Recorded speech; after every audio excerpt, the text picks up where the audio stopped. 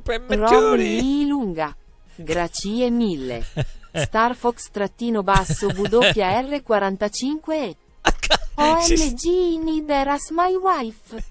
F-Spirit. Formula V on Ringmeister is hilarious this week. Tony Quinonero. Ricky S. Rated Red Racecar races relentlessly around Rickety Racetracks recklessly rounding rugged ridges and racing rival racers like Randy S. Roaring Radical Roadster and Rita S. Resilient Rocket. Resilient rocket. Chad Risla. Ridere a crepapelle. Ridere a crepapelle. I think that's the best one. I mean, it's hard to understand. A cop cargoes and then woo. It's the hardest one to understand. Like, it honestly doesn't sound English. Star Fox-basso WR45 Language of Love. Richard B. Forza Ferrari. Fell Knight NZ. This is Peak Entertainment. Richard B. Pit Stops. Pascu-basso 13. W pulled you recommend the Alfa Mini. Yeah, the Alfa Mini is okay. Fratelli d'Italia. Joe DR. Fiat. Steven Calvert. Saki we love you. Richard B. Roland Ratzenberger. Rob Lee We'll go back to Lunga. German. We'll go back to German. Oh dear. It's definitely like Rob Lee Lunga. Out. Phantom-Racer 28. What is going on? Cos Shell. Now this is what sim racing is all about. Blokes. Tony Quinonero. Mom es Spaghetti. Steffen Calvert. Das ist Bullshit Wuhu. Waffelo 02150. Achtung Minen. Richard B. Bratwurst or German Tuner. Joe de R. Der Nürburgring.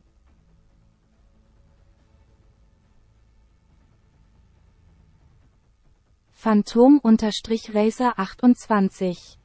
Vis was grät a dir GMLUL. Richard B. Schnell.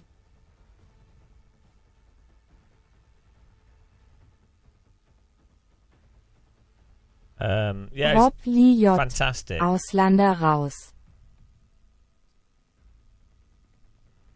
I'm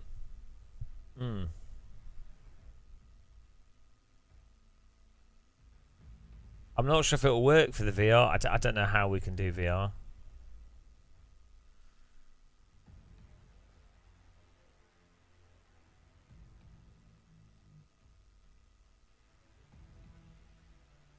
Spirit.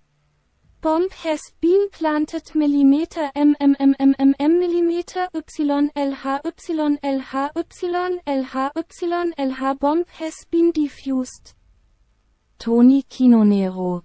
Fritz fährt flink im Ferrari, frisst Fliegen und flucht fröhlich. Hell Night NZ. Time to replace yourself on a second channel with an AI version in this. Abdullah Salman. Assetto Corsa ist sehr gut. Spirit. Shame. Richard B. Shame. Airfryers are overrated. Shame. Chat Rissle. Baba bird is the word.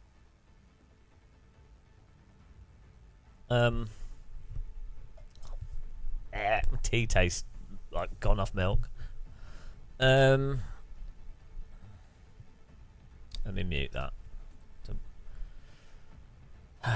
Text to speech off. There we go.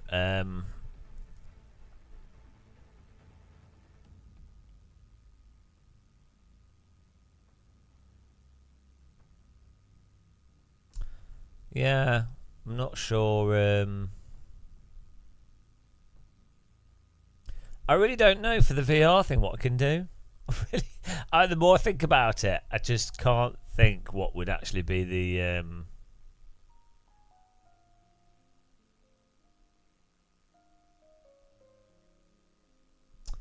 Let's Google some more stuff.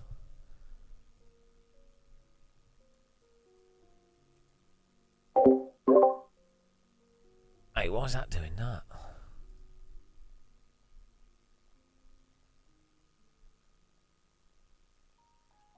Richard B. Funnytech. Tony Kinonero. It would be impossible to concentrate with all the voices. StarFox_VR45E. Damit wanted to get an text speech erasing rent in there. Oh, there you go. Rob Lee J. We will ask the questions. Hell Knight NZ. I have seen a VR YouTuber that reads chat to him What's when that using doing? an exclamation command.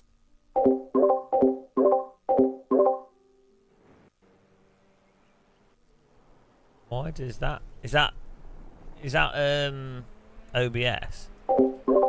Sounds like an OBS sound effect. Spirit. Muting Discord. StarFox_VR45E. iRacing Sucks. Tony Kinonero. Discord. Red John D. Good evening, Fraulein. Where's the mute Discord button shortcut?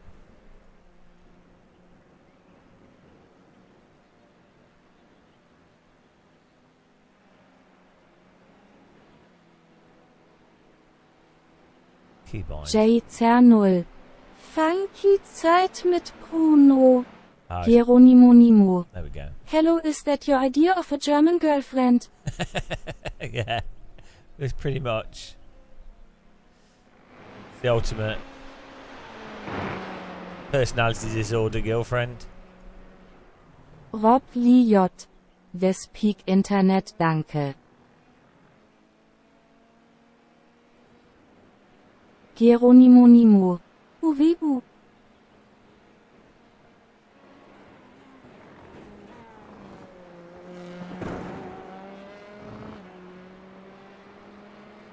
Skywilk. FFB is king.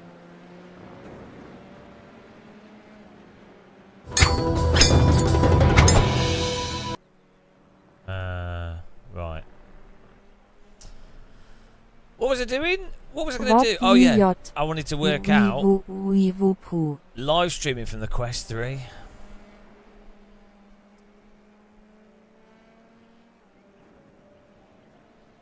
It seems like all we can do. Skywilk. Okay, let's go. All we can do is Chromecast. Hell Knight NZ. You look Chromecast lost at sea. to a capture card. Rob Lee J. Can you keep us in D on YHE stream please?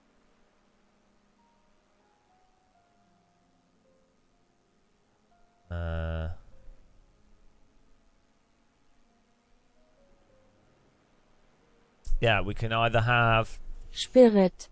Auf Wiedersehen. I don't think you can do live streaming with the Quest 3 really, because it's really bad quality and it's inconsistent and it randomly turns off.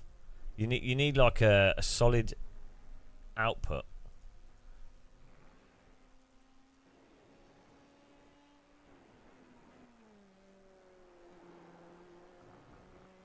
I think there maybe is a debug mode.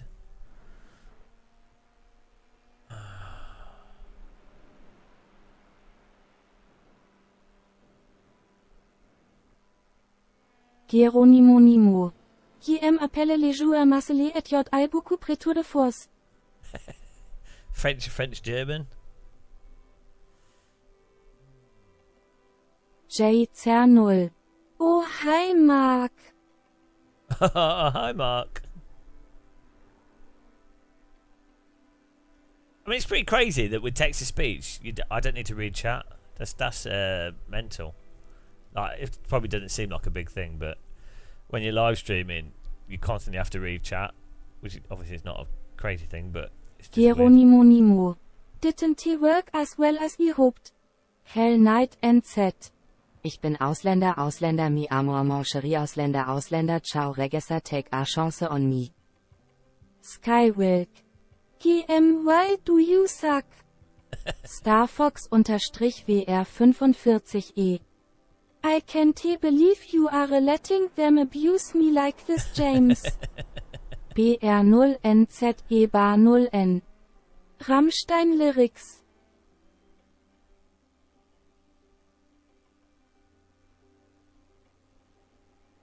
I mean, what I could do is you have this, and you can have a pause button. Geronimo Nimo. Night. Currywurst. Joe de R. Louis, Louis, Louis, Louis, Louis, Louis, Mama, you still have the capture. You still have the capture problem.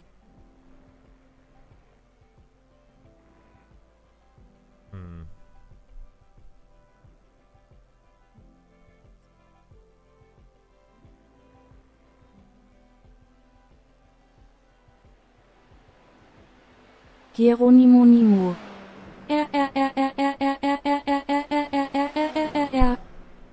Night.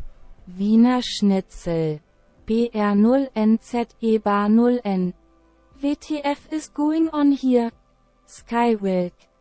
It's the final countdown. Rob Lee J. Bald Boldi baldest. Mark Hallowell. Look what German fog has cost.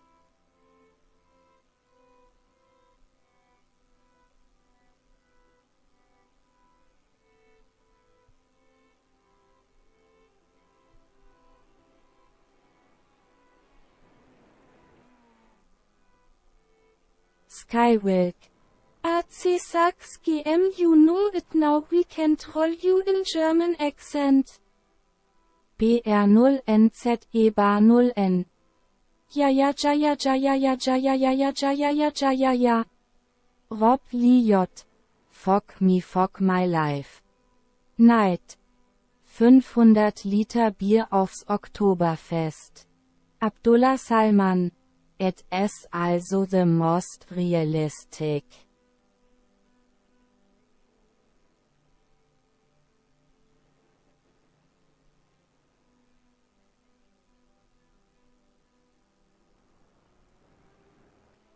Skywilk. It's also the most realistic. Here we go. Rob Lee J. Wired casting. Gamer Marcel is the fogging best. Night. Oh baby, direct drive me. And newest casting method for the Quest 3. So the new update for the Oculus Developer Hub just came out today, and it's Hell Night great. and This is what Set. I've been asking Fogging for. Hellrob. Yeah, it's actually Spirit. I think you need No, the Mikey, no, this is so not right. you need the Oculus Dum Developer dum. Hub.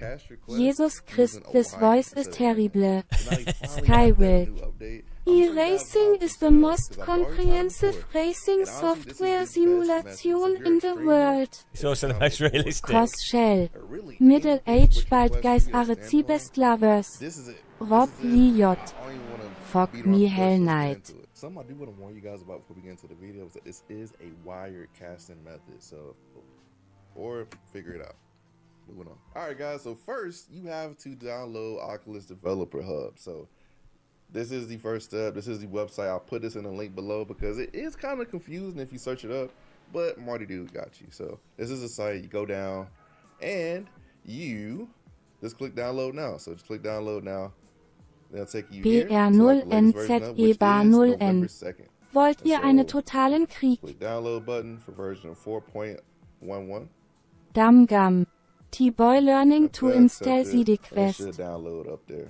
Oh yeah, quick shout out to my boy Jay Dunn, Mr. Getting Things Done, for putting me onto this update. And he also has a tutorial showing you how to set this up also.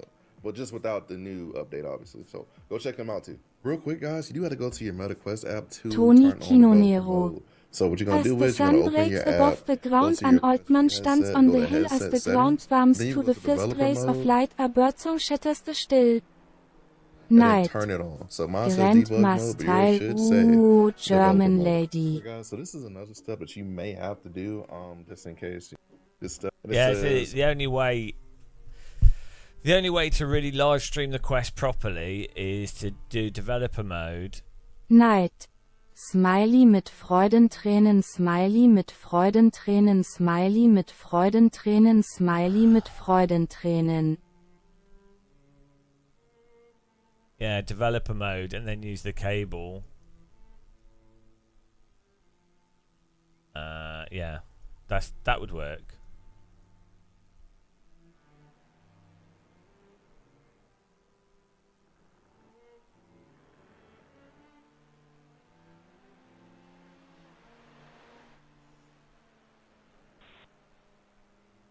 So there you go. Yeah, if you want to do live streaming from the Quest, USB cable to PC. Neid. Well, everybody. Fuck me Smiley mit Freudentränen. USB cable Sound to PC. O-Book Plate VELLELEBEDEHH 4 bits. Thank you for the well, everybody. Oxpooky. Ayuvo up. Spirit. VELLELEBEDEHH. Well, everybody. Yeah, connecting to the PC. So you could use text to speech to hear the chat. I don't know if it'll be a very good live stream though. I've just muted text to speech, by the way.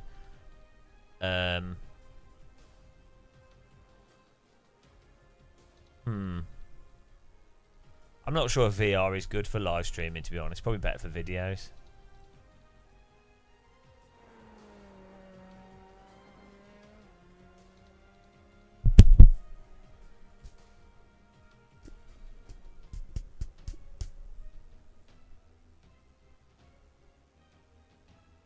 Hello, CV. How's it going? Are we having fun? I'm just well, we were going to watch the Nürburgring, but it's on pause.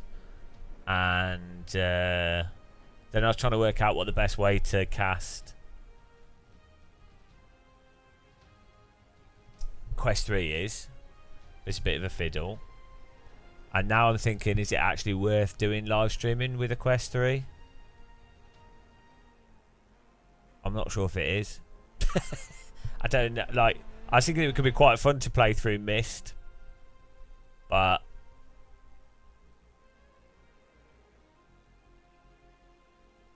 yeah, it can get annoying. Yeah, it's a way with text to speech. You have to have it set up in a certain way. Probably in like 4 hours time, Abdullah.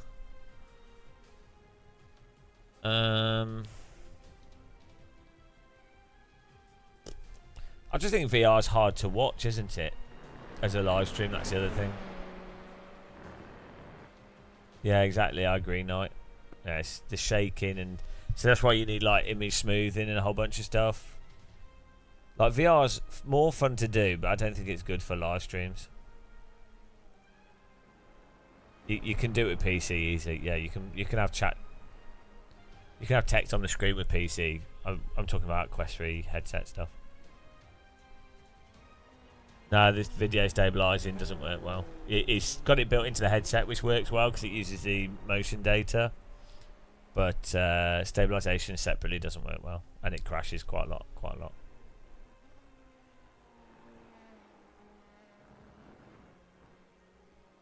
Yeah, I just don't think VR is good for live streaming. I think videos can work because you can edit it.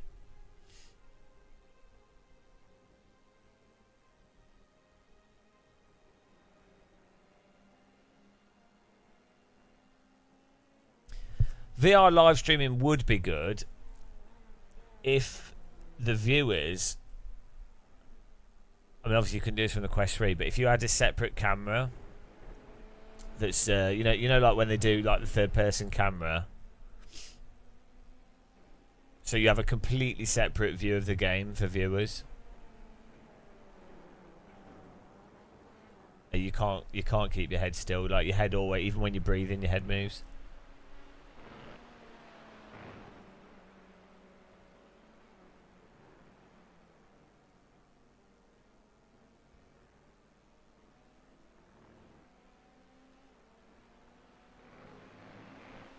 It's all right with racing sims. You can put a lot of filter on racing sims, but that's because you're rendering it on your PC, so it's not from the headset. It's different.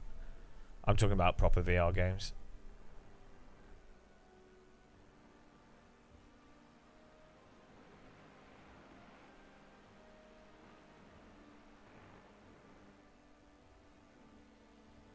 Yeah, I was thinking it'd just be fun to play through Mist in VR, like live stream it, but yeah, I just don't think it worked. Like, unless you have a separate view of the game, or it's all right with PC games if it's really heavily filtered, which you can do when it's on PC. That's all right. But generally speaking, it's like if you're watching GoPro footage in real life, it's not very good unless it's like really a lot of smoothing on it. So then you can have a separate view, but you can't do that in the Quest 3 because it's not fast enough and it's just not in games. So you end up basically getting back to videos being the better VR content.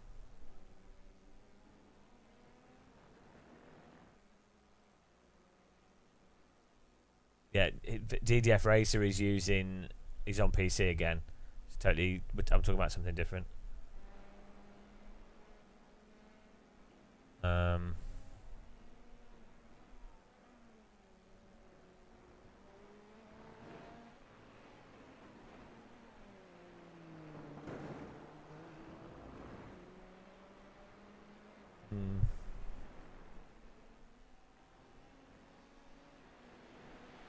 Let's sign up to this next race here.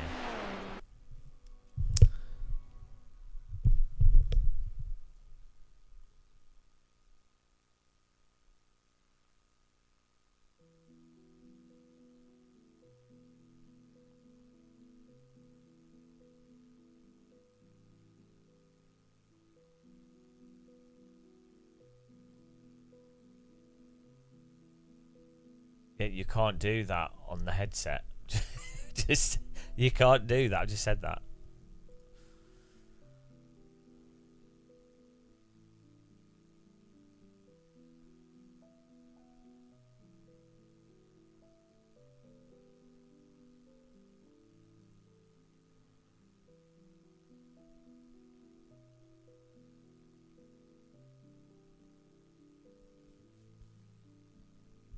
That's the thing with VR. It's really good fun to do. It's not fun to watch, and even videos are not very good. Like, it just doesn't make sense. Like, you have to be in VR for VR to make sense. It's a really weird. It's a really weird thing.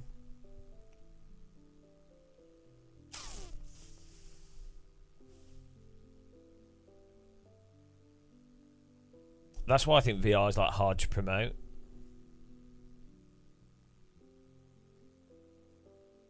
So I was playing Walkabout Golf yesterday, hello TC, and it was just really nice. It just felt really nice. It was like being on holiday. It was just nice, and you're like, oh, that would be a fun, relaxing experience to share, and to just chat. You know, like live streaming. That would just be fun. You know, to play golf, chat casually. But it just doesn't work. Like, I can't think of a way of making it as a good viewer experience.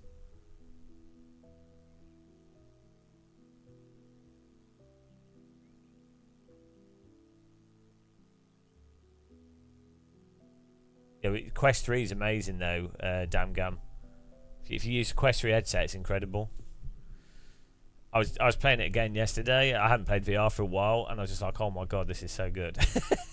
Like, just like basic stuff is good.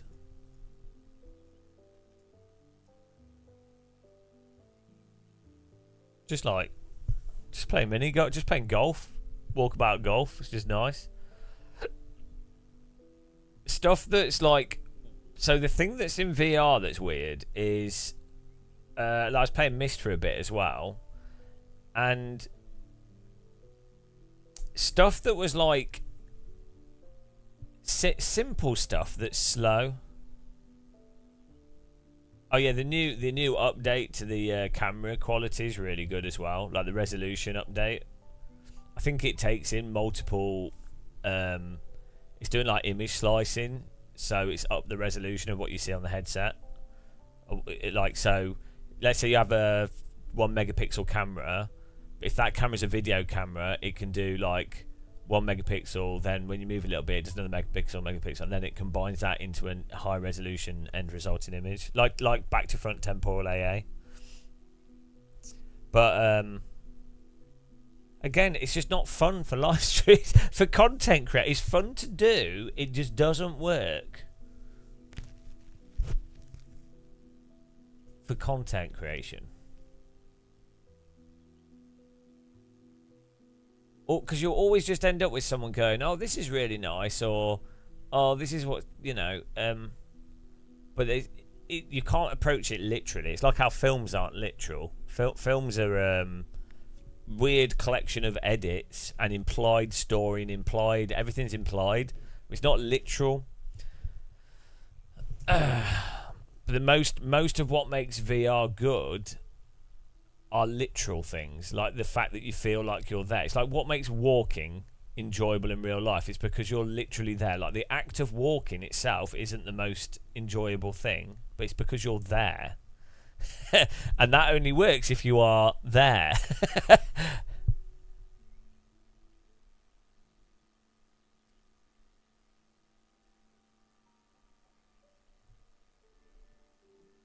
Ah, dear. So yeah, I mean, this is what I was thinking about. I should stop thinking.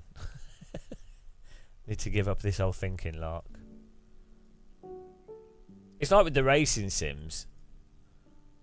AC1 is good to play, like it's fun to play, but you have to know what good force feedback is, and you have to have experienced it and understand it to be able to go, oh yeah, I know why that's better than this other thing. From a viewer's perspective, iRacing, there's a bunch of cars, they're in a race, who's going to win, crashes are happening, voice chat. You know, it doesn't. The intrinsic properties of something, like film, as I say, are less important because the intrinsic properties for a viewer of the game are different from the intrinsic properties of a person playing the game. So, what's compelling for a viewer is obviously very different to what's compelling for the person playing it.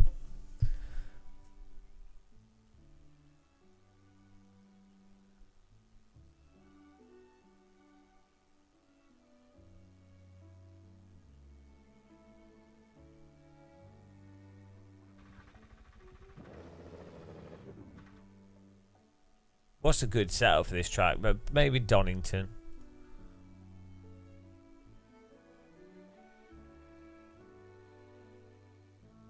We can just do iRacing's. It's probably terrible. iRacing's default setups are often very slow.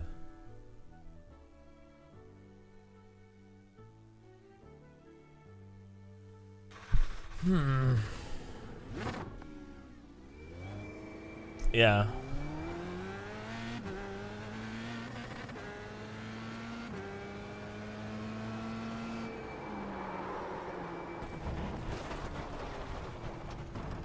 I it's a shame because I like VR.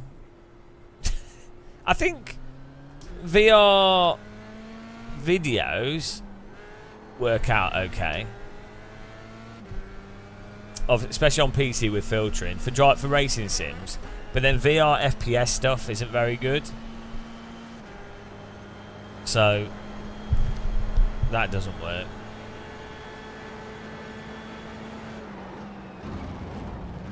This is why, generally speaking, I mostly just do. I don't really do VR YouTube content. Just do sim racing.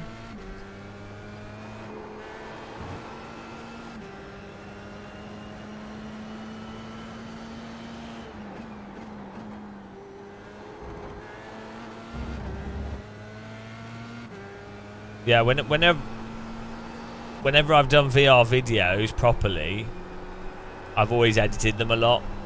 They've done really well. They're, like, it's not a bad way of doing YouTube. I did a whole bunch of videos when VR, well, like years ago. They've all got like 20-30,000 views. So it's popular, and you can edit it. Obviously, works, but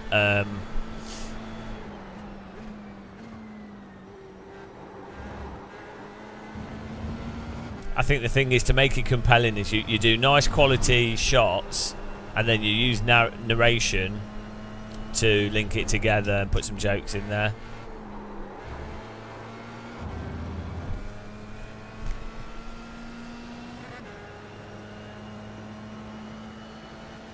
And yeah, I know. Hell Knight, good job on you there. I mean, it makes more sense rather than doing VR content. It makes more sense to just go walking and do live streaming. I think that's even better. And that's, I mean, I might as well just do that. From a viewer's perspective, it's more compelling what if a streamer is doing stuff in real life. I mean, I find that. I watch Yoshimin whenever, well, I don't watch her anymore, but I used to watch her because she walks around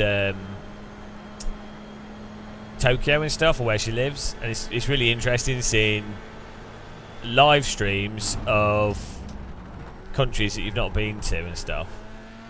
She always walks around the same places though, so unless she goes travelling, I don't watch it.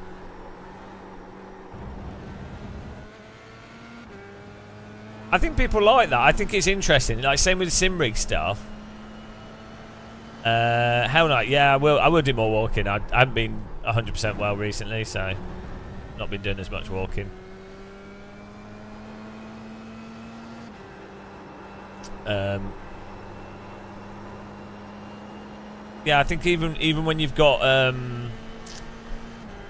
sim racing stuff, when someone's showing off the room and things rather than the direct gameplay footage, or like do you remember when I had the camera behind me and we're filming the screens? It makes it a bit more compelling for the viewer in some ways. But then it's a balance between making it so it's clear, and then also for me so it's comfortable. Because really you need like a boosted media style. You need the screens really close to the rig, which makes me motion sick. So that doesn't work for me. Try to creatively think of interesting things. I think the walking streams are interesting.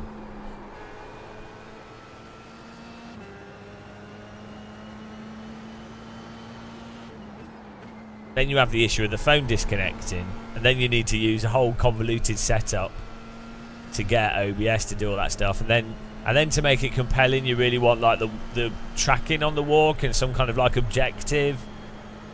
You know, you're like, oh, we're going to walk this thing. Some kind of structure to it. And then mixed reality shit. I watch a lot of that stuff. It just doesn't work. Like, it works for videos, but it always looks super janky when you watch. Well, unless you had like a fully synced up and you have a studio. It's absurd. Like, by the time you've done that, you might as well be doing something else.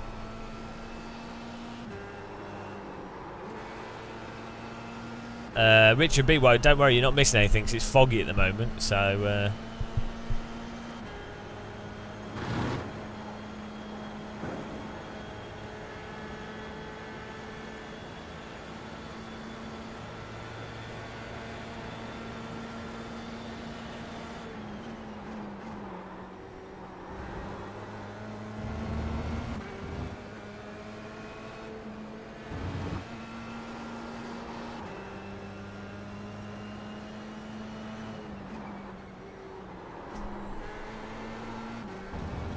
I'm just trying to think of interesting ways to do content that are different. I mean, I can do VR videos. I think that works. That's definitely, like, it's interesting when there's new VR games, and also VR with Sims. But I don't think, I think live streaming's a bit weird. Just how live streaming is. I think live streaming is largely based around building a cult of personality by disingenuously manipulating your audience. To be honest, I really do feel that that's a large part of live streaming, well, profitable live streaming. I think it is actually, yeah, largely based around leveraging an irrational cult of personality, which I don't think is necessarily a good thing. Because how many live streamers are actually, like, if you're watching a live stream, if the streamer is actually entertaining, then that's one thing. But I think the bulk of people watching a streamer, like more, you know, the more successful thing is to do with, oh, there's a big audience, so I'll see me senpai, and it's to do with, yeah, it's to do with like irrational stuff. Well, everything's irrational, isn't it? But like, you know, it's to do with exploiting irrational stuff, I think, in a fundamentally unhealthy way, for the most part.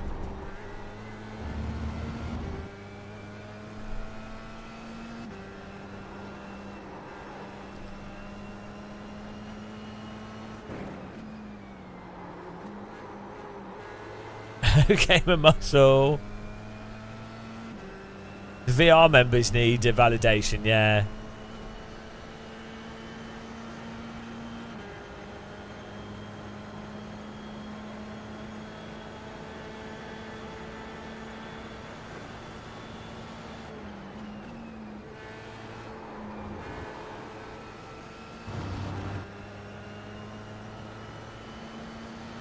Like, I enjoy live streaming. Maybe it's because I'm a narcissist or something.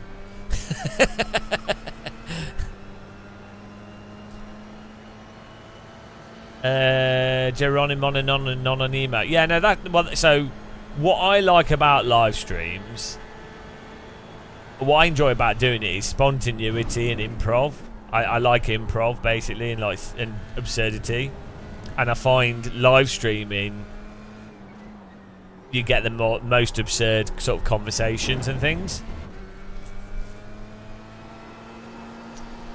So that's what I like about that.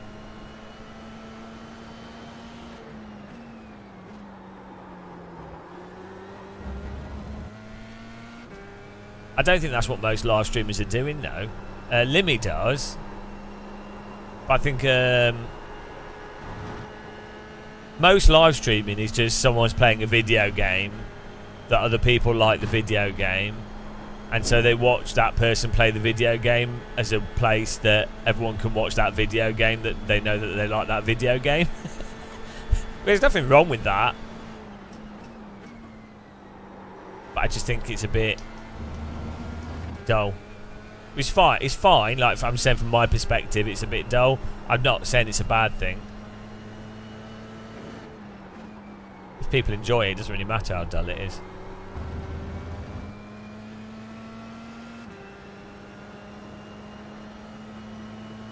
No, I know DDF Racer. Yeah, we've just said this multiple times. If you're playing PC VR games, it's quite easy to live stream them. But if you're playing VR games on a Quest 3 headset that aren't on your PC, that's what we're talking about.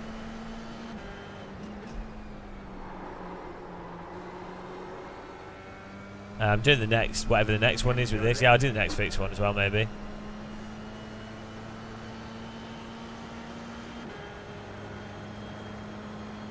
Michael Smith. No, I agree. I do think iRacing is entertaining to watch, for sure.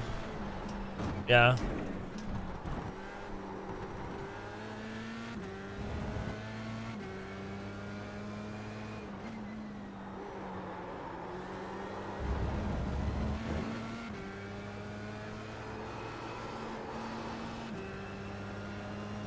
Yeah, no, I'd say fair play to like Dr. Disrespect and people like that. It's like this. I actually have a. This is why I say like Matt Malone, Daniel Gray. There's a few. I say they're good streamers in that they are putting a lot of effort into what they're doing. They're not just playing the bloody video game. And again, nothing wrong with just playing, but so my subjective personal preference is I think it's dull just watching someone play a video game because I might as well just play it myself. I understand why people do watch that, but I say I appreciate people like Daniel Gray and Matt Malone that they are doing something, like they are. Do you know what I mean? They're trying. I appreciate people trying. I always think in life, you should respect people that are trying. They might be shit. I'm not saying they. Matt Malone and Daniel Gray clearly aren't shit, but like I might be shit, or someone might be shit at something. You might be shit at something.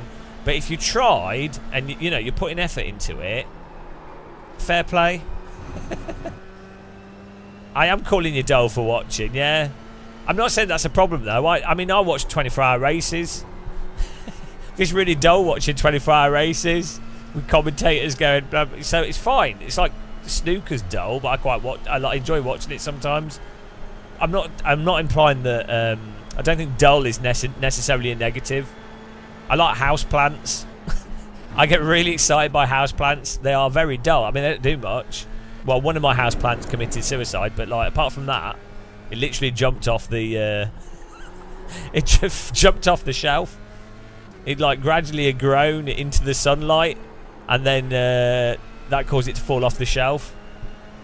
Like stupid plant.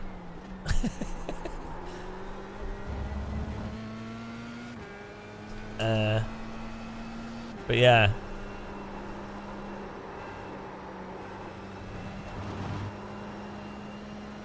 Hey, my racecraft is top notch.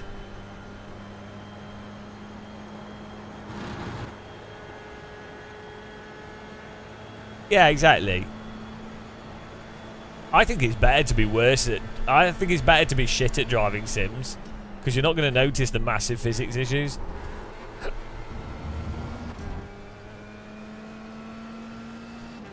It takes on YouTube. If you want to make, let's say you wanted to make £35,000 a year, you probably need at least 150,000 views a month. Well, probably like 250,000 views a month.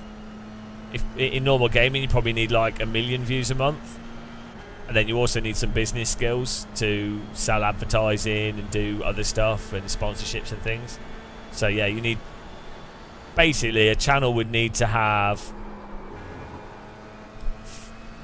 40,000, 50,000 subscribers before you'd make like 30k a year, or even 25k. It depends what niche you're in and where you are in that niche, because you can make a lot of money with a lot less viewers, or a lot less money with more viewers. It's just business. Like, you can do quite well whilst being quite small if you approach it correctly. Or you can be huge and not make much money. Money is disconnected from quality and everything. Money's a joke.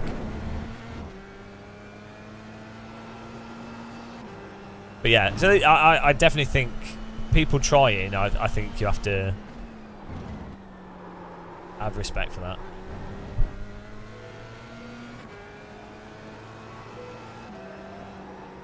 But yeah, so I was just trying to think of something different that we could do. This interesting, entertaining, different.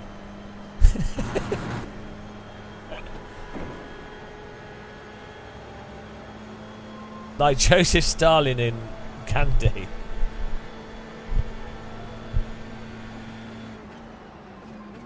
But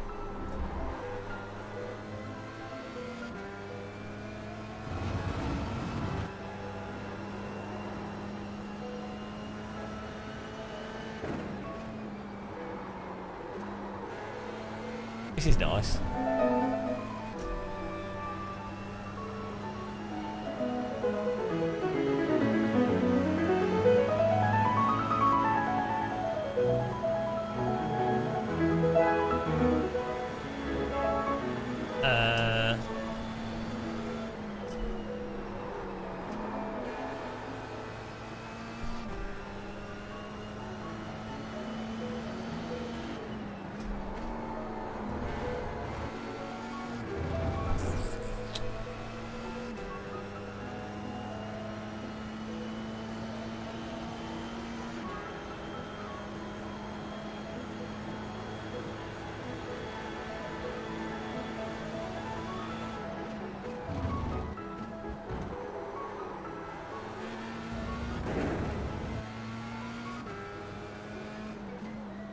Yeah, I'll probably just stay up.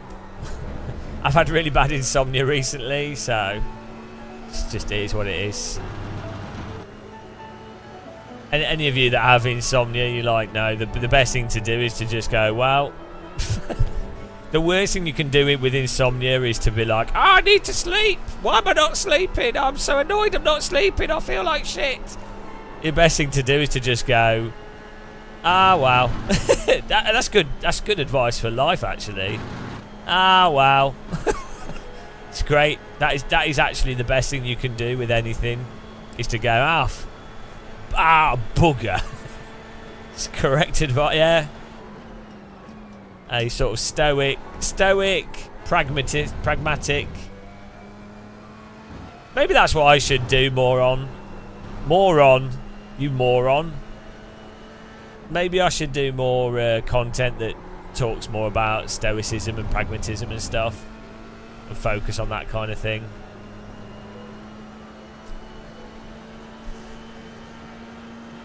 Thank you, Richard Horse.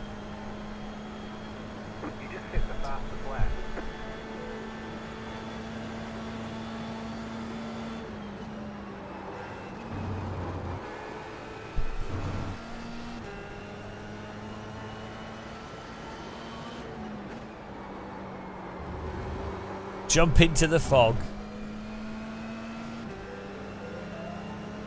Exactly, Geoda. But I can't trick myself like that. I really find it hard to trick my brain in those ways. I've tried all the things. Is iRacing a pragmatic choice? Weirdly, it is if you don't really want to put much effort into driving. On a track like this, with a car like this, as long as you can... So the only thing that annoys me with iRacing, as you guys all know, so it's not to do with iRacing. I mean, maybe annoys the wrong thing. I don't like dishonesty, or like lying by omission, which is how most things and most people lie, even unintentionally. And so the only thing I don't like about iRacing, it is what it is. I mean, I subjectively enjoy things and not things, but it doesn't really matter. The only thing I dislike is when people can't be honest about stuff. So it's like with politics. I'd really, on a pragmatic personal level, I don't care if someone is like, they're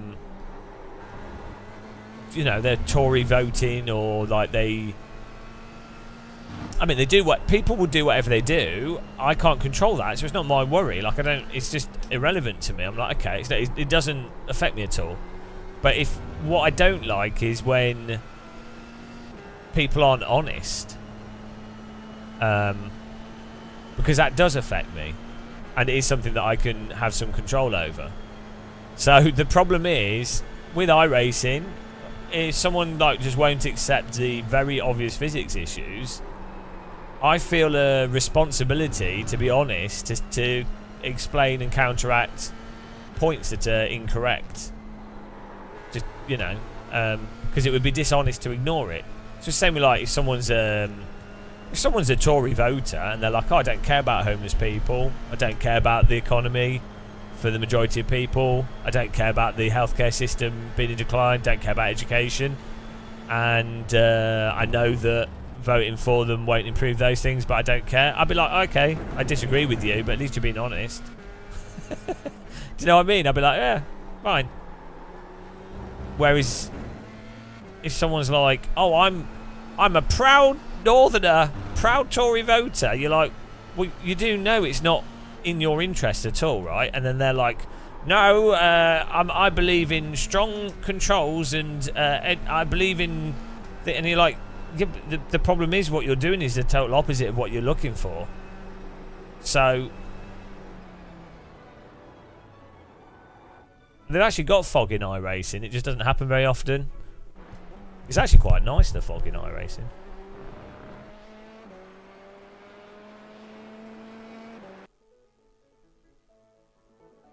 iRacing next big patch. The next big patch. Do you remember when they first managed to do fog in games? Like proper fog. Not like volumetric fog, but like... I think it was with like the Voodoo 2. It was with graphics cards. Half-Life 1 actually had quite a nice fog. I think it was an OpenGL effect. But actually, you can actually do fog quite well. Like, you can have like quite a gradual fall off in a fog effect that's very convincing to real-world fog, and you can do that really early on in video games.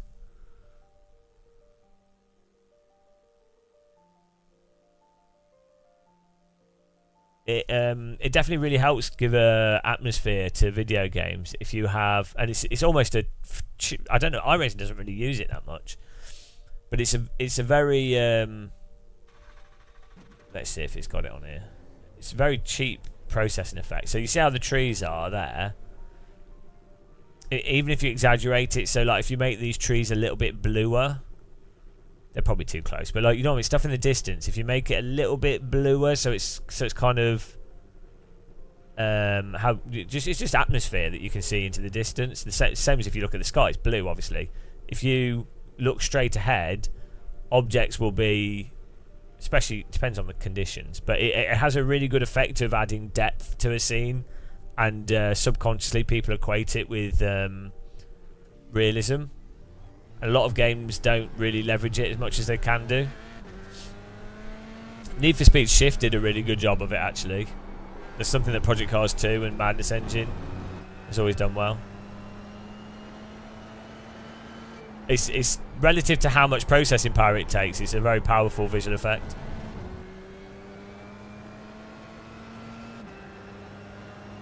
Well, thanks, Rob Lee J. No lower than 4th behind the top Thought Girls. Hello, Novotny. Insomniacs International. Yeah, so they do have distance. You can see it on those trees. They have got it in iRacing. I think they've done it in a realistic way. But I think exaggerating it a touch helps. 3-time junior AC. But, and when you say AC, you don't mean Assetto Corsa, you mean air conditioning.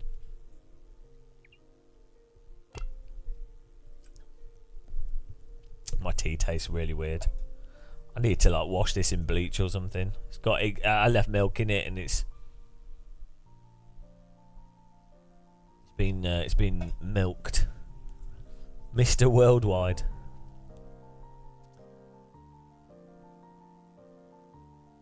Nice, take some fuel out here.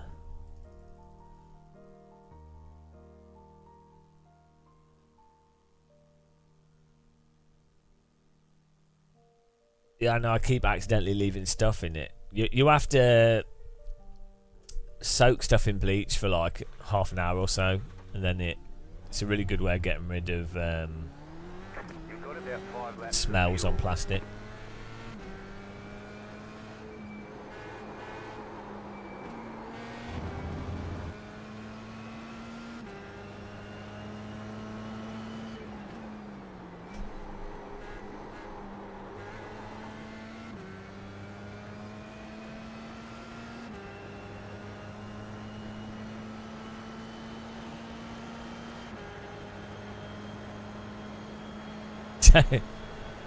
It's alright if you don't. Actually, you'd be surprised. I think it's 2 drops of bleach per litre of water to sterilise it. Surprisingly, a small amount of bleach will remove like parasites and things. Won't get rid of heavy metals though. You saw a YouTube video recently. Someone was showing how to clean water with using vines. Yeah, you don't. By the way, you don't. Well, unless you live in Devon, you don't need to sterilise your water in the UK. If you live in Devon, I mean, who knows? Maybe you do need to sterilise your water these days. Who knows?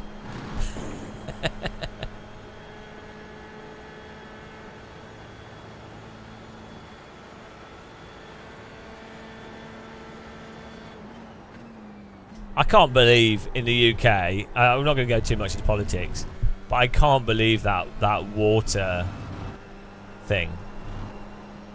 Like, it's insane. Like, it's not just about it being a mistake, it's that you can't lose, the general population has to have faith that the water is safe to drink.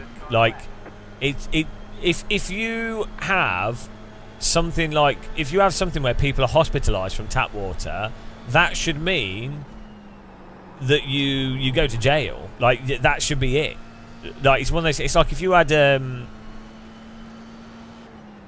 you know, it's a responsibility as a water company that you don't pass. It's like if you've got nuclear warheads, you don't accidentally blow up a small town, you know?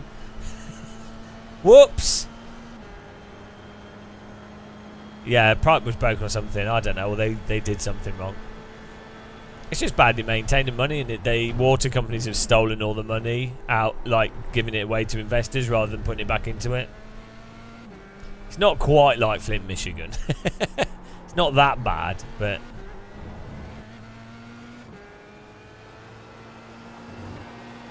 Well, there's a bit of a mixing up of stuff, Robley J. So, it is worse, and it has been bad, and it's been getting worse. But there is more. There is actually more testing of water as well.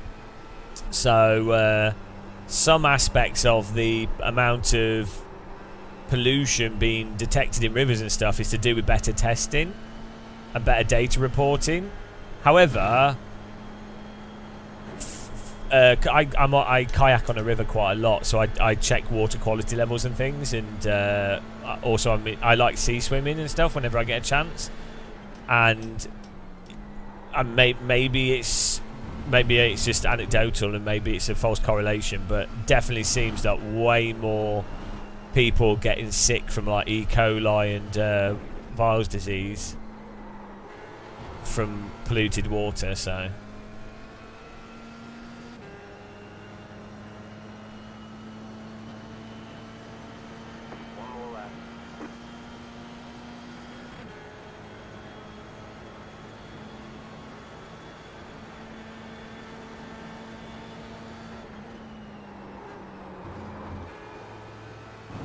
yeah, probably it's probably not a coincidence, but you know what I'm saying. I'm always, whenever data or whenever I see stuff that confirms my biases, and my bias is that I know that companies couldn't give a shit about people, but that is a bias, even if it's pretty much the truth. So it's very easy to go, oh, these stories confirm what I think is the case. So I'm more skeptical when it seems like something is confirming what I think is the case, because you are inherently, that's what your brain is looking for, stuff that confirms what you think. So I put it in the, I go, well, I think it's probably true, but I'll put it in the bracket of I don't know unless I've looked at like a whole bunch of data. But it's enough for me to go, right, I'm gonna be I would swim in my river previously, but now I'm a bit reluctant. I mean, I wouldn't swim in it now, especially after certain times of like rain and things, and even kayaking. I don't swim in the sea. I would only swim in very specific places. Yeah, we should do.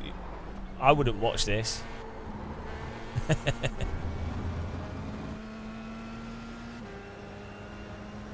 How much fuel do we need? Do you guys know how much fuel we need for the race?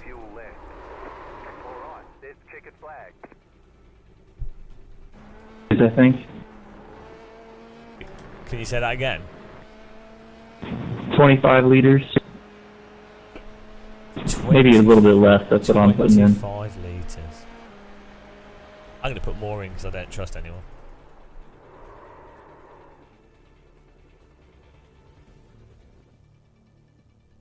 $76 litres. He said litres and he said it sounded American. Maybe it's Canadian. Do they use litres in Canada?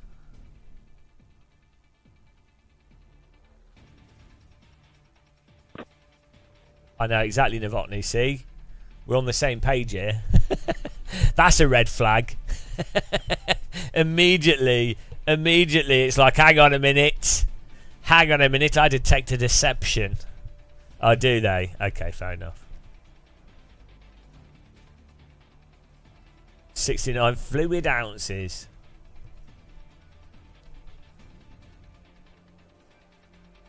There you go. Yeah. But the worst thing about swimming in the sea is you get stung by jellyfish all the time. I seem to. Only small jellyfish though. I've never been stung by a big jelly. But you know, like baby jellyfish. So you end up with like that jellyfish rash. It's really annoying. It's like stinging nettles.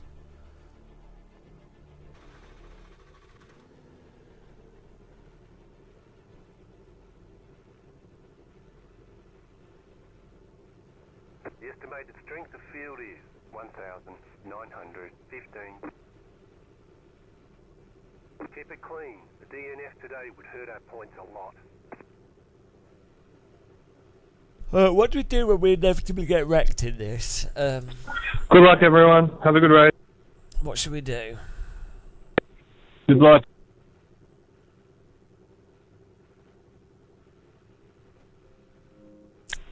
Good luck, everyone.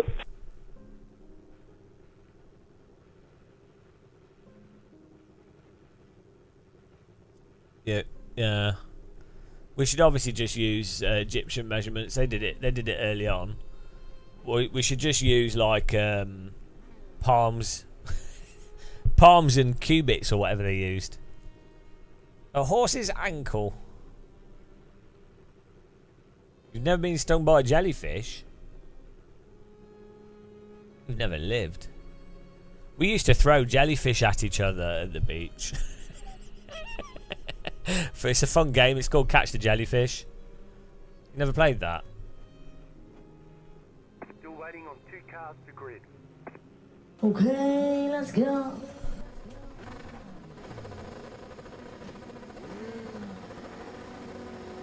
Green flag, green flag.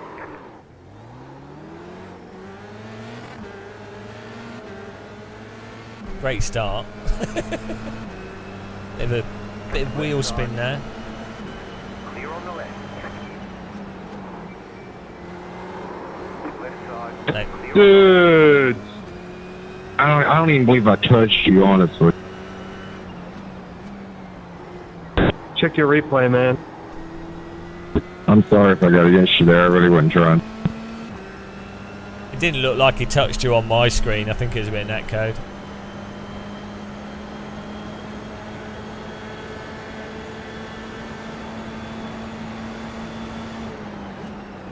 Car right. Still there, hold your line. Clear on the right. I lit up the rears. Rear lit. Yeah, if you slide the tyres, they stay slidey in this. It's like that, and that's the way it is.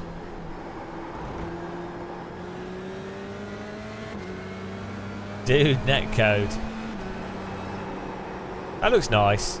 Oh, I was watching another video on YouTube recently of a what's that F1 car with the 7-Up, the 90s, 92. Is it 1992 Formula 1 car with the green 7-Up? It's not Benetton, is it? Is it Williams? No, I don't know. It's not Williams. It was Benetton, yeah. Was it Jordan? I don't know. There's a few cars that have had the 7-Up on them. Anyway, yeah. Look, someone was making a little model of it. It was really nice. They did a really good job of it. Like, it was like an hour-long video of a guy making a model. Billy Strange has been making car models as well. If you like that kind of stuff, watch Billy Strange. And yeah, I'm shit at that kind of thing. But it's relaxing to watch. Oh, please don't be stupid. Oh, of course it's going to be stupid. Thank you. Stay on the left. Mate, he didn't even have enough speed. So now we've just lost the cars in front. It's so typical. That's iRacing. Guy gets draft. They don't know how much draft is required to actually get the pass.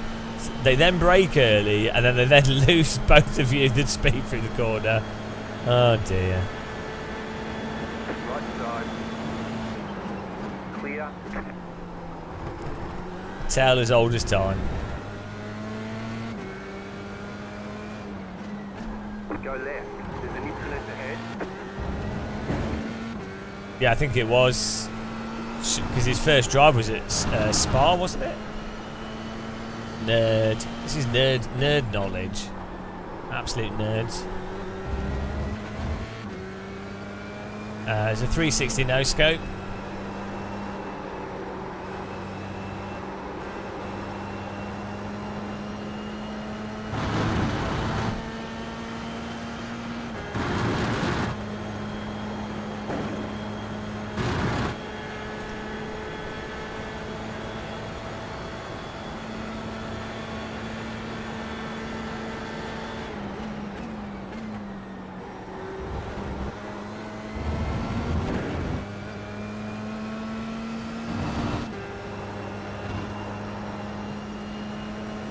Still too foggy.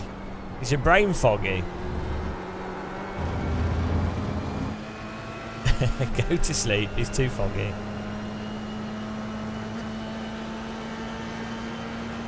It's funny, the 24-hour Nürburgring race is going to be like 14 hours long. Good to go. This time by.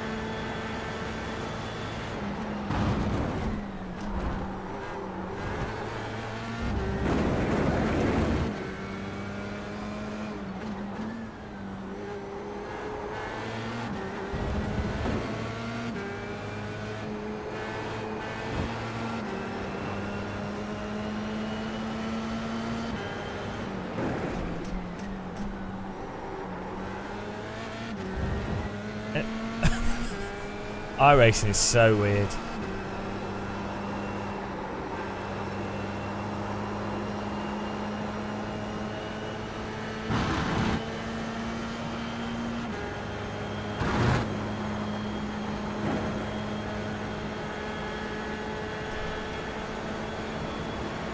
Car right. Still there. Clear.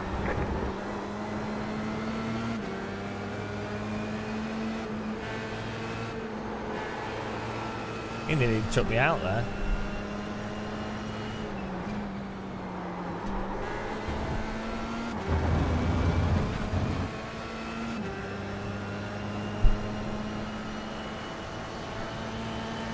The car in P1 just set the fastest lap. 57.405. Just set the fastest lap of the session.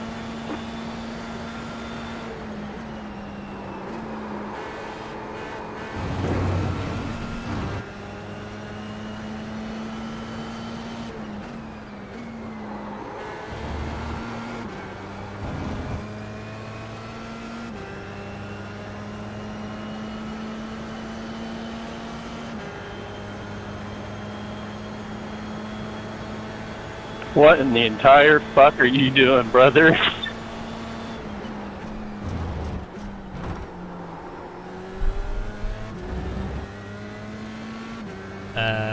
Yeah, Try getting there, Nathan. Yeah, most people just overtake constantly. But also, in separate to that, in iRacing, you the closer that you are to general pace, there's only ever like one line through the corners, and if you try and send it up the inside, the tyres go over the limit, get stuck over the limit. Or if you're trying to like do an aggressive move up the inside, you can't on a load of corners because you can't balance the car at the limit because it just doesn't support it. So basically it means that there's not really many overtaking opportunities. There's only not in iRacing. There's pretty much only ever a single line through the corners that's productive.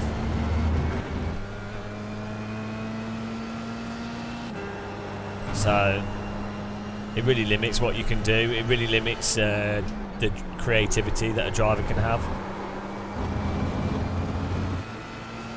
It makes it a lot more relaxing to drive though, because once you know what's possible, you know preemptively, you know what can and can't happen 100%. Whereas when you play AC or some other sims, you don't know what is 100% possible, because a driver could balance it, or they could do an aggressive move, and the grip returns. It's not a case that categorically if they brake at X position that they won't make it through the track, so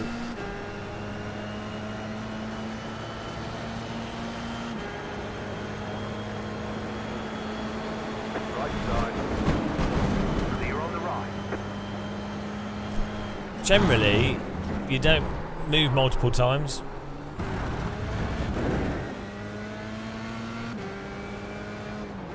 Generally you don't leave the inside open and then move back across.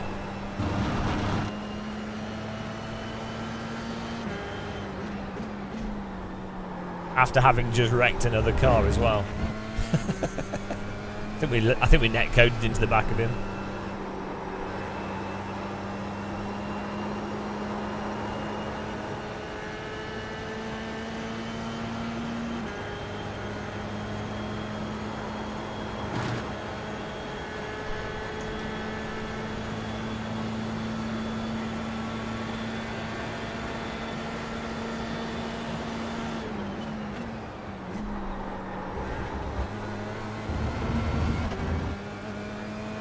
Nah, I don't know, it's fine.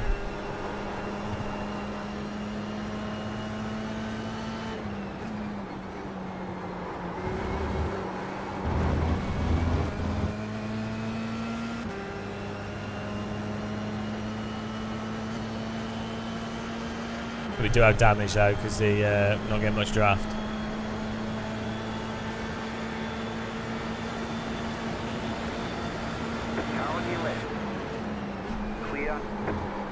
Yeah, we got damage from that.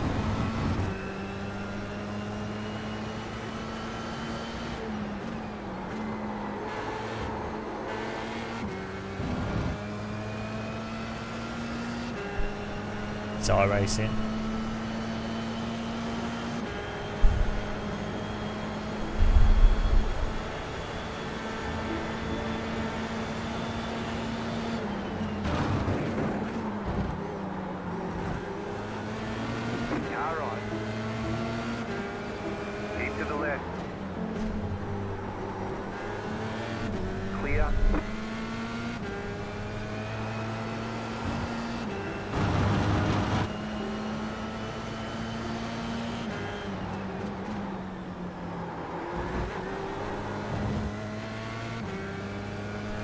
Thank you, Justin.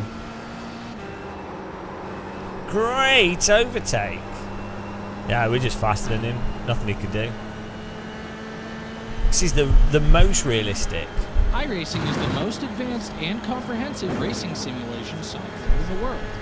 It's also the most realistic. It's also the most realistic.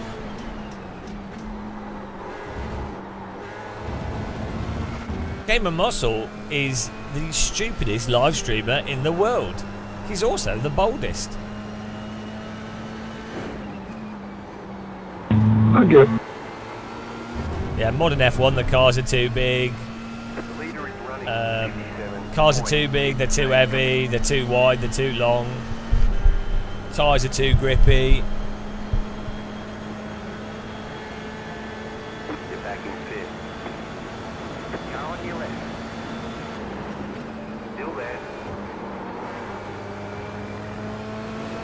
Why is he driving into me? This guy's going to wreck me. Still there, hold your line. Clear. This guy is going to wreck me. Right. For sure. Keep to the left. Keep to the left.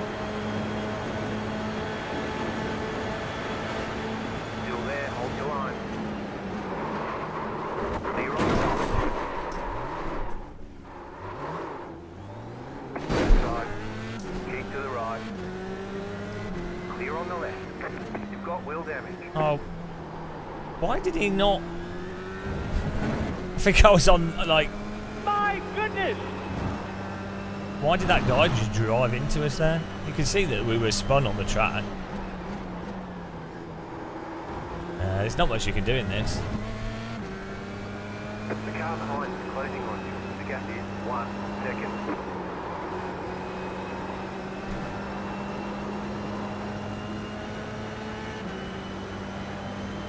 The tyres, when I went into the braking zone, I broke a tiny bit too hard and so the tyres locked up.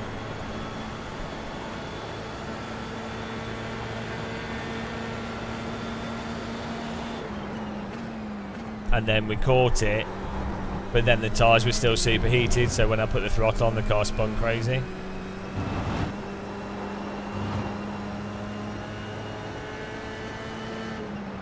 It's just iRacing.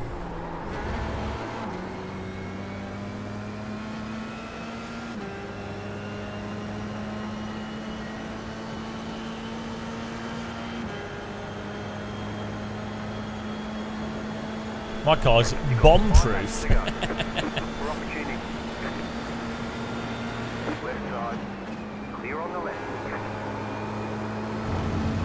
Probably quite a bit of net code here as well.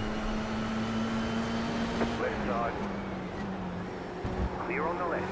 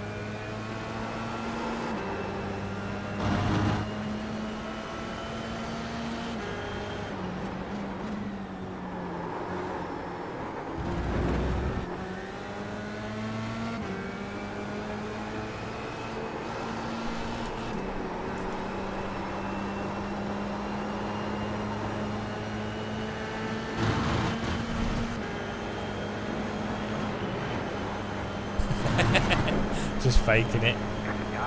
Just wanted to see what he did. Still there. Still there. Clear on the right.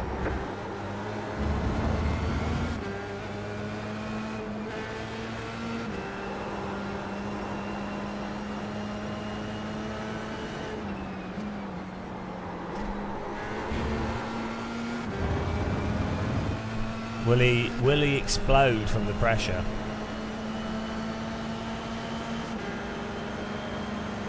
Left side. Stay on the right. Still there. Clear.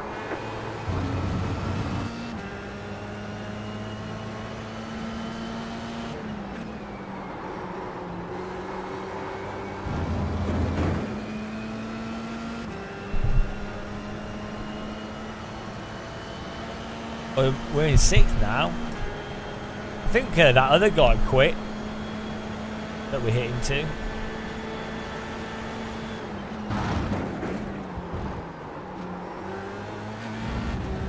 I think older iRacing cars are better than the newer cars. I think they're more precise.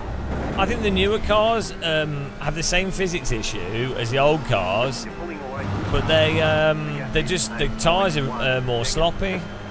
So I think there's actually a really good argument to make that iRacing has actually gotten worse with the newer cars. Like the handling is worse, less precise, less interesting for racing and stuff. Like the new Ferrari's a lot worse than the older Ferrari.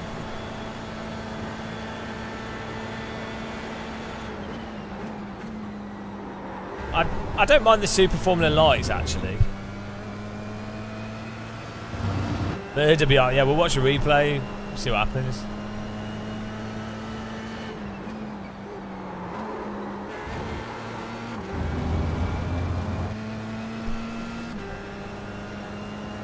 Mr. Whippity Derby. How's it going, man? How's everyone doing? Fog Schleifer.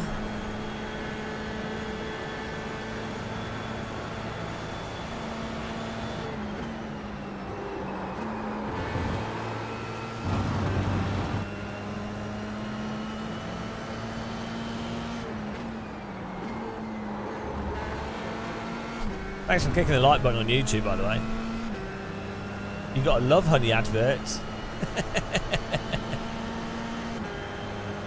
I get weird I get adverts in different languages and stuff. I get weird adverts. I get a lot of accounting adverts and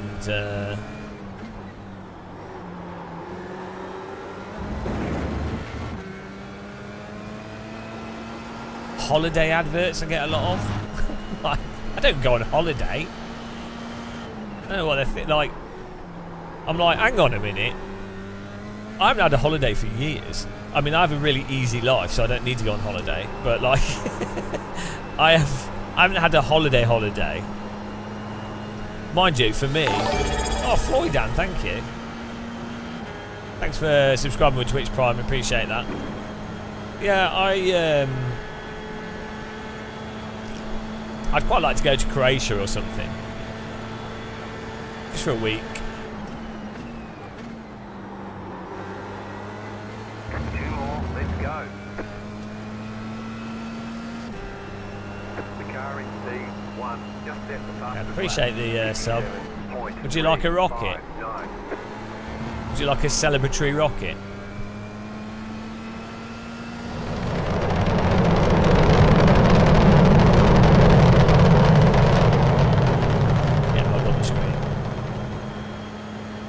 More rockets.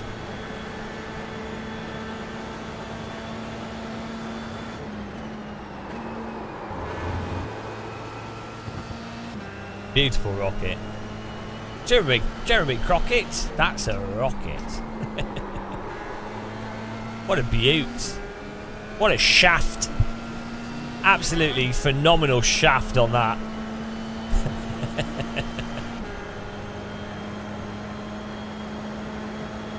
Yeah, I appreciate memberships. If you become a member on YouTube and Twitch, thanks for supporting us.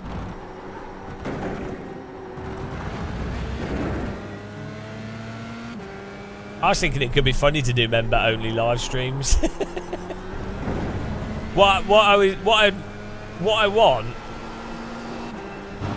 really want would be for people that enjoy my content to basically pay $1 a month, something insignificant, 50 cents a month, you know, like 50p a month. But it's like, so basically, so instead of having a few people that spend like 5, 10, whatever, so some people donate a lot and support, which I really appreciate, but it's silly. I would like it so that if we had 20,000 of our viewers, or even like if 5,000 of our viewers did 50p a month, they wouldn't. I don't think they would really notice that 50p, but for me it would be huge. So this is what I'd like. Somehow, if there was a way to set it up, so that I don't know, maybe like Patreon or something, because that's what you really want, and then you're like. Then I'm making good money. I'm free to do more like ridiculous projects. People don't notice that they're paying for something. Like, it's absolutely negligible for them. Do you see what I mean? Whereas Twitch is like £5 a month is quite a lot of money. I think it's a lot of money. And then you know, people donate and stuff. It's a lot of money. Yeah, I mean, 10k a month would be mental. Like, I'll be honest, I don't make £10,000 a month as it is. Yeah, it's OnlyFans money. Well, that's it. You've got to. Oh dear, I'm not appealing. I'm frankly unappealing. Appalling. Yeah, the problem is only people that actually have a sense of humour can take it. Thank you very much, December. Yeah. I mean, £10,000 a month would be ridiculous. I think I'd feel guilty if I made that much money a month. I think I'd feel guilty. This is only, how much is that a year? 120. Well, it's not. I guess that's not that much. No. No, how much is that? What's 10,000 times? Oh, thank you, Martin Hall.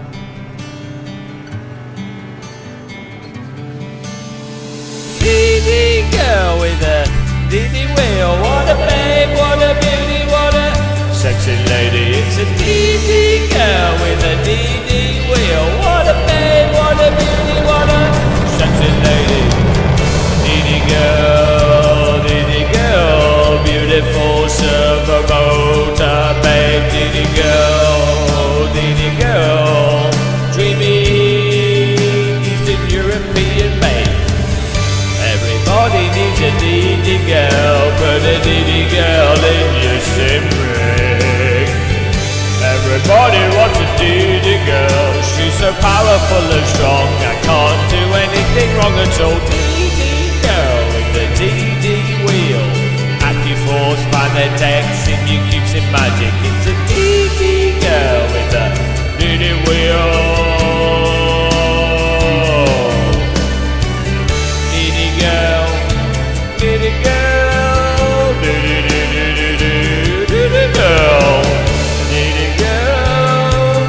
girl, Martin Hall has her in his bed. Thank you. Beautiful. Emotion. Thank you very much for that. I mean, the thing is, if you're making 10,000 a month, it's after tax. So after 55,000, it's 40% tax. But then you do things as a limited company, pay yourself dividends, you buy assets and stuff to reduce your tax liability. This is why YouTubers are making over like YouTubers making over 100 and something thousand. You're better off having an office, and then you can offset the costs and things. And basically, once you pass like £90,000, you kind of have to start. It's by design of the system. You really need to start investing. Is it like either building the business or like working out ways of not losing the money through tax? You need money to make money, yeah. But yeah, £10,000 a month I think is quite a lot of money for most people. Well, I'm a simple-minded peasant. Some people will be like, oh, it's nothing, mate.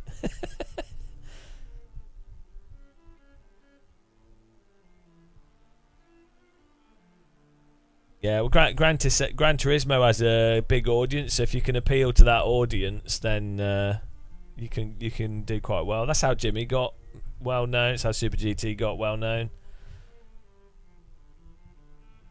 If you can appeal to that console audience and become like it's like if you played a popular FPS game or something.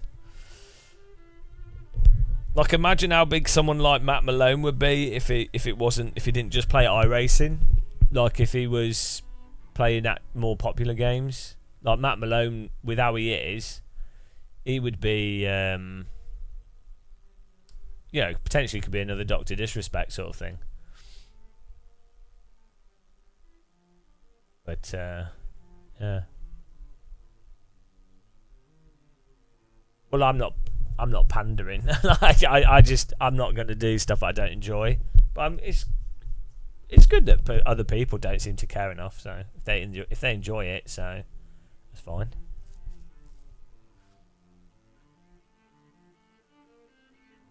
I can't even enjoy. I mean, I guess if you're making really good money, you go, oh well, you know, I'm making money. So you approach it like a job. But I don't approach life like a job, so.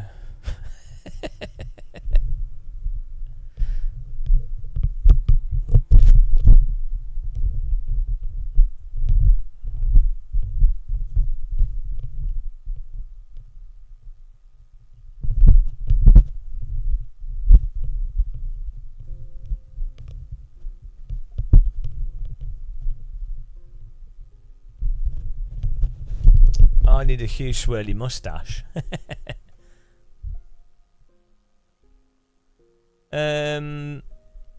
Yeah, Stephen does a good job with his videos and things, yeah. Yeah, I don't think GT7 is terrible, but I think it's I don't know, like so you have to as a viewer of live streamers and YouTube, you have to think, right, is a person playing the game or doing it? Well, it's just life in general. Is someone doing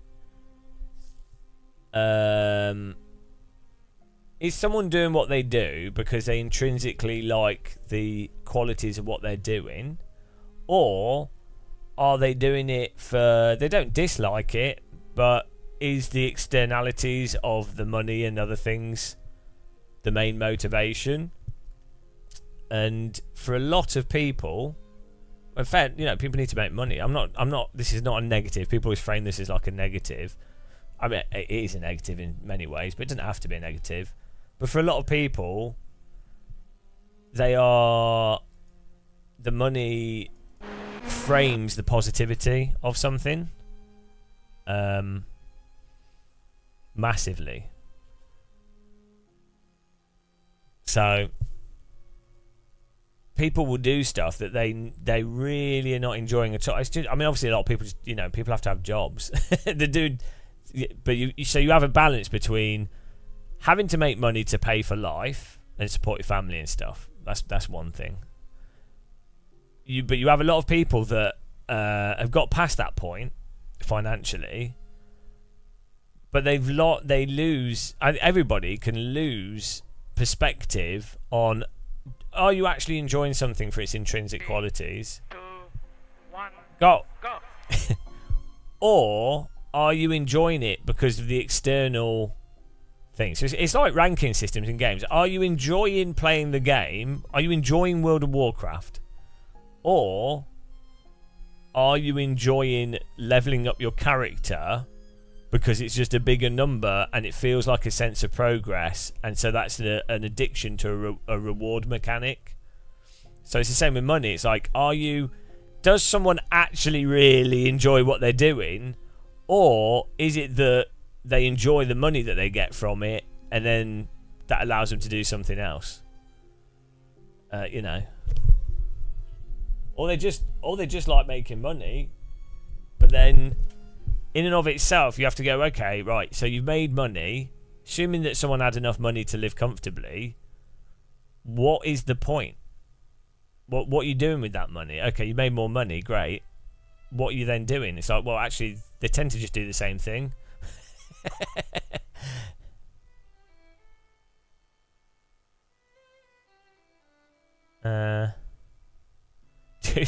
Oh yeah, do some racing in a camper van, different location. Yeah, that sounds really convenient. Let's look at these crashes.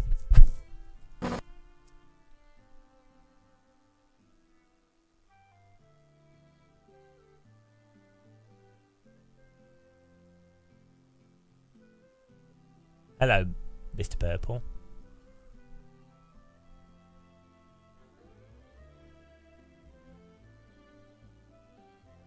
So, you know, when I watch like YouTubers like who's that girl that does tech stuff? iJustine. And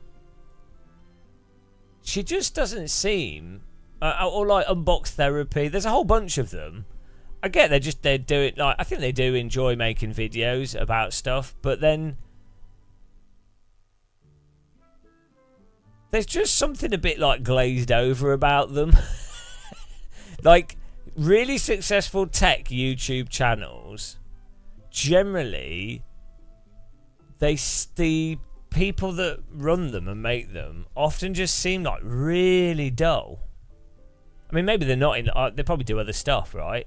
So they're just doing it as a job. But there's, I don't know. Like, it's like with Linus Tech Tips. He had that old breakdown thing where he's like, oh, what's the point of it and stuff, and it's like, yeah, exactly, what is the point? But it's really weird that it took him to be running a multi-million-pound company to then come to that conclusion and then do a weird video post and then just go back to doing exactly the same thing. Like, it's really weird. To be fair to Linus, I think they actually do a good, you know, I don't think he's a bad employer. I think they do a reasonable job. They try and keep it light and entertaining, and it's a business. So I don't think he's that bad, to be honest. But yeah, you look at some of these tech reviewers and you're like, okay, but they never really talk about anything deeper, philosophically deeper.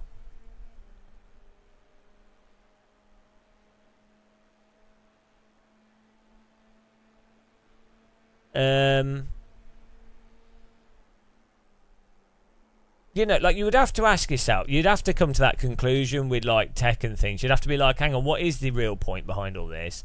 And you would then have to go, okay, you're promoting all this stuff, and a lot of it isn't necessarily good, or like you're not having an honest conversation on what's good or bad about it, because that's not the format that works. Steve, Gamers Nexus, PC Jesus. Yeah, I think they kind of blew the Linus thing a bit out of proportion. But I think Linus was, they were just pumping stuff out, but like no worse than any other business. It was a bit of a YouTube drama thing, a bit weird. Like, yeah, they obviously mismanaged stuff, and yeah, they're obviously overworking and stuck in that sort of startup grinding mindset, I think. But oh, thanks to the tank for raiding us. Appreciate it. Yeah. I mean, I think it was valid. I think Steve's points were valid. And I can see why, if you're someone like Gamers Nexus, if you specifically do hardware reviews and you put a load of effort into it and you really do a lot of stuff behind the scenes and that's your bread and butter, and then you have someone that's largely a infotainment channel that then starts going, oh no, now we've got this department that does all this testing, and we're basically using their money from being an infotainment channel to effectively render someone like Steve or Gamers Nexus more redundant through money, which it probably might not be the intention of Linus, but you know, you can see how you see that all the time. I don't think it's revenge for something. It's to do with, I think it's to do with that dynamic, as I say, where Gamers Nexus is genuine, lot of work, hardware reviews, really genuine stuff, and then you have Linus, which is infotainment, but Linus then wants to be taken more seriously because he feels that probably wasn't their strong point, and so then they make claims, and then you know, if a business is growing, businesses is really difficult managing stuff whilst trying to churn out loads of videos. You know, it's just, I don't think it's a bad thing. No, I don't think it was even that bad either way. I think it actually was beneficial for both Linus, and I think in the end result is actually positive. Linus, it was a time for them to then reflect on what they were doing, and a good excuse for them to analyse it and just talk about that kind of stuff. Highlighted the difference between Linus and something like Gamers Nexus, so it wasn't even a negative thing. I don't think anyone really lost out. Probably end up making more money and just being more healthy. So I think it was fine. It could look brutal from the video perspective, but the reality, the end result isn't. Yeah, it's fine.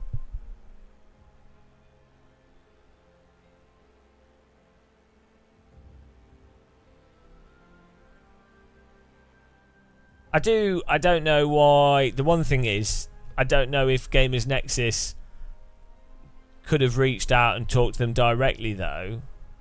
rather than doing it publicly. Maybe they did try and have a conversation with them or something. I don't know. You don't know the behind the scenes stuff. I find that strange. Like, normally, if it was me dealing with another YouTuber, I personally would reach out to them privately, generally. You know, that would be my approach. Especially for something like that. And then, but it depends, like, if I thought they were being disingenuous or they didn't respond or something, then maybe you'd do a video, but...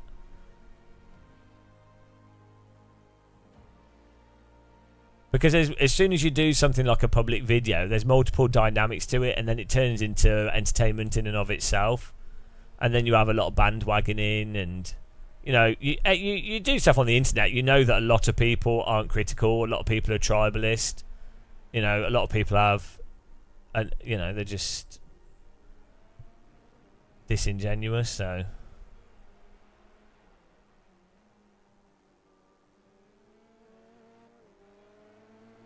Let's see what happened here.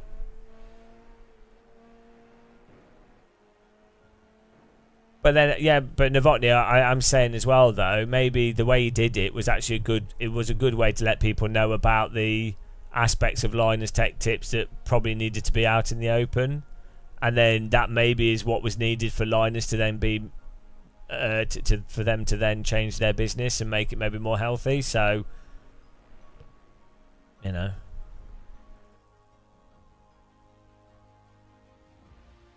Yeah, 3D TVs are quite good for sim racing. It's a good compromise between VR and...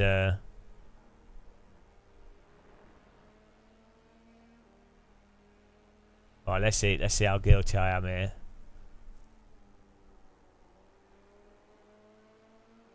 I always quite like 3D TVs. The problem is you still have to wear glasses.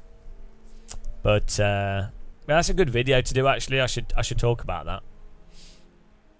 Before 3D TVs came out mainstream, I had a chance to use like some 3D video wall stuff using active glasses, passive glasses. This was all before, like, this is years ago, like 2000s, and it's actually surprisingly good for a lot of content.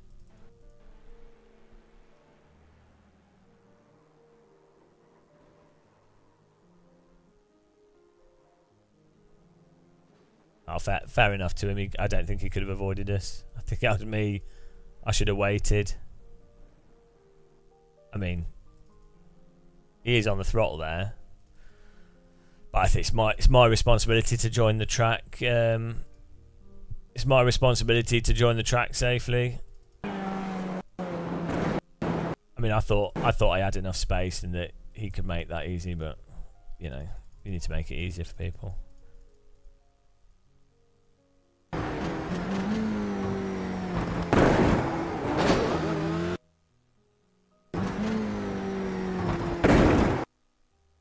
More to do. Like, he's actually already in a slide here. But yeah, it was my fault for joining the track there. Sorry to him.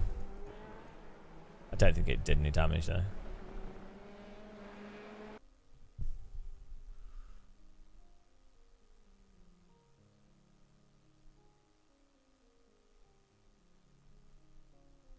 We did it. We did the next race.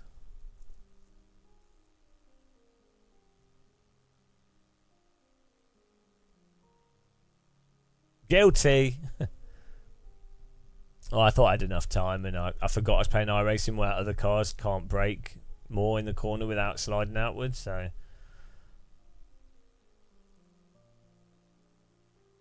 3D TVs are back, and this time it's personal.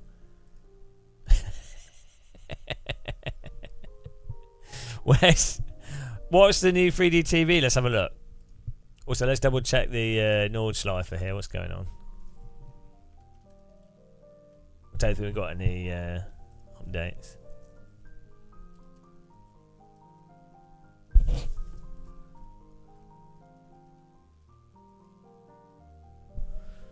What's going on here? No, it's still red flag.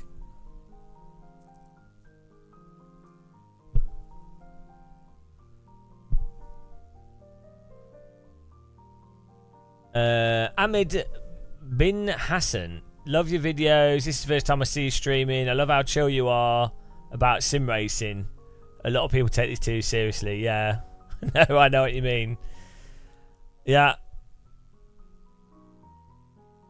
I think people get very heavily invested in their game of choice and they put a lot of time into it. And, yeah. I mean, I still do a lot of it, so I guess I am taking it seriously. But yeah, I don't take... I think it's just good in life to mock everything, isn't it? Well, nothing's happening, Rob, so you're not missing anything, don't worry.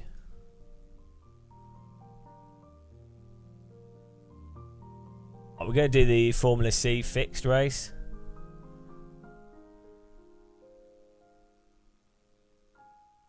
I think what someone has to recognise how ridiculous sim racing is. Like a toy steering wheel that costs like £1,000. Like real motorsport is ridiculous as well. It's all ridiculous. That's fine. That's not. I noticed, right? You know, if you say stuff like that, if you say sim racing's ridiculous or real motorsport's ridiculous, or they, you know, you point out the absolute honest truth that a lot of these things are totally stupid. Most things in life are completely stupid. That's not you saying that you can't enjoy it and that that's a bad thing. But I noticed a lot of people can't do that. You can't say something stupid, be 100%, honestly, it is stupid, and still enjoy it. A lot of people can't do that.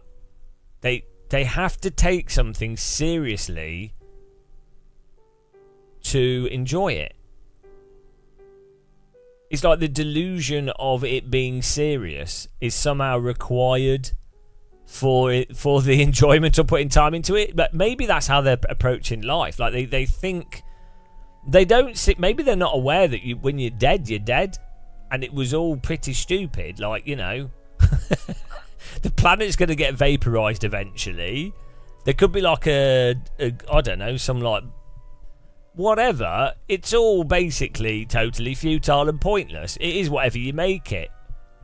I don't think maybe they just don't think about that at all. And then so maybe then they're currently thinking about the current moment of what happens to be whatever they've latched onto. Which is that's how everyone works. But then they seem to think what they've latched onto is somehow good or not stupid. Like how could someone not think that everything's not stupid?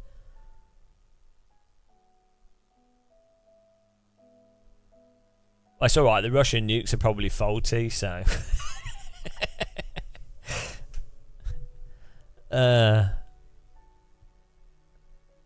no, I don't. So you can take something, you can put effort into something, and you can try and get the most out of something, and you can try your best at it, and you can help other people, and you can get on board with it, and you can be passionate about it, all whilst recognising deep down that it's very stupid, but it doesn't undermine the enjoyment of the thing that you're doing.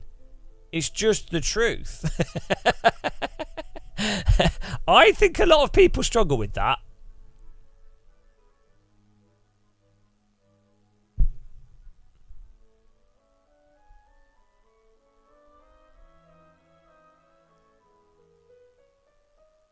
Man, I need another cup of tea.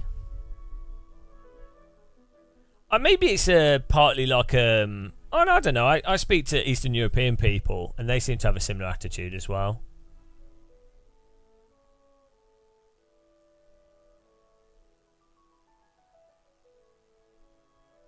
So I was going to say maybe it's quite a British thing. It's like if you've ever watched Red Dwarf, that sort of British, that sort of comedy, where it's like, well, it's all futile. Hello, cat debate. It's all futile. So, but you might as well just make the most of it, you know. But it is ultimately totally futile. And maybe a lot of people, that's what God is about, is that people they need to not think that it's futile because they can't deal with it. They can't deal with it. That must be what it is. They're like, oh, God has to exist because otherwise it's all pointless. And then they can't deal with it. I don't know why they can't deal with that.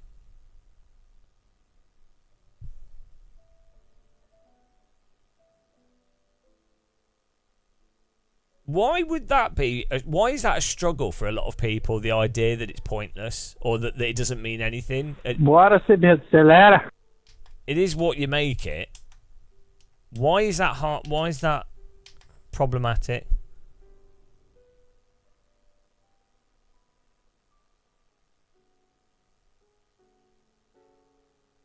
Oh, no, I don't accept other people's opinions on anything. No opinions are accepted. No opinions are valid on anything. Only my opinion is correct. That's what I'm told all the time.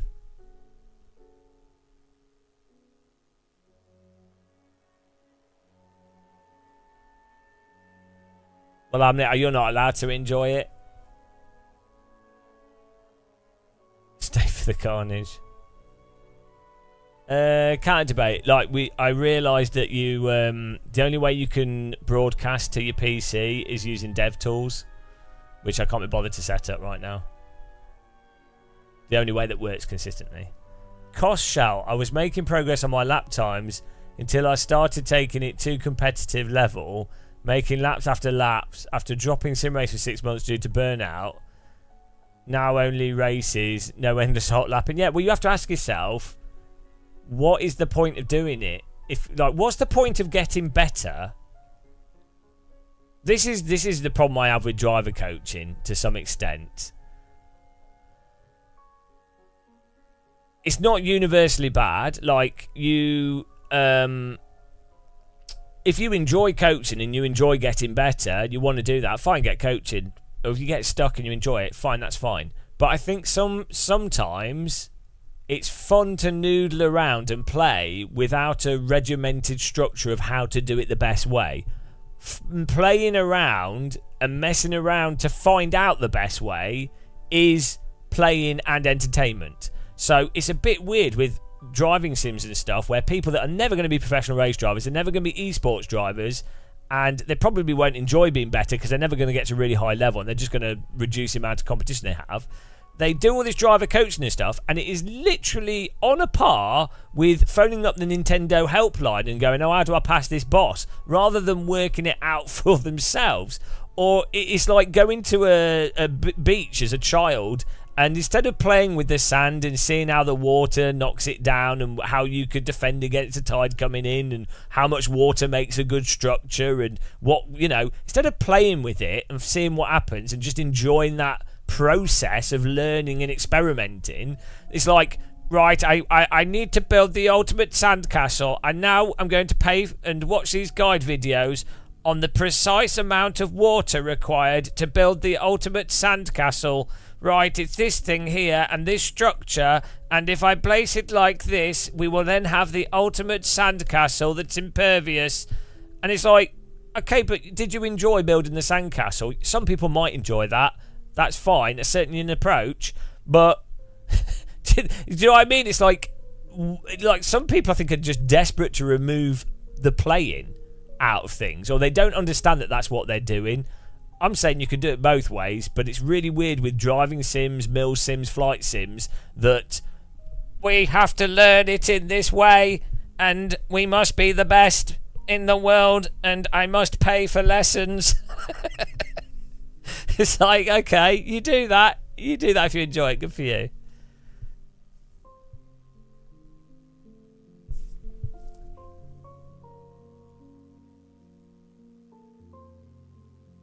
But you would mock someone for using the Nintendo support line for a video game, but with driving sims, they're like, oh yeah, coaching's really good. It's like, I'm not saying it's bad. I'm not saying that driver coaching can't be helpful. This is the problem. Anytime you talk about this, people go, are you saying that coaching isn't useful or fun, or that I got coaching? I got coaching and I really enjoyed it and it made me better and now I have more fun races. And it's like, yeah, no, I'm sure you did. You know.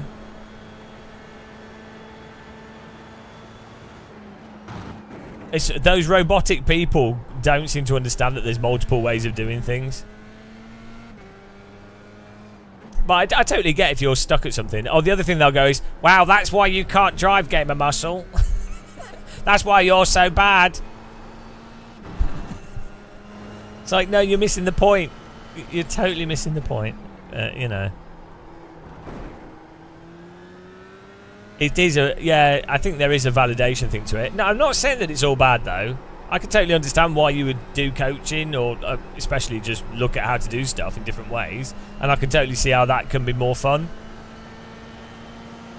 But it's definitely, there is a definitely thing of it being, funnily enough, people that make money out of coaching and driver training and taking it seriously, funnily enough, they are motivated to promote that thing that to make money from it. And funnily enough, there's money in that, so then that gets promoted more. So then that affects the culture of things even more because it's, you know, money. Green flag, green flag. Okay, here comes your first time lap. The ready to do one car, one track, one sim, yeah. Which, I mean, it might, you know, it's business. Someone might really enjoy it, and I can totally see how hot lapping and getting progress is also fun as well. This is one of the stupidest things about online or conversation online, is that most things have multifaceted outcomes to them.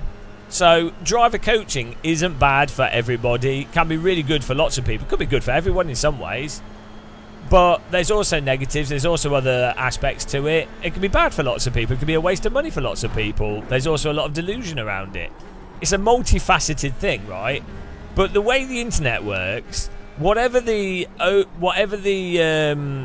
if I present it in a certain way that gives people the emotional response of me that they emotively come back from watching what I've said, and they think that I've said it in a way that's negative towards coaching, they will then take a position that goes, well, you know, they will take a counter position that's whereas if I said it in a way that's feeds into the positive emotion of coaching and stuff, that group of people will then respond positively to what I said, even if the information is exactly the same. So it's really silly. People evaluate stuff based off how they emotively respond to it. I do that. Everyone does this. It's a human thing. Rather than the actual context of what's within the information.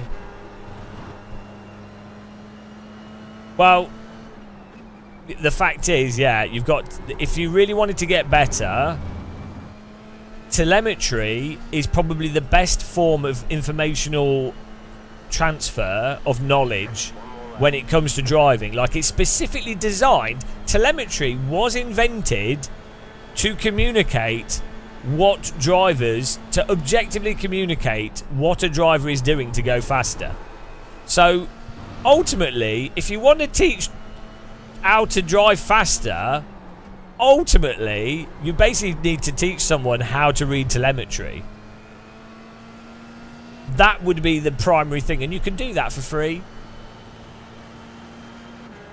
Once someone knows how to read a telemetry file and then watch a replay and then go, oh, that's how that telemetry lines up, that is the most clear explanation that I think you're ever going to get of what you are doing different to the car that's faster.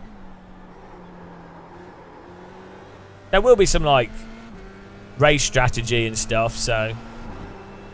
And there's other things. And obviously, like, people learn in different ways. I do think there's a... I think it's a bit weird that people... So, racing simulators are... Unless you're a real-world driver or you're using it directly to train for something, pretty much most people using a racing simulator are playing it as a video game.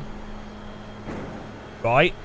And it's really weird that just because it's a simulator, just because it's a sim, they then have to do real coaching. And like they have to approach it in a way that they would never approach other video games like that. Basically, that's the sort of contradiction. It's the because it's a simulator, people approach it differently, even though in reality it's a video game. And that person will approach other video games. They wouldn't get coaching in Rocket League necessarily. Some might, but like generally speaking, they wouldn't get coaching for other games that they're playing. So they wouldn't approach it in the same way. It's got to, with a simulator, it has to feed into the delusion that it's more real than it actually is. I think that's quite a big thing. Not for everyone, obviously, but. Now, I know there's coaching in lots of games, but I'm just...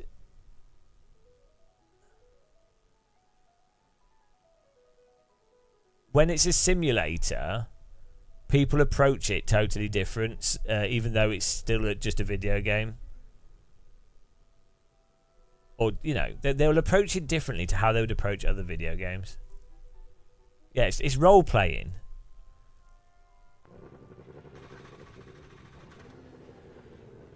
So they want to, what they're really doing is they want to role play even more, which is fine. That's fine. I'm not saying, again, I'm not saying it's necessarily universally a bad thing. I think it's just to be honest about it.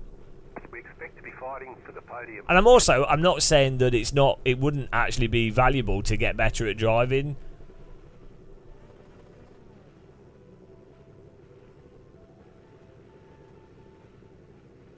But then the weird thing with something like iRacing is approaching it like that, but ignoring its massive physics issues.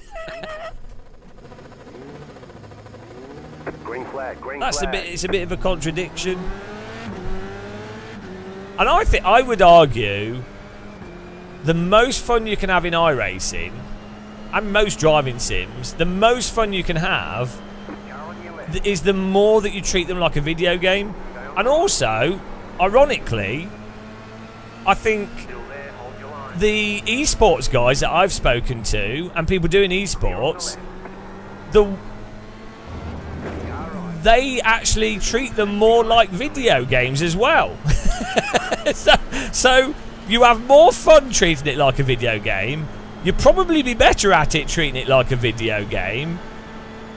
So you're probably better all round thinking of it as a video game, approaching it like a video game.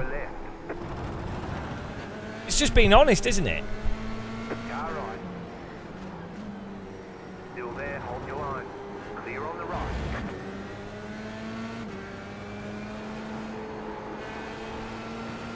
It comes back to people. It comes back to people taking things seriously. And what would you call it? Because it's not taking things seriously. It's like taking things seriously in a negative way. It's an unproductive. Like people do it with everything. They do it with going to the gym, dieting, education, learning stuff. It's like they sap the fun out of it by turning it into a job, basically. Yeah, that's what it is. It's like some people have to turn things into a job. A task that needs doing rather than something to be enjoyed. And ironically, when you do training for like high-level athletic sports, the more a person is enjoying it, the better they do. In many ways, not always.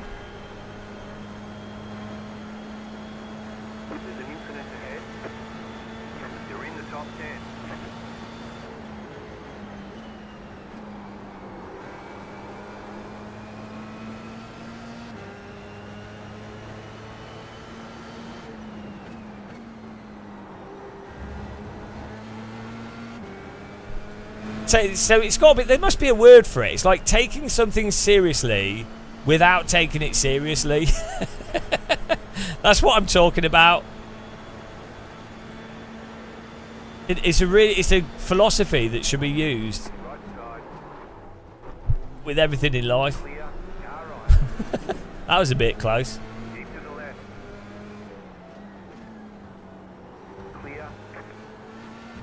Take things seriously without taking them seriously.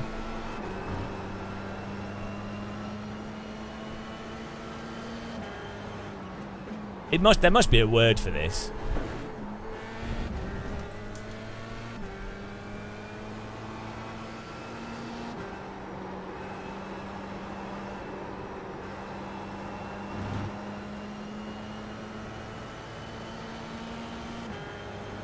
If there's not, it's the game of muscle philosophy.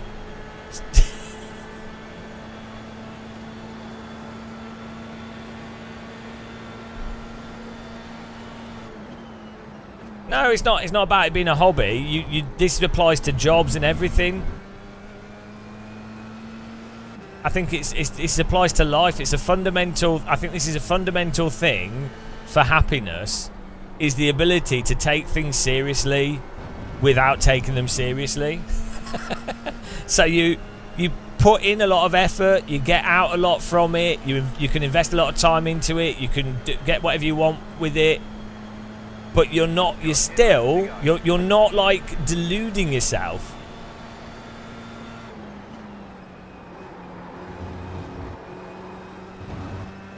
Like, you can do really good at a job and you can be paid for it well and everything. You can be doing really good, but you can just go, well, you know, you're being honest about what it is, and you're not like,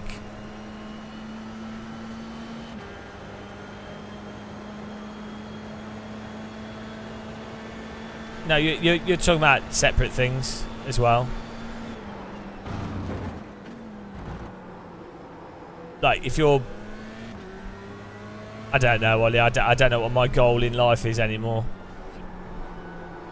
I kind of got a bit bored trying to get iRating in iRacing, because it just involves hot lapping and then being fast and then just not racing. So I thought it was a bit dull. It is also hard to get 6K iRated for someone that's like me.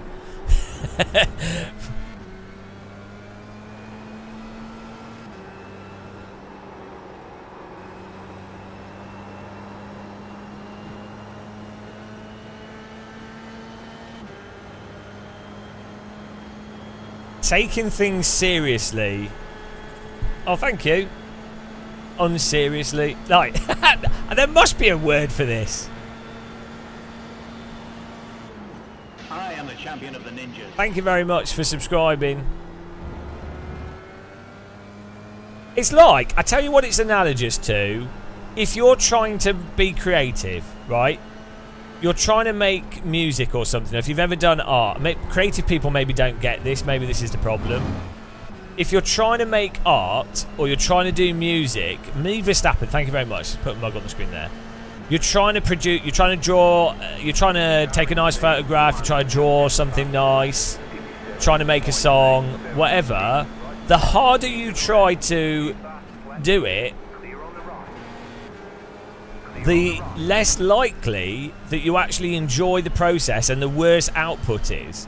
Whereas if you just get into like a sort of flow state with it and a kind of like playful, you get much better results and you do better.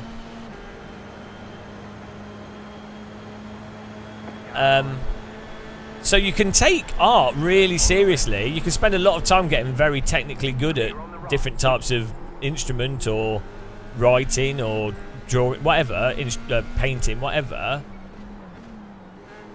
So you can still take it very seriously, but it's being playful. That's the difference. If someone forgets how to be playful, it's the soullessness of it. It's removing play. That's what you have to avoid, and it's what people tend to do, is that they lose focusing on the moment-to-moment intrinsic components of things, and then get lost in externalities.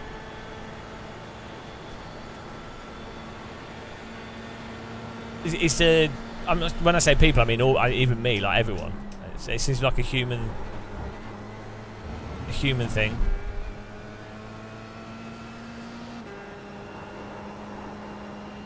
Thanks for following. Welcome. The externalities.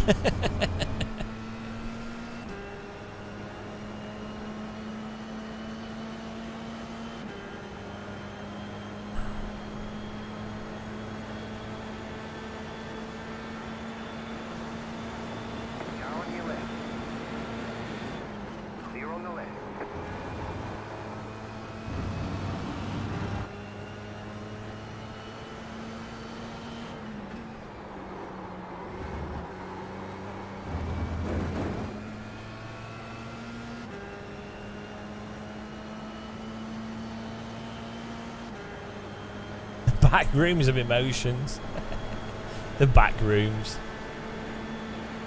Right side. Clear.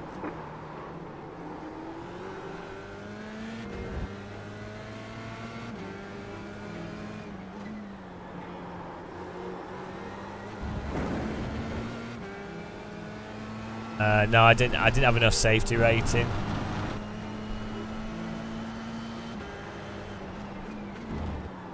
My rating is unsafe. iRacing's correct. Unsafety rating. You need to be like C license, but I'm D. But it's because I do Draft Masters. Why does it always rain on me? Is it because of the externalities when you were 19? Most definitely.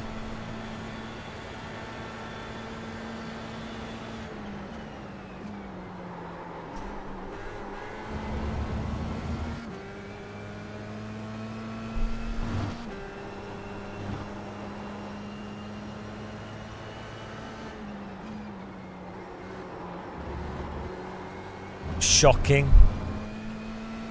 Yeah, see, I think culturally in the West we generally focus on the results of things. It's like, oh, you made a lot of money.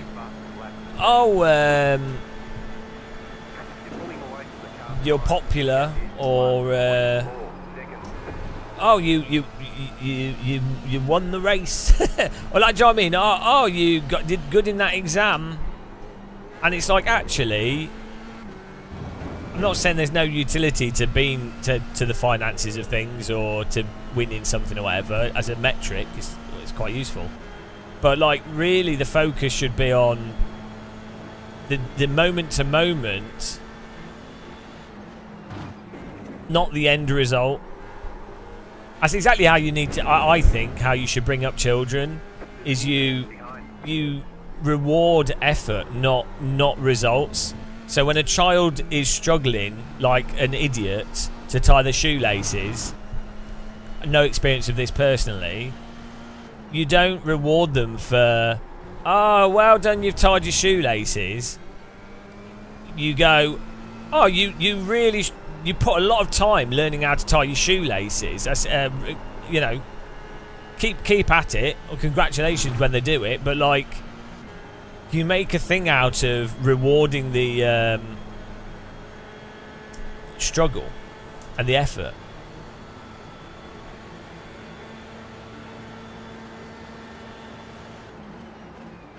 This is probably like one of the dangers of social media, is that it attaches a number to the output and then shapes what people think of there is a reward. So they're like, not the effort of like social media content, what gets popular on social media is like the most vapid drivel shit, and so that's rewarded, right? And people that like maybe do some like really interesting stuff as a child, that maybe they don't do something creative on social media, it's not going to be rewarded compared to someone with their breasts out, is it? So so like, then their whole like framing and emotional development is based around external metrics of success. I had those springy springy laces that you pulled and then they sprung back. They were amazing because they looked like shoelaces, but you could be dumb like I was.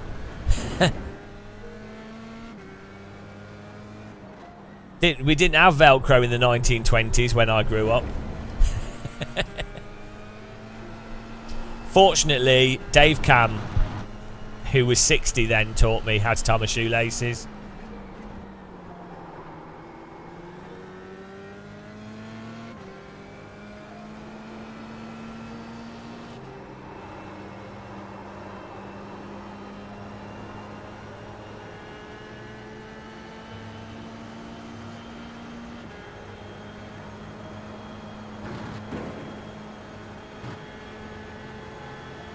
Tell you what, guys, Lime Rock Parking F3 round here is hilarious. You just turn your brain off. This is this is not driving. This is just like sledging. So it's so funny. Once you've like memorised what you can and can't do in iRacing,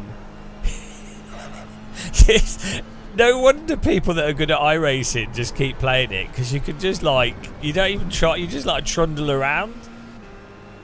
There's no balancing or anything. Just trundle around the track. Trundle. It's not oval racing.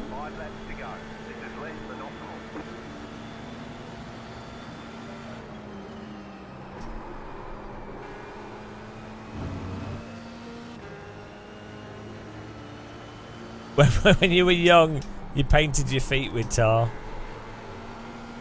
When I was young, things were so wonderful. They were beautiful. Hang on, how does it go? How does the song? I don't know the song.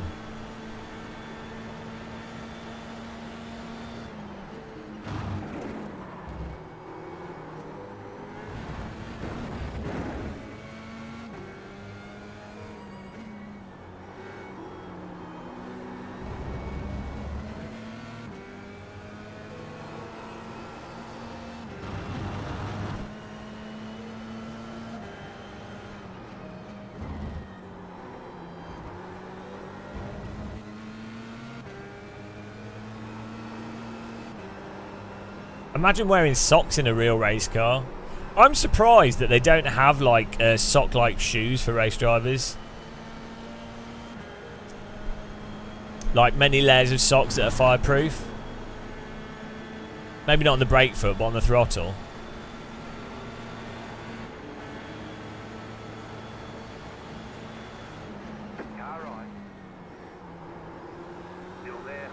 Around the outside.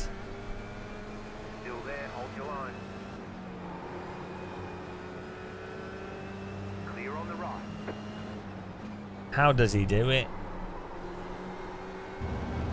Oh yeah, I memorised the grip level, that's how.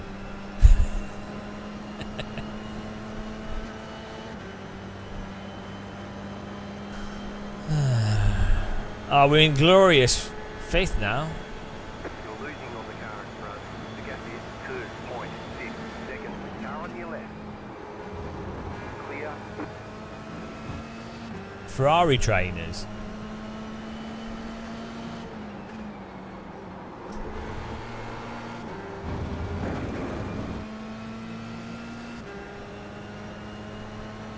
If you use socks for a month and don't wash it, it becomes... No, it would get worse. If you've ever played hockey, when you sweat into fabric, there's lots of oils that come out in your sweat, and then the water evaporates, and so you basically end up with like human wax, so it'd be more flammable.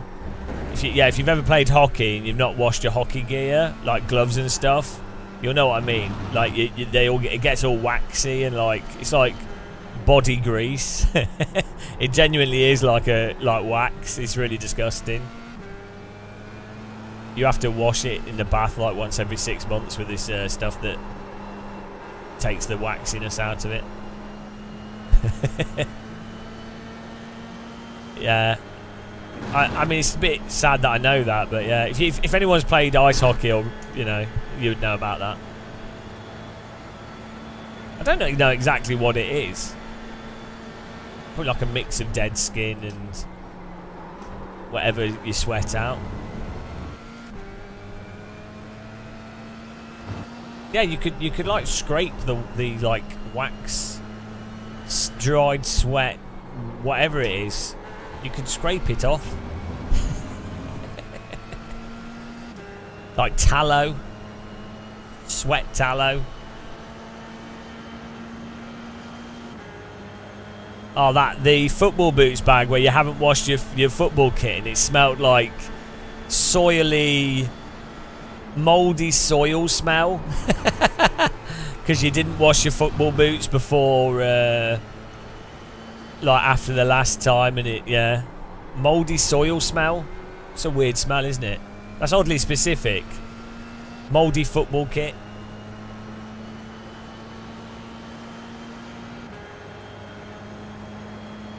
It's weird that no one invented like an automatic shoe washer, like a dishwasher for football boots.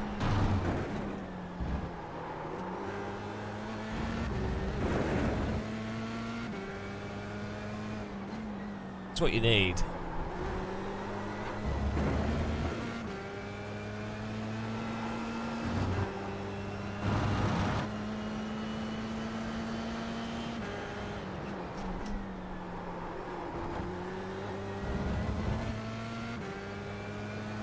Human blue cheese.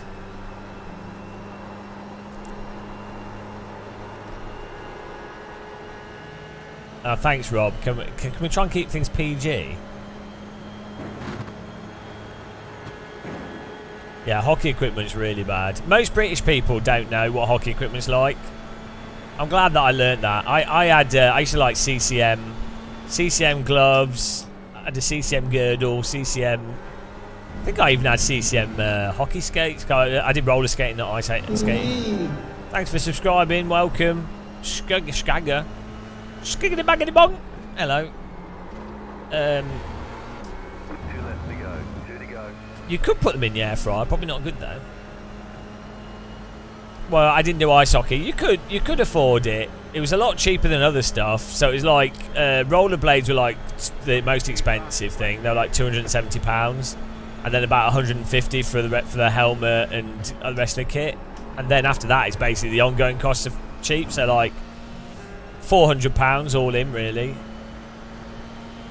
It's not too bad. As far as like, you're probably talking about £600 a year, which is not too bad for a full-on hobby that you do every week.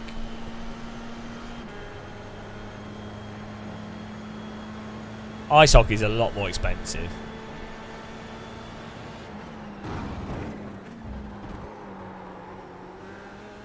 I was already a teenager, so yeah, I'd already grown mostly. Yeah, if you started doing it when you were like 9 or 10, then it adds up quite a lot because you'd have to buy new boots every like year and a bit. That was really funny though, doing training with like 8-year-old kids, like really young kids trying to do skating and teaching them how to dribble and stuff. They're so bad. They'd be so bad. They're like can barely skate, and then you're like, yeah, no, you need to get the ball. That was really funny, actually. That's actually really entertaining. It was hilarious how bad they are. You should watch clips on YouTube of Pee-wee hockey. I think I could actually watch that as a sport. You bet on which team's going to win.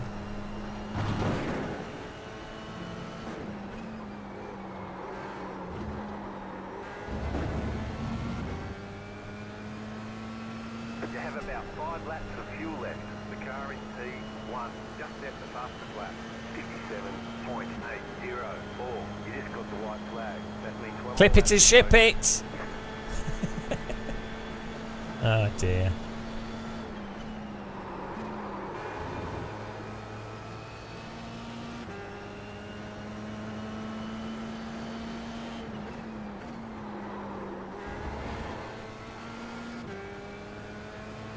Oh, field hockey's mental. The people I knew that did field hockey would have like crazy injuries, like broken arms, broken legs, and the field hockey's dangerous. Field hockey's worse than. You got a slow car on the left. Field hockey is worse than bloody roller hockey and ice hockey because you're not wearing anything. Right side. Keep to the left. Keep to the left. Clear on the right.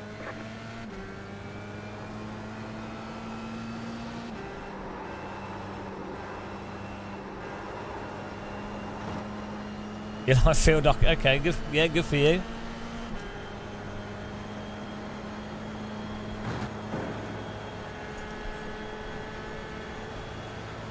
Yeah, I mean, I always like tomboy girls, just what I would call a normal woman. I never really liked girly girls. I'd just be like, it's pathetic. I always like girls that are not ridiculous.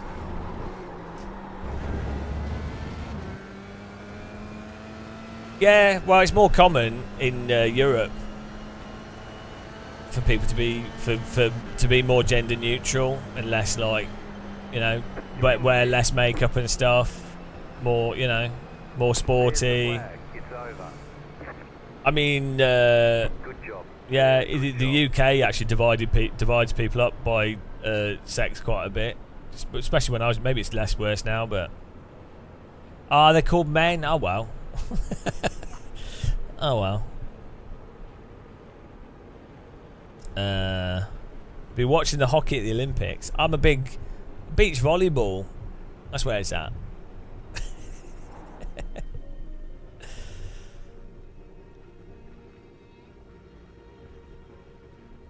Well, you can't be picky. I mean, you've got to find someone that can use a DD wheel at 40 Newton meters. Otherwise, what's the point? Right. Let's have a look here.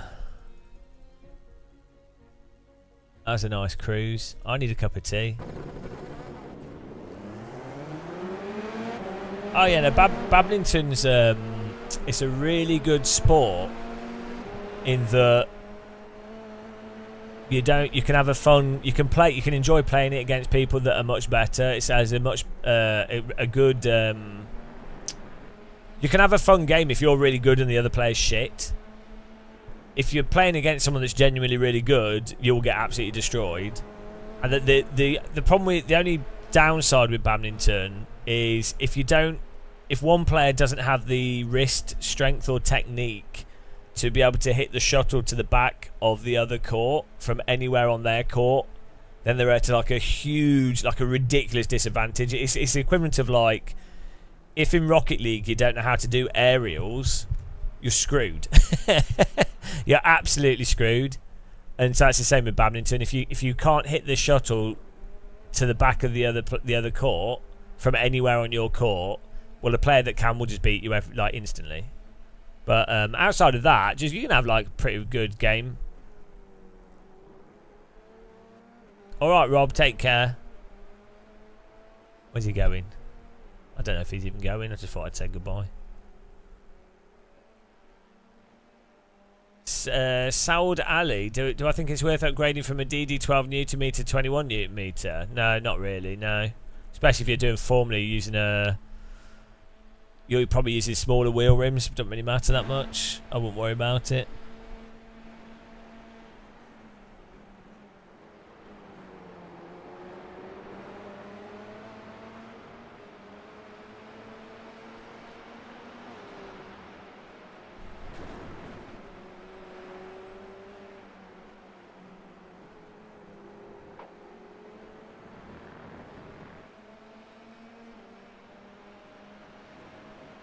I think 12 Newton meter is quite good. I mean, I'm playing at like 7 Newton meter here. We're just taking it easy, really. Oh, these guys. Let's have a look at this incident here.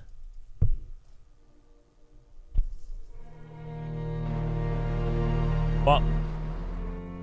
Why would you turn? What? Was that netcode there? Why has he suddenly moved to the right? I think he might have. That hit was delayed, and then his car wobbles. Yeah, I think there's some net code.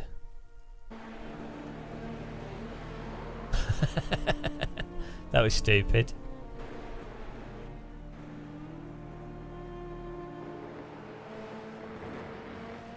Yeah, I'm using the Mozart R12 at the moment still, yeah. I quite like it. I think it's fine.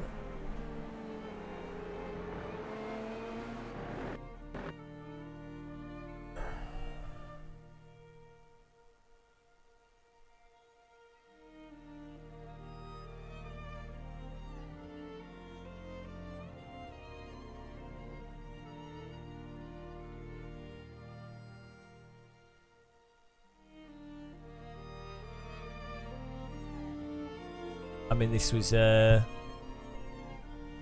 big gains there of 1 I rated. Was it 1 or was it 40? Oh no, 41. I thought we just got 1.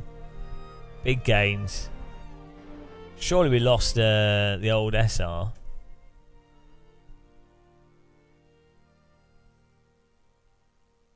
Yeah, I think the R12's good.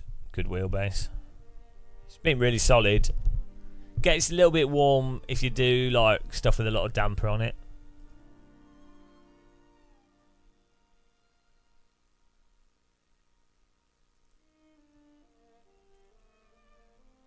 Let's have a look at the results here.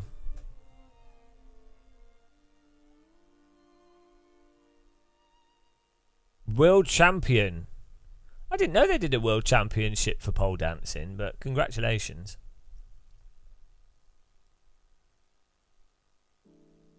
Oh, look at that. We got safety rating and I rating. What a time to be alive. That was the top split. Dear God. Wasn't exactly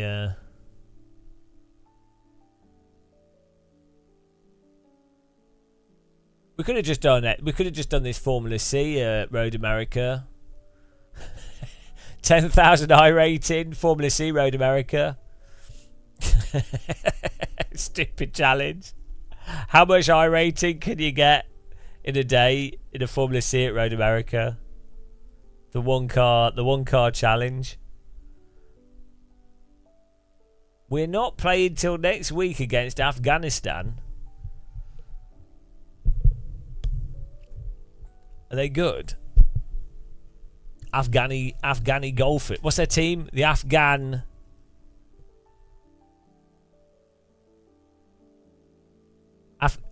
gangsters. Afghan. Yeah, Afghani gangsters would be my team name if I had an Afghani gangsters. Afghani gang. The Afghan gang. That's what I call my team. Or the Afghanis. Tunnel snakes rule. Yeah, I mean, you know, it doesn't take much to beat Britain, does it? They beat England in more ways than one.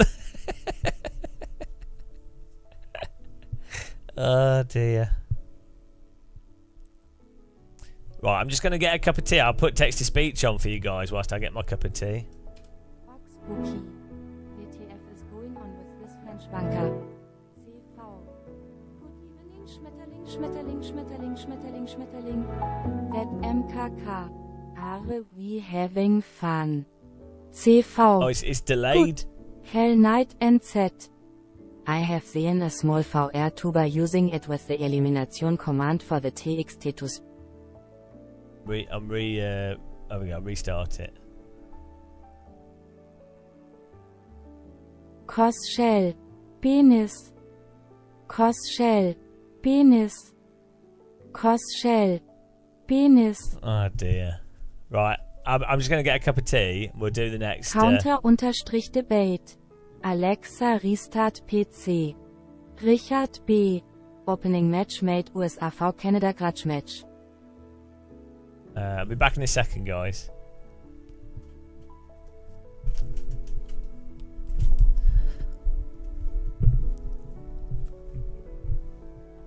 Skywilk. Yay, Shang-Chi.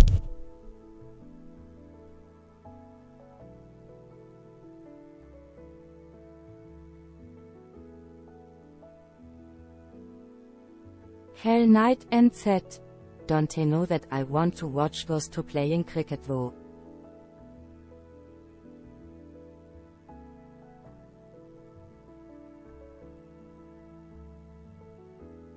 Counter-Debate. Hey Google, turn off the lights. Richard B. LOL.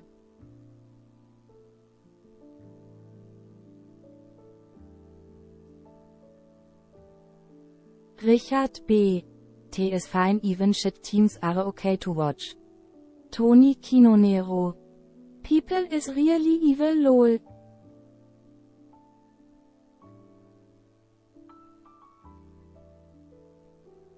Richard B. Actually isn't of the USA boys ex-Kiwi. Skywilk.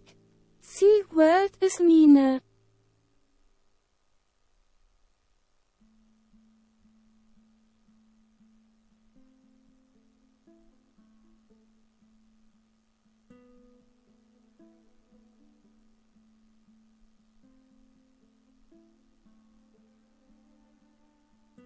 Skywilk. Die Welt. Richard B. Corey Anderson Mate.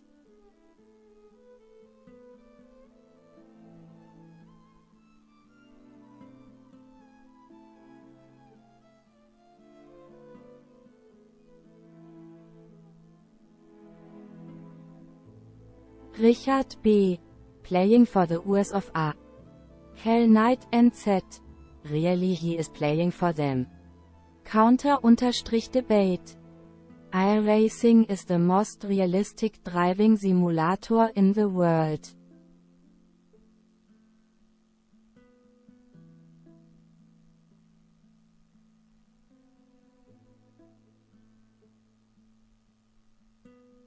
Richard B. Je.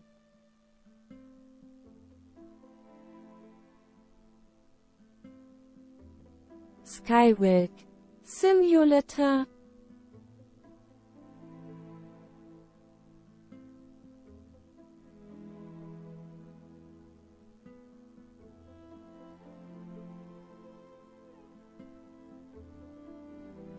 Counter-Debate.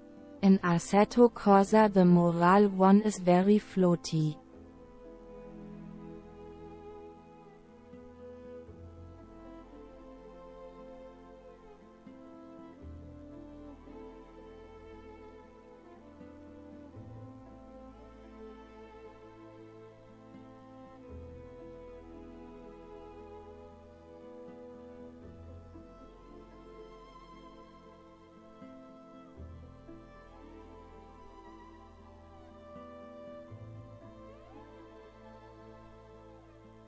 Hell Night NZ. I wonder how much they're paying them. Hell Night NZ. Him. Skywilk. Assetto Corsa is for Weeps. Counter-Debate.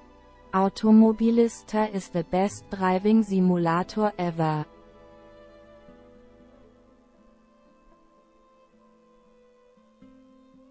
Counter-Debate. Assetto Corsa is for the drifters.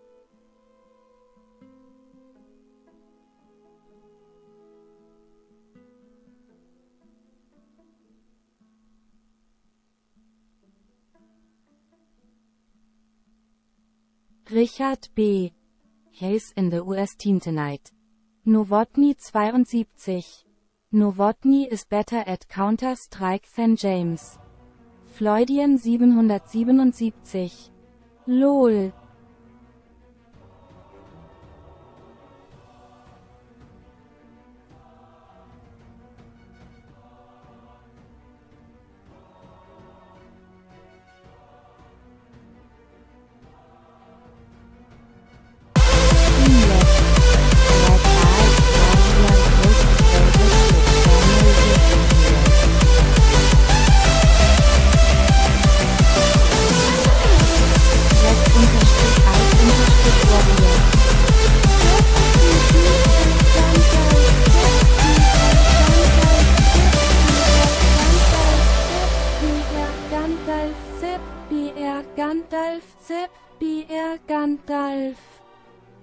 Red_Id_Warrior.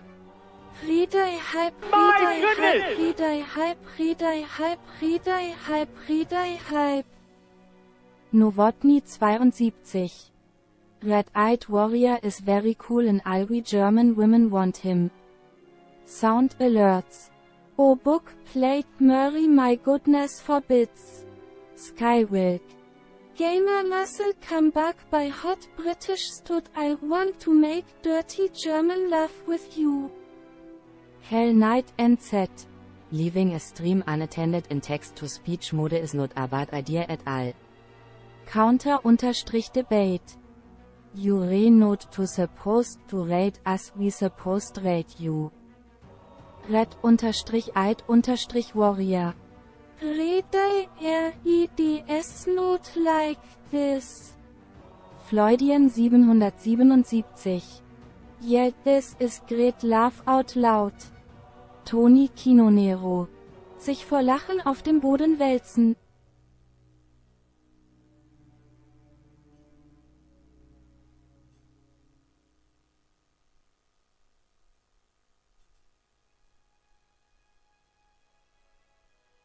Skywilk. Scheiße. Counter_debate. Alexa restart the PC. Red_Id_Warrior. Gamer Look. Cesar Palacios. Hamburger. Hell Knight NZ. GMV GOGOGO GMV 7 GMV TIT GMV POT GMV Schein GMV Logo GMV Chair GMV GUILTY GMV NOT GMV EGG GMV AERO GMV.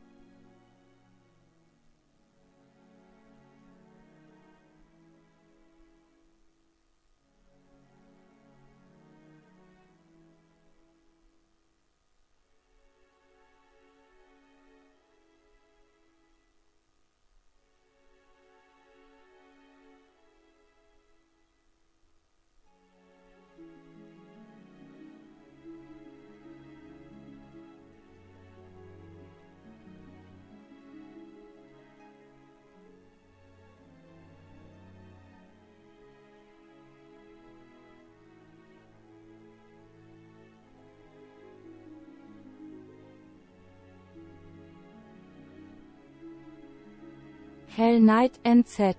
And I broke it, well done me. Toni Kinonero. Hell Knight NZ, you broke it, mate, hahaha.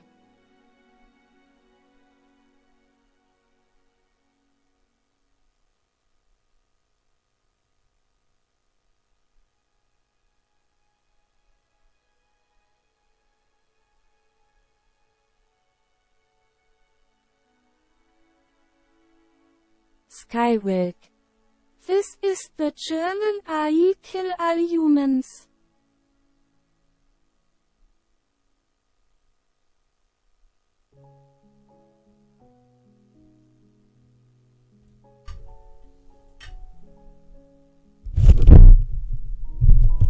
Hell Knight NZ. Hello. Say no the girly things Skywalk. Counter_debate. This the AI have decided to kill to all starting with Bald 1. What is going on? This is the new way of streaming. Hell Knight NZ. Hallo. Hello. How's it going, New Zealand? Welcome. Hell Knight NZ.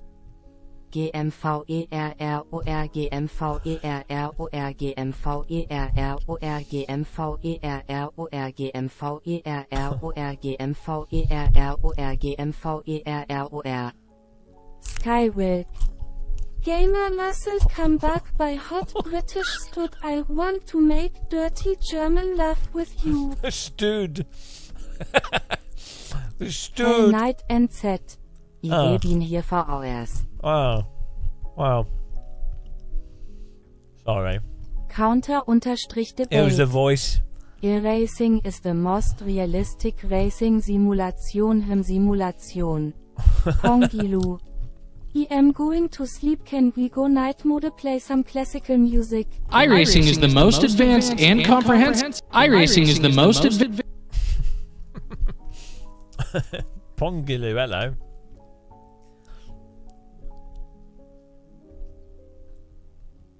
I'll do a poll for the next race.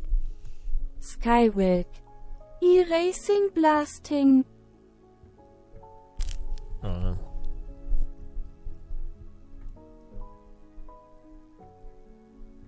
Gain 20 Hell IR. Night and Z. Skywalk got the best trolling voice.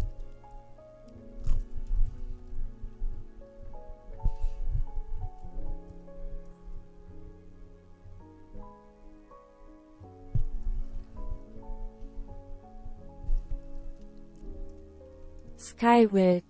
Always. Always. Here's a new poll for you guys. Start a prediction.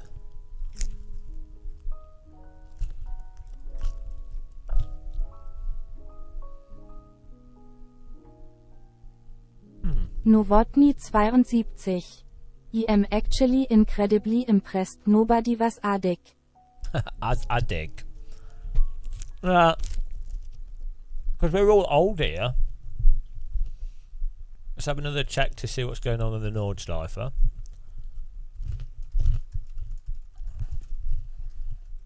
Counter-debate. Assetto Corsa is floaty. Floaty. How good is German? Oh, the sun's coming up. Tony Kinonero. Im also glad nobody was an addict. Sun's coming up in Germany. It's 5 a.m. Still foggy. So they literally just went. It's foggy until 7, so let's not bother. Let's have a rest. Man, that's a shame. The whole night session of the 24 is being cancelled, basically. Skywalk. Deutsch Sonne. Crazy. I can't remember when was the last 24-hour race where it was where they red flagged it for so long. Yeah, Skywalk. I think it's to do Hell with Night and Z. Sounds like a good idea to avoid accidents. I'll mute the chat there. I think it's to do with the marshals not being able to see, and then obviously flags and stuff. But it's a large part of it. Like the drivers would probably be okay, but the marshals wouldn't be able to see if there'd been an accident in a certain place. If that makes sense, to like let people know that it's a yellow flag.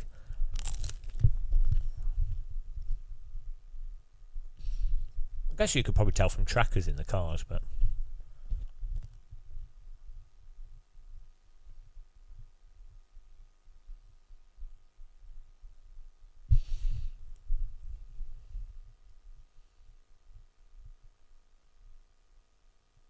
Yeah, fog lights don't really work that well, do they?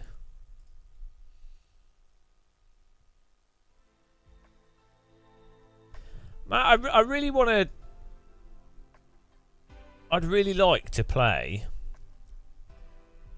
and like play VR stuff and stream it, just chilled out golf games and stuff.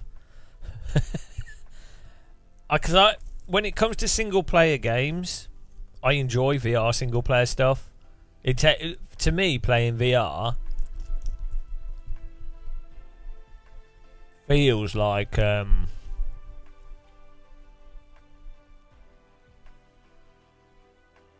reminds me of gaming when I was younger.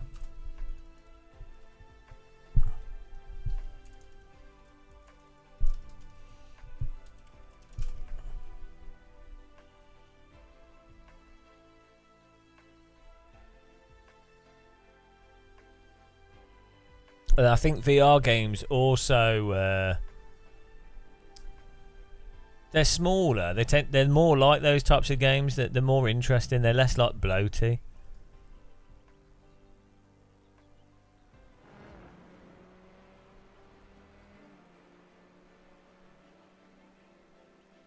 No, I play budget cuts. Yeah.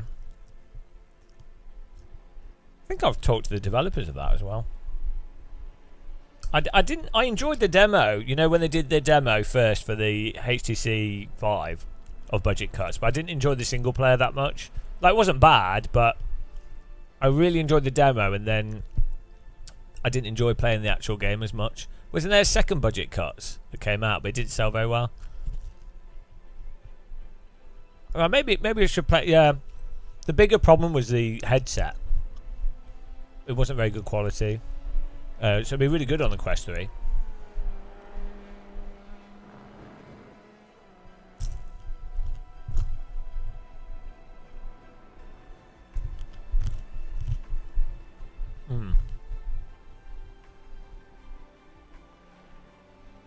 Yeah, budget cuts. The demo was really good, immersive.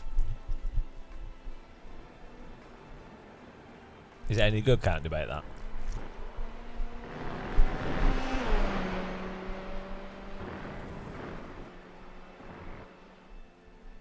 The thing is,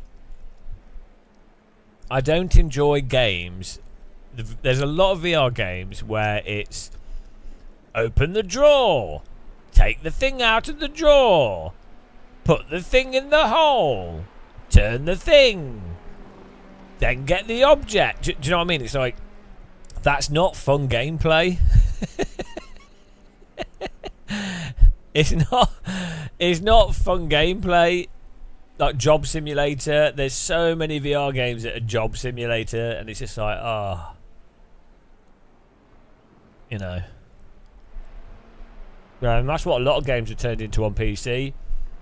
Go to point A, press button at point A, go to point B, pick up 6 of object A, go back to point B. And it's like, well, how is that fun? It's like fun if it's doesn't tell you and you have to work it out.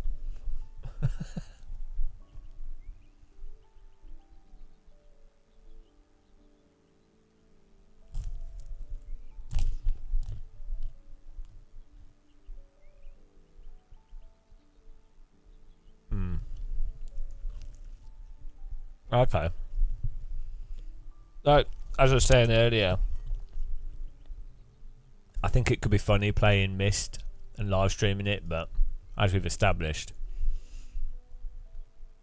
live streaming VR doesn't really work.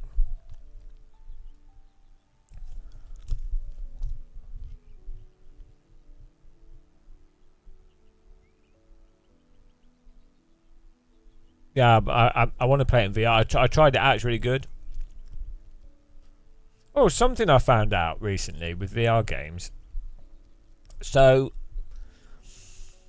normally you have snap rotation in VR games, but it looks really bad and it's really jarring. But I was playing that, what is it? It's a game that's the female knights of whatever. What is it? You're like Warhammer female soldier, whatever it's called. It's a stupid concept, but it has rotation, but it's like, it's not just a snap, it's like a fast rotation, so it looks like you're doing a quick swipe with a mouse, and it doesn't make you motion sick, and it looks a lot better than going it's more like a very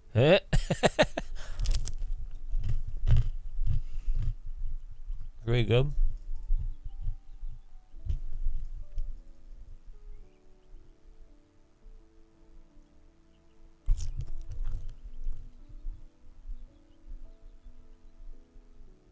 Oh yeah, they remade. They're releasing the second one soon, but they did it's like the 3D. So yeah, it's just the 3D rendered version of the game. So it's like the updated PC version, but then with VR controls and everything, which is good. Did you ever? Because I played the original Myst when it came out on I played it on an iMac, and then a few years back I had a chance to play it at Computer Museum, and it's so bad. At the time I was like, oh, point and click, oh, this is fun, look at these graphics. And I tried playing it a few years back at Computer Museum, and I was like, oh my god, I could not even navigate this. Being able to move around smoothly makes Myst so much nicer to play. It's so much easier to like understand where stuff's connected and like interrelated.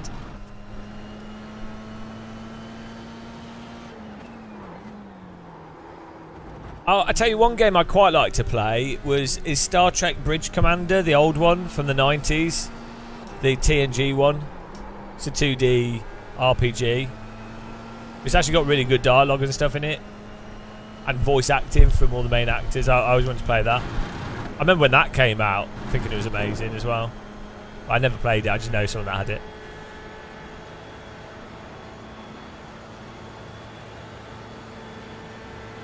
But yeah, so I think it's Riven that's coming out soon.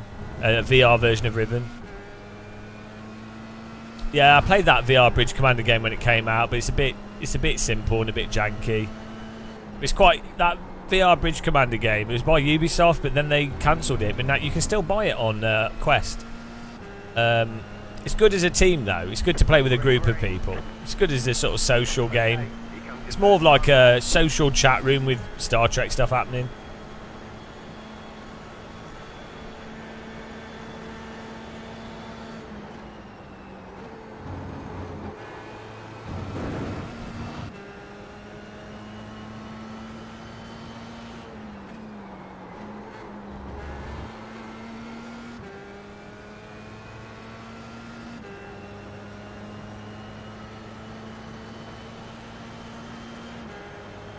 I'm surprised that, you know how you have those quest rooms, like escape rooms in real life?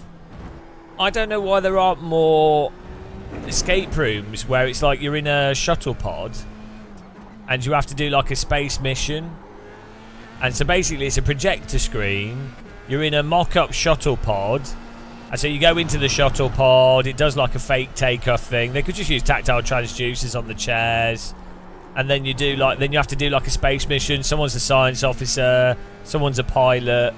It's basically a video game, but you're in a set of a space shuttle.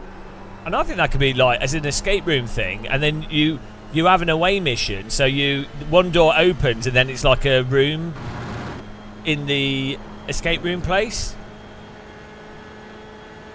And so you could even have it so that there's like an airlock and that has multiple doors in it. So basically, it's an escape room, but you theme it that you're in a space shuttle and you have to do a mission in the space shuttle. So I think you could do like, you could be really creative with that, and you could basically create the illusion that you're on like an away mission. Which I would love that. I'm not a Trekkie. Yeah, escape room in space. Basically, it's just Star Trek escape room. And I really think like Paramount, whoever owns the rights, could do that. Escape rooms have been proven to be quite popular. Star Trek and stuff's popular, generally speaking, especially for the type of people that do escape rooms. And you could theme it, or like even do a Star Wars one, you know? It seems like the obvious thing to do to me. They've got all the branding and everything else. And then people would buy merch and things. I think it would... yeah, it's strange to me that escape rooms are not themed more around branding.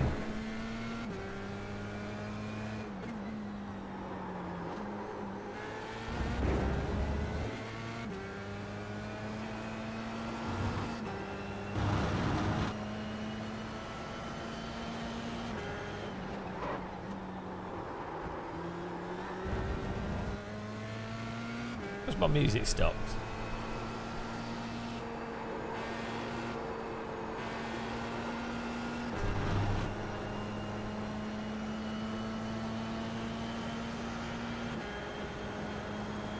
Nerd. I'm a nerd. Proper nerd. I like a bit of science fiction. That's why I play iRacing. Ooh-hoo-hoo!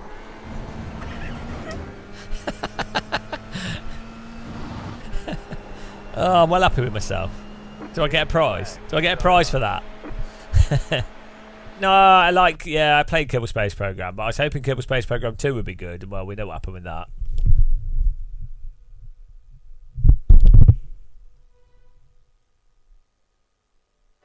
There we go. Music is well quiet. Poll. Did anyone do the poll? Oh yeah, 53,000 to 1,000. Well, we'll see what happens.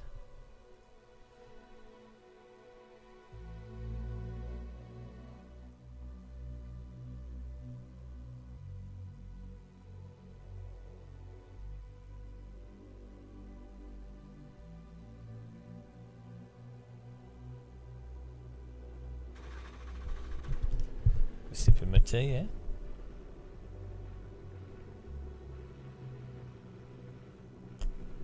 The estimated strength of field is 2,183. I never got a Blue Peter badge. I wasn't a loser. I was a nerd, but I wasn't a loser. When you Blue Peter badge, how did you get a golden one? You had to do so much stupid shit.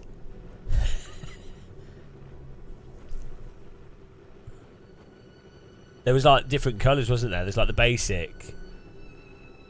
You had to like donate a kidney to get a golden one. 5 cars left to grid. So?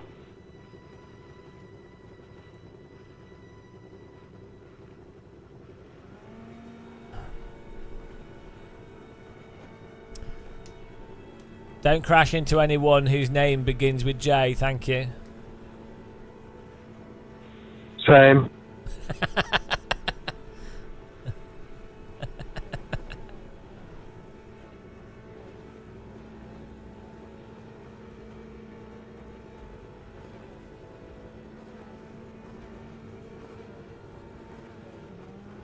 Here we go.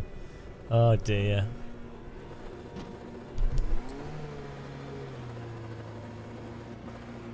Green flag, green flag.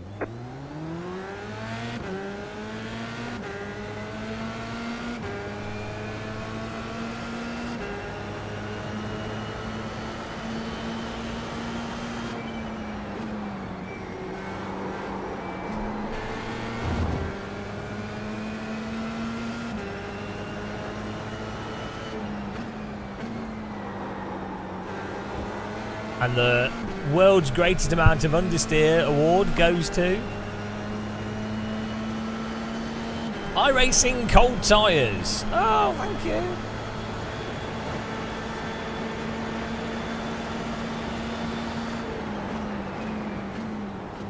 Right side. You're on the left. 3 wide. Car right. 2 wide. So you're on the I right. thought that might happen. I purposefully held my line because I knew the other guy had gone off the track and was going to rejoin. I knew that was going to happen. I knew he was going to rejoin into him. Oh, that was so evil. That was 100% my fault. That was 100% my fault. Totally my fault. Oh, pure evil. Absolute evil. Oh dear, iRacing.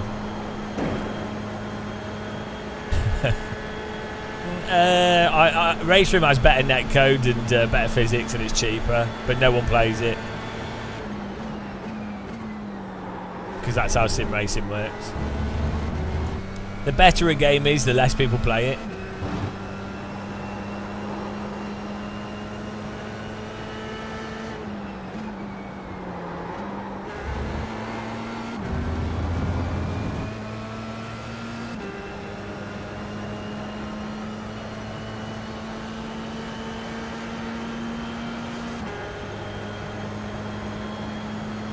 Sad but true, like my face.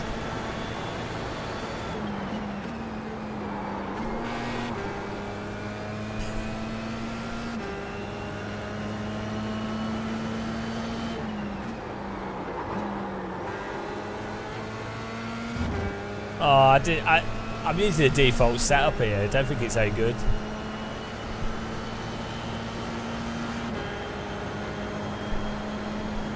Oh, in 2 hours' time, we get to find out if the fog gets removed. If the fog has gone.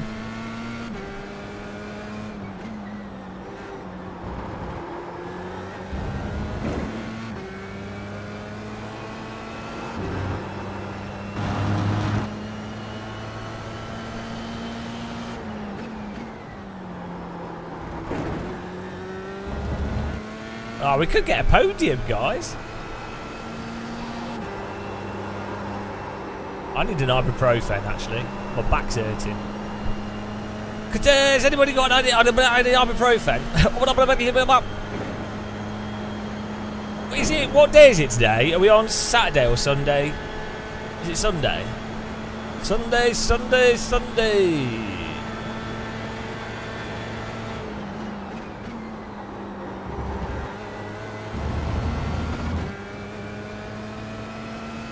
I know, I really don't understand that, Floydane.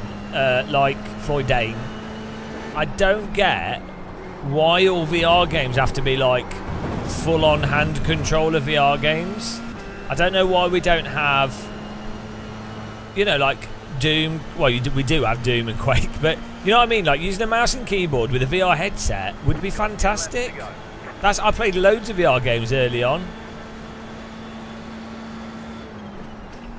And it's fine.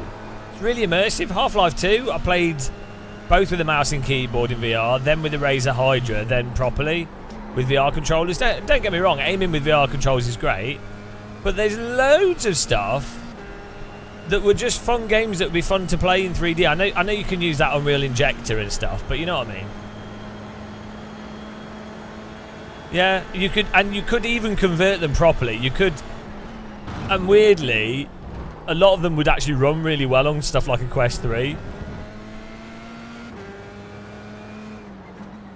And you could do a full conversion and make sure all the menus and the controllers and everything, and you could use hand controls, like what happened with Half-Life and stuff, but yeah. No, I know. VR is alright, but it only works with new stuff. Well, okay. Oh, he's back! He's back behind. Oh, nothing wrong with the netcode here. Nothing there. Nothing. And that, guys, is what's called a Klingon warbird overtake. You need to wait for when they're cloaked, and then you need to drive through them, and textbook overtake. That's how it's done. Now he's going to lag into me, for sure. Car on your left, clear on the left.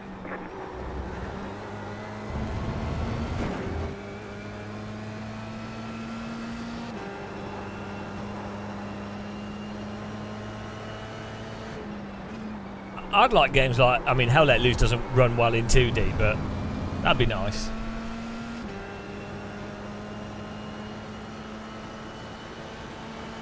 Yeah, it works in anything from Unreal 2006, Unreal 3, or is it Unreal 4, I think, engine? Unreal 3 engine upwards. And there's a lot of the GameCube emulators and PlayStation emulators. They work quite well in VR. Dolphin emulator does VR quite well.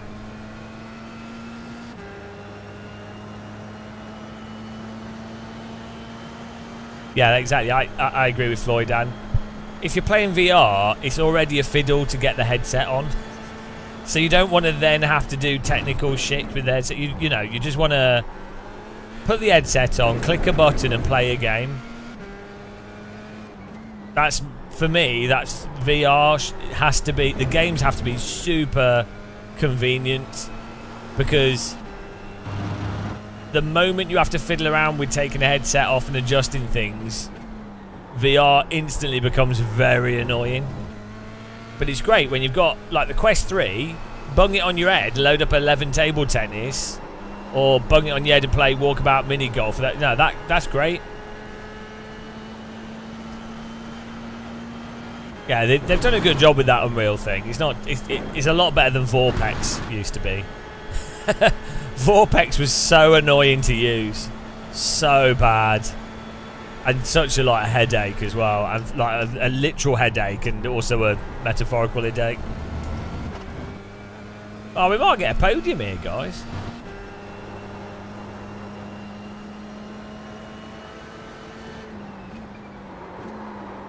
What a shame.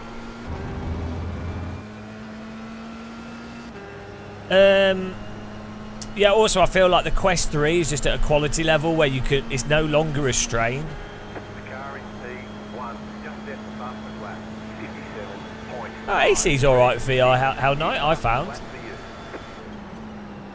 I just got the VR settings and jump in. I know what you're saying, but I've never really had problems with AC and VR. But I mean, I have AC set up really well in 2D as well, so I guess if you're going from game to game, I get what you're saying. Come on, Sundar, don't fight it.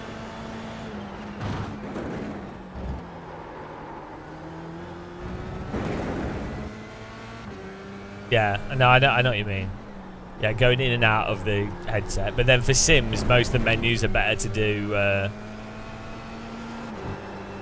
Virtual Desktop's really good for that, though. If you want to keep your headset on, Virtual Desktop works really good for those types of games where you need to go back to Windows and things, or have the other Windows user interface. Virtual Desktop's like surprisingly good for that kind of thing. Yeah, I have the Meta subscription. It's not that bad money, really. It's definitely worth doing. I think that makes the Quest that makes it much more appealing. So the thing with VR is, good VR games are normally quite expensive, but there's also a lot of stuff where you're just not sure if it's good or not. So that, compared to games consoles, I think the subscription thing actually works a lot better for VR. Also, I think VR gaming, a lot of it is quite to do with the novelty of stuff.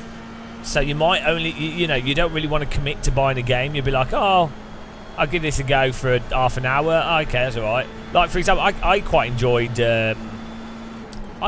Vader Immortal.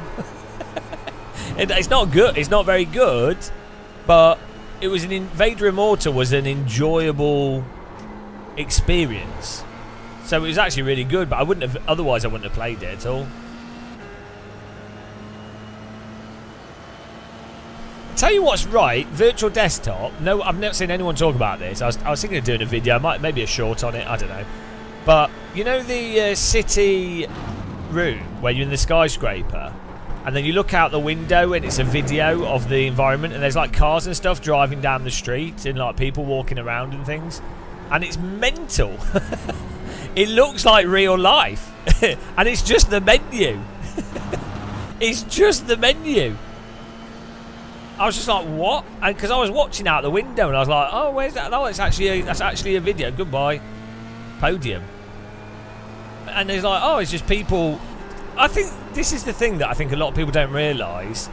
The most mundane stuff can be really compelling in VR. Like, I think if you actually add like a full, like 3D. So like video, but also 3D. So it builds like a 3D space in a close proximity, like, so it's actually 3D and not that video 3D. But then the background is actual just video.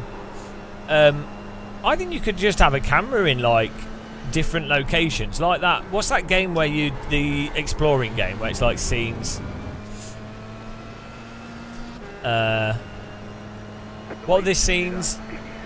There's that game where you could just go and look at the Grand Canyon or whatever.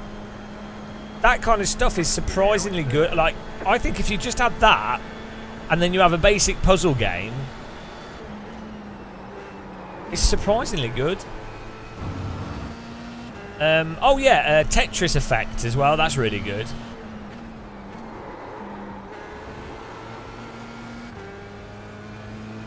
I like Tetris Effect. I play it on my Steam Deck and the Quest.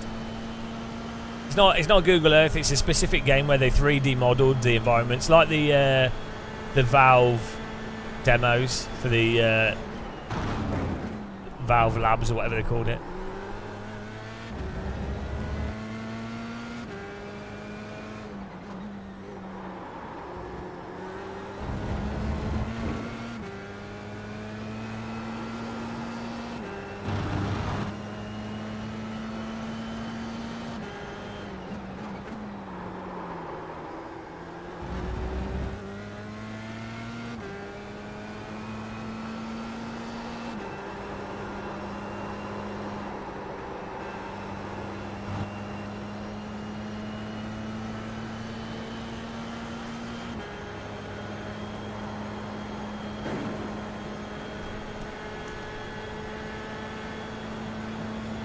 Yeah, Google Earth VR is really good though, as well. Don't get me wrong, that is awesome.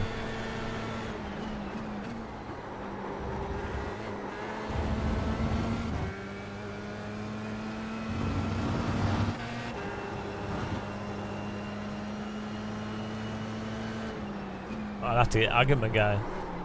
I always find video, 3D video, in VR looks off to me. It doesn't sit right.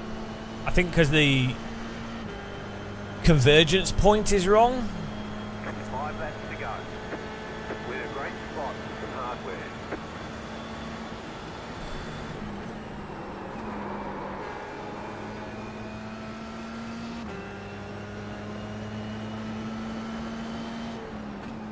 Well, I've got my Quest 3 next to me. After this race, I'll load it up quickly. I'll have a little look.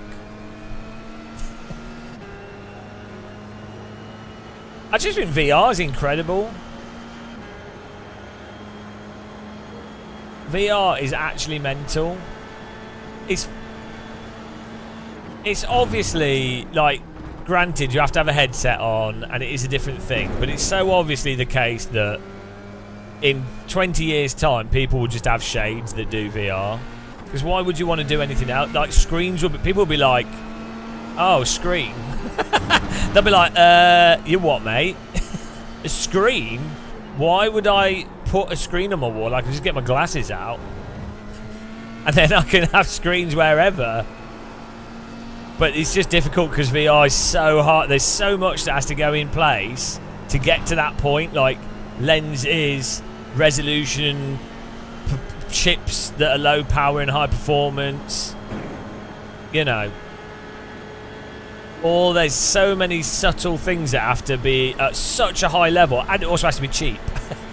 So it's like, because it's not like PCs where people would spend £3,000 because they'd be like, oh, if I buy this PC, I can generate £3,000 worth of income straight away, so it pays for itself. I don't think VR pays for itself.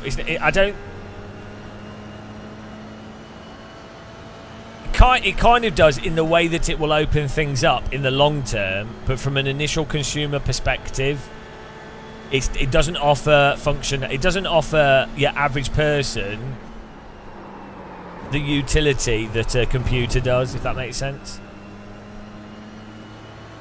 It's definitely not an investment, whereas a computer is very much an investment. So it has to be cheap. It's like a TV. A TV has to be cheap. You can have premium TVs, and people will buy cinema screens, but fundamentally it's a media consumption device. It's like phones and all those kind of things. They basically you have to have a version that's like £250 and basically does the same thing that the £2,000 version does. That's the thing.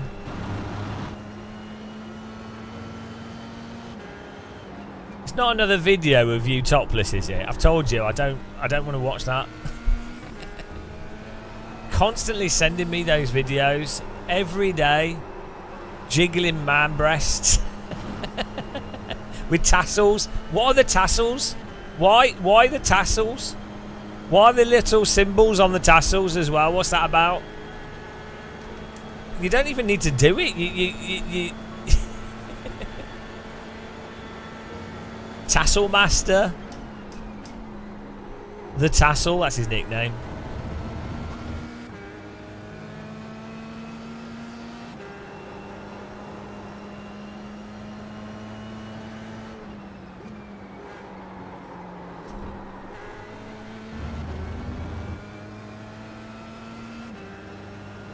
Well, it already has, Ryan. It already has with VR games. It's just, it's like PC gaming. It just takes like 10-15 years for the mainstream thing to catch on, and then big corporations to kill it and destroy it. It's just how it works. It's like that, and that's the way it is. So we had like a golden era of video games from like 95 to 2007.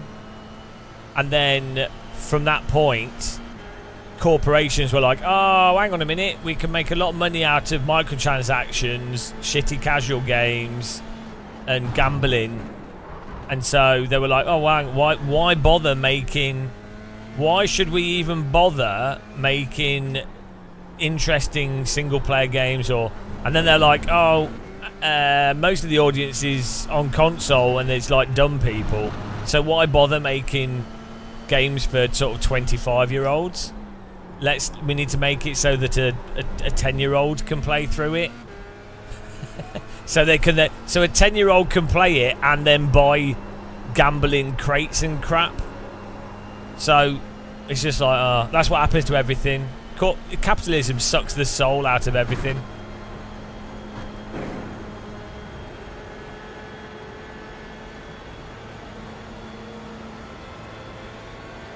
It's good in that it allows people to make money and have a job and support themselves. But high capitalism, late stage capitalism, absolutely sucks the soul out of things.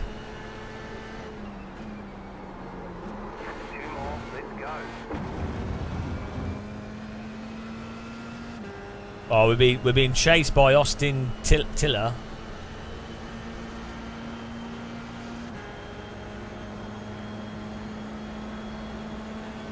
What games came out 30 years ago?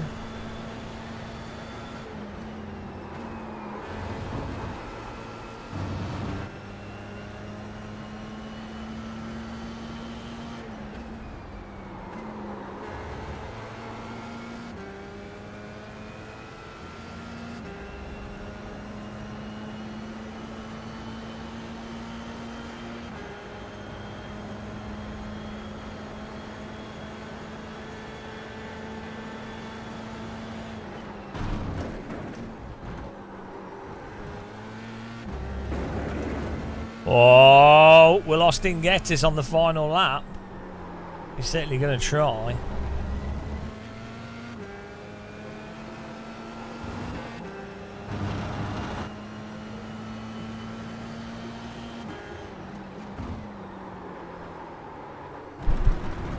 What chronic understeer there?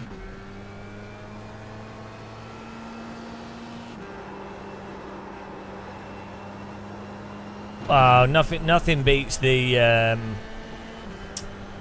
virtuality. The best VR games. Dactyl Nightmare.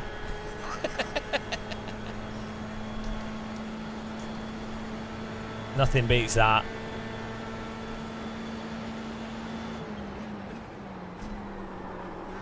Oh, we're going to have a final lap battle for third place here.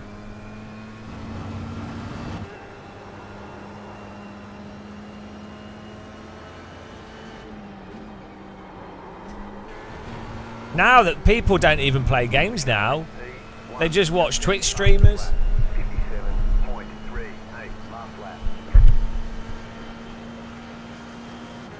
They just watch these bloody YouTubers and Twitch streamers. What are they doing? Can you believe that people do that?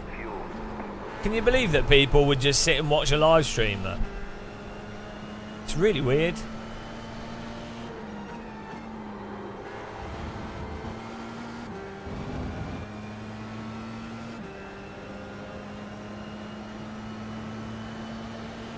Wow, Hell Knight. I think you need to apologise. You need to think about what you've done. Can't believe you've done this. I've been doing too much sim racing recently, and I know because my foot hurts. My brake foot always hurts when I do too much sim racing, and my shoulders hurt.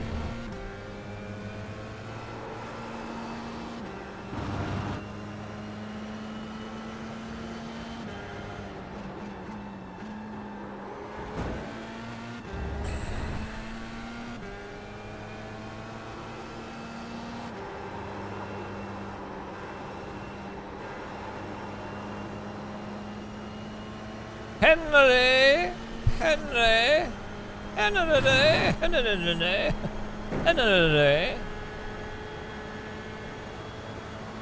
Hang on. Red Eye Warrior raided me with 34 viewers 46 minutes ago.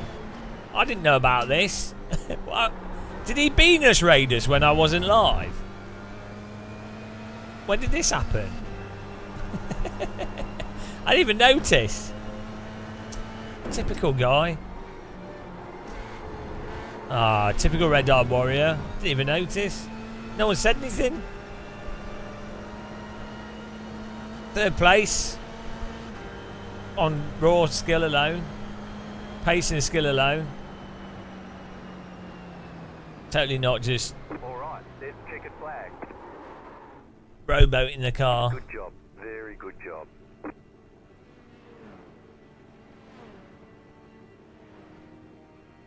Oh well, thank you too, guys. Give him a check out his channel. Check him out. What happened in this race? Absolutely nothing. This is the thing. People spend a lot of time spending money to get better at sim racing, right? A lot of people do. This is my war on driver coaching. Game of Muscles crusade against driver coaches. What is the point? What is the point of like being in the top 3 or so? Like, I'm pretty bad, so but what fun is it really just cruising around in the top 3 for anyone? Like all the people I know that are actually fast, they just drive around by themselves. And then you have to find more competitive things. And then it's more sweaty. And then it's not more interesting to drive. It's just harder to find races. And then they're forced to then just do GT3. Because it's the only thing that has the competition in it. And which is like GT3 cars are terrible to actually race. So they've only just ruined it. Oh, here we go. Bonk.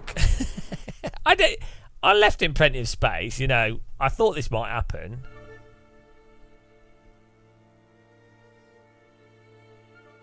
Oh yeah, when I was doing the Super Formula Light at Hockenheimring, I was just getting the good setups, and we were just driving around, and then you could see the drivers that had no, that didn't have a good setup, and they just couldn't compete, which is pointless.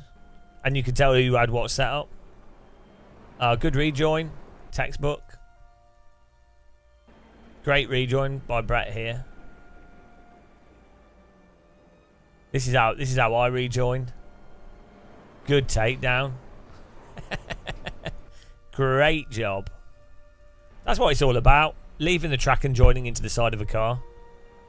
Only the best sim racers do that.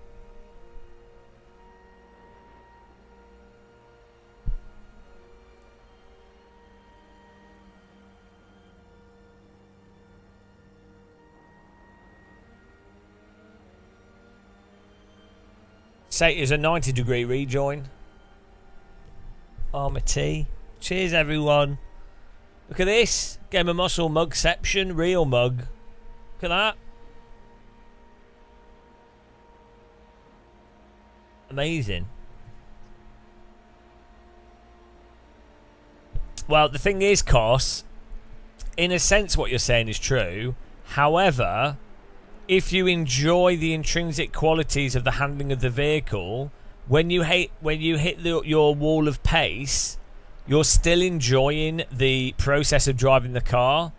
And that is why AC1 and AMS1 physics are important, because you can stop progressing in lap time. Maybe you don't have a good setup, maybe you're not the best, maybe you've hit your own wall, but it doesn't matter, because it's fun to move the car around the track, balance the slip, try different lines out, see what happens, make a mistake, correct it. It's not death penalty like it is in iRacing. It's fun, it's joyful, and that is why that matters. That's why people just do drifting, for example, in AC. It's fun to just drift a car. And when you've got a sim that's got a good enough time model to do drifting, then you can actually do a little bit of drifting in a race car. And in fact, if you're driving really, really fast, absolutely on the limit, even if it's a Formula 1 car, you are doing a really tiny amount of drifting, like a few degrees of slip, and that's why it remains really joyful and compelling. Whereas in iRacing, it doesn't support those types of physics. You can only slide in one direction, and it's super messed up with most of the cars, if not all of them. So that is why AC and AMS1 in particular, Race Room's quite good in many ways, but that is why they are just on an absolute another level, and why even when you're rubbish like me, they continue to be enjoyable. That's another nugget. That's why rally, yeah, exactly. That's why rally driving is really fun.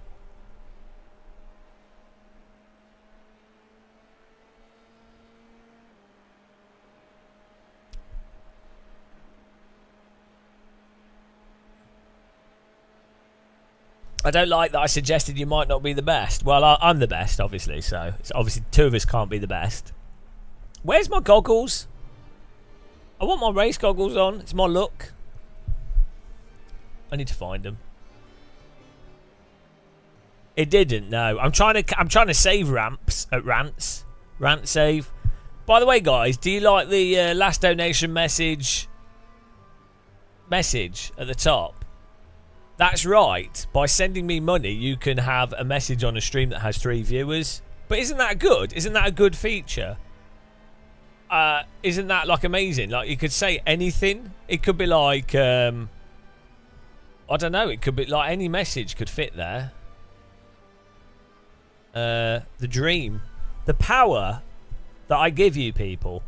Let's have a check of. Oh, the sun's up. Sun's up in Germany. It's still wet and foggy. Got to wait another hour until it continues. Are you going to watch the VR? Oh, hang on. Yeah, let's sign up to the next race and give that a go. You guys won't be able to see anything. Oh, I deleted the quest scene. We'll do the fixed one, and then what was it? I'll put the text. I won't be able to hear it, will I?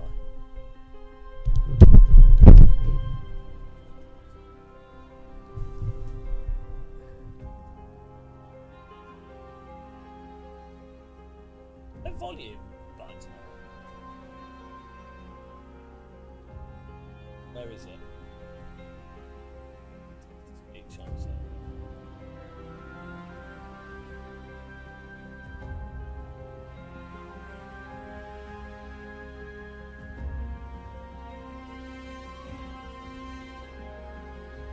Streamlabs. Follow me on Twitter, YouTube, Instagram. Links under stream. You will regret it.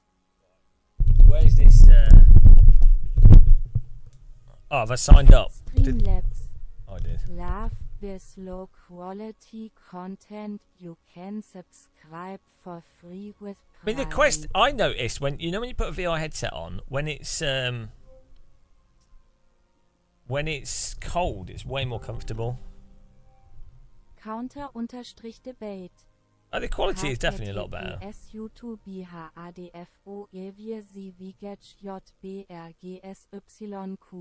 Right, where's this? Counter-debate. That is the video he was saying. Watch. Well, I can't see it, can I? I can't see it. Oh no, my glasses are fogging up.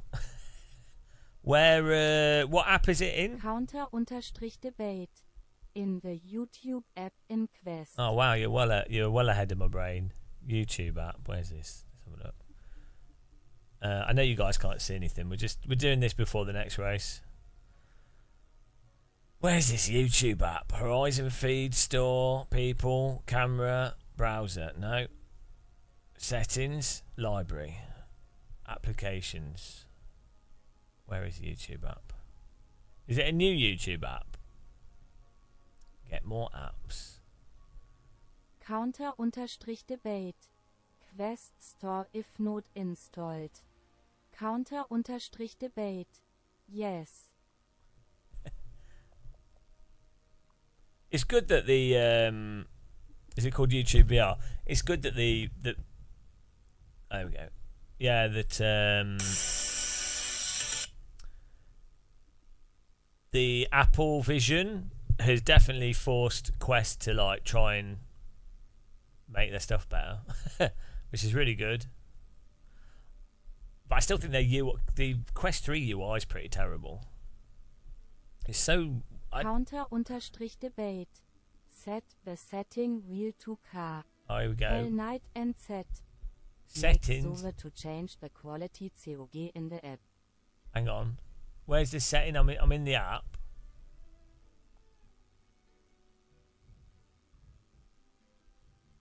Where's the settings? Oh, account settings. Here we go. Right, where's this? General stats for nerds. Well, what can I search for?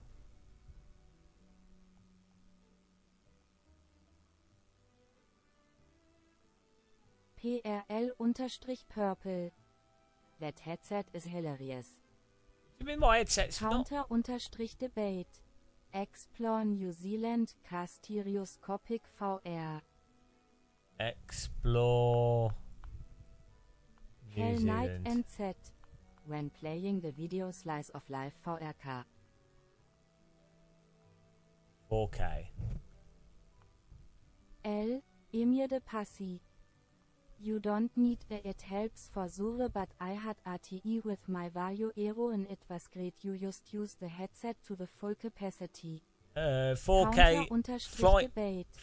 Explore New Zealand Stereoscopic VR.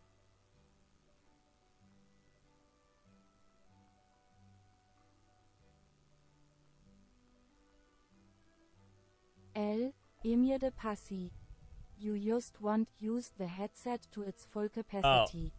James Hustler, exploring New Zealand 8K stereoscopic VR. Is that it? Oh no, get motion sick straight away. Counter-debate. Yes. Is this it? Is this your wife? Is this you? You're going to push her off the mountain? How do I turn the quality up? Auto. Hang on. 4320 by 60. Here we go. Counter-debate. Make Sure it as in 8K. There's 8K, but I don't think it's loading it. It still looks... Check oh, there we go. this It's done it. It's Lol. updated. Why am I looking at her bottom? So what camera is this? Counter-debate. Don't look at my wife bottom, James. I'm looking at her Hell bottom Night in and 3D. set. I will go and judge your video on my country counter-debate. See, what's weird is stuff in the distance looks 2D. I've noticed even with really high quality video, it's really strange, isn't it? Like, I don't know. It's because the camera can't do stereoscopy at a distance. So it breaks. Like, it looks really good. Also, the lack of head movement is something. Maybe that's what it is. It's parallax. Debate. This is on a Canon RR10 VR Dual Fisheye lens. Oh, is that with the double lens? Debate. From. Yeah, see, you have that thing where you look left and right, because in real life, when you look left, you don't turn your head like this. Your head sort of goes like this and like this. So when you turn your head in VR, the pace car is out of control. You for following Urmem's bully. Oh, thanks for following.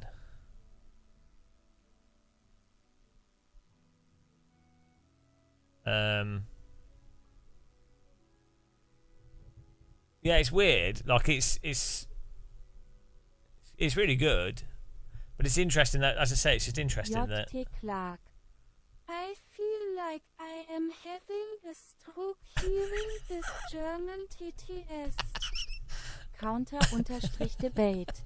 If you did walking videos like this, it would be sick, Yamea. Counter-debate. I even lent you the wife. Ah, lend me the wife. She's not German, won't do. Hang on, is there something on the top of the camera? Or is that me? Oh no, that's my lenses. Yeah, it's weird how, so it works well, It works really well for stuff that's close to the camera. But like if this is 8K, and what's weird is it's because it's the artifacting. So if you look at stuff right in the distance, if you look at it with just one eye open, it's totally fine. But if you look with both eyes... Well, this is how VR feels in general. Gum. Stuff in the distance feels deep. Yeah, it's weird. It's weird what works and what doesn't. I mean, what resolution would a video... If this is 8K, how is it doing the 3D? It's because it's a lens that's dividing the camera into two, right?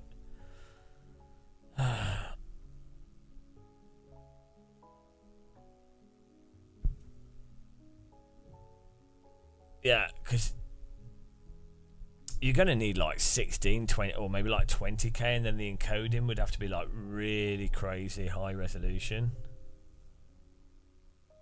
Counter_debate. Yes, dual lens does that.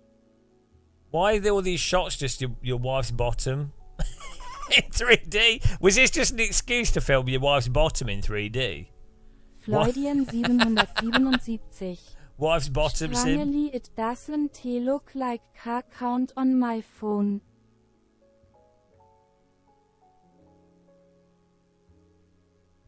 Yeah, it's definitely encoding stuff, because when there's scenes where it's more just single colours. 777. Absolutely beautiful. Wo. Yeah, when it's just flat colours, it can encode stuff in the distance a bit better. Agent 77. Is this Futurama?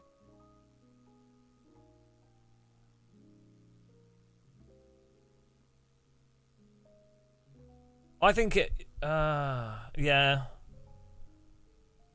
It needs higher bit rate. Why is the floor like wobbling? What's causing that effect? Is that how it's like constructing the 3D?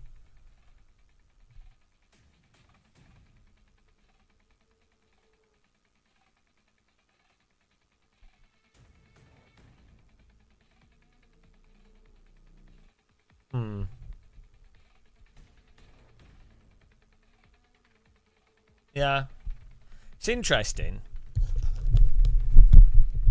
I think you need to do. I think it'll need to be photogrammetry. To be honest, it seems that that's the Counter_debate. There is a good channel called Airpano VR. Yeah, I mean the problem is for me, it makes me feel a bit motion sick because when you move your head, it doesn't have the head tracking and stuff. So I feel like it needs. You know that it needs to be reconstructed in 3D. So basically, you should be able to film it. In fact, you could probably film it in 2D or film it like how you filmed it. But then like some kind of model should be able to create like real-time photogrammetry of it. And then so it's actually a 3D image. The guy who does the slice of life car videos spent car on his camera setup. Try that. No, it's not to do with the camera. It's like the fundamental. The problem is, it's a stereoscopic image. Whereas for it to actually work, you need a what's it called?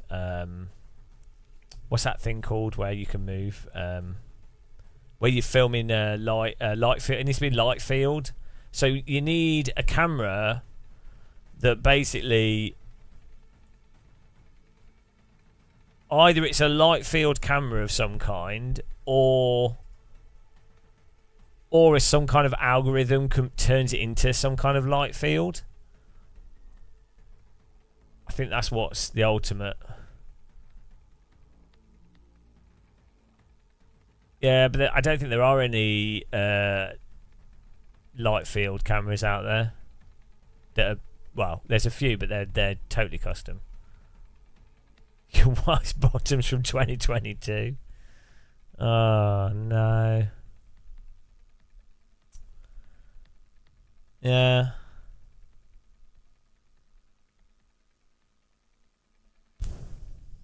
It's good. Like the videos you've done are really nice. But I just think it's that technical thing, isn't it?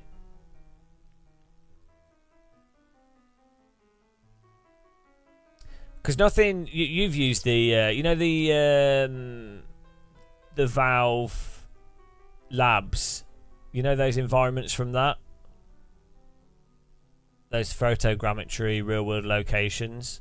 I don't think anything beats them. So I think you need something that constructs that type of stuff from video footage and can do it at like 60 FPS.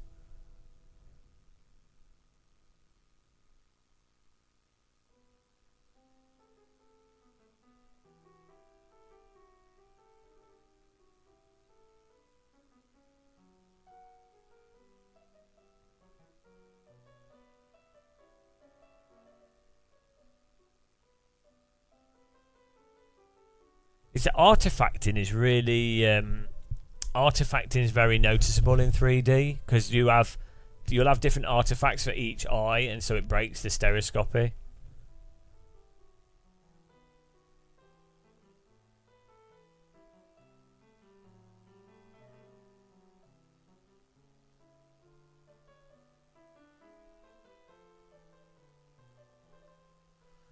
Let's see if there's any real-time, what's it called? Light field generation from stereoscopic video. I mean, this is the kind of stuff that new AI tech could actually do.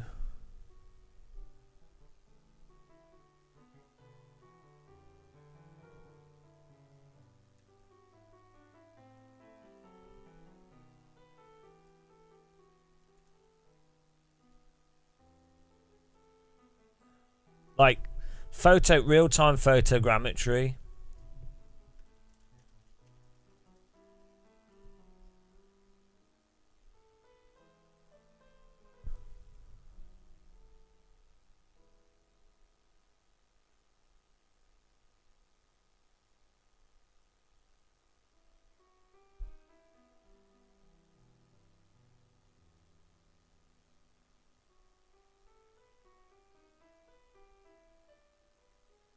Yeah, real-time photogrammetry is the crux. But you need specific chip. It's such a demanding thing. You'd need a chip that does the process, and you could build it into a phone.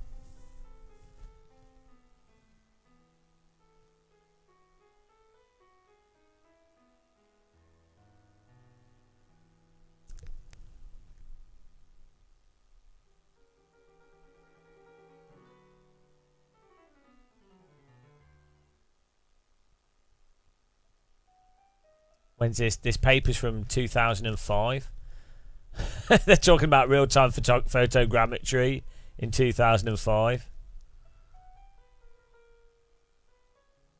Oh dear.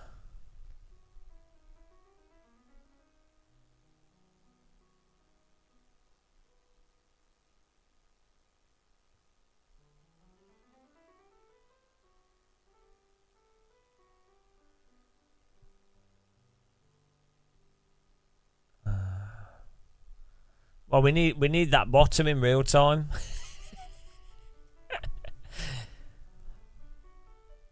I mean, the other option would be, so rather than it being literal, so photogrammetry takes the data, converts that into 3D in a sense of using that data that's there directly.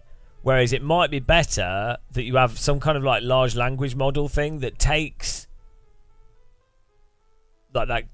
it takes the data, and then it's not using the data exactly. It's just using that to inform. So like, let's say you had a database of like thousands of assets, and then you film something. You've already got 3D assets that exist.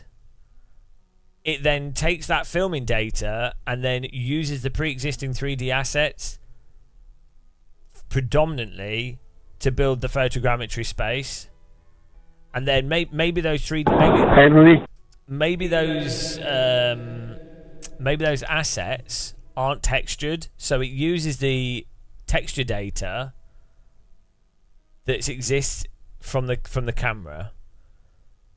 But the actual, you could probably, maybe you could just like break it down to like a human shape, mountains, buildings, whatever. Like, so most of the 3D objects are like kind of limited primitives in a database that then analyzes the video, uses the video to choose what 3D objects to construct the 3D version of it, and then textures it with the texture from the video. Because it doesn't have to be that good quality for it to still work. Like, the actual 3D models don't have to be that good quality for it to probably still work quite well, and for the 3D effect to work really well.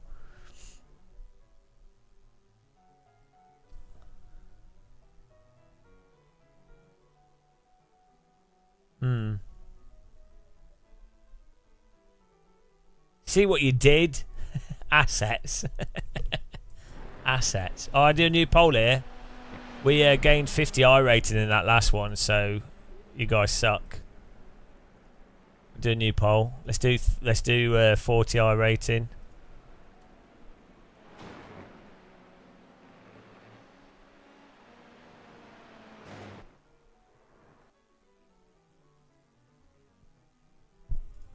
New prediction.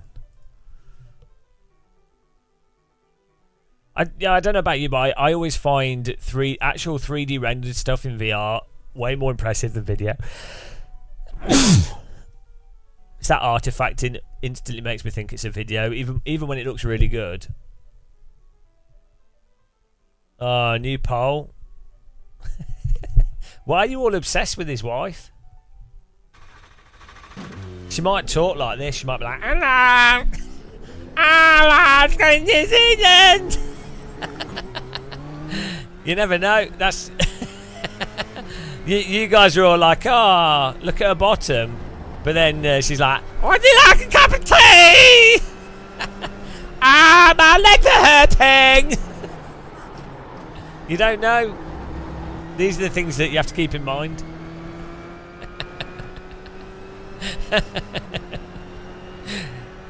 You just don't know. She could be like a fascist or something.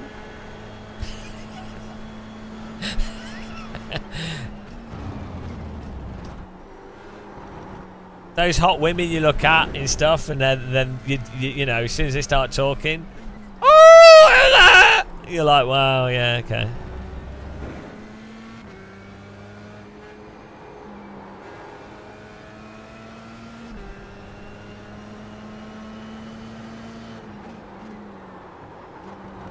The audio was muted in those videos because when they're in the snow, she was like, "Ah, look at the snow! Look at the snow! I like the snow!" So you had to mute it and put music over the top. Ah, the snow!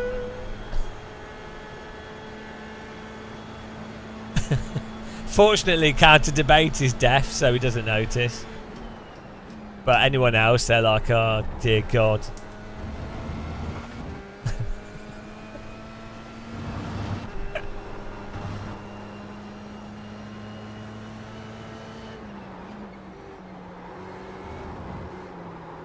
Sometimes it's great to... Sometimes being disabled is a blessing. Sometimes. Green flag, green flag. Okay. Like all the people that play iRacing that lack the cognitive faculty to notice the tire model issues. That is a really good disability to have. Because then you'll be, you know, it's never going to annoy you. Or like if you're a viewer of my channel, you can just, you know, you can be like, "Oh, yeah, this seems alright." There's a direct correlation between people that play iRacing and watch my channel.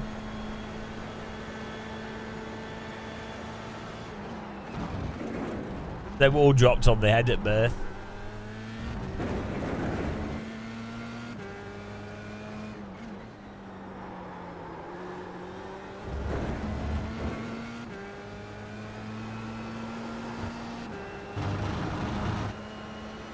goodness! My goodness!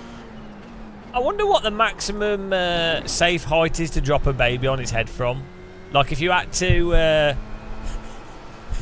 Because you'd think that humans would evolve to be able to be dropped on the head as a baby.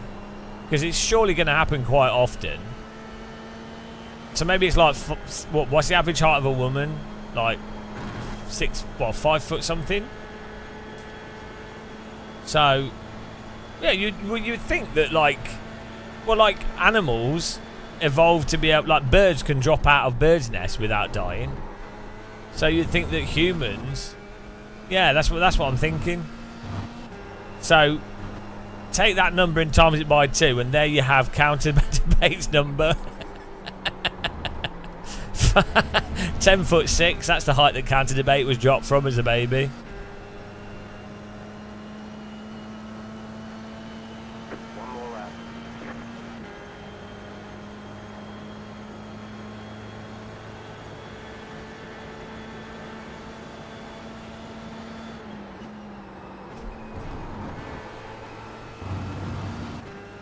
Maybe if you drop someone from anything higher than that, that's what denotes if someone's Tory or not. Maybe that's what it is. That's the metric.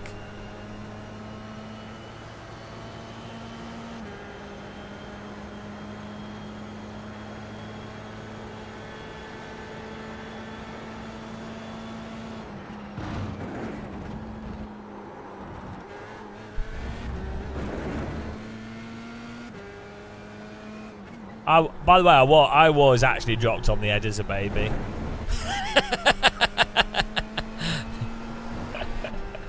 So, this is what happens. Don't blame me.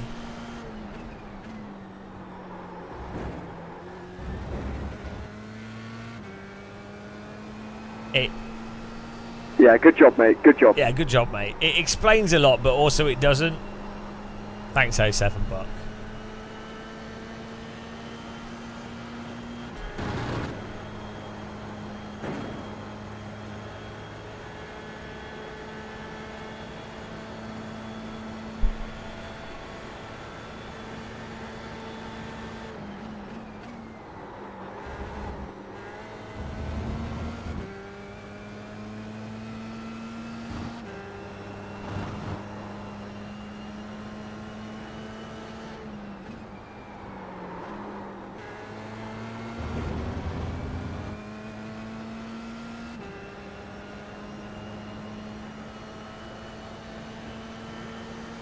Well, I got slower on my second lap. Great driving. I know it was all-time best lap. We got faster. It wasn't too bad. Chicken flag, chicken flag.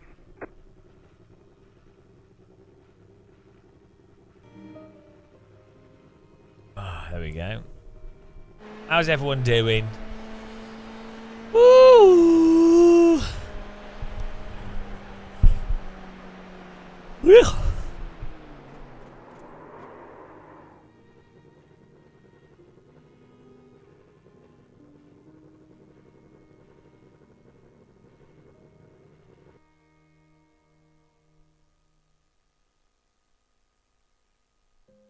It's a lovely day, is it? Looks like it's pretty foggy in Germany. Yep. We've got the 24-hour feed here.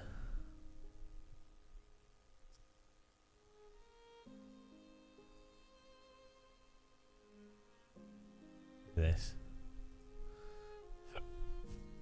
Paste it in chat.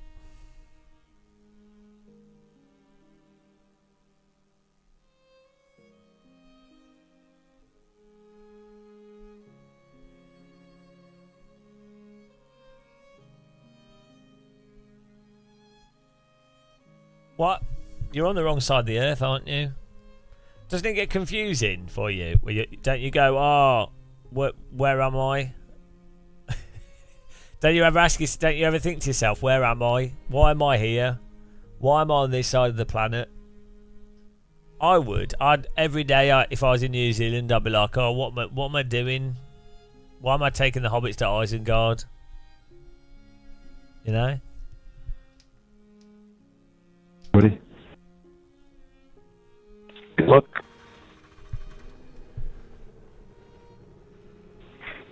Mic check. Loud and clear. Estimated SOF is 2,194. Thank you. Keep it clean. The DNF today would hurt our points a lot.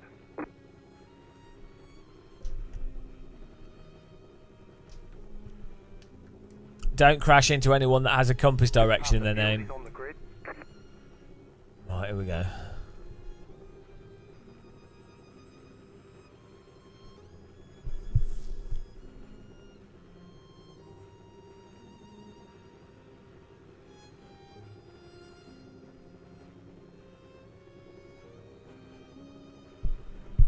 Easy, easy.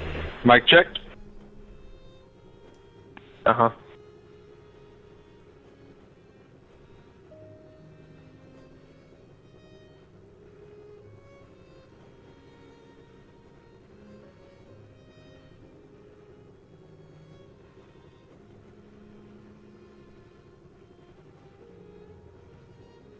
What did IGN stand for, the gaming magazine?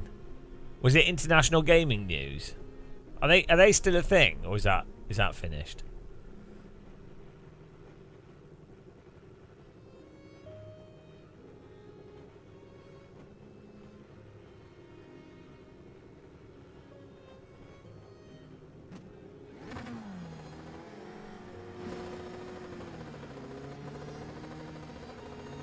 Green flag, green flag.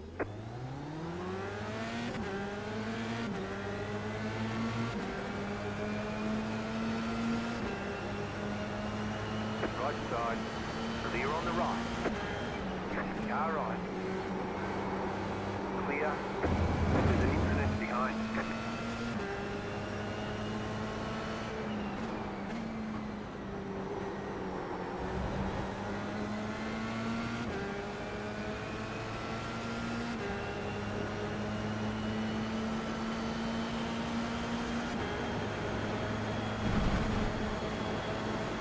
Fast left, fast left, fast left, fast left. Car right. Keep to the left, clear on the right. There's an incident behind.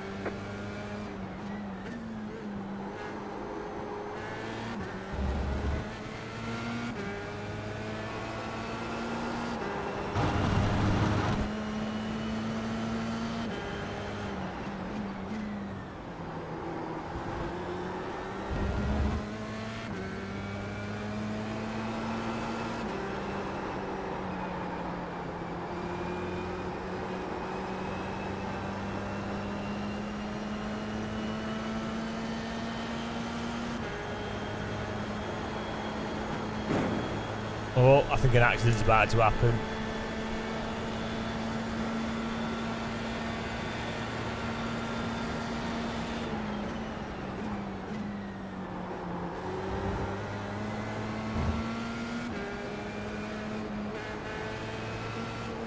And I'm going to be the one that causes it.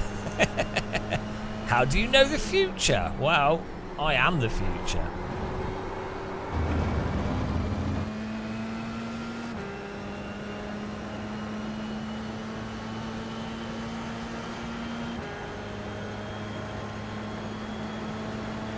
Okay. I think he just drove into the wall and vanished. Good magic trick.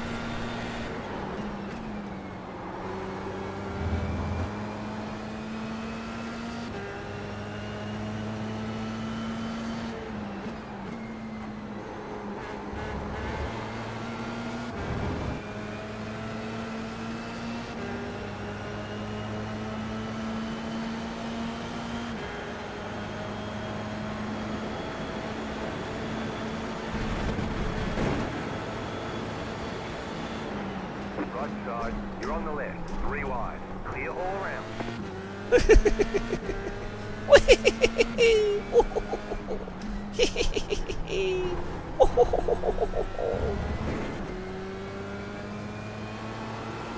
See that? That's commitment.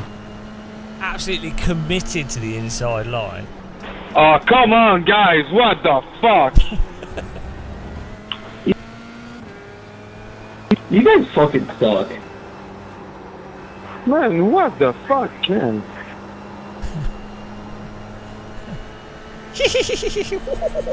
What's going on? You crashed on the course, and yeah, you just like, yeah, let's just not hold brakes and just go back on the course. You guys are geniuses. Salty times! I'm gonna get salted in a minute. Still there, hold your line. Clear on the left. Embrace the salt.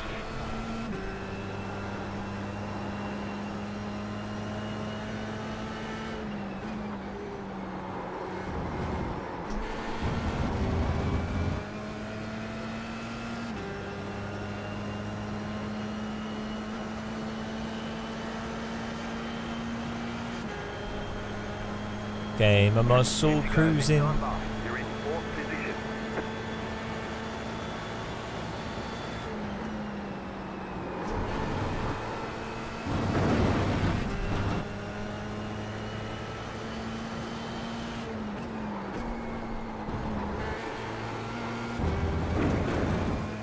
It's like oval racing this, but on a it's like oval but on a racetrack.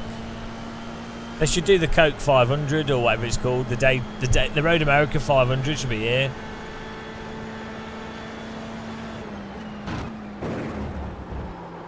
They could do it in a NASCAR.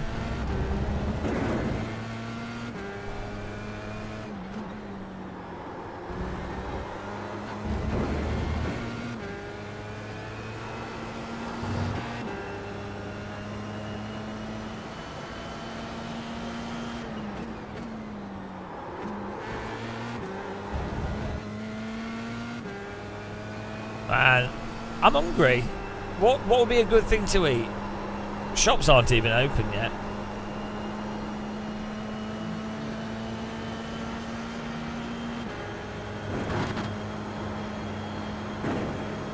Ah, thanks, Counterbait. That's a good idea. Ryan, why are you saying what the fuck? Ah, no, I said the F word. Why are you saying that? I never swear, guys. Delete that, Google.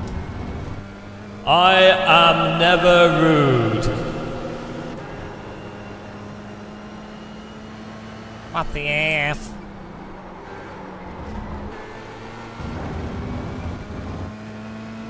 Uber Eats is too expensive, you know? It's way too expensive. I can't afford that shit. I'd rather not eat than Uber Eats. Just too expensive. Too expensive. I do all my food shoppings at Lidl's. Uber Eats is like I feel like I've wasted out all my money. Yeah, but it's still 50% off is still twice as expensive than Lidl's. Still too dear. Can we catch up with the top 3 here, do you think?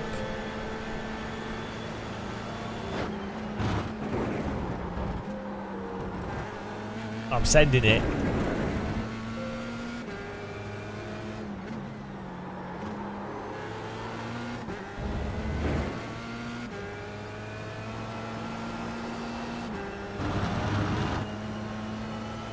Oh, he was pissed.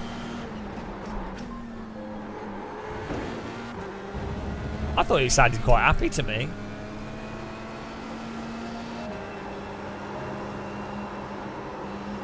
Too wide.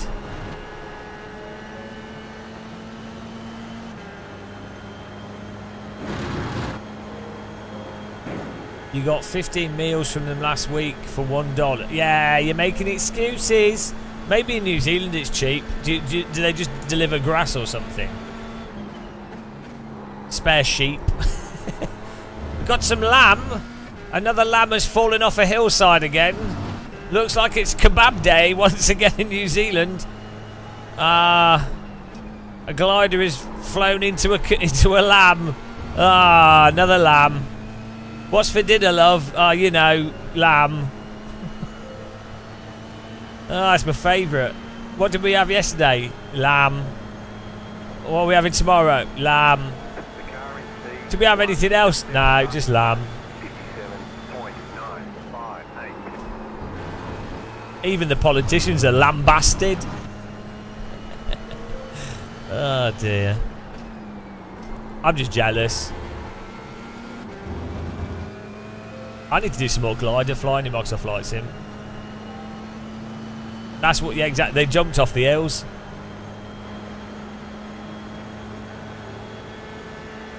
Radusco was saying that Domino's were doing 2 medium pizzas for $15.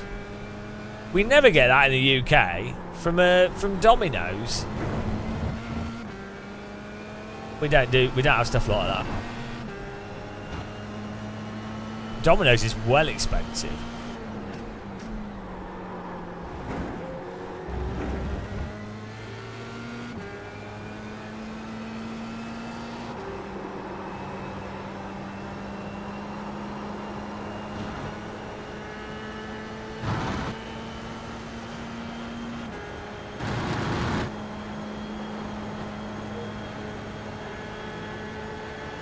Sickle pizza.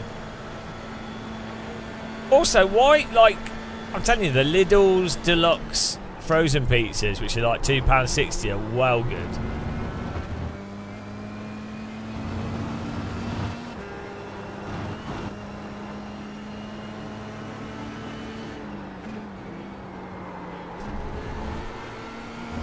Oh, look at this power. Are we going to get a PB here? Oh, yes. We're absolutely... These are filthy laps. How's it going, Nunux? The problem with pizzas these days, they don't use the old school ovens. Watch out. Don't mention ovens. Somebody might someone might clip it. Someone might get confused. Never mention ovens on this channel. One minute you talk about pizzas, the next minute... You know, gotta be careful. Context doesn't matter anymore. The word oven is highly offensive to me.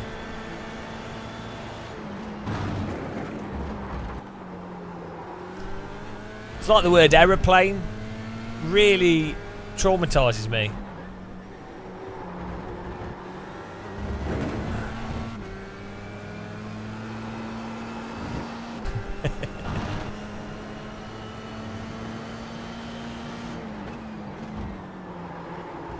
Air fryers, that air fryers are where it's at. Air fry crew! Can we have an air fryer in chat from everyone that's conscious? That has an air fryer. There's 2 of you. There's only 2 air fryers in chat. Air fryer tuck. That's what I'm going to call my air fry tuck. That's a joke.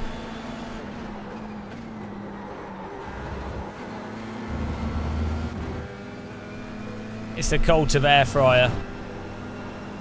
I can't catch these guys in front, they're just too much faster.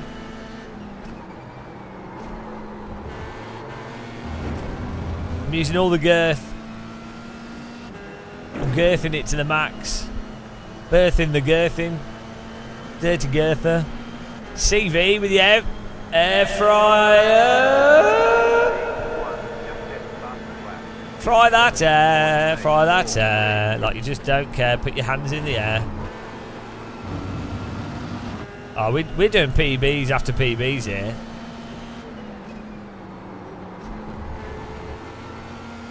Podium Dream is on the way. Verstappen. I guarantee you Max Verstappen uses an air fryer. Guarantee it. He heats food on the limit.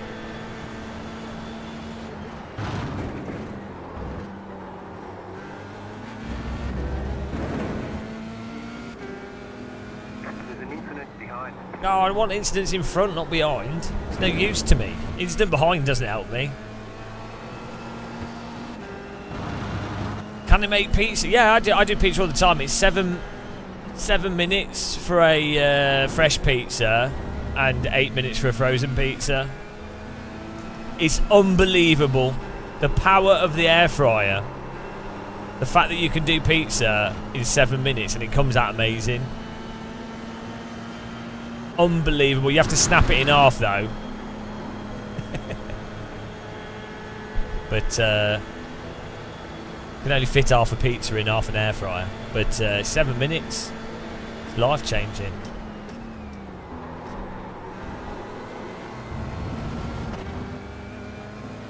Well, you could use a air dryer if you want to.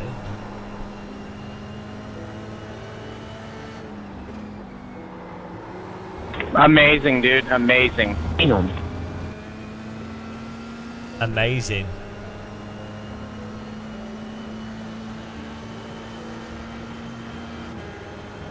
They don't use oil. 5 laps to go. No, there's no oil in an air fryer. What are you mental?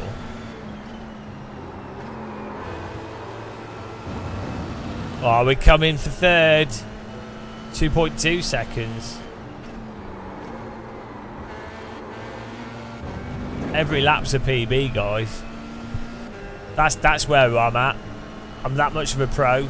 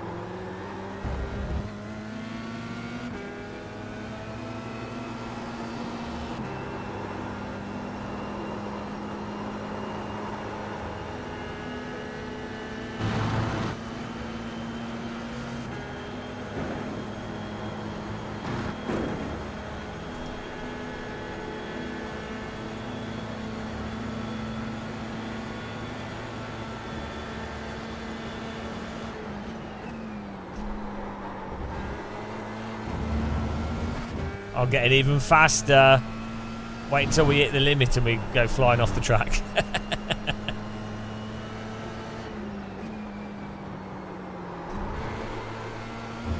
Turn down for what?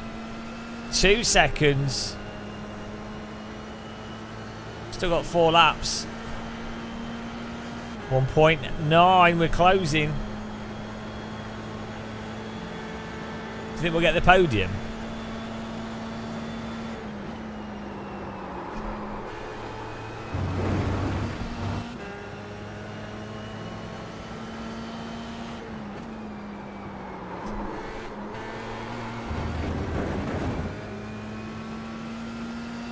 We have to start doing e-sport lines in a minute.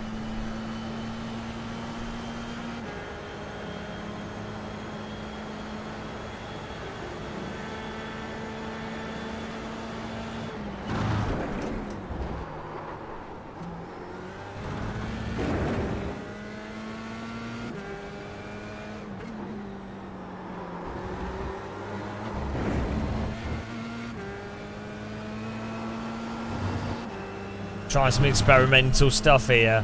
P1 and P2 will crash, so it's fine.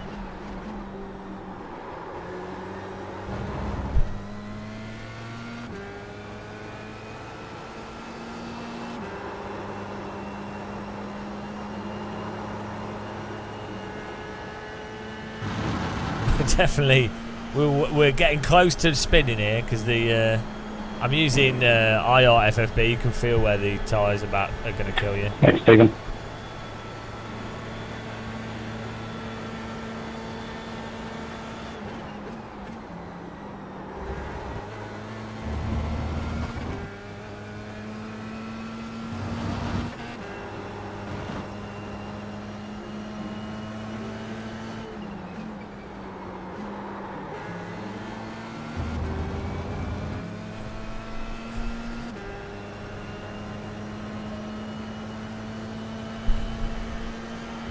Good for tea breaks, this track, but I don't have any tea, so I put the top of my drinks bottle in some bleach. I thought that might help it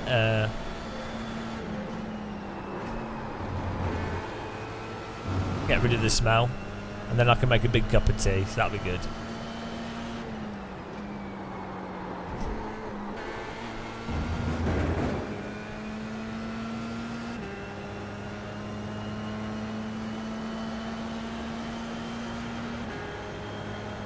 He's doing the same laps as me. I need more skill.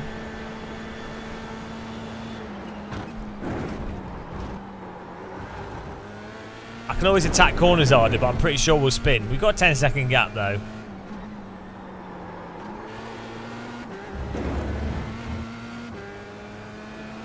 Between Messane and the car behind.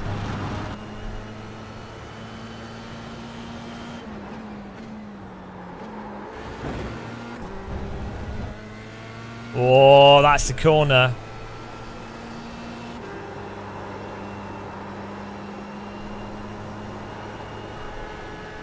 Look at this, guys. 2 seconds. I think we can. I think it's possible that we can get third. Like, if he makes one mistake and I do the next 2 laps 10 times faster, third place.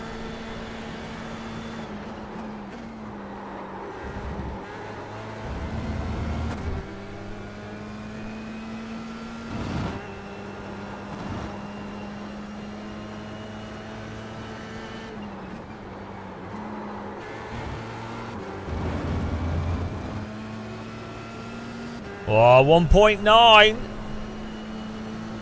more, let's go.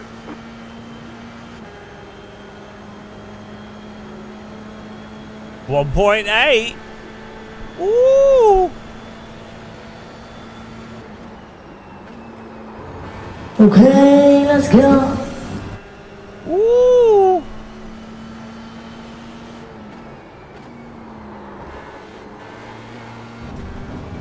And we're finding tenths, guys. We're finding tenths.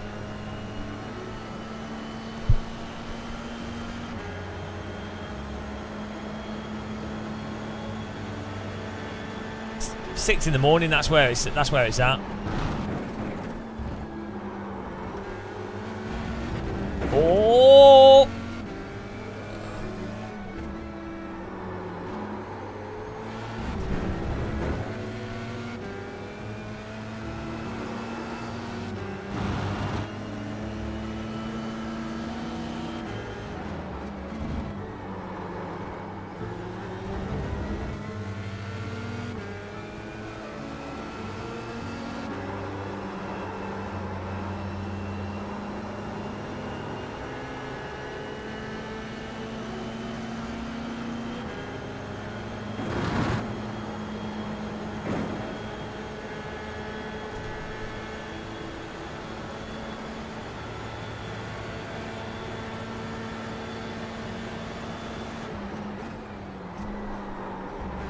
You've got about 5 laps of fuel.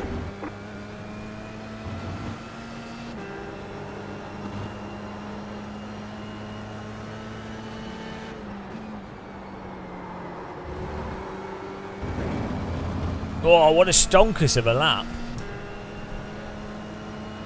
You just got the white flag. That means 1 more lap to go.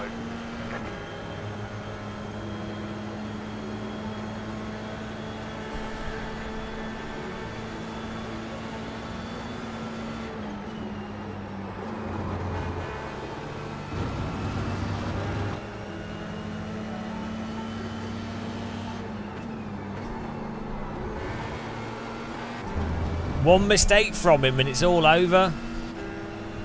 We've been reeling him in like a fisherman with a big fish. That's what I'm doing.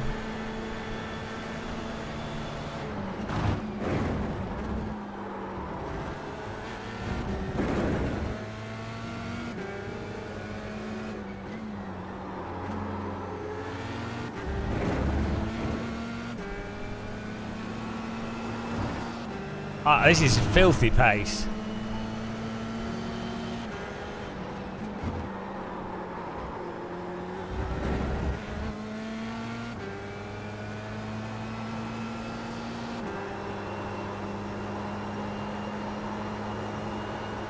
It's filthy lap time, guys. I've lit the filth to maximum.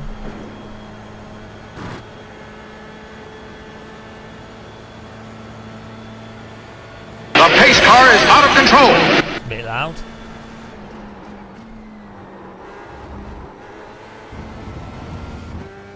very much. Welcome.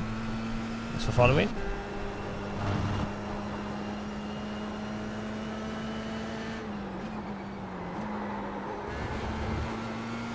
I mean... Good race, Jose.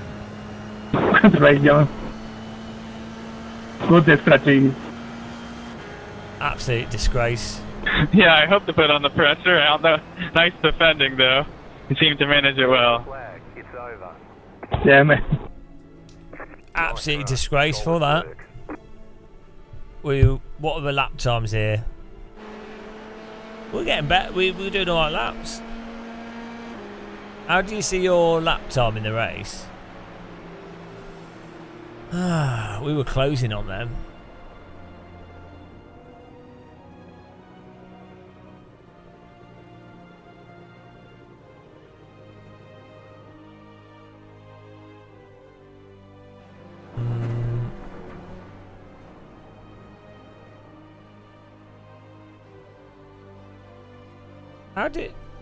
How do you know? Well, we can do it on the other screen. I was alright. I think this car's better than with the downforce at speed. The downforce allows you to have a little bit of controllable slip in this car. That's useful. Don't slow you down.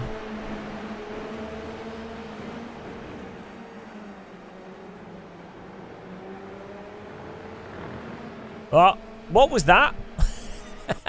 Where did that come from? What was it? What? He lost his nose cone, but he didn't. Bonk.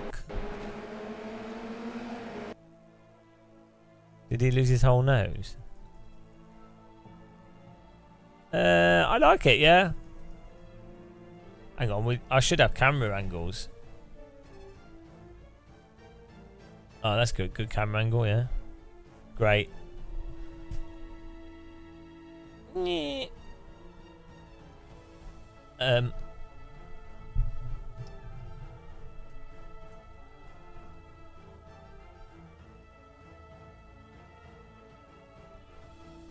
it's good. Good wheel. Sehr gut. Das ist eine wunderbar. What's wheel in German? Das will BMW. Das ist ein wunderbar Wheelen.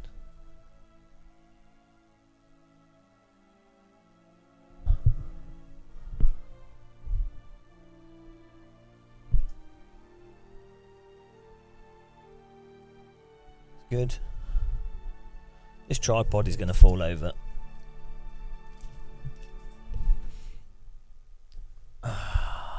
Let's put it over here. Oh, I need a bigger room. I'm well jealous of Boosted Media's office. Such a git.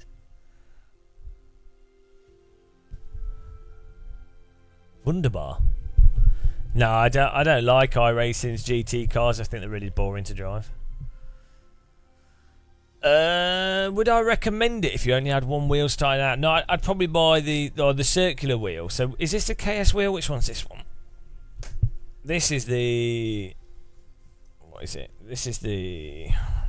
Oh yeah, this is the KS wheel. No, if you only drove Formula and GT cars, then yeah, it's pretty good.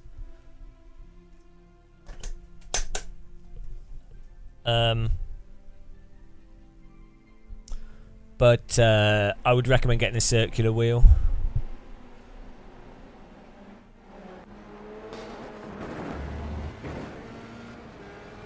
Badonkers. I need a drink. I need some ibuprofen and a drink. I could do with some non-alcoholic beer, but the shops aren't open until 10. It's like 4 hours away. Oh, Nordschleifer in 2 minutes. Oh dear. Next information at 7 AM. Oh dear. Here's the Nordschleifer. It's dear. I mean, basically the 24-hour race has been cancelled. It's actually full fog. Whoops. That's a shame.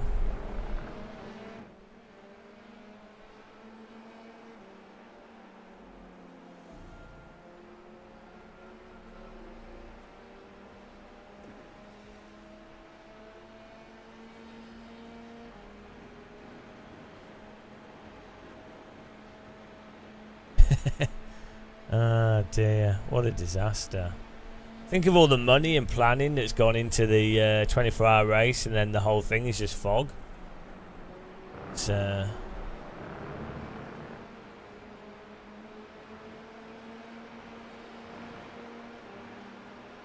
good.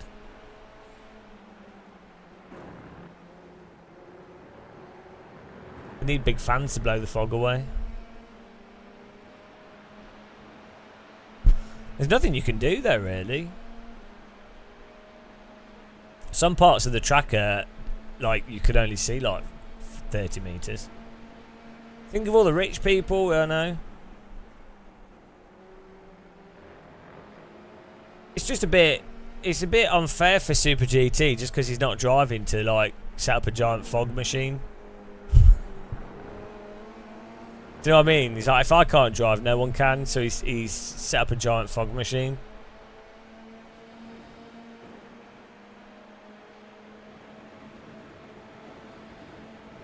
Oh, look at these moves here.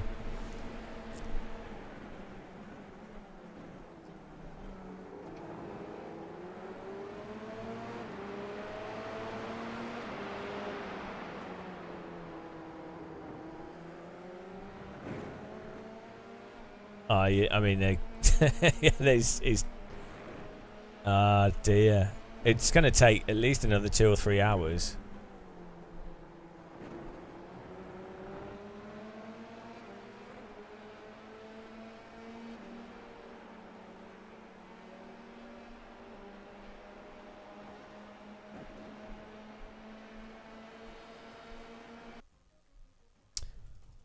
Where was it? I did a good overtake in this. Was it that one? Oh, here we go. It was this. I thought this was pretty good.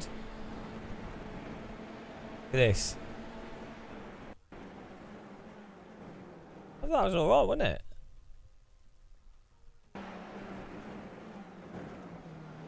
That's what it's. That's what it's like when you trust your brake pedal. I drove under the limit better than these guys.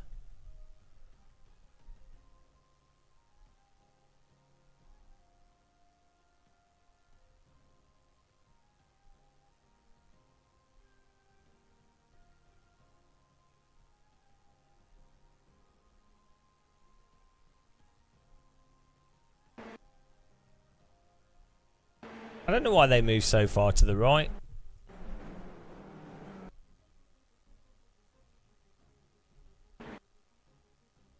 This guy lost out on... This guy lost 3 places. 3 places in one corner.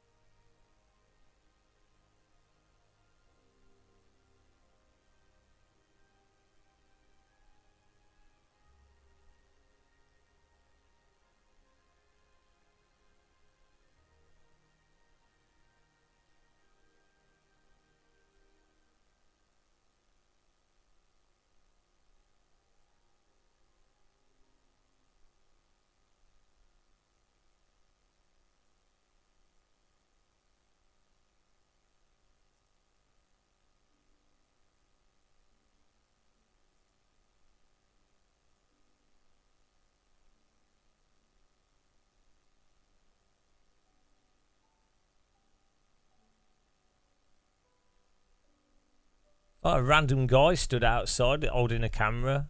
He's like asleep, stood up. What is he doing?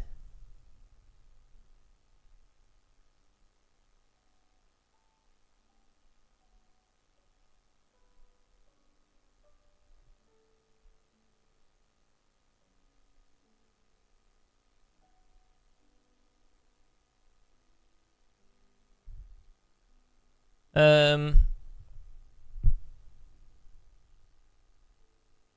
do the next. Let's do the next one of these guys. Poll results.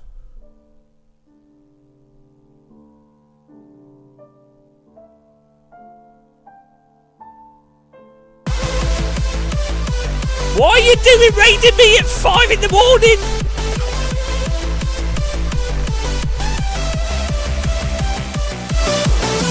Matt Malone, 6 in the morning. Matt Malone is here. Let's go insane. We're just having a nice, relaxing stream out. What? The pace car is out of control. Who said you could stop? Who said you could stop? The pace car is out of control. Oh, hello, guys. Don't follow. You'll hate it. You'll hate it here. I complain about time models. I complain about physics.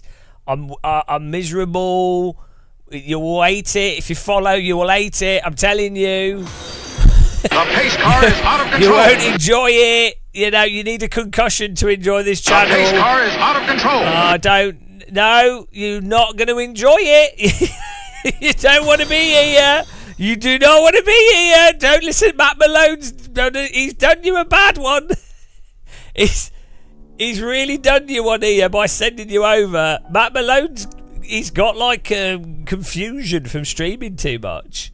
He's done so much live streaming. He's caused like he's like the Nürburgring. He's like brain fogged. Appreciate the raid though. Welcome along. Hope everyone's good. Hope you're all right. We're probably all Americans in here. We've got a new anthem for those of you that maybe haven't heard it. This will wake you up. Are you ready? In the dim light of his room, he sits all day, tea drinking baldy in his virtual fray. No license in hand, never felt the real road. In his sim racer world, he carries his load. Put your hands in the air for Matt Malone with the raid. Here we go. Maximum point. Maximum live stream time. Camera muscular, here we go!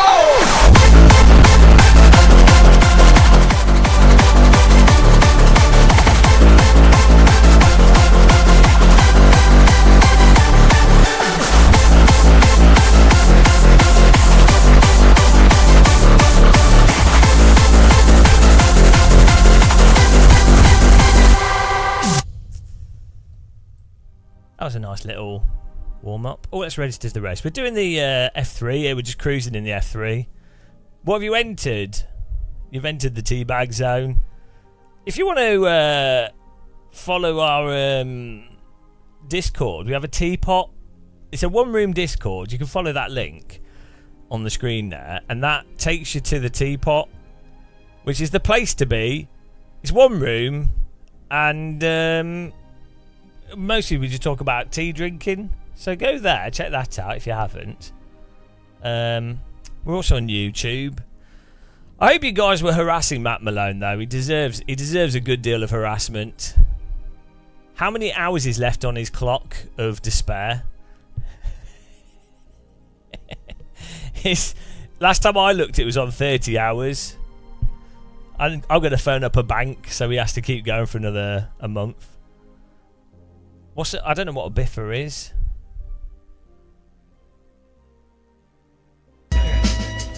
Oh, he's the tea drinking, race sinking baldy of the track. Complains too much, but his skills just lack. His viewers are zooming while he's left behind. Maybe it's time for him to resign. Time for him to resign. Thanks for joining the teapot there, the wrong guy. And whoa, Mr. McInto, welcome.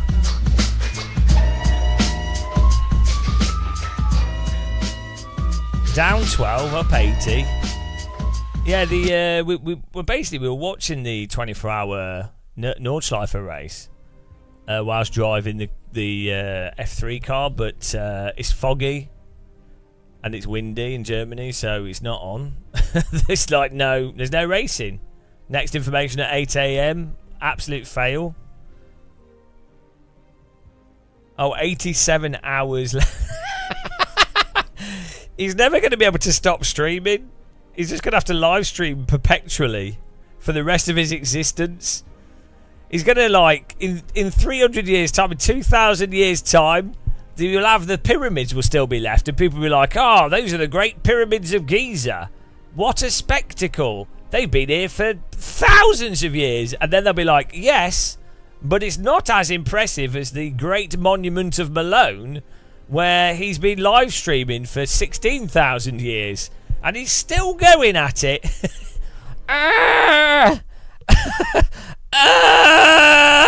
pace car is out of control. He's like a stone, calcified, preserved by science. Drugs and machinery has kept him alive. What a gaggle! Boy! Boy! What a gaggle! Please kill me! And yeah, he'll still be going. Thanks for being a member!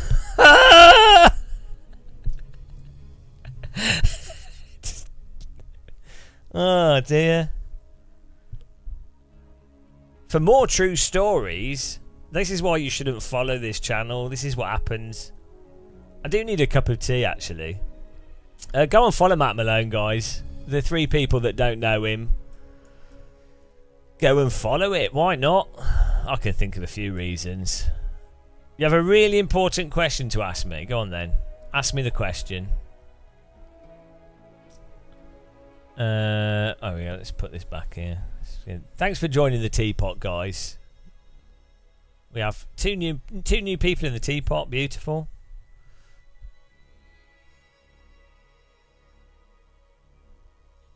Why is it I can only drive in a 10 and 2 position? I don't know, actually. I always naturally held wheels, like even round wheels in road cars and everything. I always naturally held them at the side, but then I was watching oval racing and vintage racing. A lot of people hold the wheel at the top. Is that 10 and 2? Yeah. I've never done that. I never really understood that. Some people, I have a habit of holding the wheel at the bottom, actually. But hold the rim at the bottom, guys. But yeah, 9 and 3.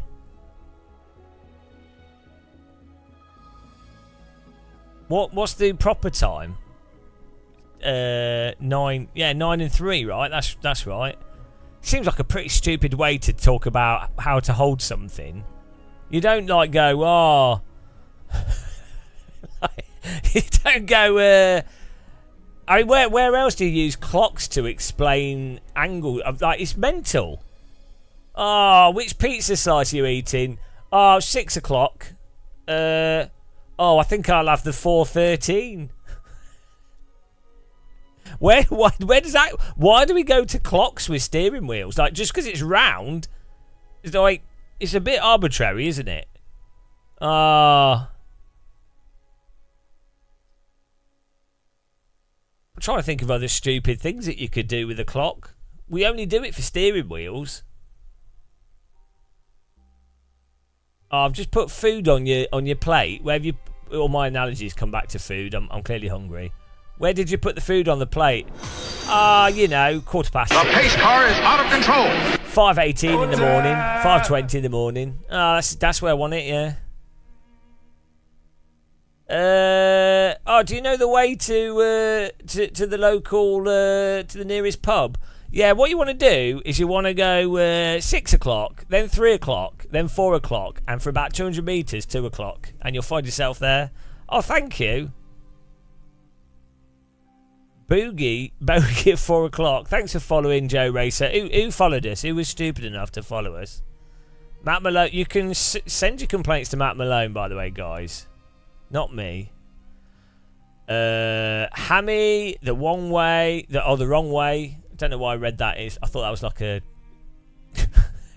Thought that was like a clever Asian pun. The wrong way. Jolene, Zapicki, Act, Joe Racer. Thank you very much, guys. Welcome. Bangers at 12. Mash at 4. Greens at 7. If you don't have a clock. Yeah.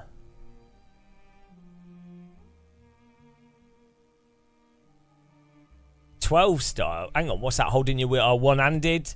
That's just 12. 12 o'clock. You can't do that with this wheel. You can't be gangster with this.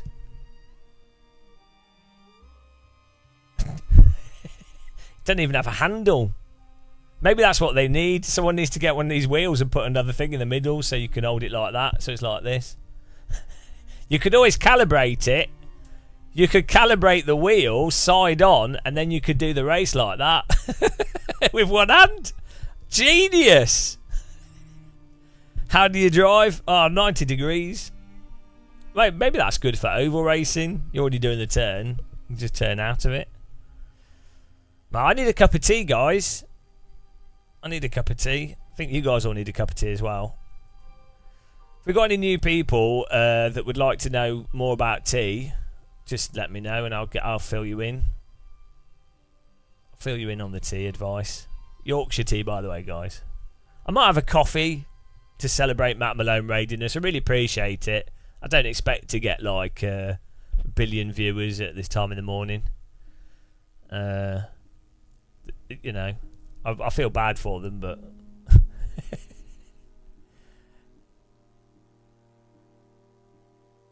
you need to pick up one of the Formula Moser Formula. Well, so I'll get one out. We have we're using this KS wheel here.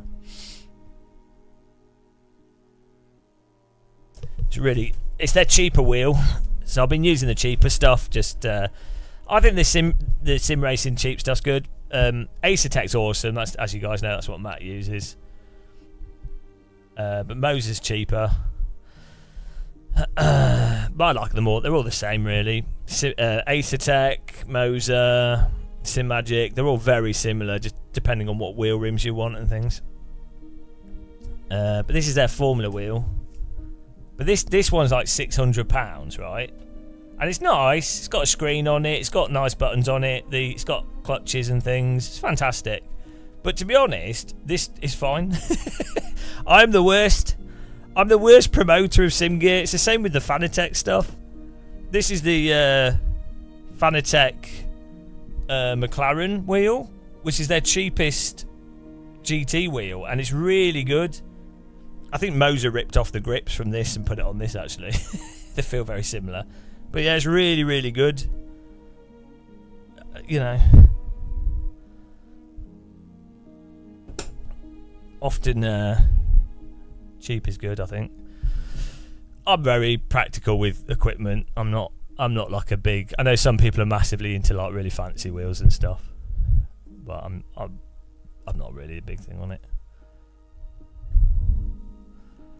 Right, put the scene switcher back on here. I'm just going to get a cup of tea, guys, but appreciate everyone that sticks around and follows. Thank you very much. And again, check out Matt Malone if you haven't. He's got a very long thin sausage, and that is probably good enough reason to watch someone on Twitch. That's mostly why I watch men on Twitch, is for the sausage. It's very serious business.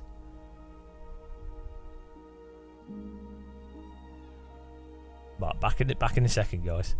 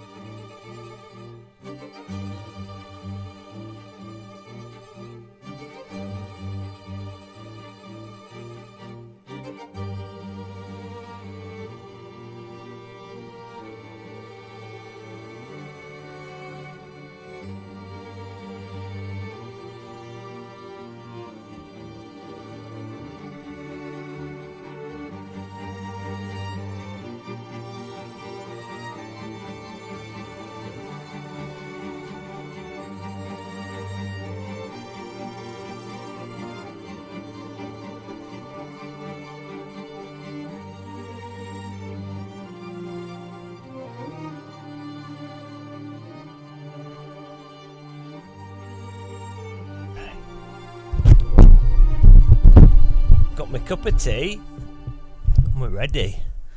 I can't drive without tea, this is the thing. Here we go. Ooh! What's the time where everyone is? We're just getting to 6 AM here in the UK.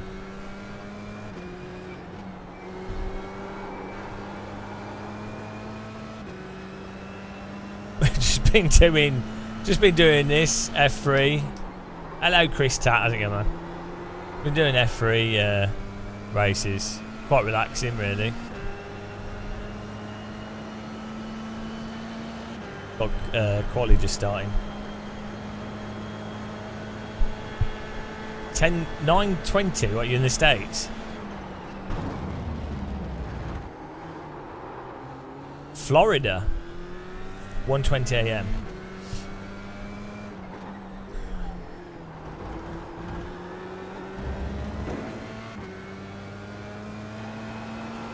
I've never been to Florida. I've only been to Seattle.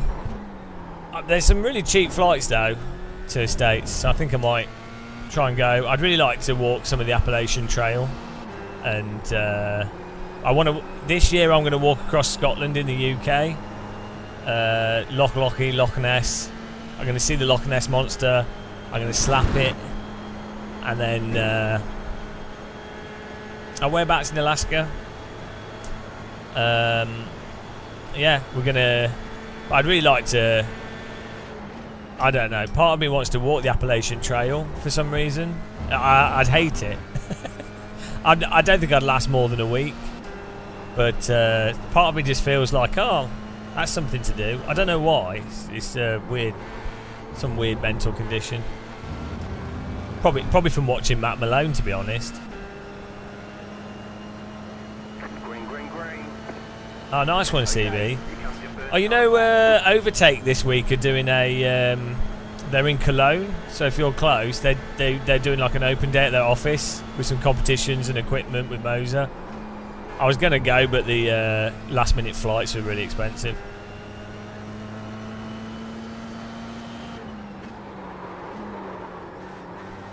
It's all right, Floyd. Dan, I'll just take some tea bags with me. That's the great thing with tea bags. If you fall off a mountain, parachute.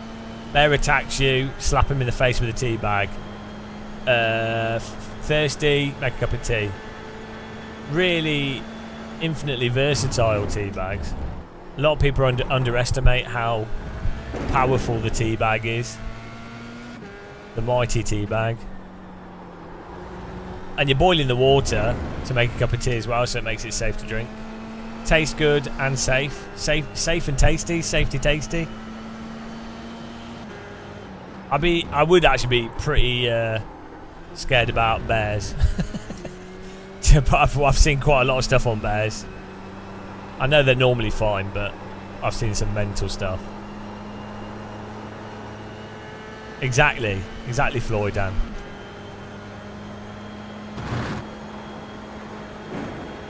You live in the south. You have to work. Oh, I see. Whereabouts? Are you near Maastricht? I'm sure we said before. I really like that area. Maastricht's really nice. I quite like Cologne. I know there's a lot of like industry and it's not the most exciting landscape, but I don't mind it. This is a terrible lap. Oh, we get...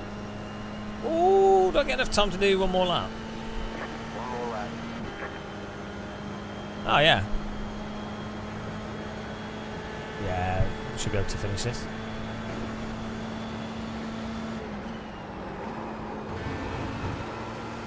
Try and do an actual okay lap.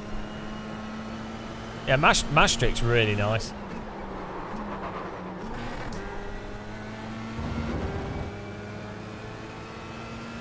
It's black bears, aren't there? Or is it brown bears? Which ones? Polar bears are the worst.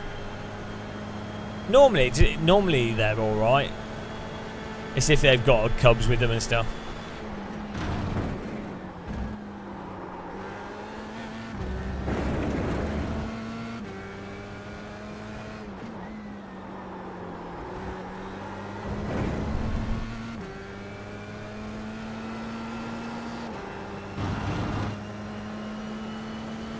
Well, I wouldn't really. I'm not big enough to be a bear. I'd be more of a cub, to be honest. Look, I'm all in. I know all the gay lingo.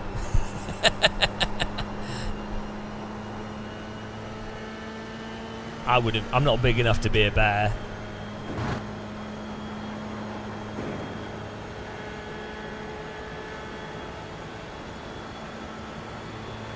Why you're dead?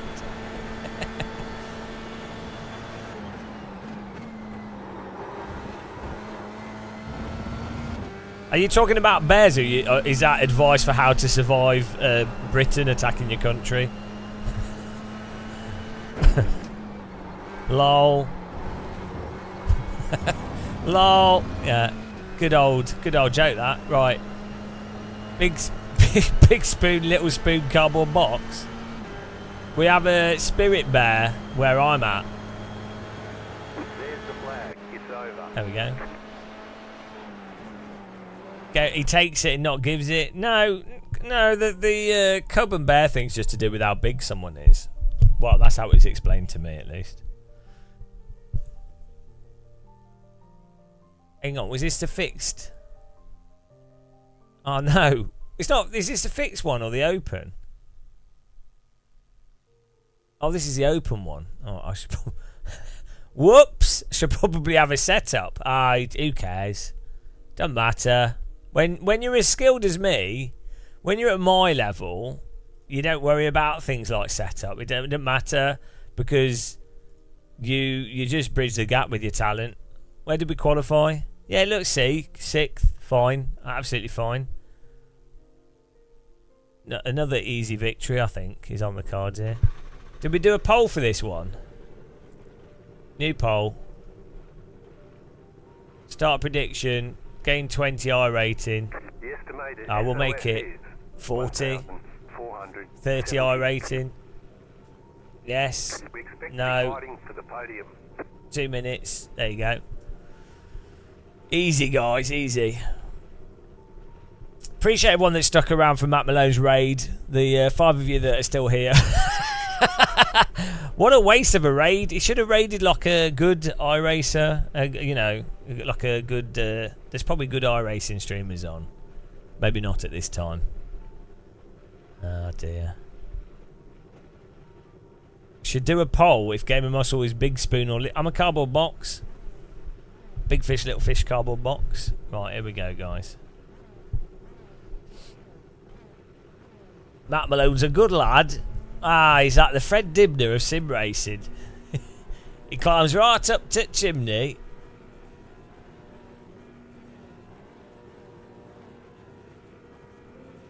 Look at the rotating shaft. Right, here we go. Green, green, green. Alright, will we survive T1? I like to go on the inside.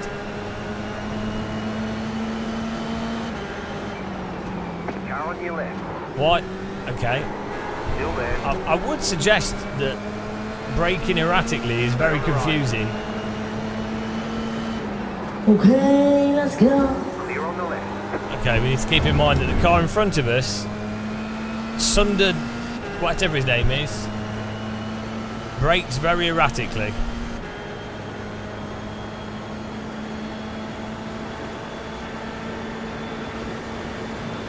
Right side.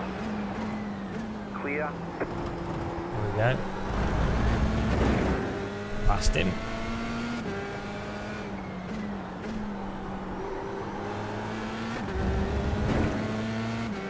Yeah, on the start of a lap, sometimes you might want to... It's perfectly fine to open up space for the car in front. That's actually a good thing to do. But braking when no one else expects you to brake is really risky. Just a little lift. Normally fine. The pace car is out of control. Squat Chamo, hello. Thanks for following. Welcome. Hope you're doing well. Good morning to you. Hello, hello, hello. Right, the poll's closing, I think.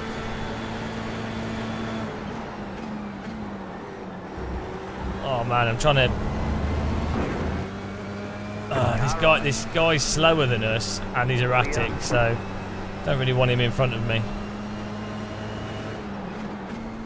I'm sure he's going to redraft us down here, though.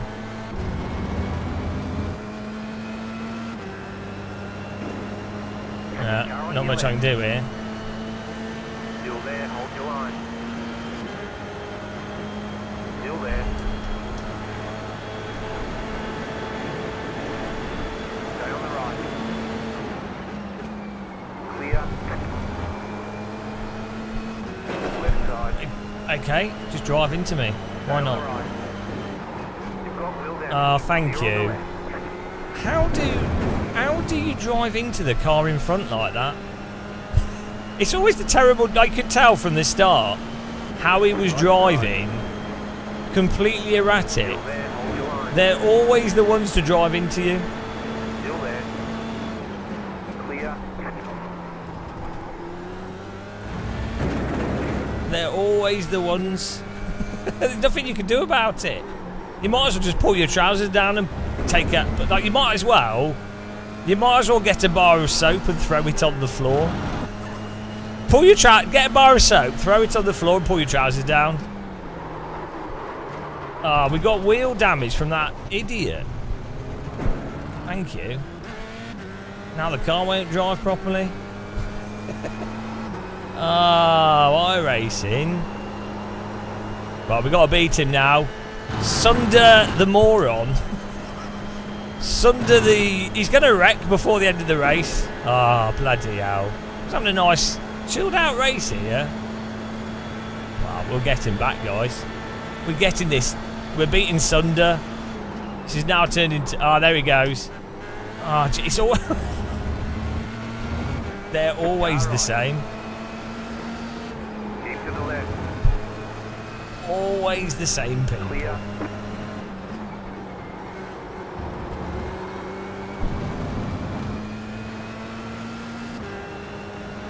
Has he just wrecked himself? Is that someone else? Days of Blunder.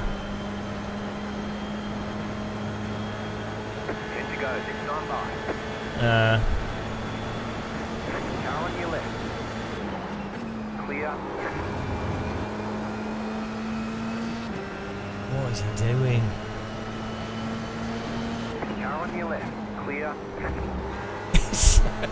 It's so erratic how they drive. It's bizarre. Stay on the left. Yeah, get the lube out. Still there. Clear on the right. Right side. Clear. There's an incident behind. Try that on me. What a noob. There he goes. We got rid of him. Good takedown. They can't... Zero reaction. Zero. Like, they're like an AI that's just following a path. Yeah, it's a good takedown.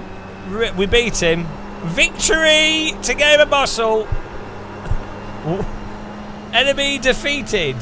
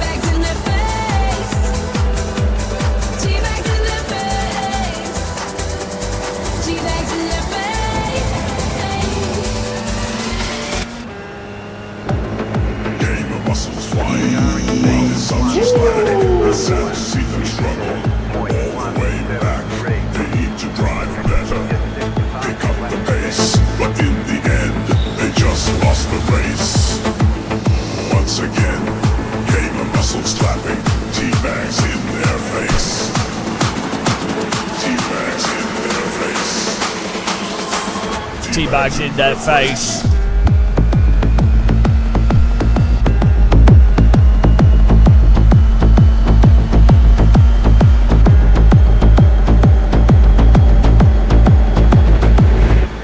bags in their face.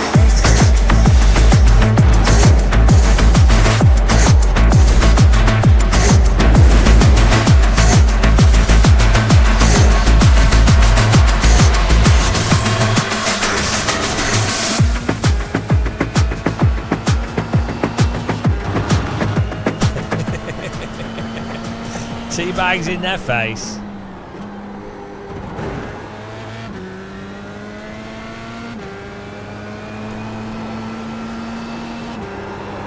Oh, I can't wait to see the replay of that. I need some more teabag graphics. Just because of this AI. Hey, look, I make my own music as well. I do my own music. I think I'm allowed to use AI because I can make my own music, so I think it's okay. I do actually. There are. You got a toy car on the right. I mean, thank you. Appreciate the position. I've used the AI music tools quite a bit, and I think it's quite good, but you can see where the limitations are. All of them were about Jesus. Okay. Yeah, like you really once you use AI image generators and tools and stuff, you realise where the limitations are. Stand out pretty strong. Like it's very hard to actually do original stuff with it, but if you do stuff yourself,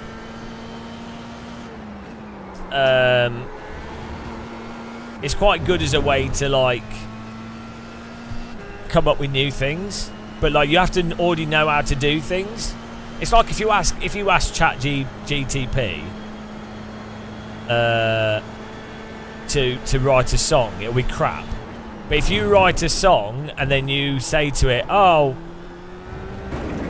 give me like different rhyming words, or give me some ideas for this verse, or whatever," you know, and then you can pick from a bunch of options, and then you can improve it.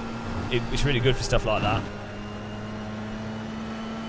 Duck Jowl more, don't worry, we'll catch the car in front. The car in front. See, told you. Don't know what you're talking about. Told you we'd catch him. Why do you even question my ability to catch the car in front? You know. Don't underestimate the power of the Force. Yes. You will crash your car.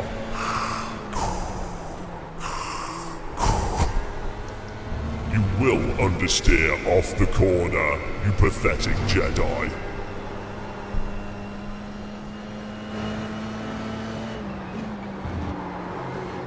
No, we're definitely not catching the car in front. They'll all crash, don't worry. We'll get another place. Please, you're welcome to make your own day long. I heard your singing the other day was better. Well, you heard the techno, the German hard techno remix of iRacing is the most realistic.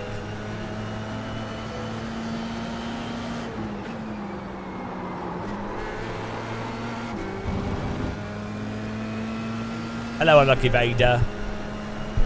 How's it going, man?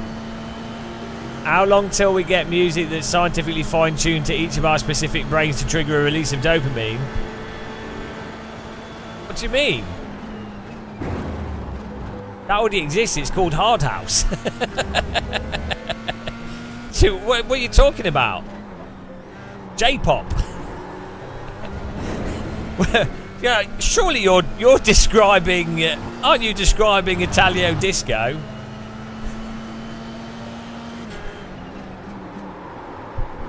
While we're sliding, sounds to me like you're describing. I don't know. Yeah, that joke. It's gone. It's gone.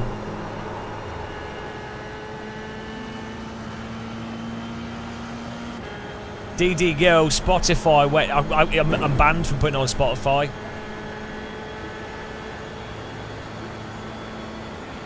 LFSM. I think you're highly overestimating the variation in people's brains. I mean, it's like you could go, oh, if only there was a drink that was finely tuned to target brains. It's like, well, yeah, a cup of tea. I know what you're saying now. I know what you're saying. Well, you can't just dump dopamine into a brain because your brain gets used to it and then it's bored of it. That's why sim racing works. It's so terrible. It's the perfect balance between terrible and good. So you're never happy, so you keep doing it. It's like mixing salt and sugar together. If it was genuinely good, you'd be like, oh, I'm bored of this now. But it's so awful, you're like, oh, I think it'll be better soon. I'll buy another wheel. That's how it works. That's the trick. It's like, oh, this could be good, but oh, I'm so terrible at it. My brain's gone, yeah. Can you lose what you didn't have?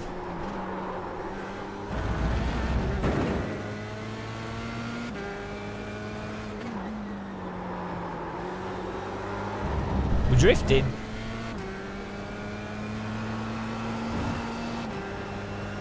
I think we're oh no, what I rating are we getting from this one? I think we could get 6k I rating in 3 days. That's possible. On this track with this car. You gotta keep chasing the high. Or I like to chase the low.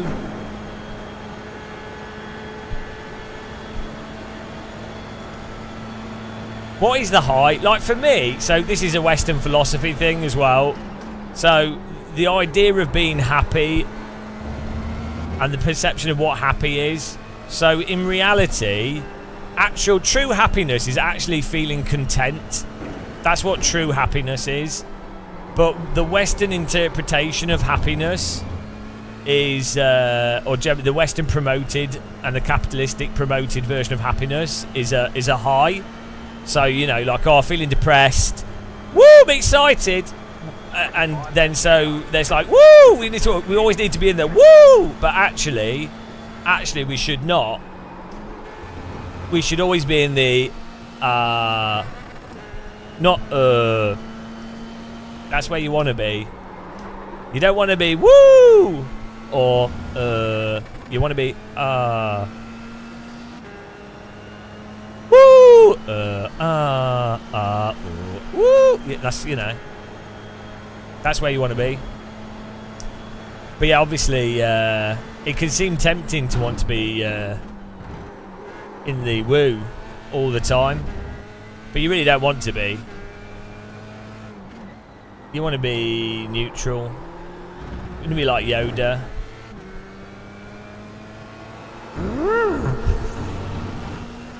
Satisfied you want? iRacing you play? Tire model slidey it is. Understeer you have.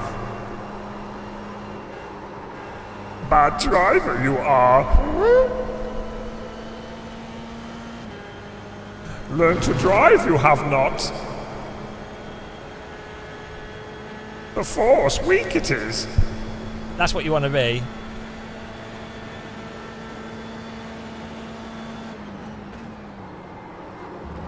You want to live in the woods away from people. That's the opposite of someone that's just eaten Viagra, where they are the wood and they want to be in people.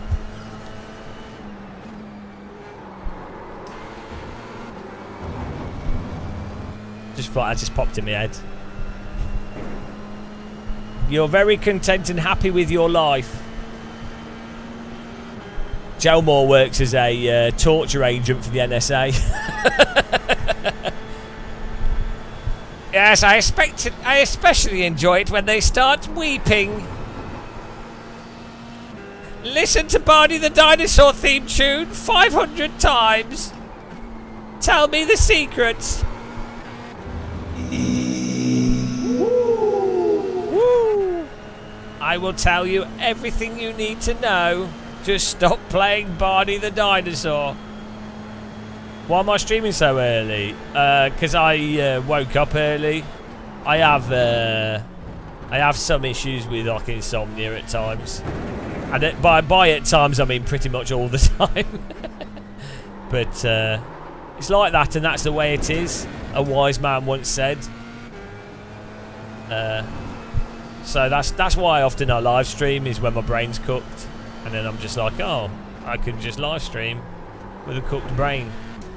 Pay some bills with the live streaming. Otherwise, I do videos. Don't associate me with anything of the abomination of the federal US government. Sorry. You're associated by like being on the same continent. Can't help it. I get associated with the British government all the time. I voted for Lord Bucket Dustbinhead, or whatever his name is. Oh, thanks for following. The pace car is out of control. Super Dizzle, welcome. Appreciate the follow. Hope you're doing well, man. Good morning. Oh, I don't think there's too many people, because you have to think you need more people to increase the likelihood that there's people that will tolerate yourself. So out of 9 billion people, there's like 20 people that find me amusing, so it works out all right.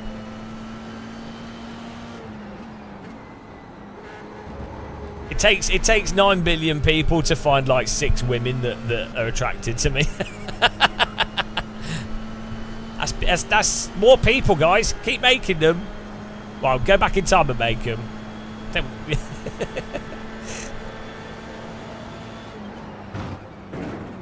We're all going to die anyway, so we might as well just keep making people.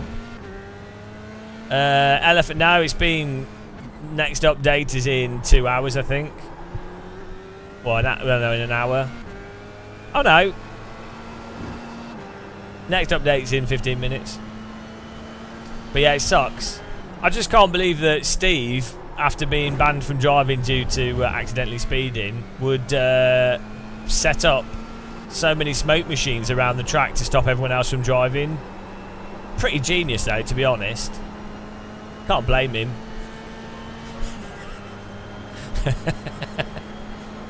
Absolutely played them. Yeah. Man, I was gutted for him. That like sucks so much. I hope he's not beating himself up over it too much. He got told off for speeding, and I don't think he noticed. He's probably on a bit of an adrenaline high from driving in real life. I mean, I would be.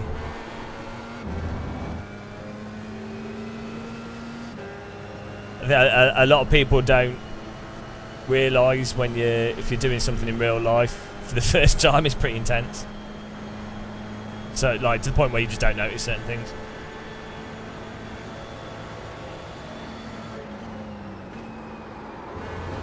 I think they just had a flag thing out or something. They have specific codes with speed limits. I don't know the details, but I could see how it's easy to do. He'll be back though. He's alright. I mean, when you're as fast as him, like 300 miles an hour feels like 10, so.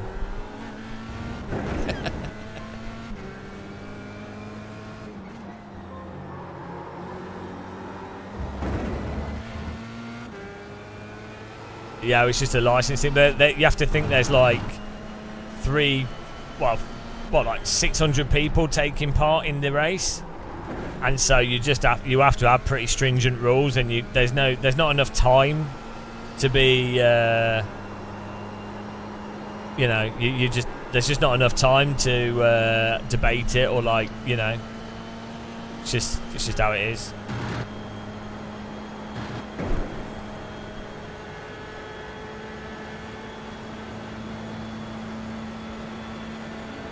I don't know. I'm sure it's not permanent.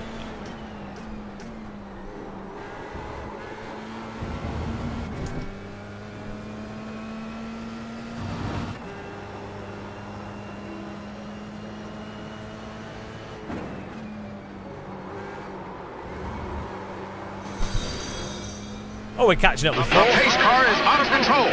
Valvel Pedros, thanks for following. Welcome to the channel. Hope you're having a nice morning. Welcome to the cruise zone. We're only on plus 11 though here. It's a disaster. We had a poll for plus 30, I think.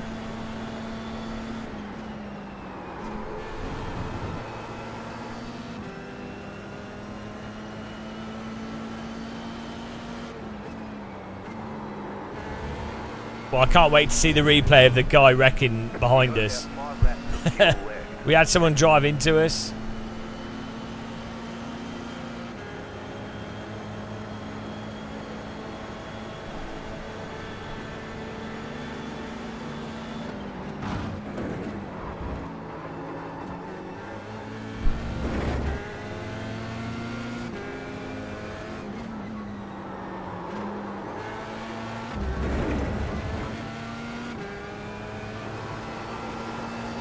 They should install tractor beams. Yeah, that's just giant magnets. I'm not quite sure how a tractor beam's supposed to work. If you do farming at night, do you use tractor beams to see where you're going?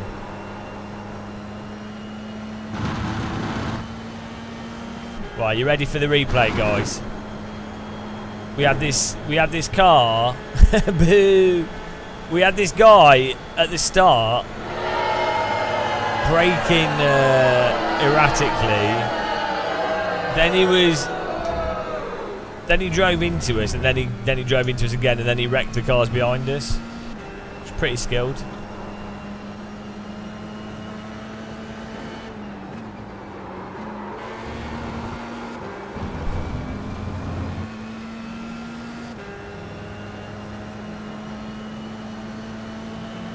It's always Steve. Alright, here we go. Let's see what happened here. That was alright. We gained points. Probably lost safety rating. Really well. We could have won that without damage. Right, here we go. It's worth it. It was worth it. We beat the guy that drove into us. That's all that matters. So, here's the story. Hang on, they're having a debate. Oh, okay. Here's what happened. So, Sunder. Here, he brakes here for no reason, which is really weird. Which then drops his back. It's fine, he's allowed to do that. It's fine, do what he wants there. But it's just really weird. So, at that point, I was like, okay, why would someone brake there when there's absolutely no need for it? So I was like, alright, I know this guy's trouble. I know he's gonna sunderblust me. Alright. So we get past him. How did I end up dropping back? I can't remember. Did someone drive into... Oh no, here we go. So he starts battling us here.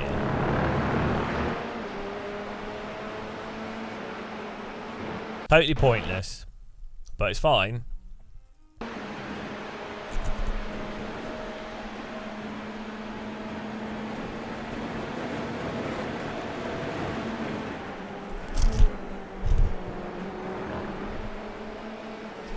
He drives into me there. I can mute my mic.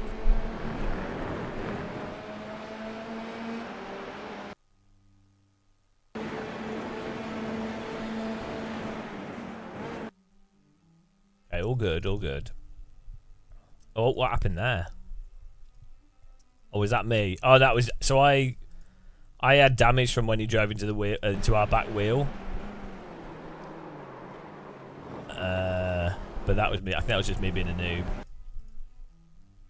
Okay, so we catch back up.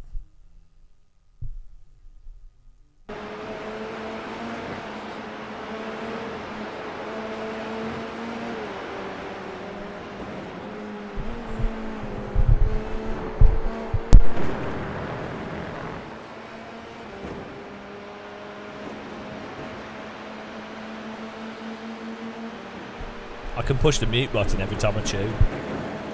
Can't hear me.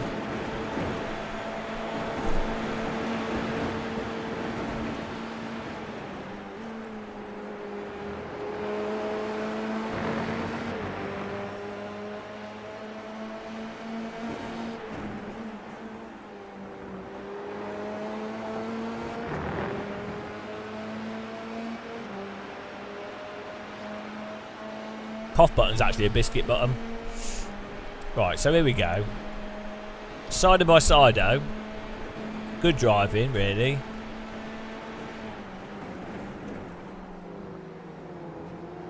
And he just... he just drives into the back of us. He's not paying attention to what's actually happening to the car in front. Like, you can't just keep on your throttle. You can't just assume that the car in front's not there.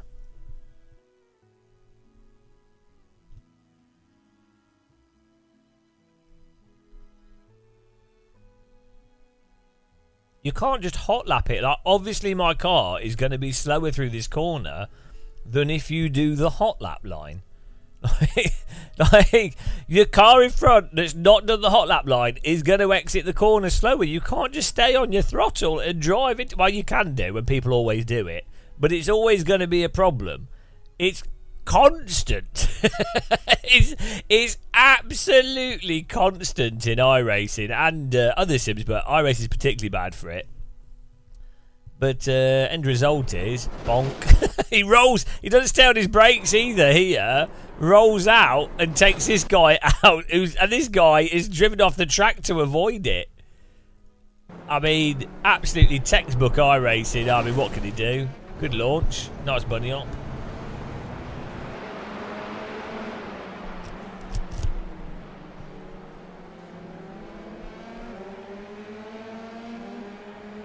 Yeah, why are you parking on the corner? Exactly. You know it.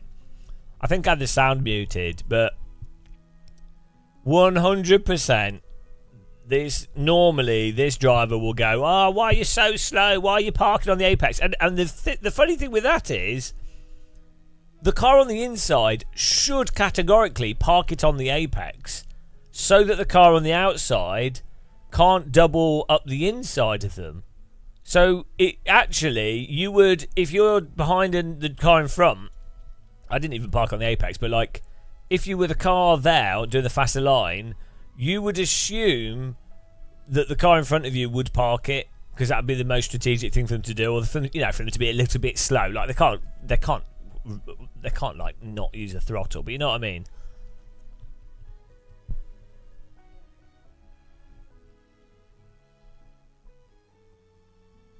If I was Alonso, yeah. Well, it would only be reasonable. Hang on, what else is going on here? We got cars going off all over the place here. What is this about? What's happened here? Someone's missing a nose cone. Oh, hang on, we can hear it. What's happened? Hang on.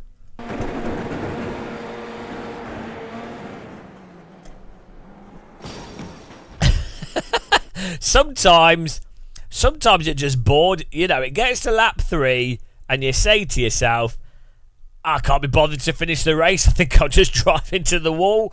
You know, sometimes you just, you know, maybe he really likes the boldy lock. What? What?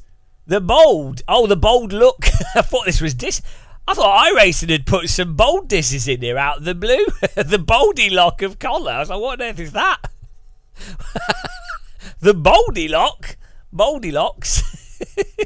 Is it like a beer or something? Or a Sargento cheese? I don't know what's going on here. Maybe he just wanted some cheese, but he didn't even get the cheese. He cheesed himself. What's that? The taps? By the way, guys, if you want to get in the teapot here, follow that link with your phone, or in the description. We have a Discord that we're trying to build up, and it's just a single room Discord. It's mostly to talk about Lidl, tea drinking. There's a lot of people from sim racing in there. It's just a nice place, really. We have the official Game of Muscle Discord, but this is like a different one. It's just a different one. So if you want to go in there. Hello, Aventura. How's it going, man? Pelucan, you always try to be a bit offline compared to the person at front, so I don't get surprised if he breaks. Yeah, exactly. Yeah, good. Yeah, you don't. Yeah, if you can, if you can. Oh, thanks for joining it, Dennis. If you can keep your car not in line with them, even if they brake erratically, you're not, you know, you've got more options. Yeah, really good idea. I'm alright, yeah, we're just taking it really easy today. I got up, I've had insomnia, but then I woke up and I was like, oh, it'd be cool to watch the 24 Hours of Nordschleife. Because it's a bit of a ritual. I always try to catch it. I've always wanted to go to it. Weirdly, I probably could have gone to it this year, but then it turned out it's been like terrible, so it's good that we didn't go. But next year I think I'll definitely try and go to it. It's kind of in the middle of nowhere though, the Nordschleife. I've been to the track like 3 times now. But yeah, it's foggy, so they're not. Yeah, it's just dead. It looks like a zombie film. It's crazy. It's still foggy. I mean, it's a bit of a shame, really. I mean, you'd be gutted if you spent like a fortune on going to the track and then you can't drive.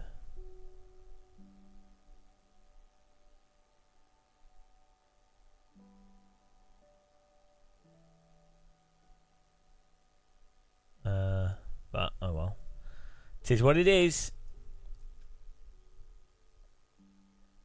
We've been having fun in the F3 car though, so that's all that matters. I'll keep doing F3 at Road America. Well, it started at 5 PM yesterday, so they've got another 12 hours. So presumably the fog will clear by like at 10 or 11 AM. Once the sun warms up the air pressure changes, and that should lift the fog higher.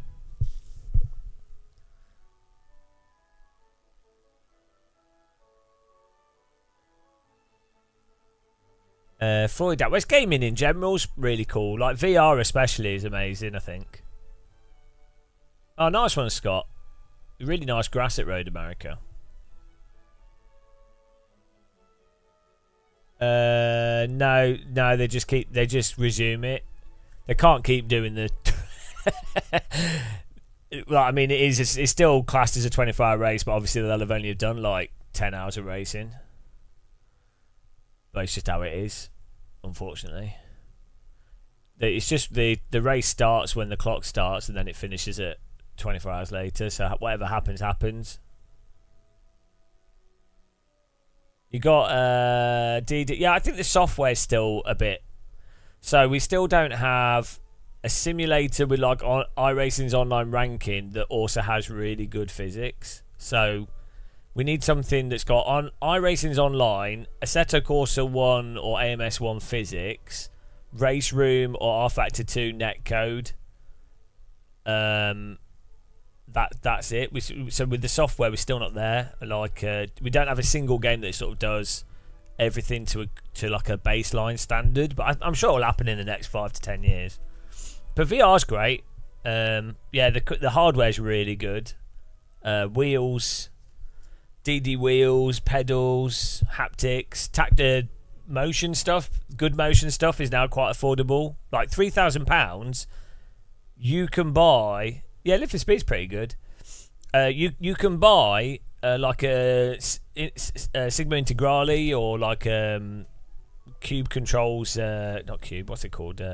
Cubic Systems actuators, right? And you can build a rig that's as good as what like super high end equipment. So yeah, at home with a DD wheel, like a lot of people don't realise how good the home equipment is. Like, so when I started sim racing, we didn't have DD wheels. The software, like you had like some really good mods for R Factor 1, which were on a par with what, you know, top pro stuff we're using. But like basically, the top industrial stuff is very similar to, in terms of driving, it's very similar to Assetto Corsa. I mean, like Ginetta just flat out use Assetto Corsa. Delara have like a customized version of Assetto Corsa. So, you know, and if you've driven real cars, the tyres are very similar to AC. So, and you've got a DD wheel. You can get a very similar feeling from a DD wheel that you can a real car steering wheel. Wheel rims are all really good quality, all the sequentials, analog clutches and stuff. Pedals are amazing now. Like these are the Huizenveld Ultimates. There's my toe sticking out. Homeless socks. Get new socks. Yeah. VR's like VR gets you what you would have in a. So I've used some like crazy curved screen stuff, like really advanced professional simulator stuff, multi-screens, cube systems, and VR headset basically gets you that but better.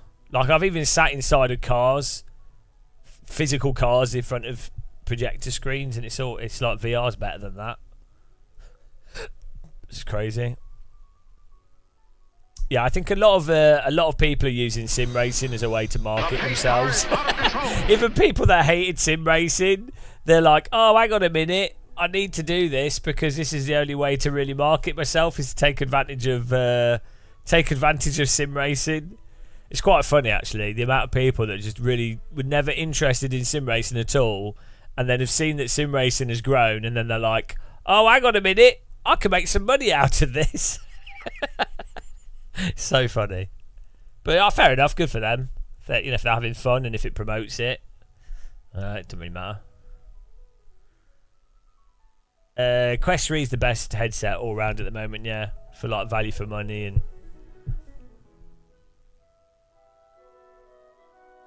Yeah, you have a good fun. I think now's a really good time to get into sim racing, especially because we've just had like 4 years of like a dark ages. So iRacing's always been pretty much the same. I mean, they've added weather and stuff, but it still has big problems that hopefully they'll fix. I think they are working on it. ACC is really not as good as the original Assetto Corsa, and so we've kind of been stuck with iRacing and ACC. Unfortunately, Race Room has kind of like died out, even though the developers do a really good job on it. AC1 has always been good with mods and stuff, but it's not like still. It's kind of its own separate thing. So, but I feel like if we got like if iRacing actually update the tyres, which they say they're working on, so that so you can properly slide at the limit properly. If AC2 is good, if GT Revival could be quite good, then that'd be really decent. I mean, so as I say, like the last Forza Motorsport was crap. The F1 24 is not very good. It's all right for what it is. It's fine as a game, but it's it's not. It's still a bit rubbish for actually driving. The last rally game from EA was a bit rubbish. Hopefully, there's some other rally stuff coming out. So yeah, if you were just getting into it now, you could get the tail end of the stuff now, and then whatever comes out in the future, hopefully, will be like a bit of a push forwards.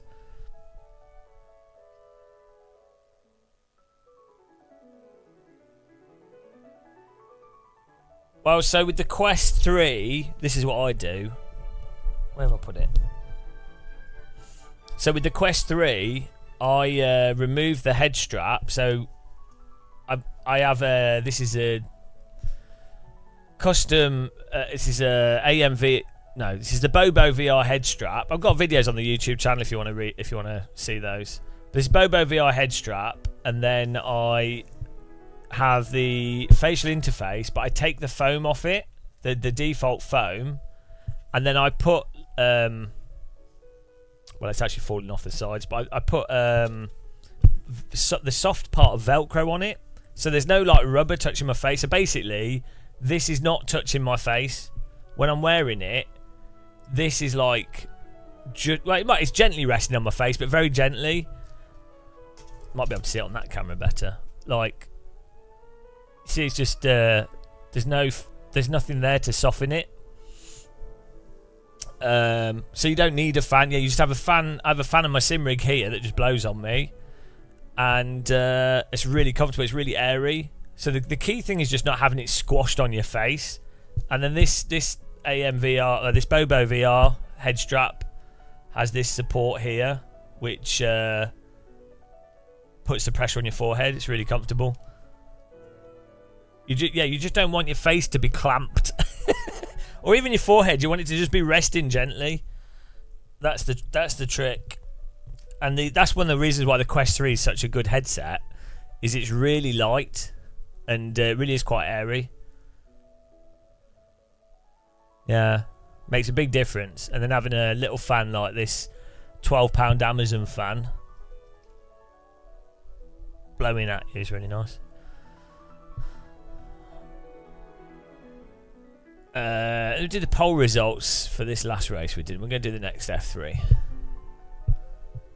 Ah, we only got 11. But we killed someone, so that's good. There's a lot of mods. Oh, yeah. Yeah, loads of custom companies. AMVR, Bobo VR. Yeah, I reviewed the Bobo and the AMVR. I think the Bobo's generally better, but they're not that expensive to try, so. Right, poll results for this. No, we didn't get 30R rating. I'll do a new poll for this next one. 30R rating again in 5 minutes. There you go.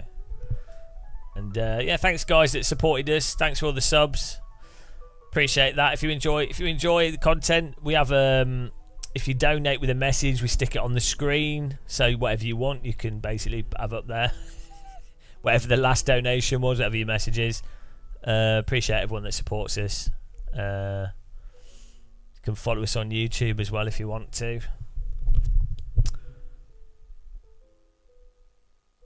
I can't do a YouTube poll. It doesn't really work like that. They don't really do channel points in the same way.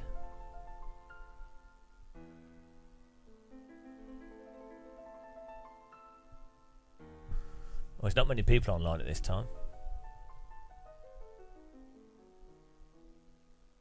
32. That's alright. Oh yeah, the pass-through update is a lot better now as well.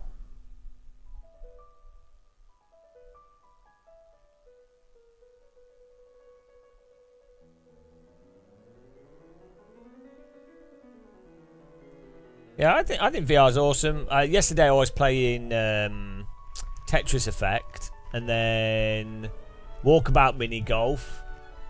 Really good. I do VR for fun myself. Should probably make more videos about it, but.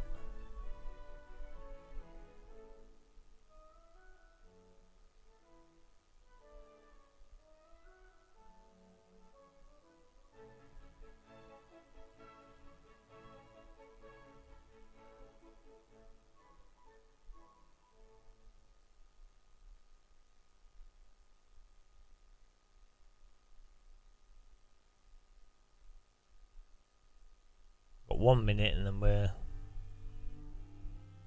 off to the next race. You need to get some lenses. I don't have 20/20 vision. I have better than 20/20 vision. I have like, I don't know what it is. Hang on, what are they called?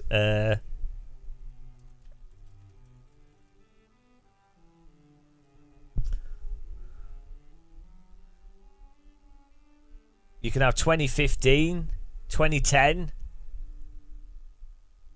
Right. What it means. 20/20 vision.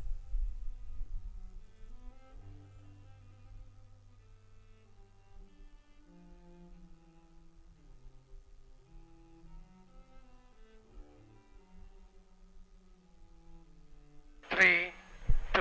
Oh, thank you. 1, go. Go.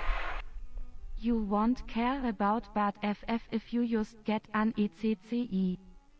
A what? What? Thank you, Scottomatic. Thanks for the donation. We put a tea bag on the screen there. Hey, you won't care. That don't make any sense. You won't care about the. What was that? Doesn't make any sense. Oh, you won't care about bad FFB if you get any. No, ECCIs are terrible. Is that what you want in the message? I've used an ECCI wheel. They're awful. They're worse than T500s.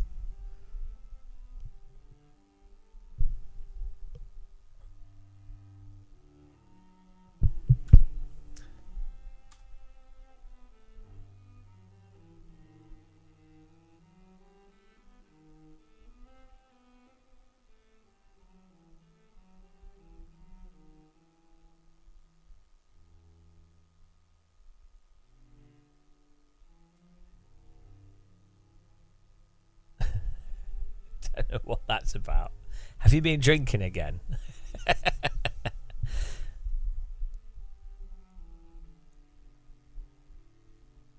What was I doing? You bamboozled me. Oh yeah, eyes, vision. Oh, here we go.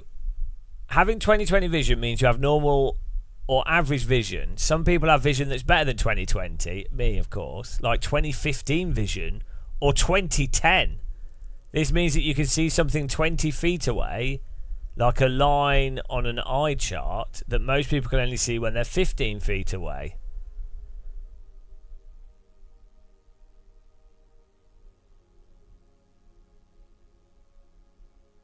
One estimate suggests that only 35% of adults in the US have 20/20 vision.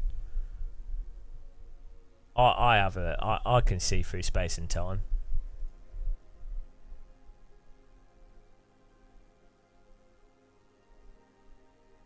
Yeah, that's probably Koala Band. That's probably recommended. Yeah. Is the poll closing? Or are we still good? Oh look, nobody. We only had like 2 people. I'll go do the poll again. There was no positivity. Come on, guys. Everyone's asleep. Gain 30 eye rating. I'll make it 20. Let's make it closer for you. Bloody hell. There you go. 2 minutes to get in there.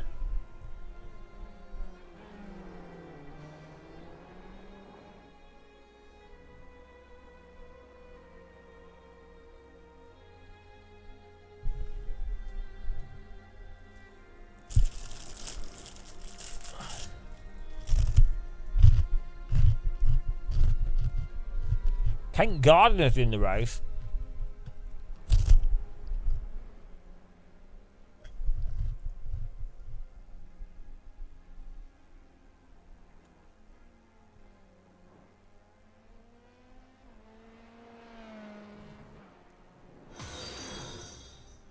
The pace car is out of control.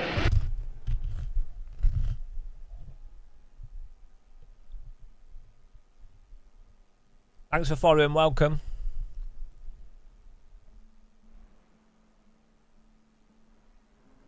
There we go. 50 seconds left on the poll. We have 10,000 for yay, 7,000 for nay. Well, you only stand to lose on this channel. Oh, here we go. Fixed setup. That's good. No excuses. Just winning.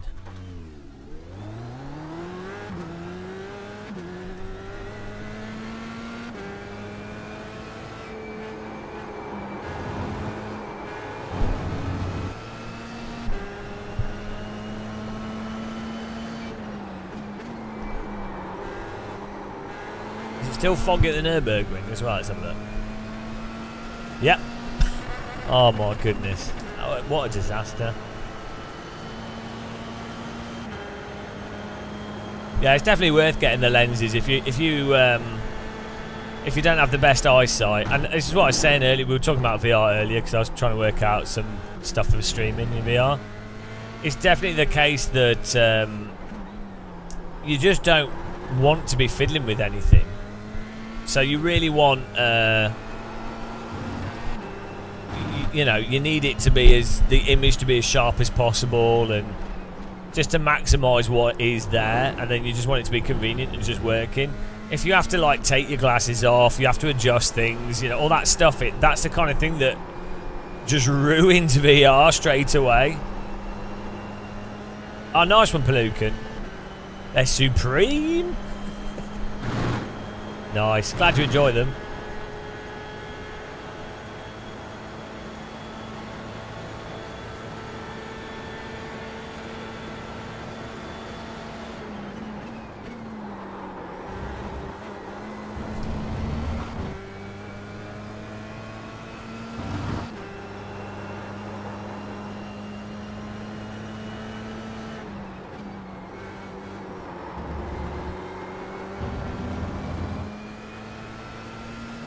Why can you read better in VR?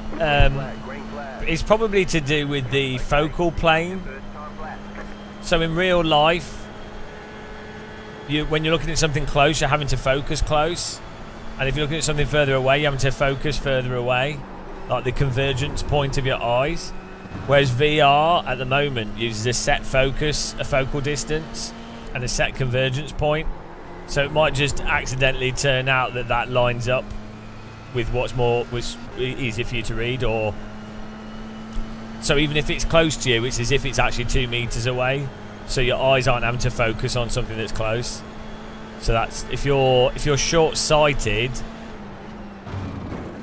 VR will basically allow you to see something that's I mean, if you're far-sighted, or I don't know, whatever it is, if you're one of them, VR will basically have your eyes focused at effectively 2 meters. So that's just an accident.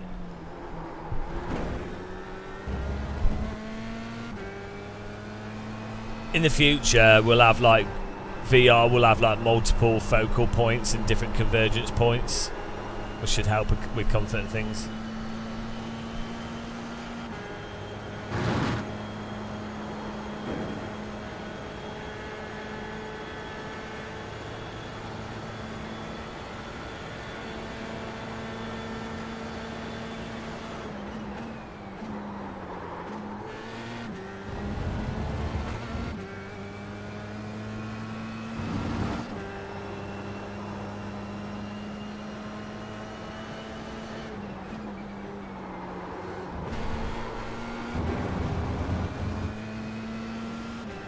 Can't see more than 20 centimeters away.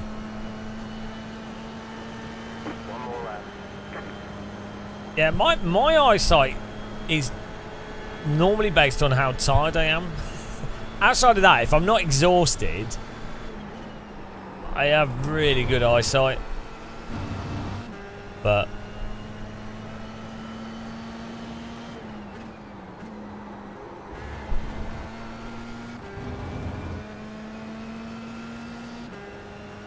when I'm tired, my eyes don't focus.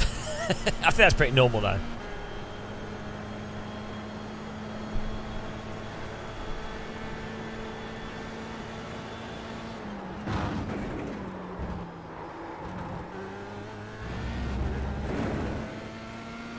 I do. Oh, thanks for following.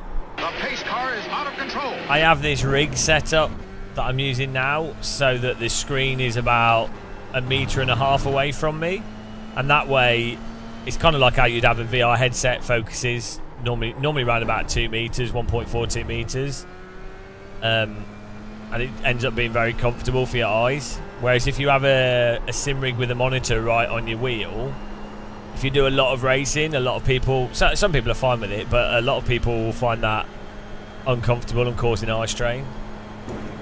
It depends from person to person. It's not like a set rule.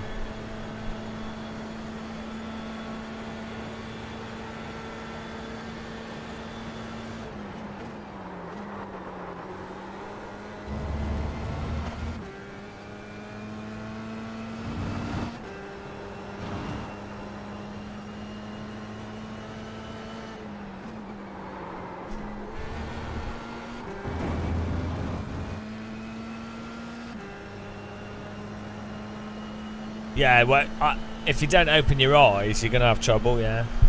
That's how that works. Yeah, it's weird that. Who would have thought that you have to open your eyes to be able to see?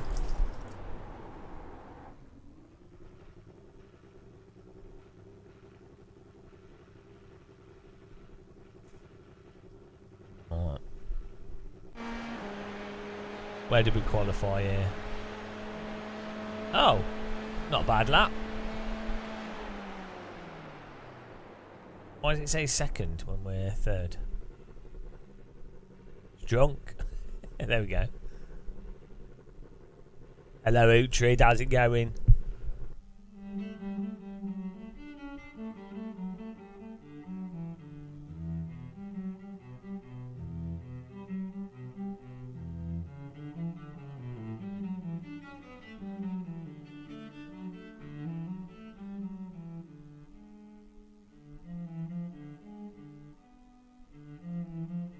what we do. I've been up all night. Well, I was hoping to watch the Nordschleife, the sunrise, but well.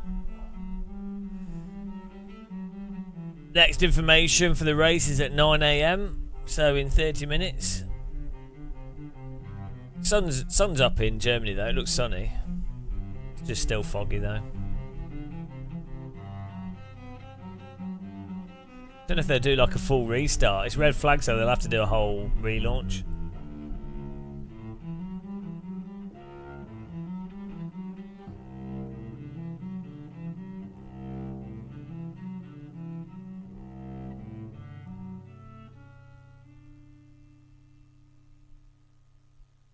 We're just cruising around, yeah. Honing the noobs.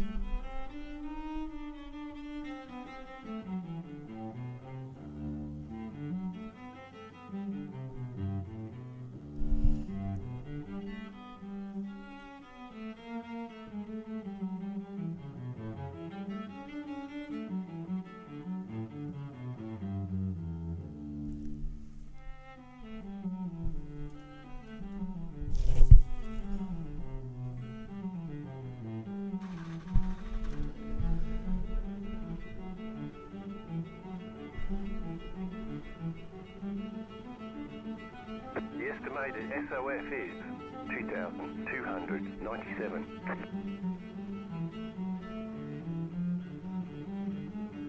Wait, don't continue. Oh no, you missed it. You missed it. It all happened. The race is over. you should have been kind of member with Prime. The pace car is out of control. Proc Chops, hello. I need my goggles. I've lost them. Don't know where they've gone. My race goggles. 5 cars left to grid. We need to find them.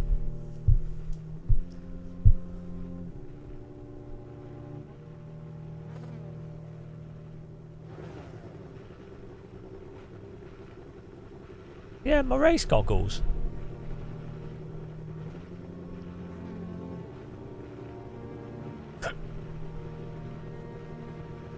Lizards have a membrane over their eye though, so they don't need eyelids. They technically have a, like we have a vestigial one of those lizard things, Still don't we? waiting on 2 cars to grid.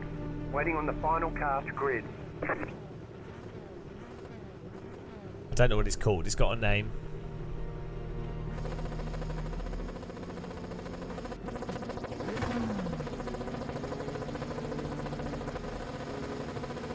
Green flag, green flag. Well, technically, I think it's the part of the brain that produces melatonin. Still there. Is our vestigial. Still there, hold your line. Clear on the left, go left. The next car's the leader. I've played this game too much, guys. I've played this too much to know what's going to happen. Yeah, we have a... Thank you, everyone, for checking up. I don't know which part of the brain it is, but we have like... it's whatever produces melatonin, but in lizards, that's the part of the brain that's near the top of the surface, which in some allows them to detect overhead lights.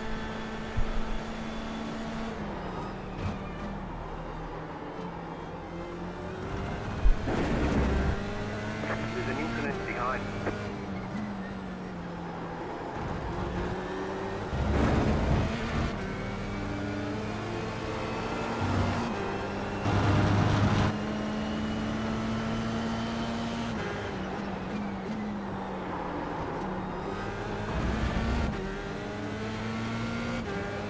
Rashib Yuan in front of us.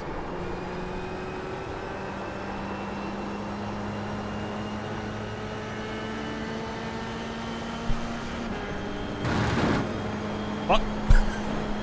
He's got a cloaking device, guys.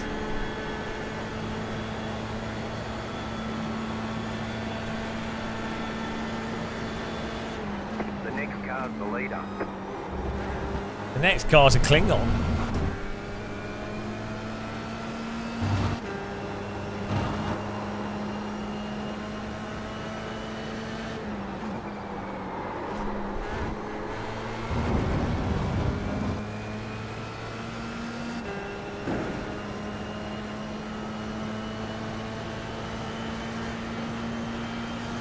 Oh, we're just outside the draft. I heard the car behind me. Oh, he's going to go for it. Obviously. What was he doing? Why would you do that? Just wait and then... iRacers have zero strategy. Absolutely zero strategy. Why would you not wait until you can do a clean pass which doesn't make you lose the guy in front?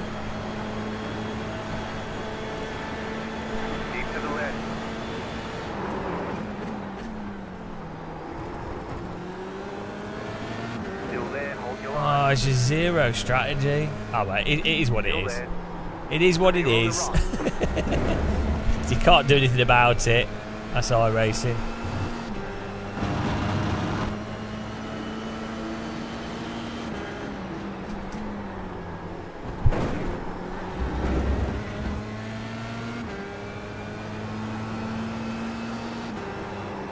Well, he probably will punt us. If I do any form of normal defensive driving, he will penetrate me.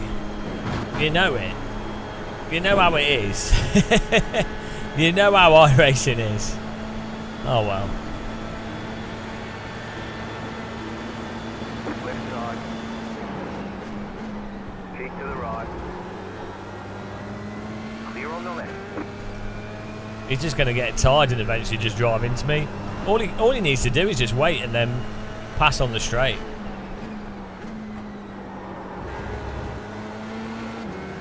Left side. Keep to the right. He's driven into me. There you go. They drive into him multiple times. They're incapable of anything else.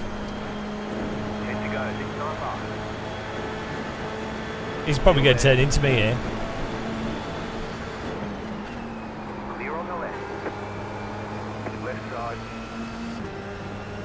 Good racing so far.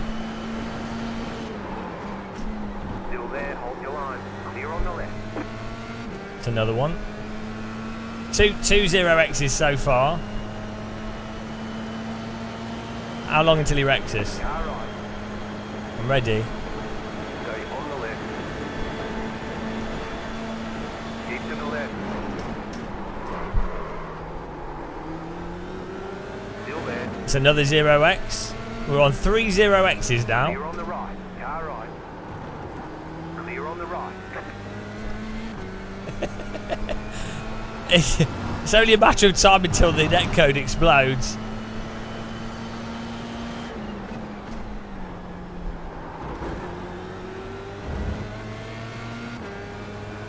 That was good. That was good racing though. I think this is a pretty textbook defensive driving there. We still have wheels, but we've lost P1. Oh well.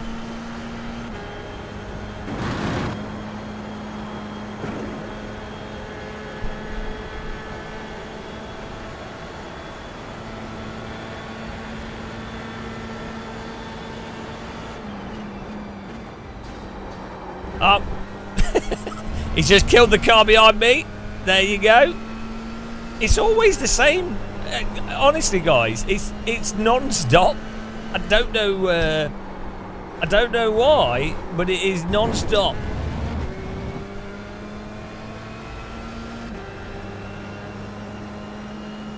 It is a small W. You're just looking at Race Labs.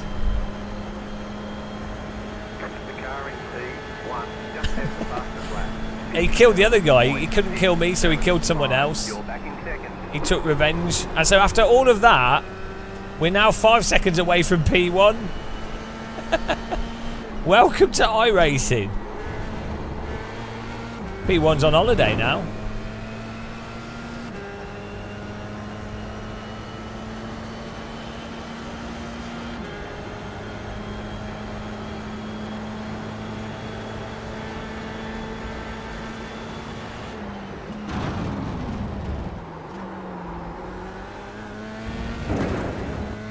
Is it off? The jump? Oh, Yeah, so yeah, it's yeah. on now. He was probably shouting at me. Put it back on, there you go.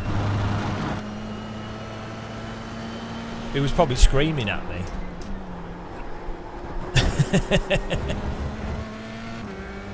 Oh no. Sorry I missed that, guys.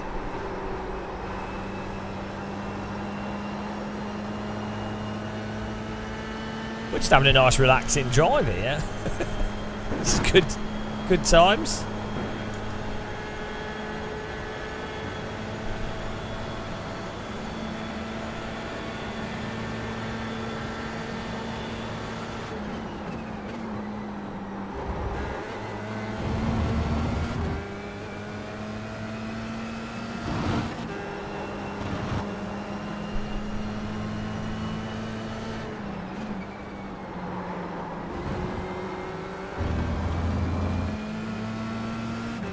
Salty, maximum full salt content.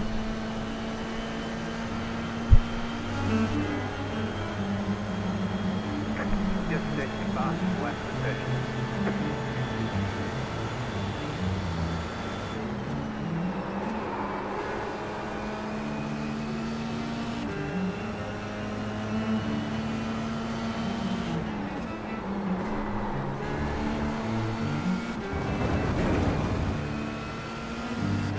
Steve P. Jones, do you think he'll come and get us?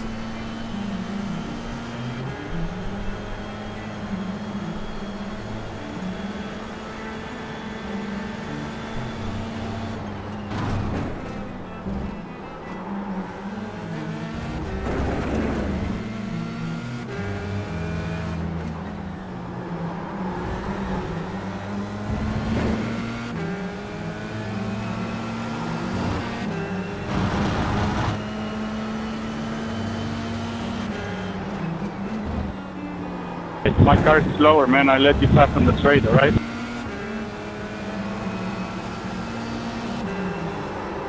I have damage in the front wing.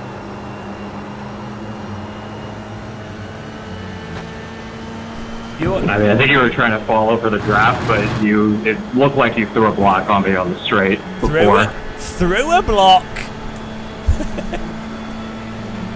What a G. I think you were just trying to follow the cars ahead. Threw a block. Throwing blocks at him.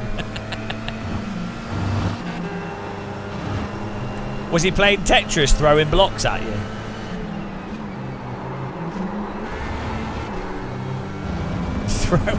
Throwing blocks? Maybe he's an Eskimo trying to build an igloo. New fastest lap for you.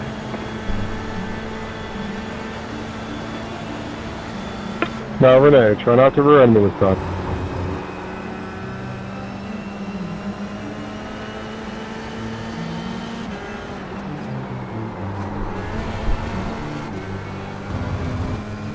Oh, I've run out of tea.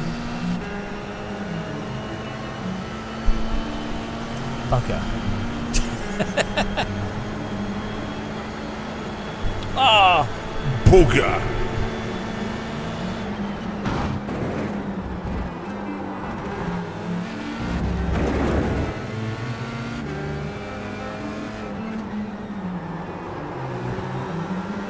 Is it Sunday? It is, isn't it? You see, dude, I was literally there, man. You got to give me space. We're side by side. You always have to leave the space. I don't have a front wing. Pass me.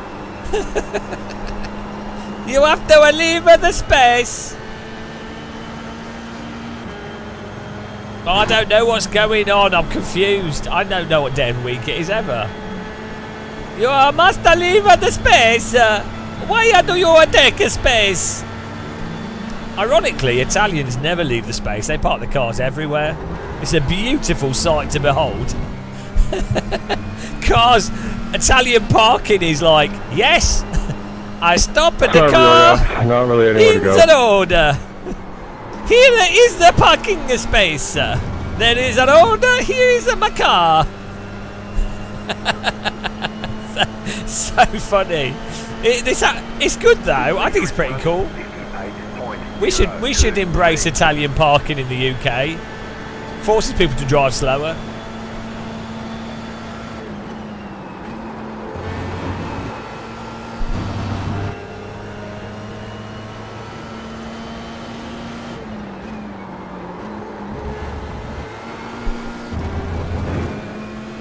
roundabouts, middle of the road, pavement, crossings, garden, doesn't matter. Stop your car, get out, good. They don't seem to have ticket wardens in Italy.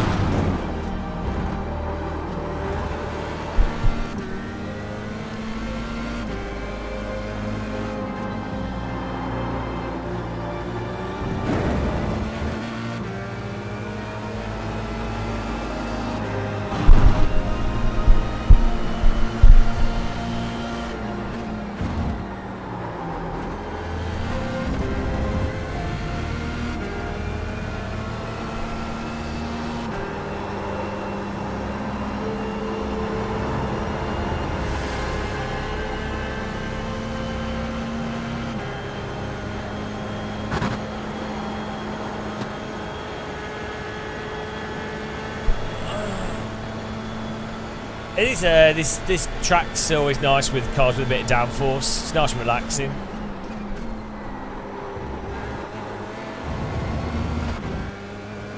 It's like oval but on a racetrack. I could drive this track with my eyes closed. It's the Donington of America.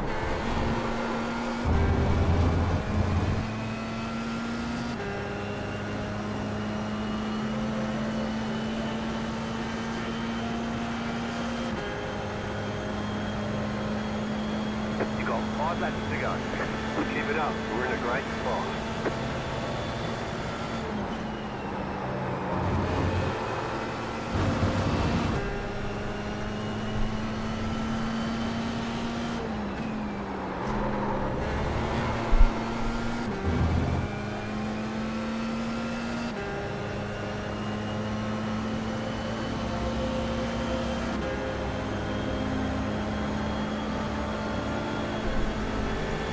I really need a cup of tea. I'm dying here.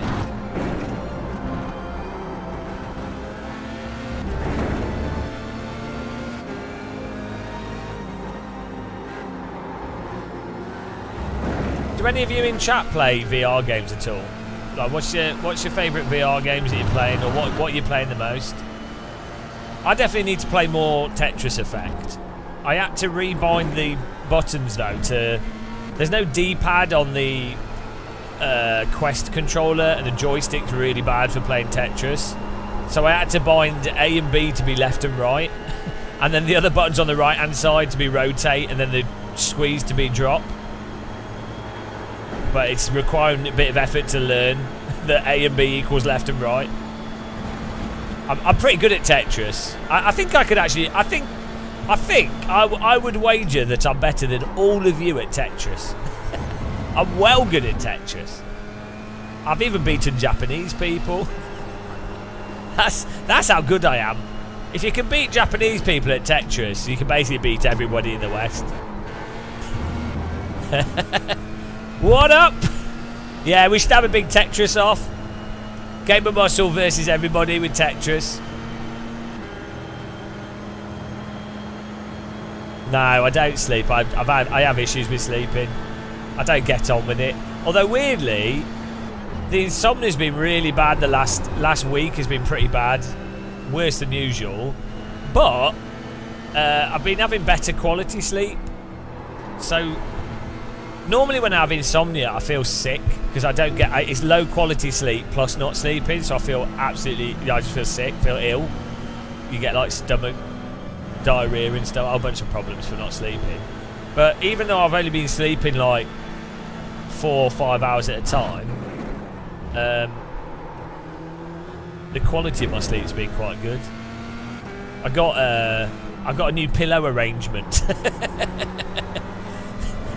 I changed my pillow arrangement, and it's really helped. You don't. Oh, you'll know when you're good at Tetris because you're going to the Tetris zone, and you automatically are like seeing the side blocks preemptively. Oh, when you get in the Tetris zone. Oh well, I don't have REM. I have rev cycles. That's it. Sleep's done. I've had insomnia since I was 17. It's because I broke my back. What it is I smash my back, and then if I lie in certain positions, after like 4 or 5 hours, it just causes me to wake up. So.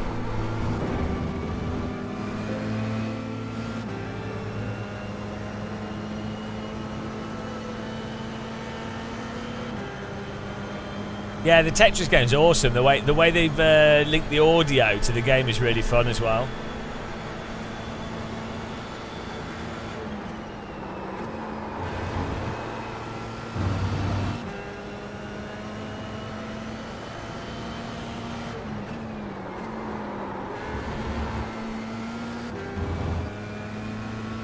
Dirt Rally 2 is good.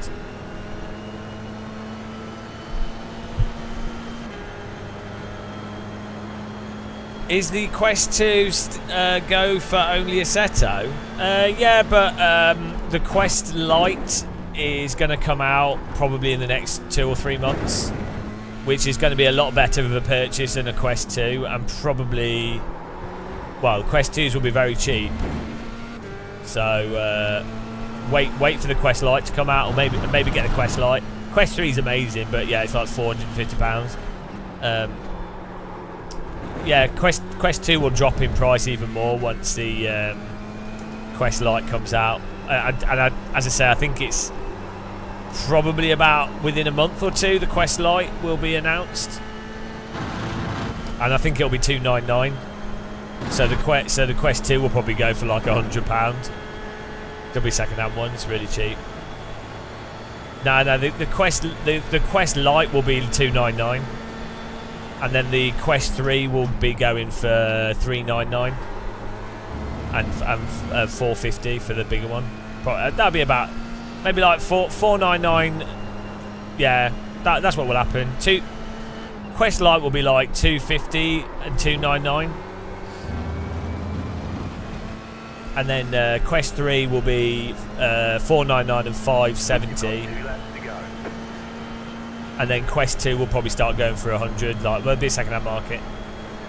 Yeah, the Pimax headsets are all right, but the software's not the best, and a bit of a fiddle, and they're not most comfortable.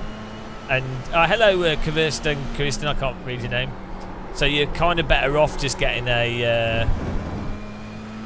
You're kind of better off just using the Quest at the moment, I think. Just the lens quality and the functionality and the smoothness and all the little things that add up in VR. That's been my view for ages. I've used a lot of VR headsets as well. Is a sim rig worth it? Yeah, if you do a lot of sim racing. If you do more than 2 hours of sim racing a week, having a cheap sim rig's really good. So your pedals and wheel are always in the same position. Also, if you've got a DD wheelbase or a nice wheelbase, a solid sim rig makes the force feedback feel even more detailed.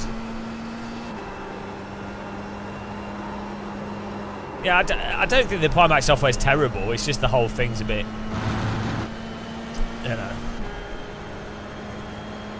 Also, I mean, just the sheer convenience of the Quest 3 is hard to beat. I guess if you only play driving sims, but to be honest, I find the Quest 3 fine. Just the clarity, the raw clarity and the frame rate performance of Quest 3 is hard to beat. The sweet spot. It's just comfortable. It's a good device.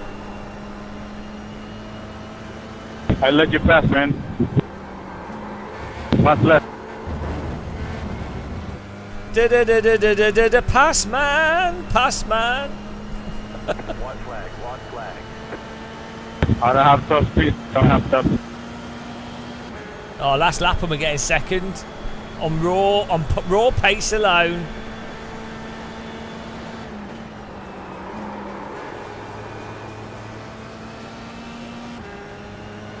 PSVR 2, yeah, that's all right, but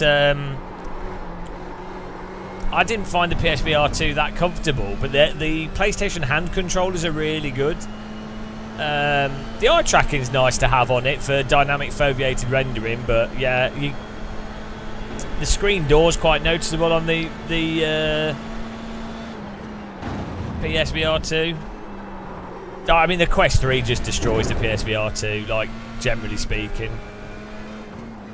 But the hand controllers the PlayStation VR hand controllers are really nice.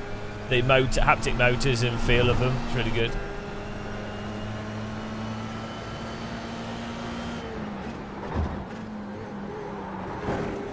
I think the Quest 3 has much better lenses than the Pimax headsets though, for like larger sweet spot. Which if you look around in the headset without moving your head, which you tend to do in driving games, makes quite a big difference. Because in a driving game, you'll tend to glance your eyes to the mirror or the rear view mirror rather than moving your head. And if the sweet spot's tiny, it'll be blurred. Well, the reason why Sony will have used Fresnel lenses is because they are the Quest 3 lenses are very expensive, which is why the Quest Lite will use Fresnel lenses. They're just the pancake lenses are just very expensive.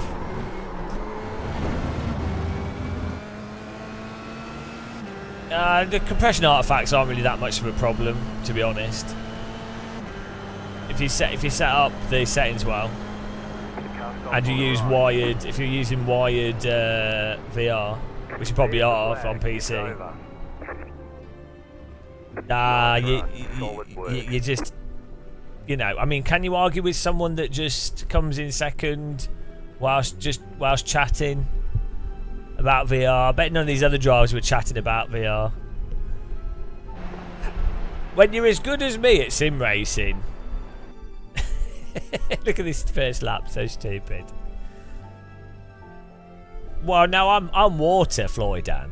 I just don't even do. I'm a cup of tea. Yeah, you're Coke. I'm a bag of Twinings. Bloody Coke. And why do people bother with fizzy drinks when you've got tea? Yeah, the light's just but the chip will be the same. So the point of the light is so that they can get a cheaper headset which can play the same games, but it's cheaper because it's got worse lenses and worse cameras and stuff. Hello Euclid, how's it going?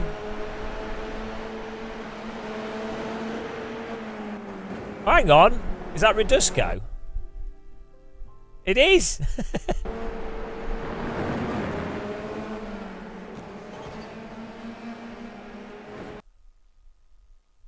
What happened to him?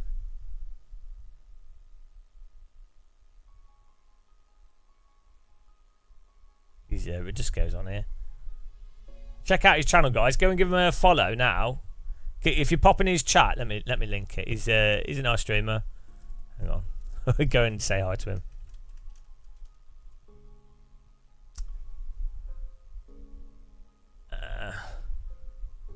Here we go. Give him pop in his chat and give him a follow.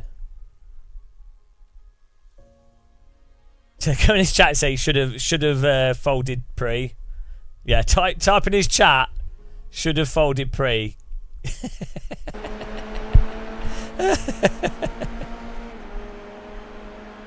Get in there, guys. Give him a follow.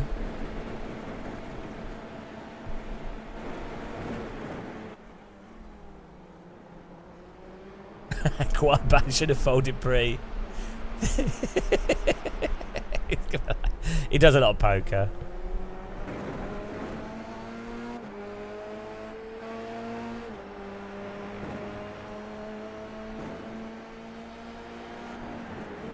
Right, this guy was attacking us. What happened to him? Oh, he's here. Right.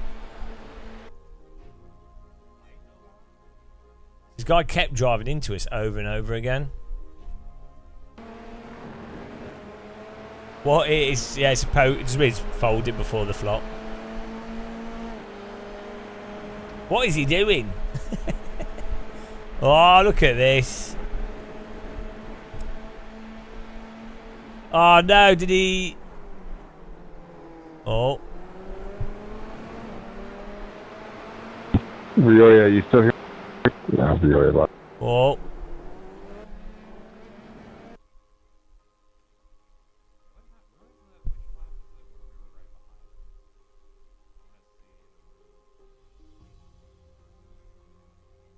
Oh, there it is. He just... Oh, no. Oh, no. Where's Radisco? Oh. He's coming in through here.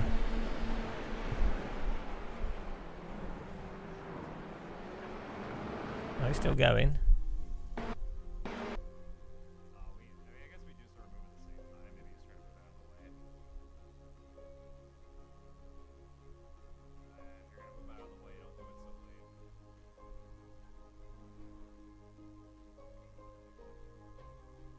What happened to him?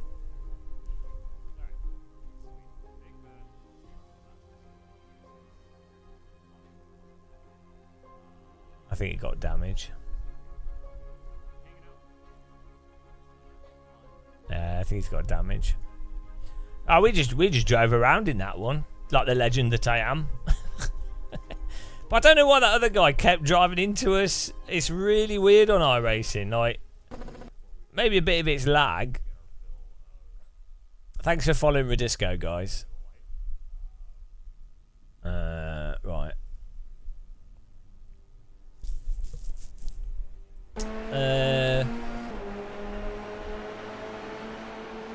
Maybe it's lag, but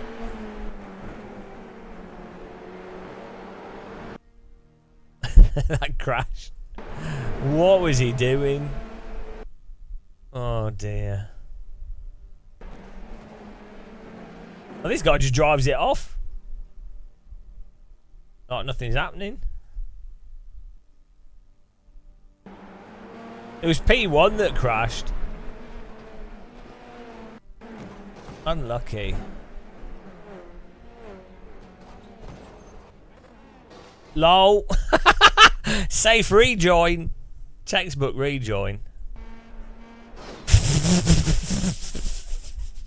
Did this guy start from the pits? He did!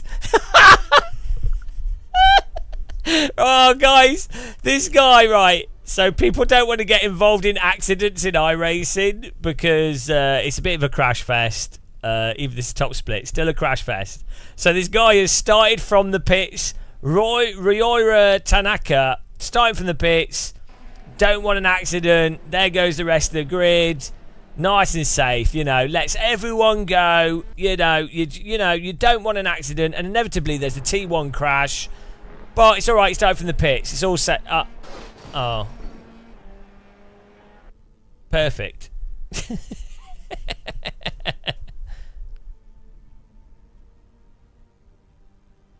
Oh dear, that's so stupid.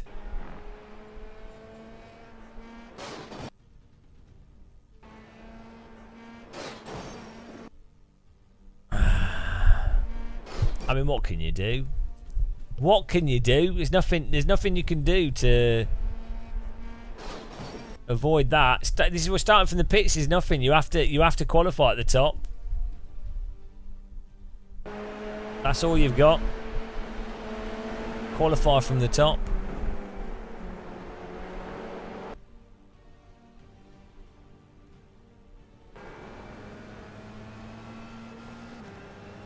I was happy with that. Yeah, there's a tactical 4x for being safe. Just the sound effect. You just hear the sound of the car hitting the wall as we drive past.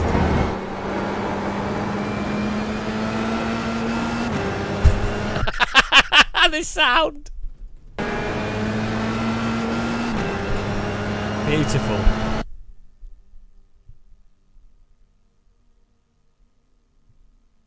One last time here.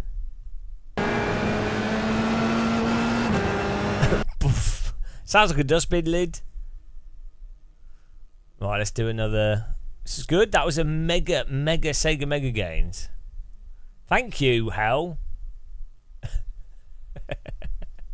Oh, that's good. This is nice, relaxing driving, this. The F3 car's better than any of the newer cars, you know, especially on fast tracks. Do you guys agree with me on this? The more I drive older stuff in iRacing, I think this new stuff's worse. Like, I quite like the Super Formula Light. But I definitely feel like the older cars drive better.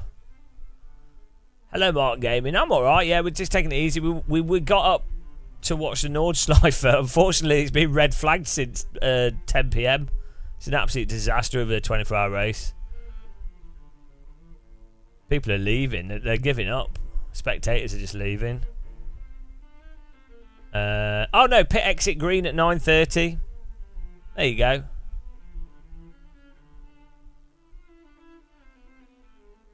$9:30, guys. So in 30 minutes. That's cool.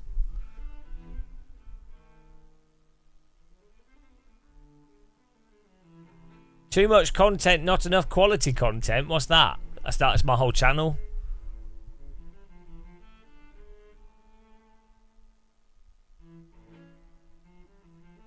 Yeah, it's a shame, isn't it? Oh, iRacing. What are you saying? Oh yeah, too much content. Well, no, I think it's just the. I think they're pretty consistent. I think it's just the physics. I think once they do the tire model fixes that they keep saying that they'll do, then I think it'll be fine. There's a couple of crashes, nothing crazy. It's more just the weather on the Nordschleife.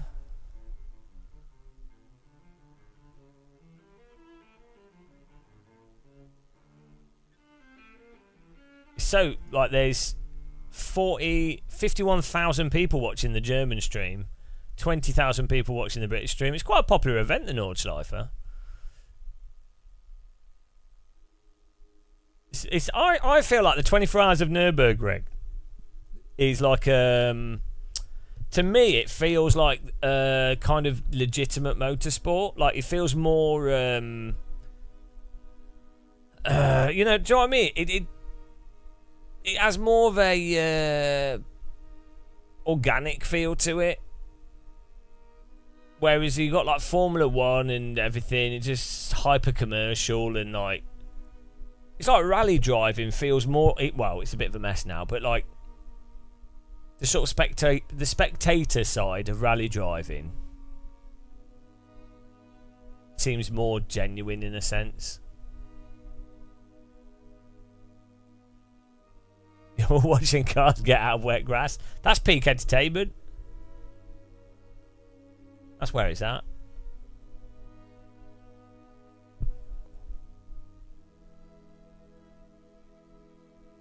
New safety regulations. Oh, what, for like when they have to have safety flags and stuff?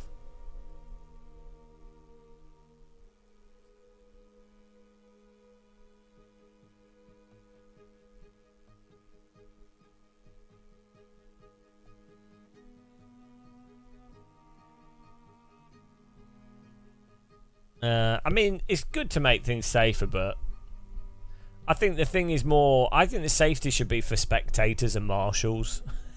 That's where the focus should be. Like the drivers, who cares? You decided to get into a fast car. It's up to you, isn't it? You drive as fast as you feel safe driving, and if accidents happen, well, you chose to do motorsport. You know, all car driving is way safer than motorbike racing. So. How safe do you need to make it? Yeah, exactly. Like that's my view. Like if I'm in a car, when I've ever driven cars or done anything, or if I do mountain biking, or if I do you know what I mean? I'm like, well, yeah, bad things can happen. I could hurt myself. I've decided to do it. Whereas if you're a spectator, you've signed up to watch motorsport. You haven't signed up to have a car drive into you. So I think that's safety needs to be paramount for spectators. But I think they go a bit too far in some ways. For drivers, in some ways, not in all ways. Like,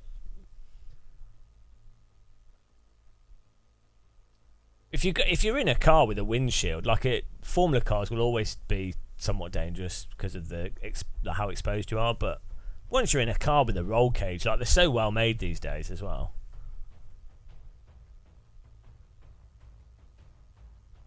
Well, people do go-karting every day. I'm sure people die go-karting every day as well. Let's have a look. Fatalities. How many people die go-karting? How many people per 100? How many people per 100,000 die doing go-karting a year. Here we go. The fatality rate for go-karting is typically not reported in the same manner as many mainstream sports and activities. However, go-karting is considered relatively safe. According to the data, fatalities are really rare. 1 per 100,000. Oh, it's below 1 per 100,000 a year. 0.1 per 100,000 or even less. What's the rate for motorbike? Oh, what would be something else for gliding? Rock climbing. Indoor rock climbing.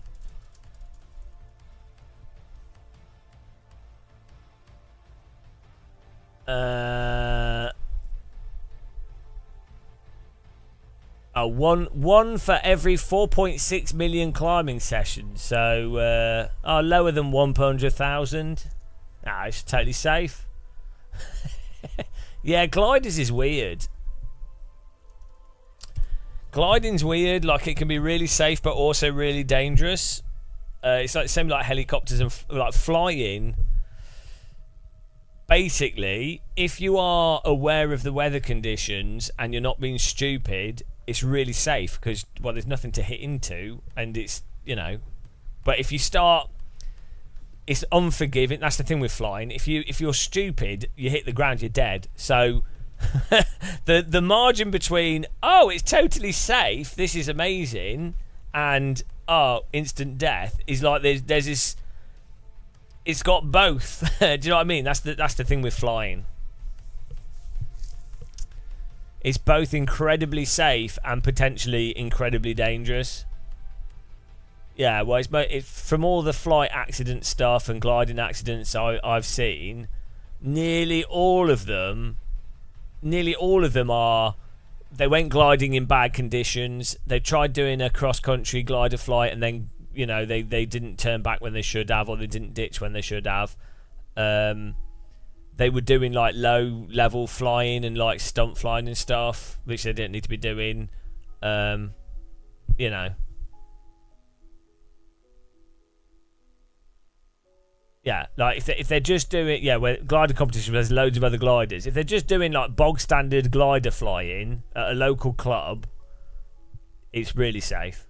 It's probably the same with motorbikes, to be honest. If you're not speeding and you're really paying attention and you're in a place where, you know, there's not a load of traffic, it's probably really safe. But as soon as you're in a town or on a road where cars aren't paying attention, or you speed, or you know, or you make them, you do something a bit outside of your skill, and you know.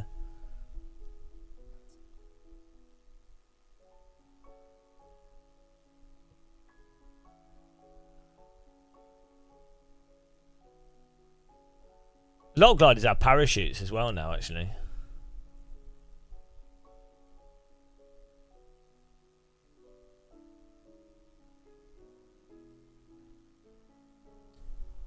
General aviation is 1.4 fatalities per 100,000 flight hours. Skydiving has a fatality rate of 0.39 per 100,000 jumps.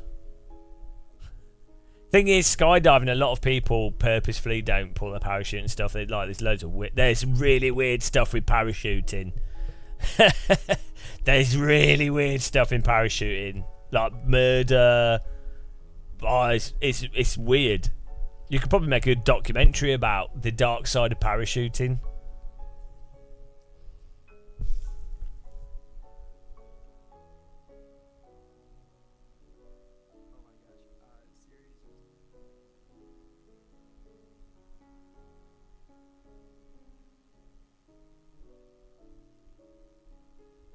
Swimming, yeah, let's go swimming.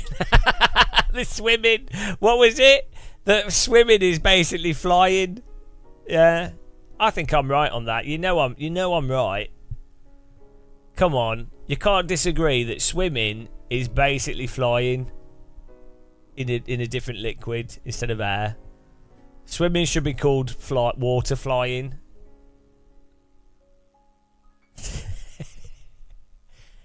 it's true. You can't argue with it. Could swimming be called water flying? Swimming is not typically referred to as water flying, but the analogy can be understood in a poetic or metaphorical sense. See? Totally I'm on the ball. Hello, Chris Tat. How safe is it to walk in the jungle at night? Depends how hungry the animals are. Well, I'm going to make a cup of tea quickly, guys.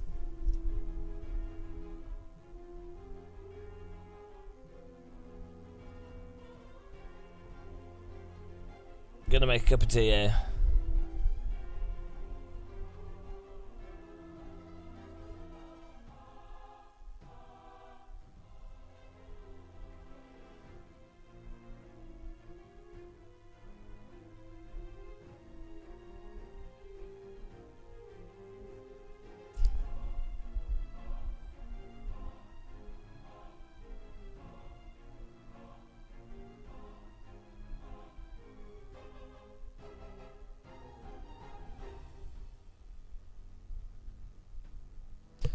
Moser are doing a giveaway, so I just retweeted it. Yeah, let's get a cup of tea for the next race. Oh, new poll. I'm really bad at this. I'm not. I don't know what I'm doing. Right, new poll on the block. We absolutely smashed this one. We got 40 eye rating. Start prediction. Gain 30 eye rating. Here you go. Get in there. I'll be back in a second.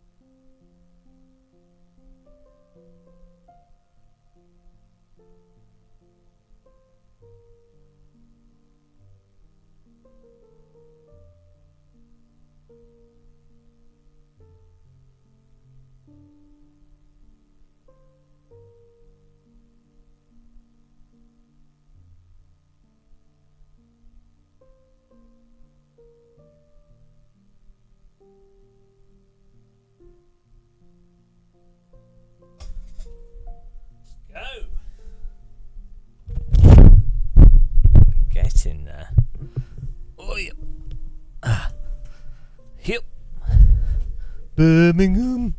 Whoa! How's the poll going?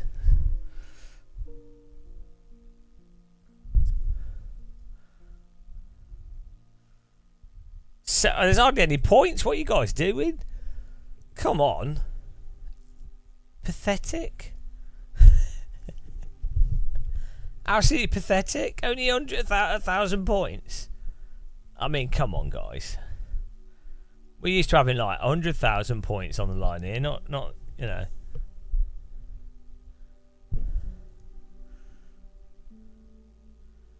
Birmingham. What's the point of points? They're all pointless. Oh, there it is. You're going to respond to that. Days of Blunders just put 23,000 for no. You've got 10 seconds, 40 seconds to respond. We're doing it. There's a chance to get a lot of points here. What can you spend them on? Social credit score.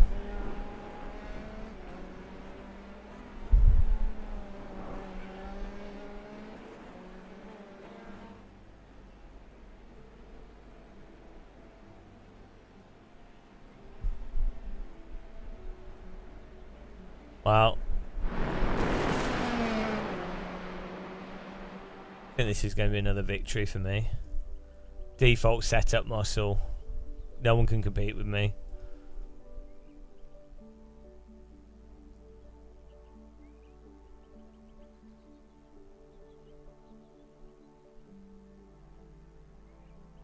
America.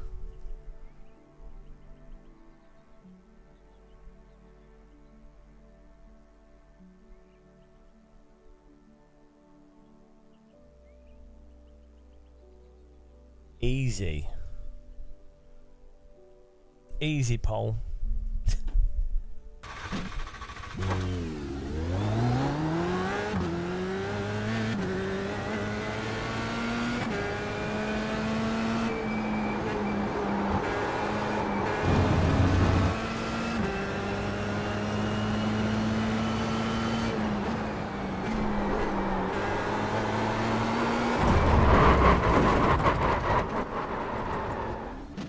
You have about 5 laps of fuel left. Just warming up the tyres.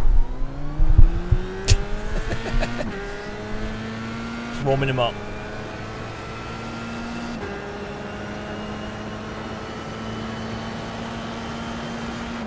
That's one of the faster ways to warm them up. To be honest, a lot of people just don't know how to warm tyres up like that. Thanks for subscribing, the boys on crack. A lot of people just don't know my way of driving. Hello, Mark Gaming. Yeah, it's quite rare for people to be at my level. That's what I've found. It's my experience.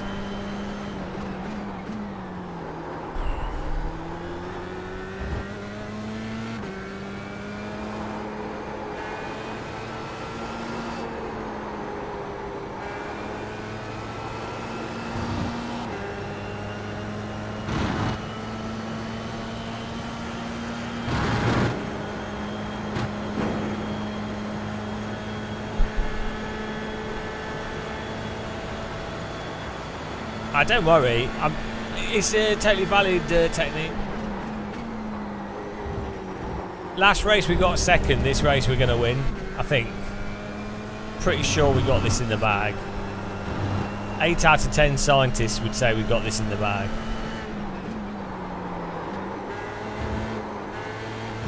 The bag is going to be full of win. Green, green, green. Okay, here comes your first time lap.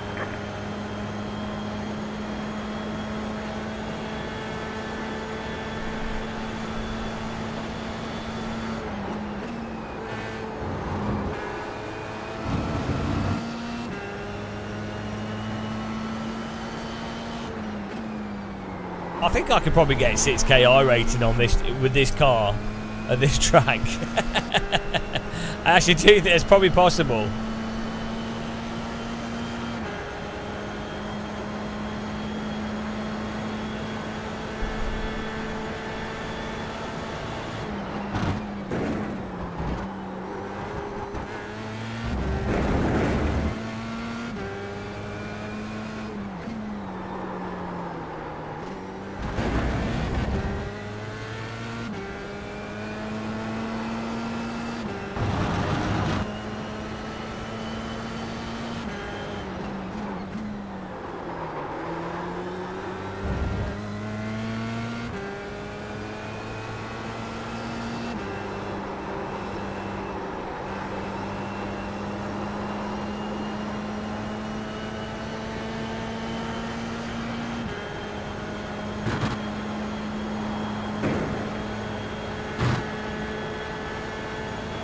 I don't know what my PB was. I don't want to switch over to it.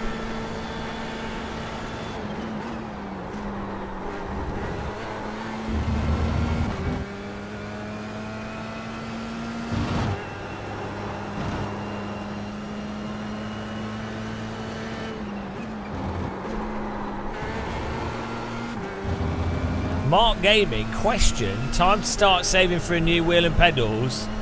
What would I would save up and buy like a 12 a 12 Newton meter wheel, Simagic, Moser, Fanatec, doesn't really matter.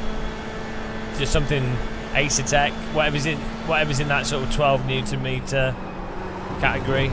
But to be honest, you could just get a CSL DD or a Moser R9 or, you know, whatever the cheaper Simagic stuff is. They'll all be a huge upgrade over a G29. And then pedals, the Fanatec CSL V2 load cell pedals are the cheapest good load cell. So they're really good for price. But there's quite a few load cell pedal options on the market now, which are all fairly decent, to be honest.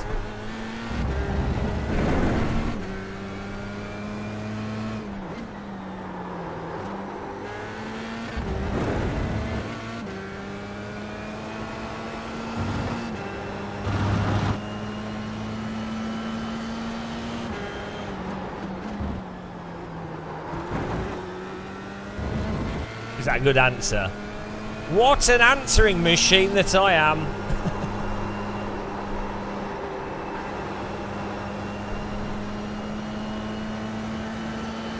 I think most the streamers would probably say the same thing, to be honest.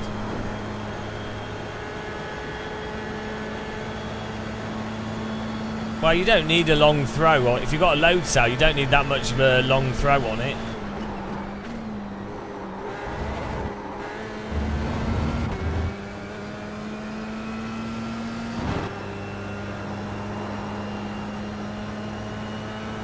Depends. Some people like a squishy brake, some people don't.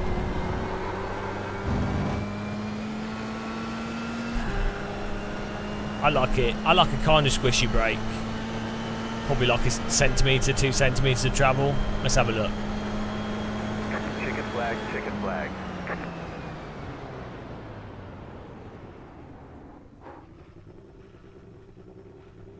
How much fuel do we need? 28, I think we'll be fine. Right, that's probably like 3 centimetres on this. Thank you.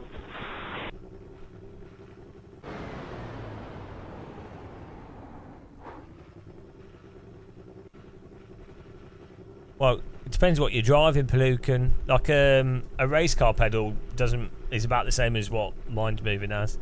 Well, the race car pedals I've pushed, Radical SR3, that Toyota Celica, Aerial Atom. Road cars have really squishy brake pedals that move a lot. But typically, race pedals are a little bit more abrupt.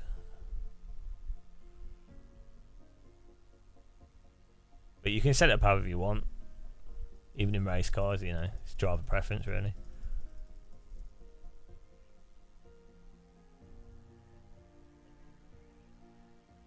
Is it? I like to fill my car up to the brim.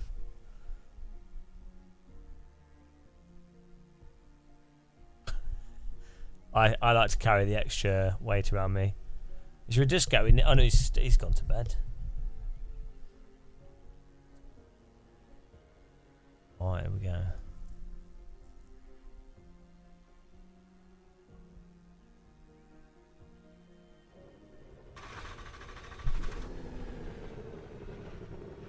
The spatula brake is where it's at, really, for pure power and skill.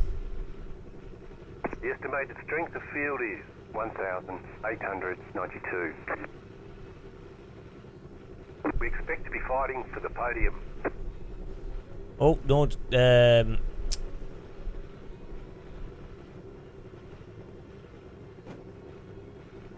Green flag should be in a minute on the Nordschleifer. Hit exit to the green flags in a bit. piece of sliced pedals. That cars are back out the pit lane. Don't know how pit stops work on the 24 hours of Nürburgring, because do they share pit boxes? They must do. There's like 200 cars taking part. 5 cars left to grid. I guess they just have those little fuel dolly things.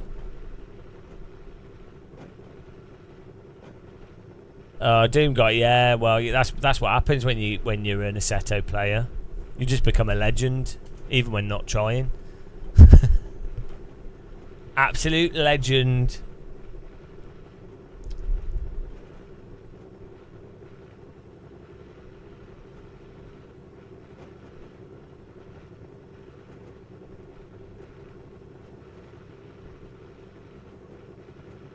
Here we go.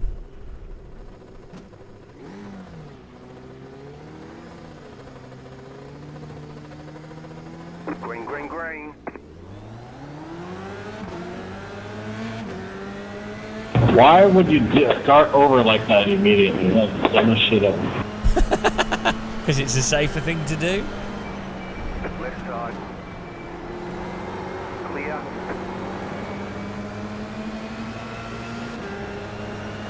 Left side.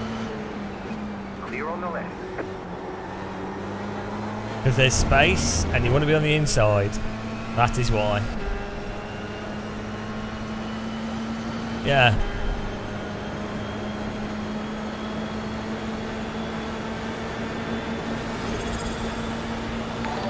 Right side. Clear. Car right. Keep to the left. What the hell? Keep to the left. You're on the left. 3 wide. Right side. 2 wide. Clear. Did someone just subscribe? What was that? Thank you very much. I'm going to concentrate here. Thank you, Rob. Come on, man. Thanks for subscribing. Come on, bro. What the fuck? Really appreciate it. I didn't even touch you. I didn't even touch you. Maybe code. Hey, James, do I have a rear wing? Yeah, looks good. Thank you. Car on your left. Stay on the right. Clear. How about a front wing, anyone?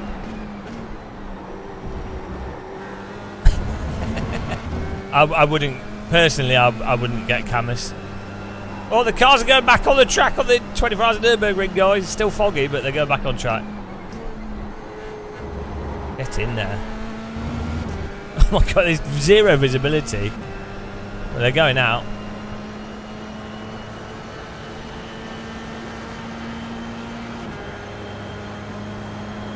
You have some damage for sure. You're in fifth.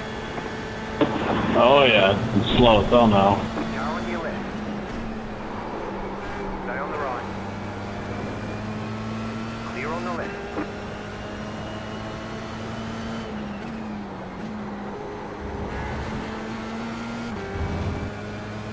I know it looks worse, yeah, but it's daylight, so this is something.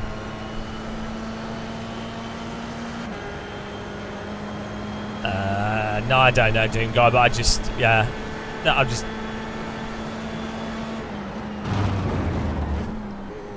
Moser, Ace Attack, Sim Magic, Fan Attack, Logitech, Thrustmaster, they're all fine, I think.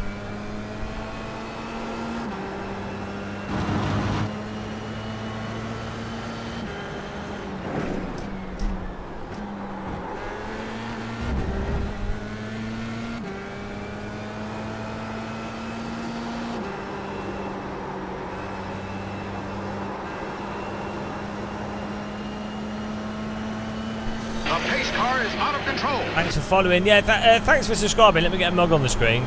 Really appreciate the support. For some reason, the alerts are a bit messed up. But thank you.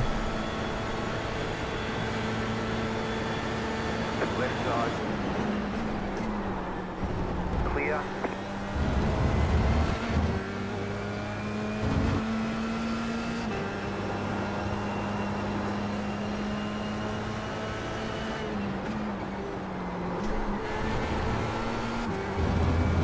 There it is. Appreciate it. Thanks for following as well. Really appreciate the support, keeping us locked in the sim rig. 10 to go, next time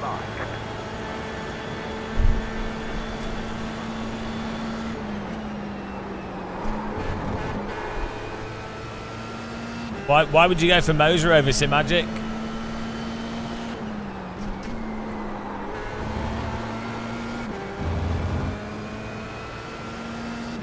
I mean, this Moser R12 is fine. I've had pretty much every DD wheel on the market. Moser have the truck wheel. Yeah, better wheel truck. There you go. That is normally the big thing that separates those devices, is the wheel choices.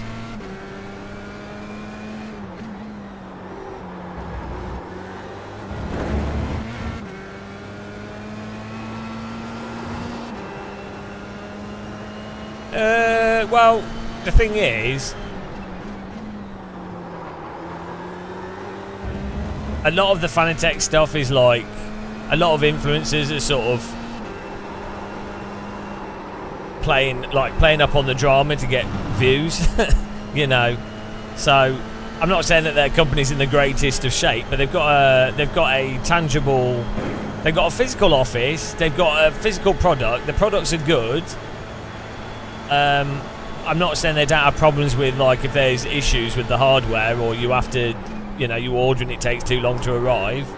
I'm not saying that that's not an issue, but, you know, from a consumer perspective, you have to go, well, hang on. Ideally, if you're buying expensive stuff, you buy with a credit card. If it doesn't arrive on time, you do a chargeback and you buy from another company. Yeah, like, you just have to go, at any point in time, does the equipment seem to be what you want for the price?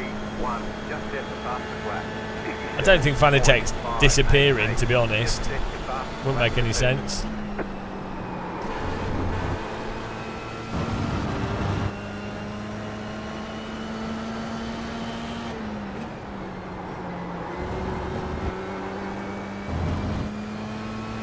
Hello, Thomas. Here we go. Thomas! Shh, make the start. How you doing? Have you diffused the dog? Has he got ticks all over it? Well, we don't even know if Corsair is buying them, and you don't know what's going on. I know people that work at Fanatec. They're really nice people. You know, a bunch of them. Outside of, like, business stuff, like quite a few of the people that work at Fanatec I've known over years, and they've always been really nice, you know.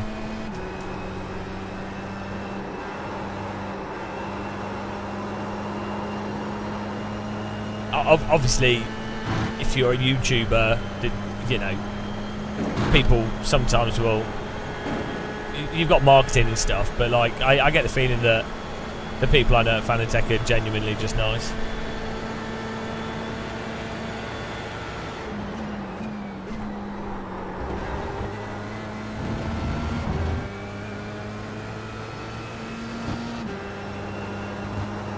It's the same with most companies. Most people are just doing a job, aren't they? They're not nice. They're just nice people.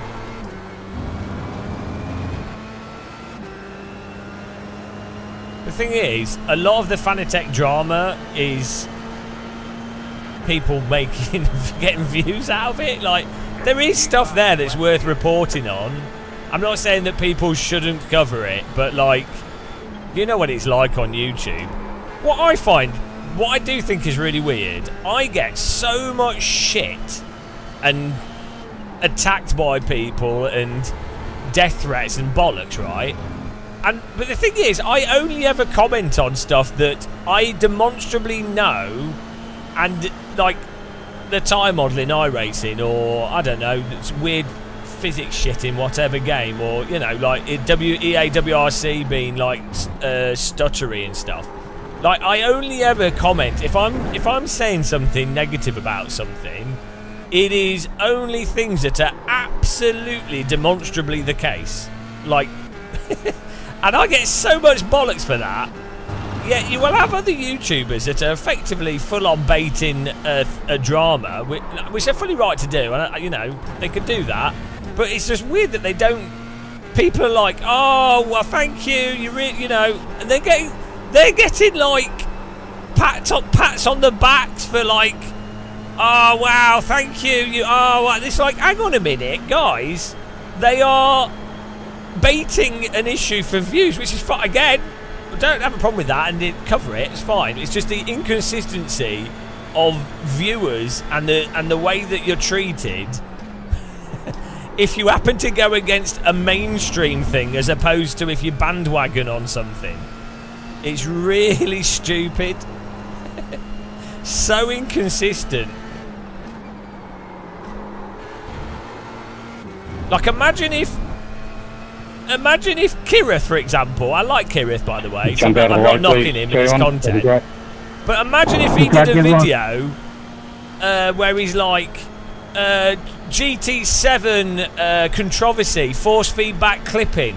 GT7 it works with £500 steering wheel, but the force feedback doesn't work properly. Why doesn't he do that? Well, maybe it would be pretty bad for him.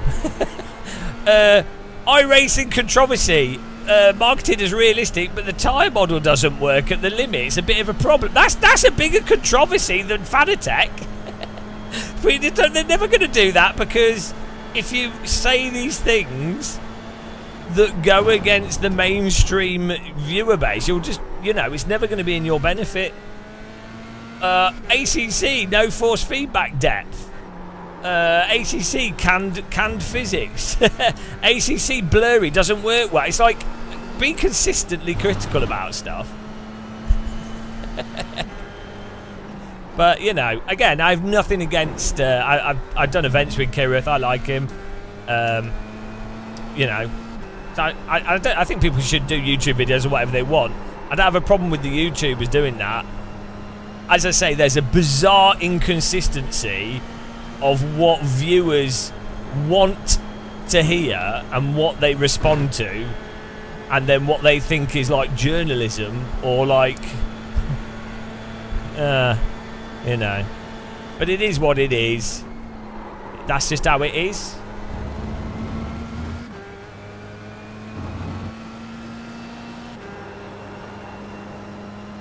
But yeah, personally, unless I'm making a joke about something, I really don't comment on things. Oh, what? It might be a little bit lower on Twitch, Thomas. Should be alright, though. I had some weird issues.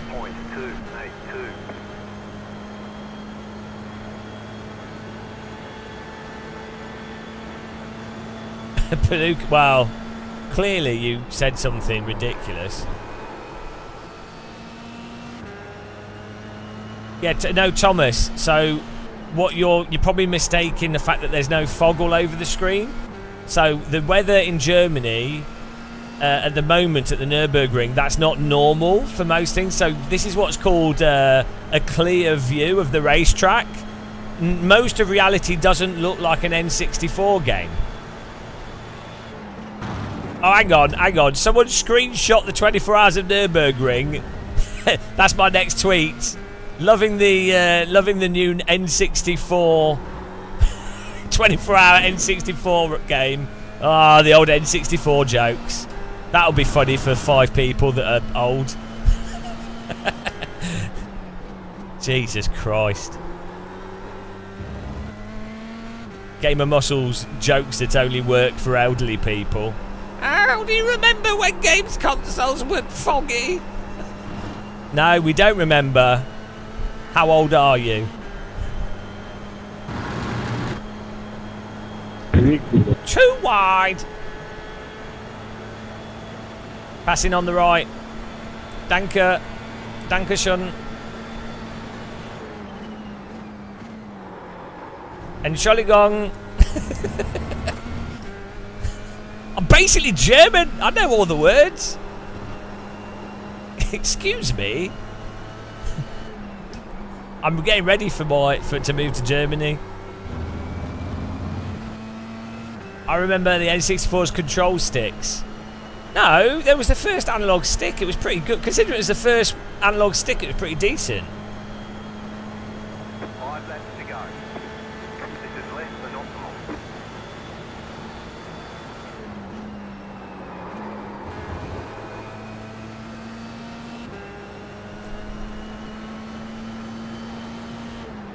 There's an incident behind. And we want incidents in front, not behind. The T is the same in German. Oh, do you know what? I'd really quite like to have a PS1.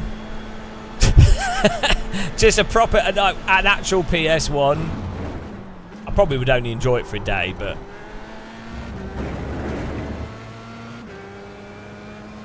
Or even like a Dreamcast again. I never had a PS1. I've got a PlayStation 2. I actually have a developer PS2. Funnily enough, I stole it. Stole it from a games company. Yoink.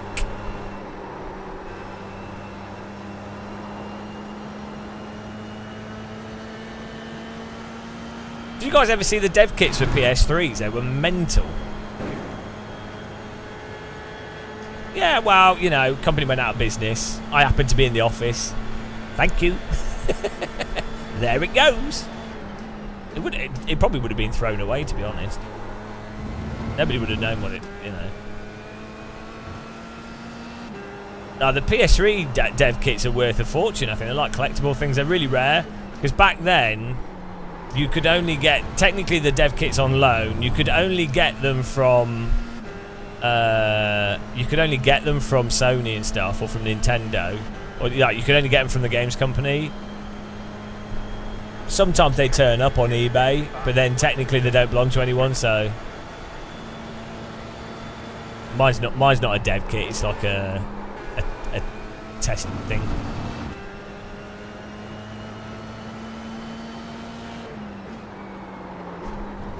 That was back when game development was magical and mystical. Now it's like, oh, download your Unreal Engine, there you go.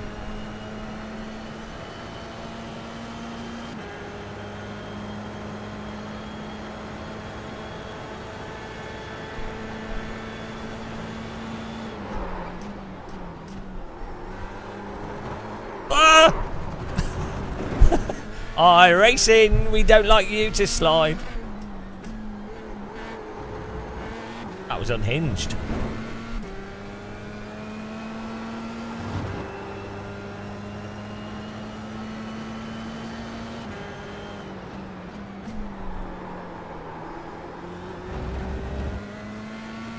What am I driving? I don't know. I'm driving a CB walkie-talkie. I'm driving an aerial around Road America. It's all about... The goal with this is to get this aerial around the track as quickly as possible.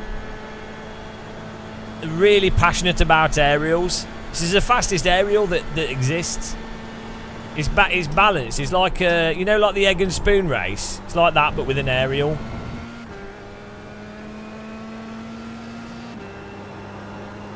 The holy aerial. Not to be confused with Ariel Sharon.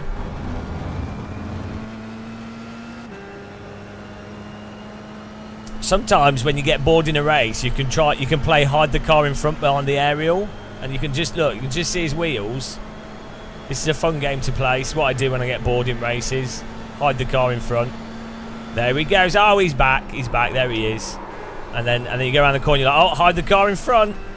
Oh, car behind's gonna. You see, car behind's trying to hide me behind his aerial. I'll have none of that. Are you ready? Look, he's too close. There we go. Line it up. And then if you line the car up with the yellow line just right, you can fire the rocket. Oh, he's gone. Invisible. Invisible. Thanks, and he's back. Man.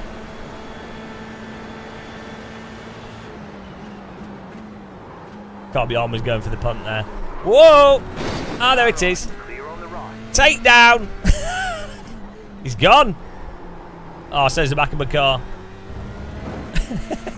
Great driving by him. Oh no, my rear wing's damaged. They never react to you. They always just drive into the back of you in this. We've only got 2 laps. I think we could do a lap with no rear wing. Don't worry about it. I really love how they keep driving into the back of me.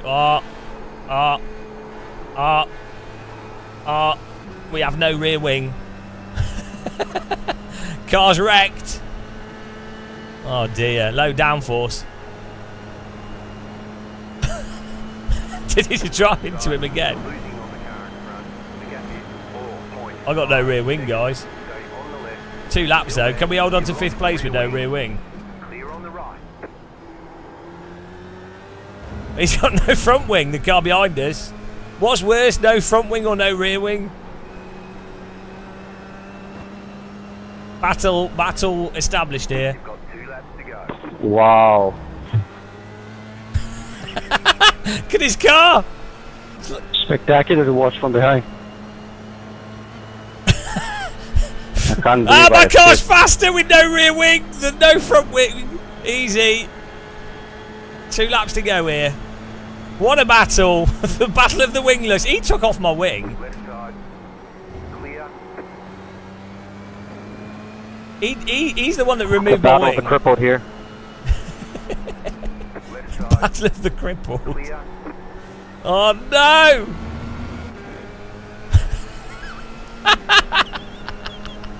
His car! How is it? How's the air conditioning on your feet? Bit breezy. Oh dear.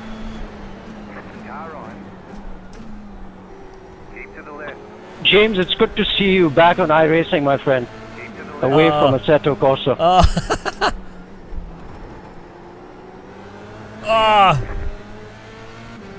No, hello.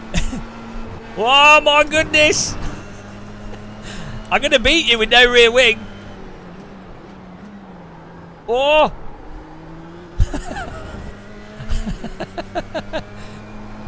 Oh my god. I'm missing my front wing, so we're pretty even.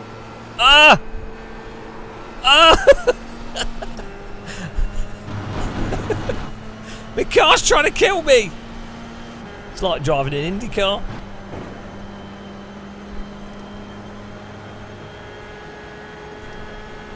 You have about 5 laps of fuel left.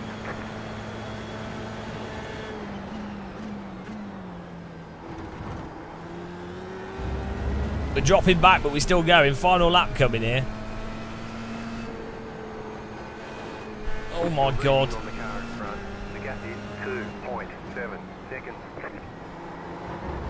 Oh my god. Yes, it's got a nice bit of oversteer this now, this setup. White flag, white flag. I'm really enjoying the extra oversteer.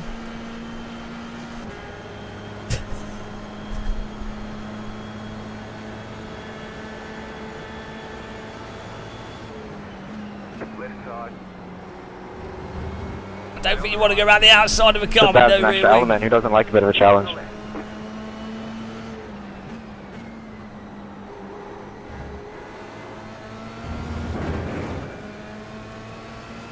Oh no, we're going into negative I rating. Oh no. All because he drove into the back of me. Absolutely disgraceful. You got a slow car on the left. Thank you. Oh.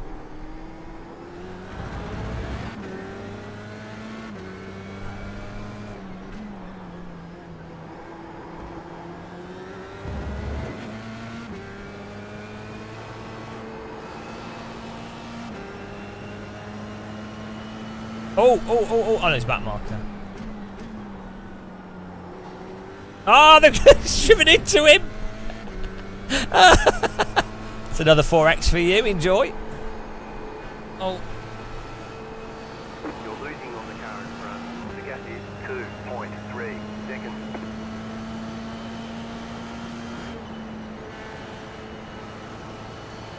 Thanks, Koji. Put the brake, brake.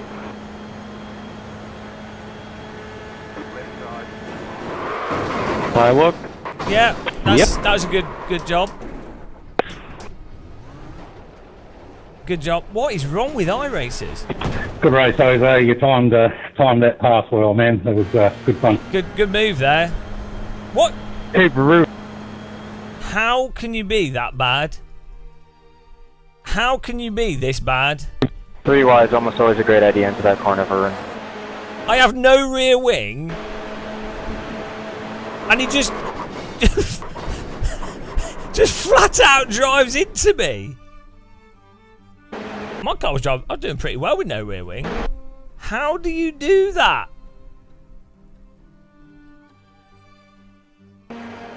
Sorry, man. Tried to avoid it.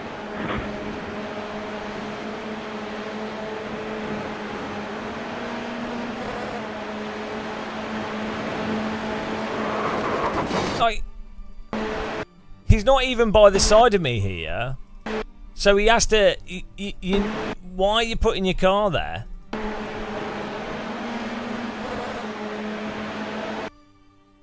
Yeah, he's just needed to lift.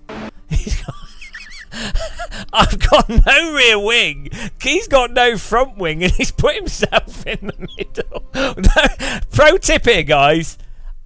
This is a pretty difficult thing to detect, but if the car in front of you has no rear wing and the car behind you has no front wing, you probably don't want to put your car in the middle of them.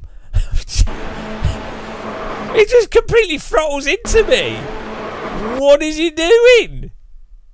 What is he doing? 0.097. What on the final corner? He could have just waited for the straight. Why are you doing this? Why? I know why. Because it didn't do anything to his car. It's fine. He still gets to finish. What is this? What is this? He just jumps over us and he drives off.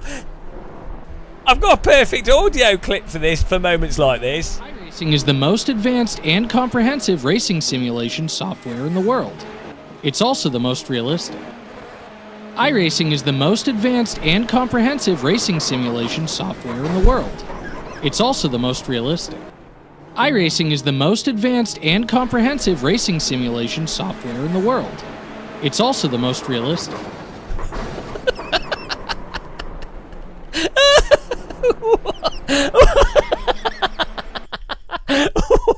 You only get this in iRacing. What is this? What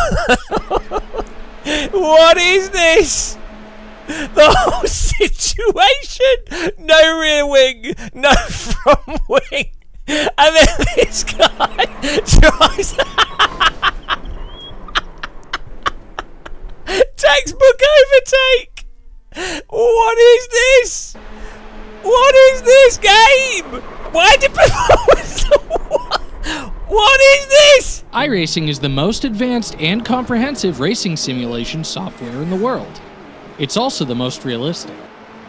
Oh, the most realistic. I haven't seen this in AC, AMS1, R Factor 2.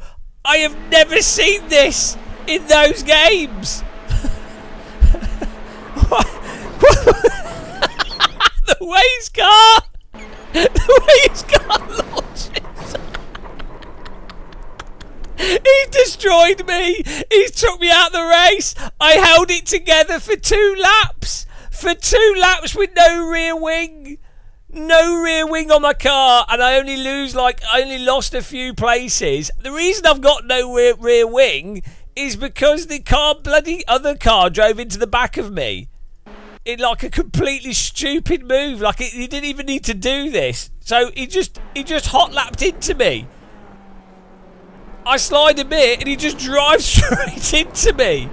And my wings dinted off. Ah, dear. It's still going. I think it falls off later on. Oh no, there it goes. Oh, is it there it goes. It fell off around this corner. Is that because another car drove into me? No, it just decided the wing was like, I've had enough, but I'm not staying on here. 2 laps! 2 laps I drove with no rear wing. 2 bloody laps. We kept it together. Blessed be IRFFB, so you can preemptively correct the car before the tyres actually go over the limit, because if you go anywhere near the limit on the tyres, you're dead. And we managed to do this, drive pretty well here, and then it doesn't matter, because even if you use skill and you do it, you manage to keep the car on the road, you do everything perfectly, it doesn't matter. The pace car is out of control. It doesn't matter, because someone's going to drive into you anyway, and they're going to do a Rocket League move on you. So what's the point? Why even bother? Why? Oh dear. Anyway, I quite enjoy playing iRacing. It's nice and relaxing. Bloody hell. I mean, it's good for the memes. It is. This is hilarious. This is absolutely hilarious. Like, the way that he manages to take out two of us. I think he took the other guy out as well. Did he finish? I've triple suplexed him. Yeah, I know this guy managed to finish. Why did he just finish me off? Let's watch it from his view here. Oh dear, guys. This is the most ridiculous thing I've seen in sim racing for ages.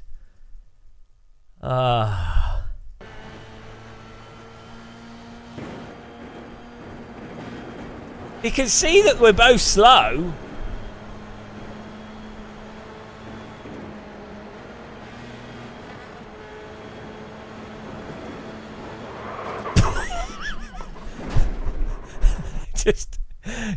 He doesn't need to be even doing it right. You would know at this point here, all the way through here, look how much he's gained on us. Right. Oh, what? He drove into this guy beforehand. But right, all the way through here, you can see... Why is he drifting? What? Hang on a minute. Why is he drifting through there?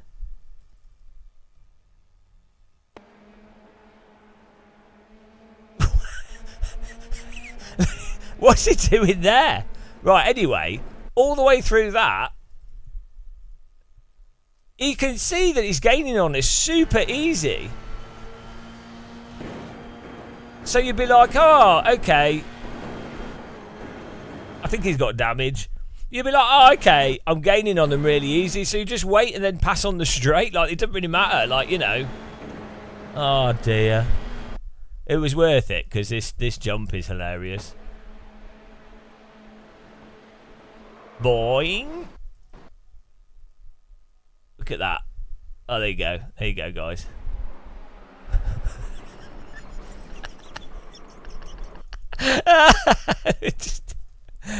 Yeah. Pretty normal stuff. Pretty normal driving this. You see this all the time in F3. Whoa! He lands it and just drives off.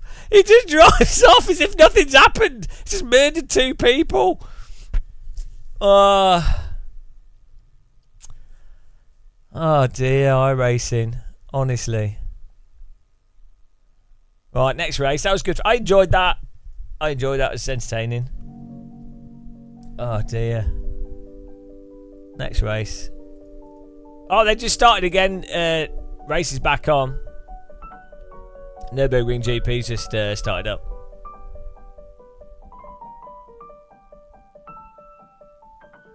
Hang on. Oh, is that a replay? Oh, that's a replay.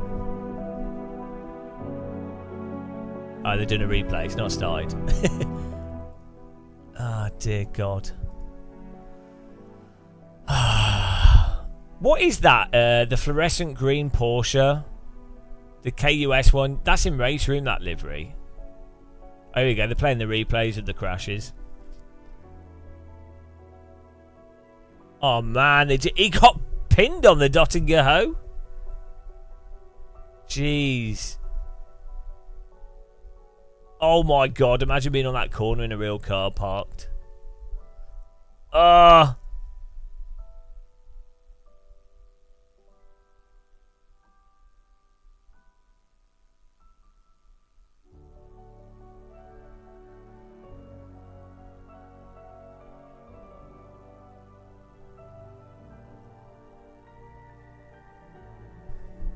Hello, random call sign of your fog time. Oh, random, you just missed a hilarious crash in the F3 car on iRacing. I was racing a car, a guy crashed into the back of me. I lost my rear wing, he lost his front wing, and we were racing, and we were both going around. We had 2 laps left, so we kept going, and then another car just comes in on the final 4 corners, gets in between the guy that has no front wing and me with no rear wing, and then drives into the back of me and just but it, like, kills me, and then he just does a jump and just drives off. Ridiculous. Oh dear. It'll probably still be foggy until like 10 or 11, I'd imagine, because basically what normally happens is it's quite sunny in Germany today, so the sun will warm up the top of the fog. Oh, that looks cool. Why is his car on fire though? With oil in the exhaust pipe. Looks amazing though. Looks like a DeLorean. The fuel's rolling down the hill. That looks amazing. Oh shit, his car's up. He's got no fire extinguisher. Well, that sucks. But it looks cool. I mean, if you're gonna wreck your car, has he not got a fuel a fuel thing in the car? I guess maybe it's not worth doing it. Fire extinguisher. It wrecks the whole interior of the car though if you pull it, so maybe it's best not to.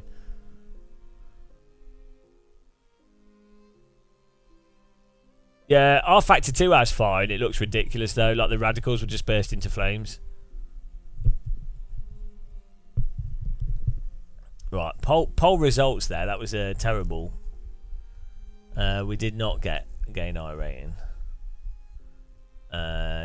New poll. There you go.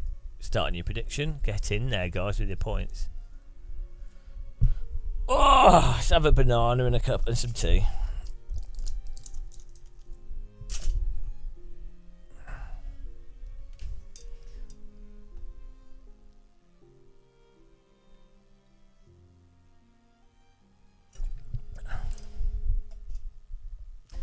Oh, that's pretty hilarious, though.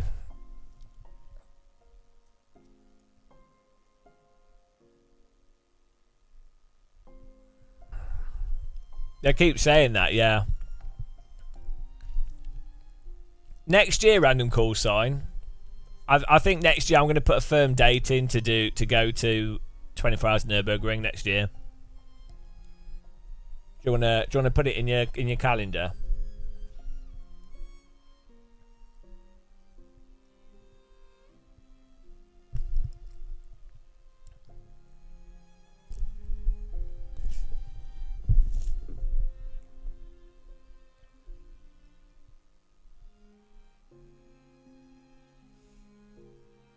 It's still proper foggy. It's at a weird, it's a weird time of year when there's loads of other stuff happening, that's the thing.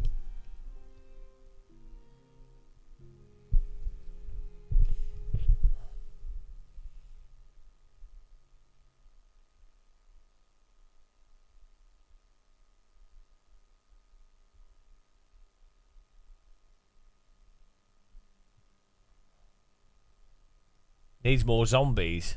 What, in the 24 Hours of Nürburgring? What is he cooking? Germans will cook anything with a bunch. What is that?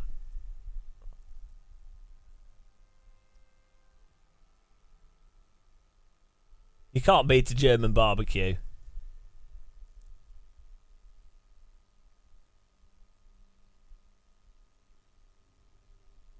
So it's weird that Germany looks like one of those model, those model train sets? Where you have people just stood around wearing like model train set clothing. You know what I mean? The little figurines they have. That's what Germans dress like. They all look like little miniature figures.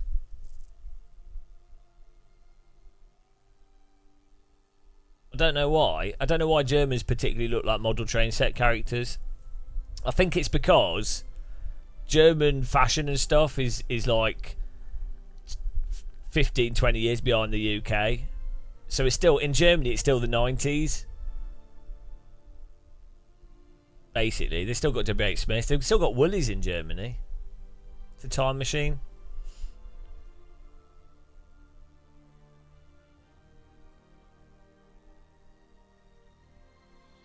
A lot of tents in Germany as well. It's like the nation of gazebos.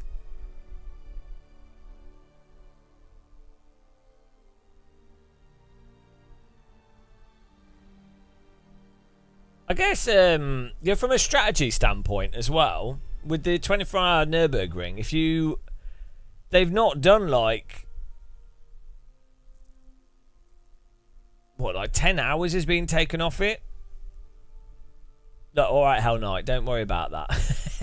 Don't worry about that. Yeah, if you're missing like 14, half the race has not happened. So, it's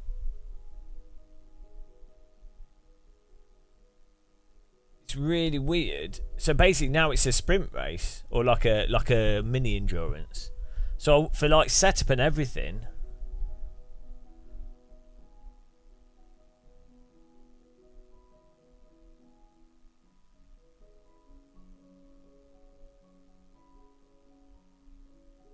the car's absolutely full pelt.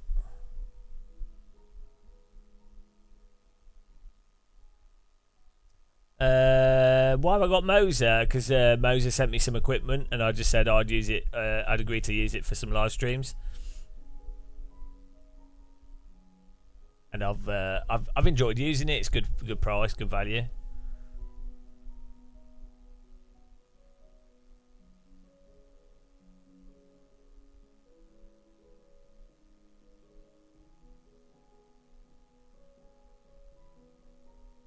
It is good. Moser stuff's great. Can't really go wrong. Moser, Fan Attack, Sim Magic, Ace Attack. It's all good. It's all good stuff. What does crank mean in German? There's a sign that said something Versta alle crank. What does that mean?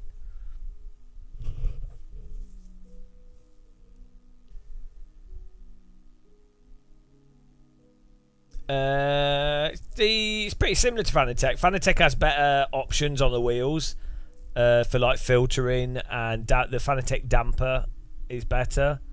The Fanatec interpolation filter is better. Generally the Fanatec software works a bit better, but it's pretty much the same though. I mean, you could just use in-game dampers if you want to. All the sims have in-game damping, and then if you wanted to, I don't tend to use much.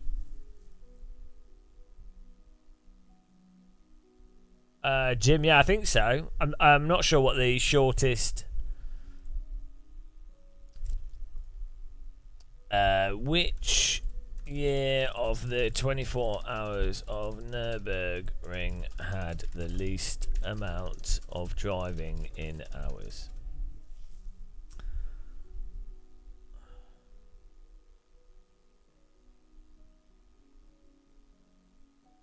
Oh, here we go. In 2016, it was halted for 3 hours and 20 minutes. So yeah, this is probably the least amount of racing for a long time. Yeah, you say that, Francis, but what you're basing that off like some YouTubers that are mostly just baiting clicks. I'm not saying that there aren't problems at Fanatec or that whatever's going on with the business, but they have physical offices, they have physical products. They have sold a lot of units. If you're happy with the equipment and it's not broken, then it's weird to then be like, oh, I need to. I mean, I'm not saying that Fanatec's the best thing, and that you might maybe there is other manufacturers that might have other wheels or things you'd like better. So sure, by all means, go use other wheels.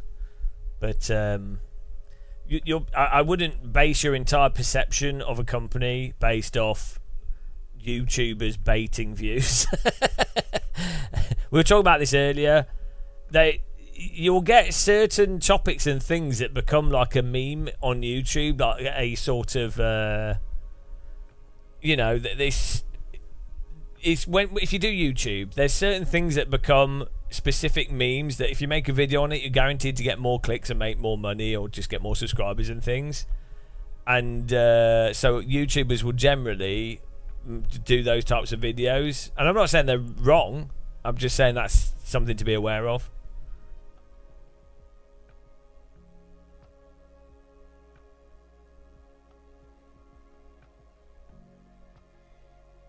I don't think there's any evidence that their quality. Yeah, I don't think there's any evidence that their quality would drop or change. Like so the DD, the development, so the CSL DD has already been manufactured and is done, and for the last 4 or 5 years, well, 2 years or whatever. So, and they'll have already gone through at least one refinement of that. For, you know, based off initial sales. So that is what it is. The QR2 is locked in and is now their quick release, and that's a pretty solid quick release. Like, there's no real issues with it that I can see. The new CSL DD, the DD Plus or whatever, is pretty solid. I don't know. I've not had anyone saying that there's problems with the DD Plus and stuff. You know, so yeah, like, I mean, generally speaking, I've not heard of more issues with Fanatec than, say, Thrustmaster. I know there was definitely a problem of people ordering stuff.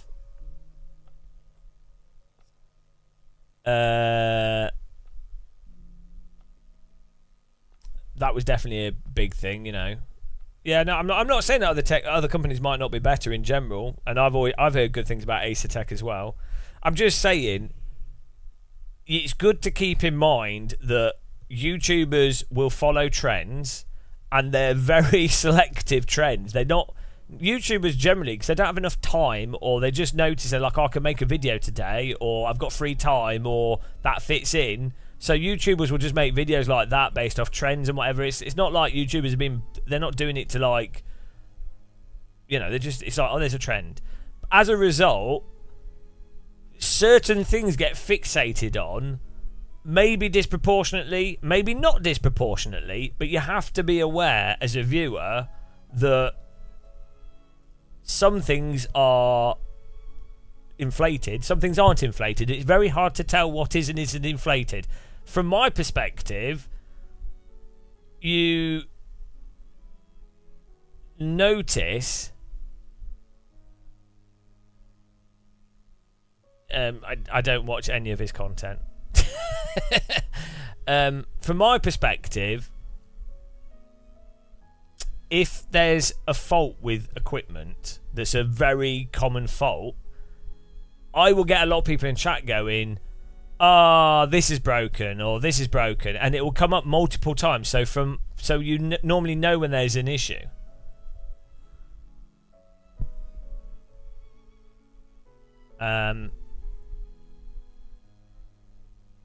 So, like, in the past, there was a specific issue with the Fanatec podium wheels displays. There was a common issue with those having issues, the OLED display.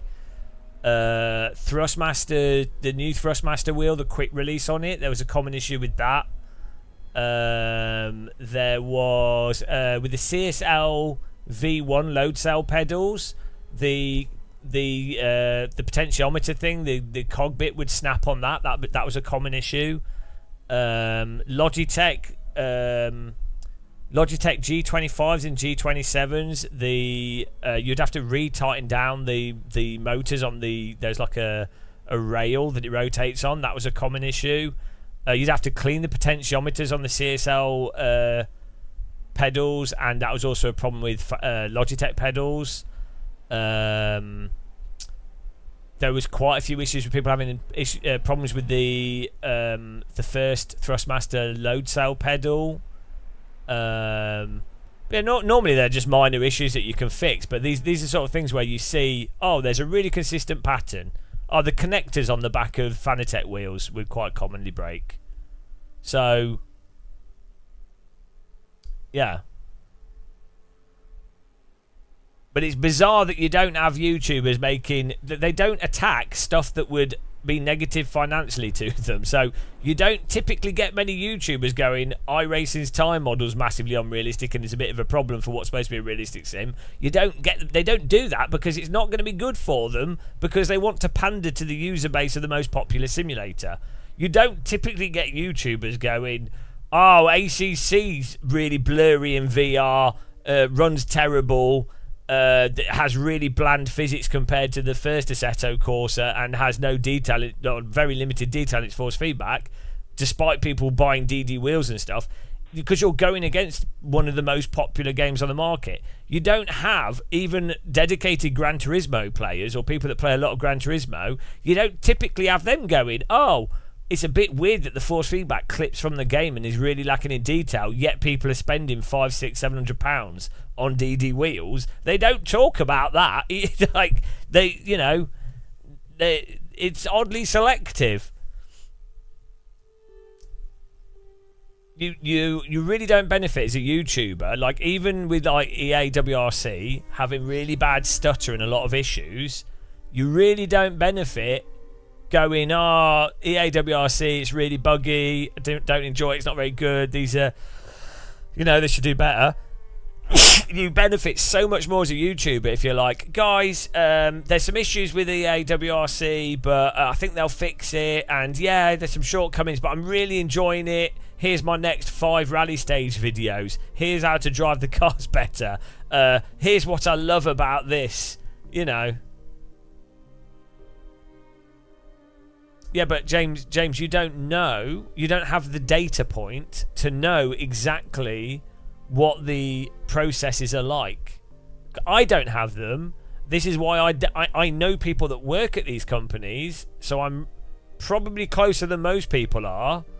I talk to people in a lot of these businesses, so I know what's going on the ground, and I don't know the exact data points for how many issues there are per unit. How many customers have an absolute nightmare with support, relatively speaking, relative to the numbers of sales? Now, I'm not saying to ignore reports of problems, and I'm not saying that there aren't problems. I'm just saying I don't have the data, and so I can't confidently tell someone outright, oh, this company's dog shit at this or whatever. Because I don't know. There might be, might not be, and it's worth people making a point about stuff they don't know. I think you can know when, if you have a company like Housing Welt, for example, obviously no bias here, but if you have a company like Housing Welt where you'll only ever hear positive things, well, that's probably a good sign, isn't it? If people go out of their way to say really positive stuff, that's probably a good sign. But other than that, it's to know absolutely, in an absolute sense, is, and my advice would always be, if you're buying equipment that's expensive, try and buy it with a credit card. Make sure you pay the credit card off, don't get into debt, or buy through Amazon or whatever, or buy in a way where you're covered you've got consumer protections.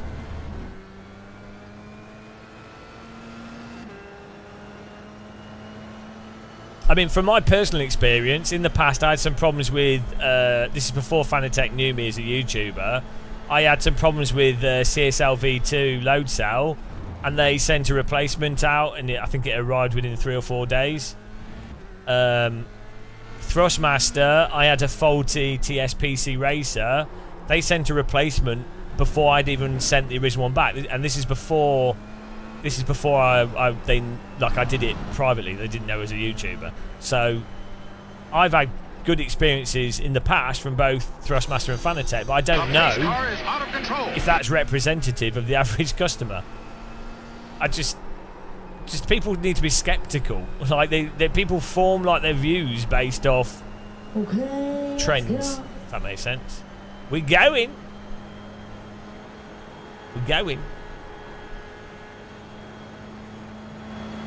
Hopefully the Nürburgring starts soon. But yeah, there you go.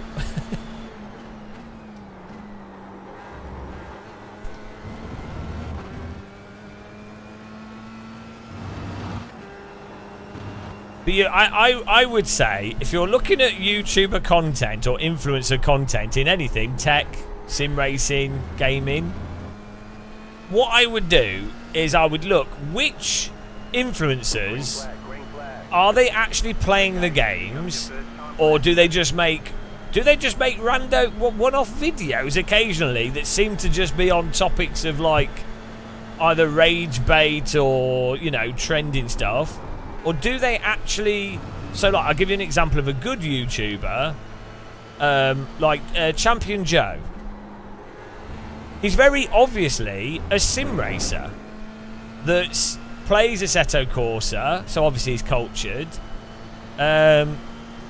He has a community, he does community races, he does videos, he covers the stuff that's been released, he talks about general sim things, but he's playing the games, right? Contrast that with a YouTuber that, for example, like some of the VR YouTubers, that, oh, here's the next VR headset. Oh, here's another VR headset. Oh, this VR headset's a game changer. Oh, here's a new head strap. Here's a new... It's like, but are you actually playing any of the games? Or are you just getting products and marketing them under the guise of reviewing them? You know? Like, there's quite a big difference, and it's very noticeable. YouTubers that are actually playing games, actually using the products, versus what are effectively marketing platforms. Why would they be looking at a worthless brick, eh? Oh, I didn't read that comment. The main concern at Fanatec is that if Sony gets spooked by issues, they'll pull the license. No. So, no, because they've already licensed it, and if they pulled the license, it'd be based off future, it'd be based off future licensing. The physical chip is there in the device. They're not going to retroactively or disable a chip that's in the device. Like, why would they do that? It wouldn't make any sense. Like, so what you need to think about for business, in anything business related, generally speaking, what situation will make someone the most amount of money and what would make them the least amount of money? If PlayStation retroactively disabled wheel support with something that supported it that people bought, well, first of all, it'd be illegal for them to do that. There's consumer protection even in America and Europe, so it'd be illegal. Yeah, first of all, it'd be illegal, but also, why would they do that? It wouldn't make any sense. They would lose money. So, to make any sense. Now, they might make it so that Random Call Sign's not allowed to use the equipment, but that's separate. Yeah, consumer protectionism is normally based around what actually enables more profiteering. It's communism. Yeah. Now, ironically, it's the opposite. Consumer protection, ironically, actually allows companies to make more money in the long term, not in the short term. But overall, it makes it makes more money.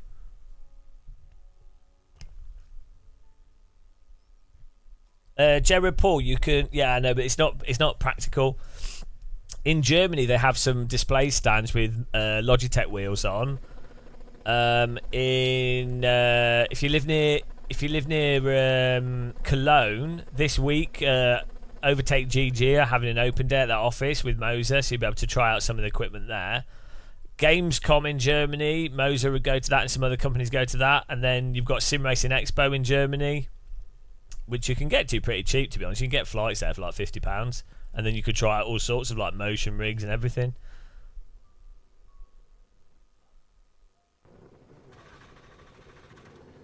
Yeah. Like, yeah, so again, like, you have to think with a company, the most likely thing to happen is just a transfer of ownership. If you have a company that physically is producing something that's being sold and has a market, even if that company ends up in debt, if they have a process... Have a good race, everybody.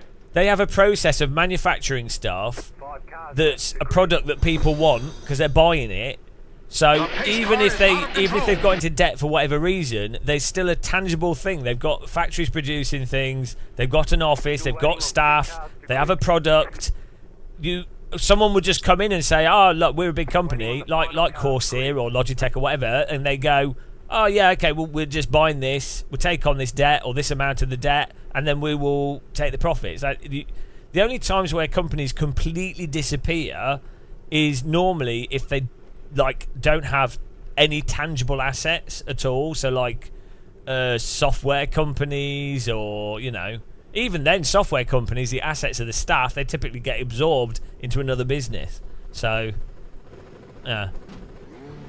Alright, here we go. Green, green, green.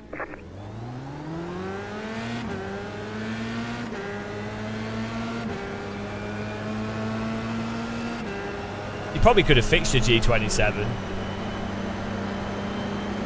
Right side, clear on the What right. an... Whoa! Of course. Right side, clear on the right. Fucking cold tyres in this game. Car in front pulled right over, so I then had to move. I had to brake a bit more, which then caused the tyres to overheat. we saved the catch. Someone's going to drive into you. There's nothing you can do. Absolutely nothing you can do. They will drive into you. Yeah, you need to be on the inside of that corner.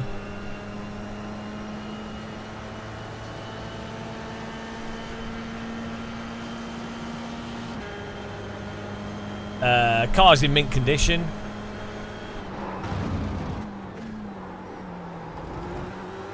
Mint condition. It's so silly. On the cold tyres on this car are particularly bad.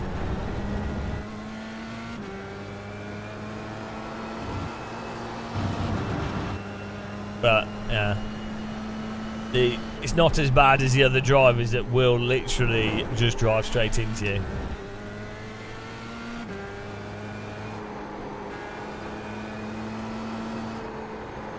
You should do, yeah. It's the most realistic.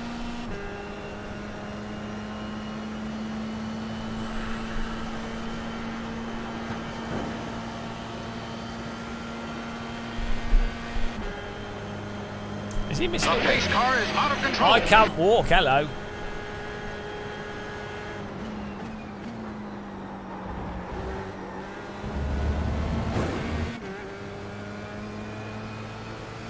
Hang on.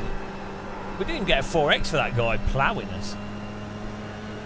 I'm not sure how we get damage without getting a 4X. But I might have lost the front wing.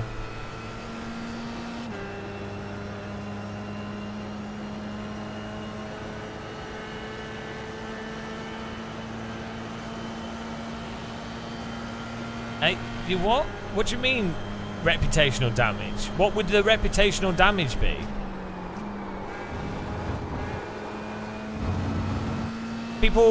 People don't associate the wheel with being a Sony product. All they would care about is it supports. I don't. You're coming at it from a really bizarre perspective. Have you just been watching like GT Sport videos or something? So GT7 videos. Like, you're coming at it from a really weird perspective. Most people buying a wheel for a games console will be like, "Oh, does this wheel have support for this console? Oh, it does. Okay." And then let's say they buy a wheel from a shop, and then imagine if they bought it from a game shop, and that game shop goes out of business, so they can't return it, and it breaks. Well, they would go, "Oh no, I can't return my wheel to the shop that's gone out of business." It's nothing to do with Sony. As long as the wheel works, like as long as it's technically works with the console because the support's there, that's it.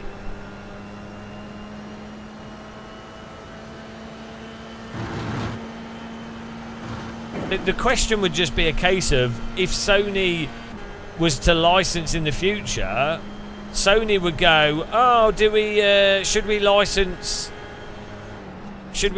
with this company? Oh, I don't think we will because we had a bad time this previous time, so we won't like. That's all it would be if they decided to do that. Like, let's say Logitech or something just made a shitty wheel. Like, ironically, in the past, most of the wheels... Yeah, exactly. They don't care. Like, in the past, the wheels that had console support were absolute shit. They were terrible. Absolutely awful. They don't care. Like, look at all the third-party joysticks on them, like supermarkets selling Xbox and PlayStation third-market controllers.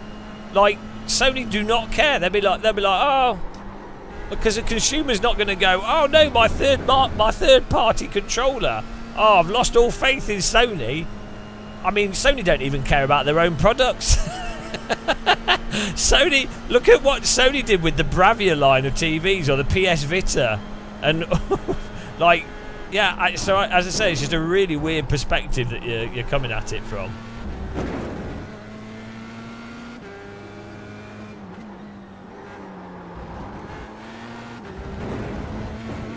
Oh, this is fantastic, guys. I really love getting damage in the first corner. I think we can all agree that damage in the first corner is the pinnacle of sim racing.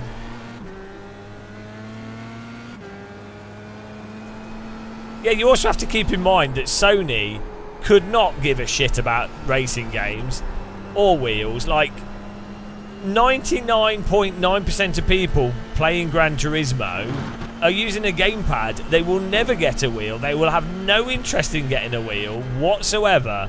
The vast majority of people with a PlayStation will be like, oh, I like F1 games. Oh, I like Gran Turismo. I like driving games. I like Grand Theft Auto. But they're not going to get a bloody wheel. You know, anybody that's really going to care about the equipment would be on PC doing sim racing, and that's like 5 people. So.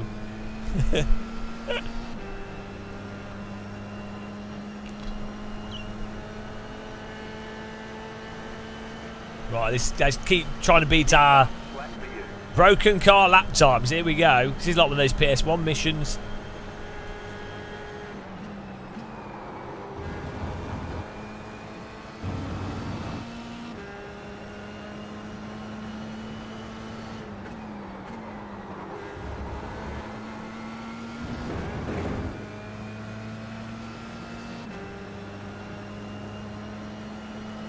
Yeah, the problem is a pit stop is like 2 minutes.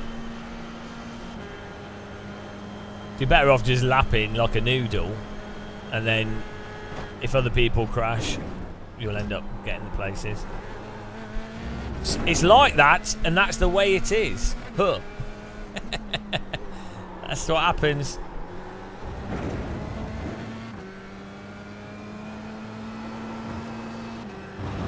Random, can you get me a pastel de nata, please? I'm starving. Can I have it heated up in the air fryer as well? And then can I have a coffee? Hello, Ginger Shepherd, how's it going? Pastel de nata, coffee, and what else have you got? I can't. It's not open yet, is it? Surely you have a cupboard full of these Portuguese delights. Foda-se.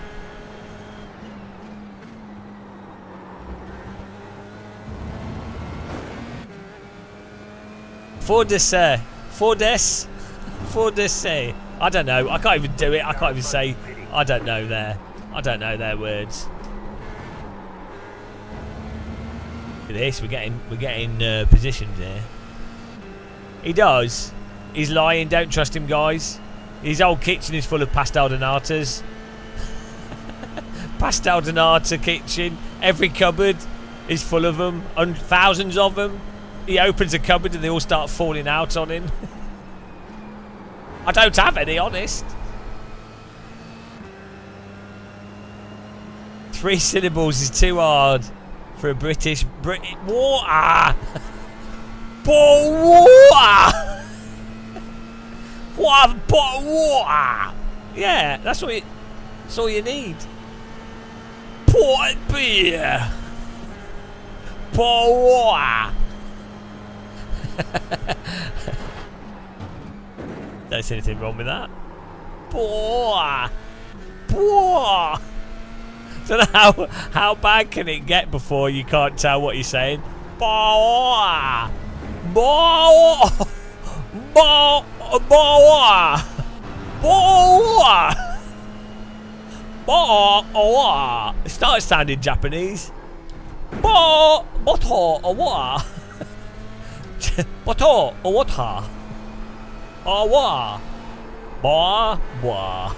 Boah. Boah. That's what he's saying. Kimi Raikkonen was just really thirsty. Boah.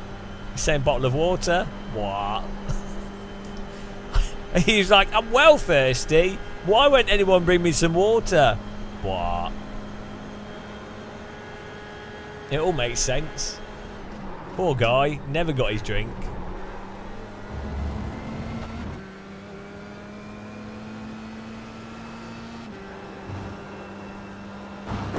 Whoa! Endo.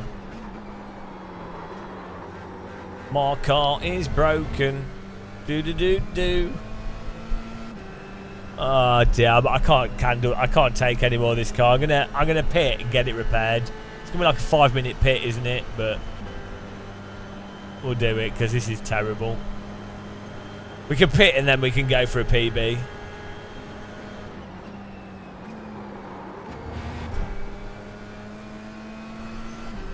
A pubba. Your car's toast. You've got cars that got too much damage.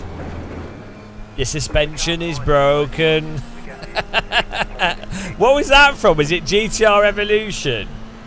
When you had too much damage, it would always say, your suspension is broken. As if that was like you would have a huge crash into a wall. Car would be totally totaled. You would have died. In real life, you'd be dead, but in the game, it just went, your suspension is broken. Was that GTR Evolution or like maybe like Race 07 or something? It was so stupid. Whoa, we're drifting. Bloody hell.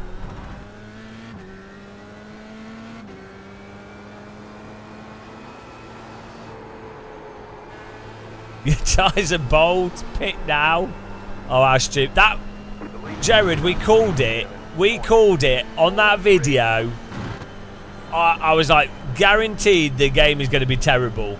That was it. That was the sign. We called it 100%. Your tyres are bold. Time to pit. It was like, right, that's it. Proof it's going to be terrible. Your tyres are bold. My bold tyres. Bold tyres. Pit now, they're bold. Yeah. That one sentence undid all marketing enthusiasm and positivity that we had. It was over.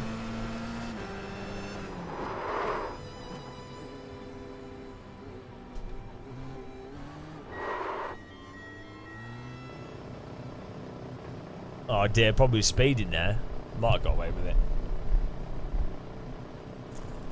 Yeah, this pit box is 4 billion years long. Galaxies have formed and gone by the time you finish this pit lane. 3, 2, 1. Right here. We can repair most of the damage. Not too bad.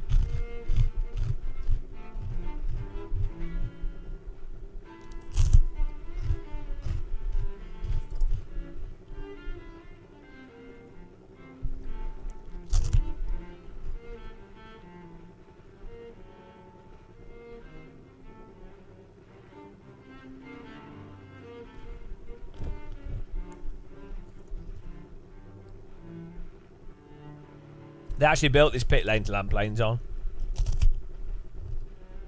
Repairs are nearly done.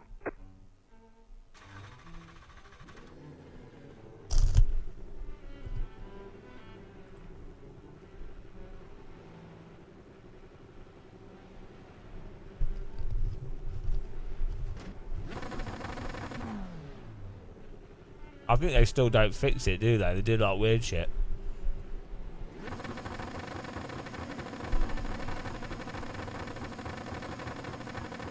That's it, go.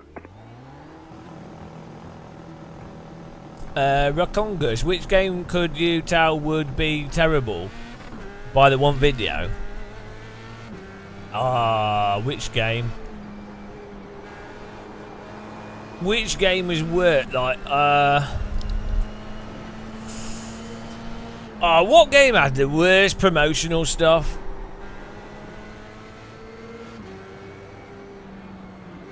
Why is this guy so slow? Which game was the worst? I mean, I can tell you which ones were good, like Half-Life 1, Super Mario 64, Mario Kart. They all had really good promotional videos. Oh, Battlefield 5, yeah. There you go, it's good. Oh, hello. Oh, he's, he's Australian. He's bouncing up roof.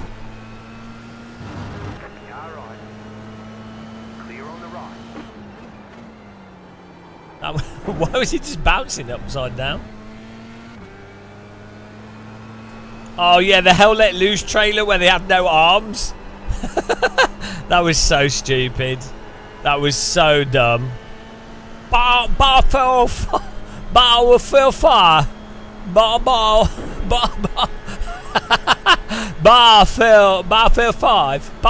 5. Battlefield 5.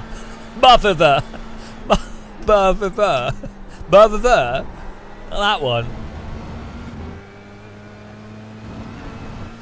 The voiceover. The voiceovers were hilarious on the Hell Let Loose clip. It was like someone talking into a microphone going, "Attack the boat outside the convoy." It's so stupid.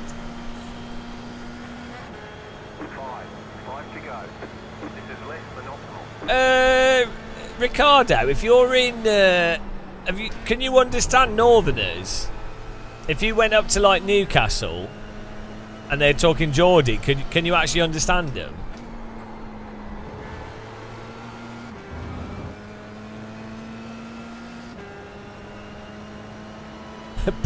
I mean, I struggled, so.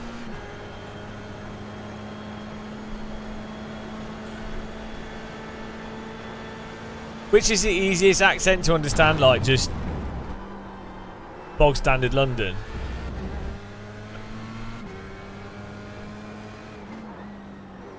What about Devon? I like Cornish.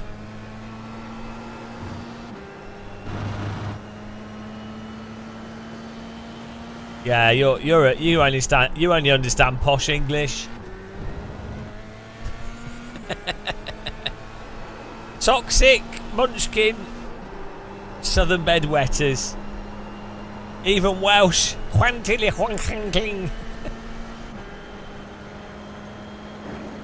What about Birmingham? Right, I no call sign. I'm from Solihull. Right.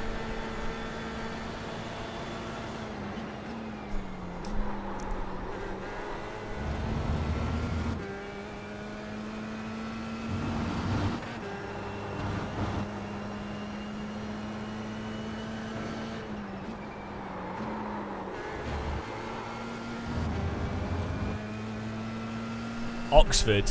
Yeah, he just likes posh people.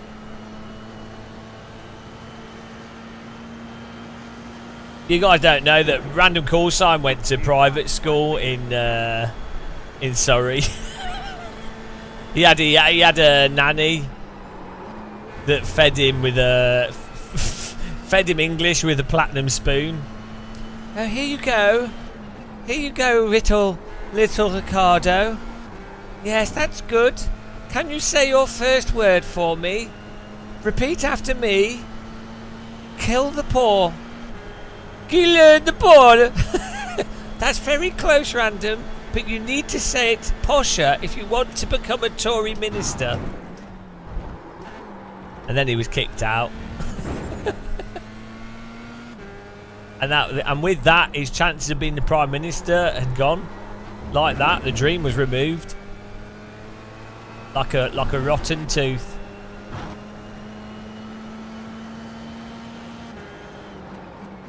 Oh, I understand Kiwi. I watched the entirety of The Hobbit without and Lord of the Rings without any subtitles.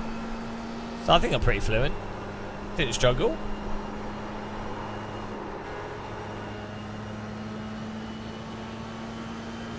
No King College for you, sir. You don't speak the King's language. You uncultured swine. Back on a boat to Portugal you go. Off to the cotton mill.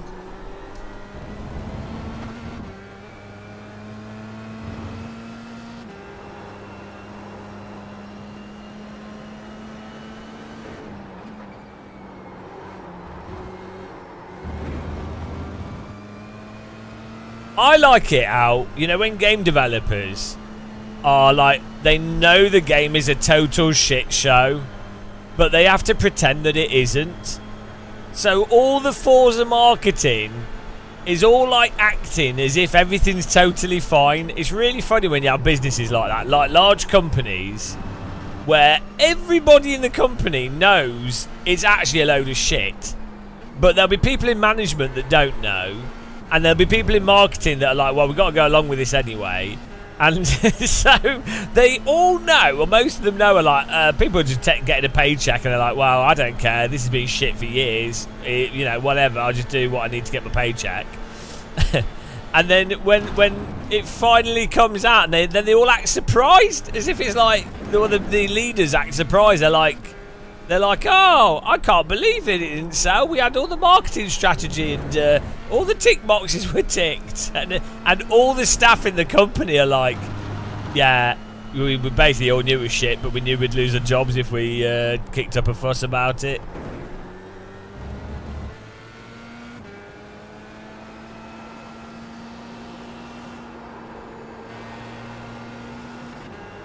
I just use tactile transducers on my rig. Oh, next information at 11 AM for the Nordschleifer. 10 minutes. It's still foggy though. It's just business. It's business. It's just business. We've collected our safety rating in this one, guys. That's what matters. We'll look at the replay here. I feel like I was scammed in this race. Total scam.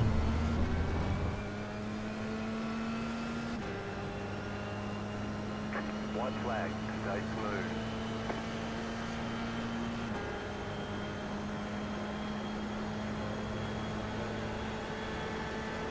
Yeah, in iRacing, they take your soul. That's the payment. You might think it's the expensive cost of the tracks and the cars and the monthly subscription, but that's not the real payment. The real payment is your soul. That's why iRacers are so weird, because they've all lost their soul playing the game. They're like the Borg. Resistance is futile. We are the iRacing. You will lap for iRating. We are one. We are iRating.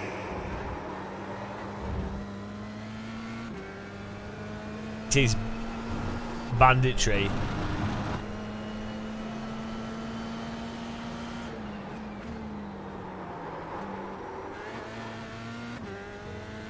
What in the V's, the slowest race in the world?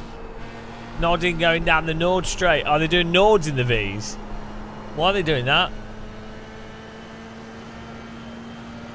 Yeah, Jared Paul, it's almost like someone's made a video about that. It's almost like a YouTuber made a video about this, making it really clear, laying it all out, and then a whole bunch of people saw the video, and instead of going, oh, check out that video, they did some post, basically copying everything in the video, and then some other people did their own videos, but didn't reference the original source. It's weird how that works, isn't it? I've noticed this happening quite a few times. It's strange that. I love people that don't give credit to stuff. So I refuse to give credit to anything now. No credit to anyone or anything. I've become evil. Gamer, we hate his face. I think that's what it is. Right. Let's see what happened here at the start. I would contest I'm innocent. Innocent until proven innocent. You ready? Right. So what happened was, car in front of me moved over weirdly. I broke a bit more. That pushed my tyres over the limit, and then when I turned, the tyres were slopped. Nothing. It was a traditional iRacing. You need to always be on the inside of this corner. I caught it though. Like, what was he doing? What was he doing? Kate Gardner? You noob. He pulls right across, then brakes in front of me. What are you doing? And now it locks my wheels, and now I've got no grip. And then this guy drives into me. Welcome to iRacing. This is a really good example of how the iRacing tyres screw you over when you've done absolutely nothing wrong. Avoid that. Wheels lock a fraction. Now the grip is like gone because the tyres are superheated. Now you turn and nothing's happening. Oh, but I've still managed to catch it though somehow because I've learnt the brake accelerator trick. And then the car drives into you. This is classic iRacing. All of that is a result of its tyre model. All of that, like the tyres, you lock up here, you'd have a flat spot, it'd be really annoying. But the car's grip does not turn off entirely. I'm not like poning it through here, I'm being careful. But it's gone. It was already gone. At this point here, it was done. Tyres were flash heated. It's done. Keep in mind, I've never seen a real car do that. AC doesn't do that. AMS1 doesn't do that. R-Factor 2 doesn't do that. ACC doesn't do that. But iRacing does. And you know why? I'll tell you why. It's because iRacing is the most advanced and comprehensive racing simulation software in the world. It's also the most realistic. It's also the most realistic.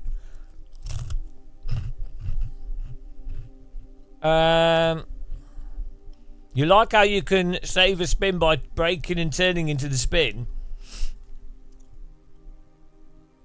Well, you push it once you push the brake and accelerator. Do whatever. Brake accelerator's the next level strats. Why, Mr. Kent Gardner? Why would you brake? Right. Why would you come right across and then also brake super early when there's no cars in front of you? Why? Doesn't make any sense. There's like a huge gap here.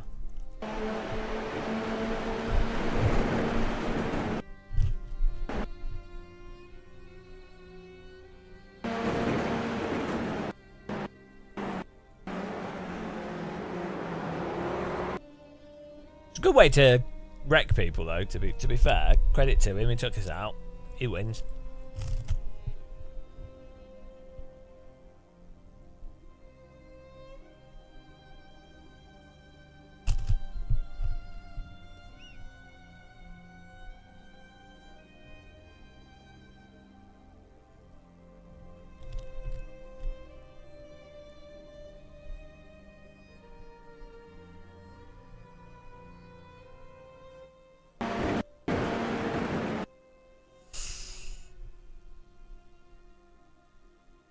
Tried to find a reason. He probably didn't notice. He said sorry. he probably just didn't. He probably just didn't see us where we were. He probably thought it was enough in front of us. And then it's also just unlucky that my car locked up because of the cold tyres. It wouldn't have done anything if it wasn't for the physics turning off. It wouldn't have done anything. Oh, we just got off the gas. Fair enough. It's not really that much of a problem, to be honest. It's more the way the car reacts afterwards. Like you've already caught it. Like a little bit of a lock up, fine. And now you're already driving it. The tyres are off. I don't know how people defend it. We do the next race though. It's good fun with this car. How on earth does that kind of a lockup equal like grip totally off? It's crazy, isn't it?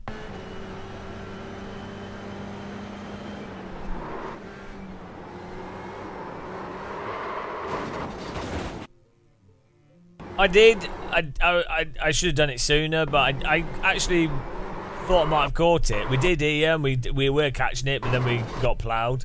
If we hadn't got ploughed, it would have been all right. I knew it was coming because you know for sure that people are just going to drive into you if you're slow.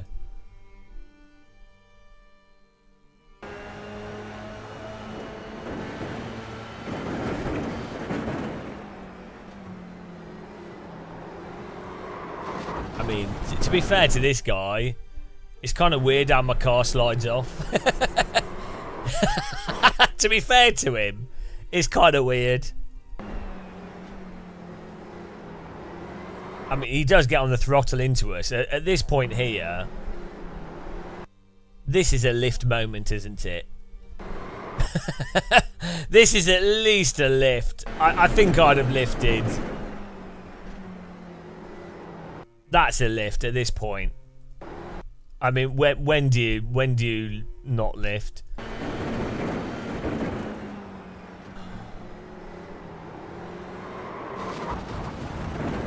No, he did have time to react because you've got this. At this point here, you'd be like, oh, I need to lift because this guy's apparently doing Formula Drift through the corner. I would have lifted here because I'd expect this guy to spin. I know if he'd have lifted, he would have been fine. Because if he'd have lifted, he could have kept it. He could have turned right as well. But yeah, you're probably right. He probably still would have hit us, but still.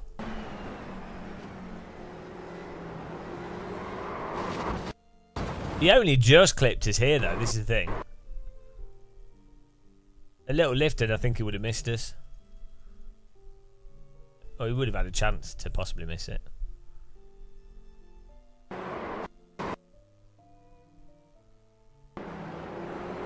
Yeah, I think if he lifted, he would have missed us. But yeah, you know, I always expect a crash on this corner. Like if I was this car, I mean, to be fair, he can't be on the right here because there's a car here. But generally, I would just hug the inside. I'd even give up the position to be on the inside.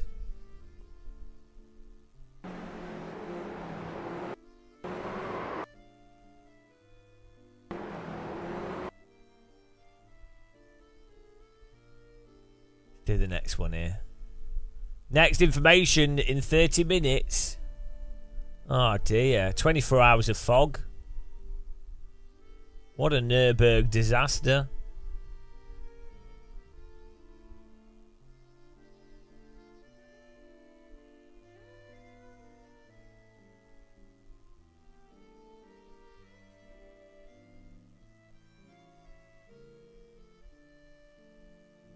Hang on, what's going on here?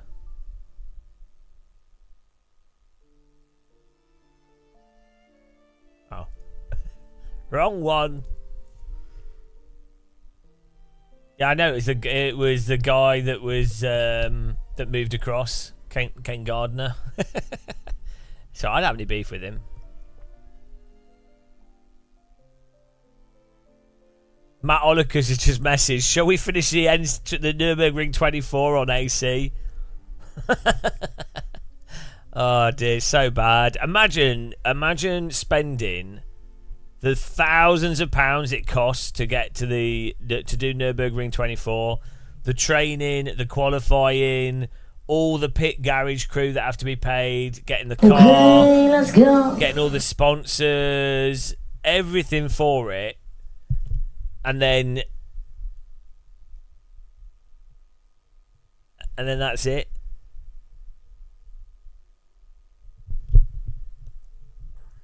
That's it.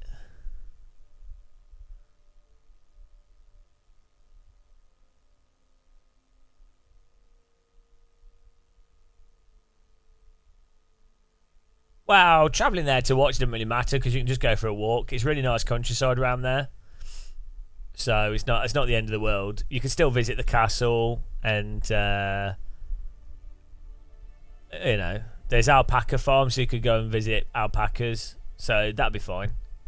It wouldn't be a problem. Hey, there's nice forest to walk around. Forest in this kind of fog's really nice, so it wouldn't be the end of the world for that. They already did yesterday. They had the vintage. They had a 3-hour vintage GT race. So just seen that. That'd be cool. Yeah, no, it's not. It'd still be nice to walk around, and you'd still have burgers, and there'd be beautiful German women to talk to. So it'd be pretty good. So I'd be all right as a spectator.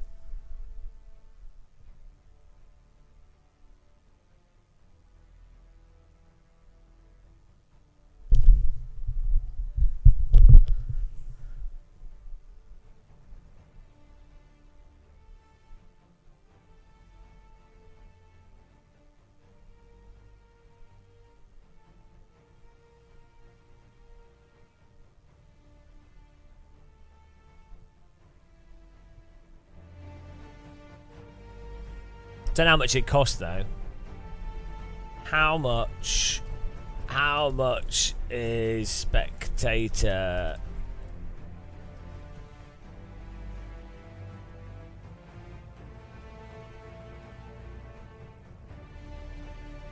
Right, here we go. How much is spectator tickets and camping for the Nürburgring 24 hours? £70 to £90 for the weekend ticket, 50 for a single day ticket, £80 per vehicle for camping pass. Premium camping areas, 150.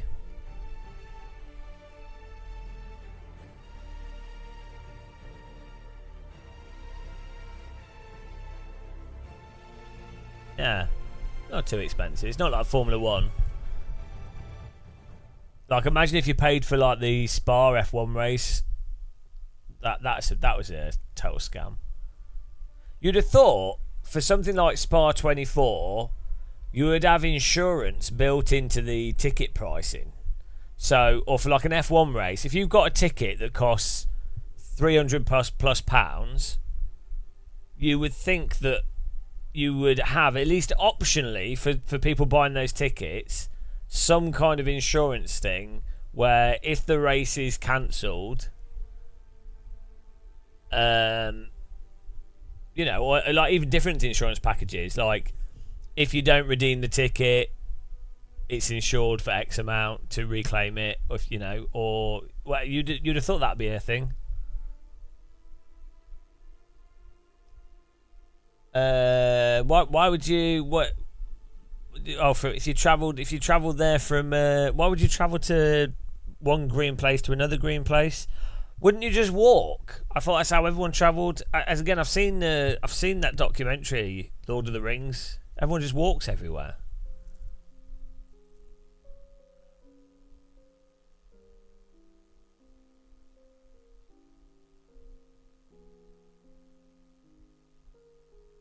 Isn't in the book Lord of the Rings, isn't it meant to be like takes months?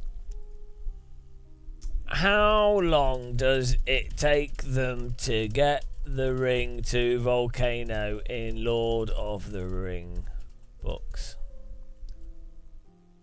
compared to the film? So in the books,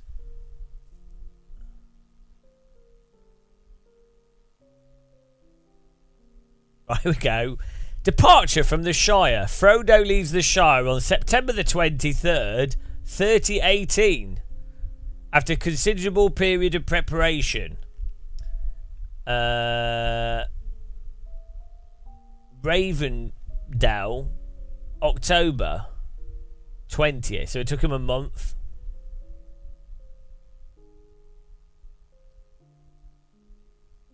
In the film,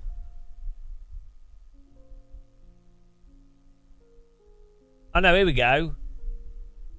It took 6 months from to the destruction of the ring.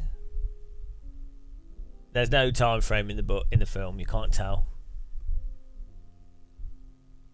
I know it's weird, isn't it? But maybe those eagles were not like they weren't very good. Maybe they were unreliable. Maybe those eagles were like British Rail, so you just don't use them. You know? Plot spoiler! Well, it's just the history of New Zealand. Are the Lord of the Rings films an accurate history of New Zealand? The Lord of the Ring films, directed by Peter Jackson, are not an accurate history of New Zealand. Instead, no, I'm not reading the rest of that. Don't trust it. I think sometimes ChatGTP doesn't get it right, you know, so you have to be careful.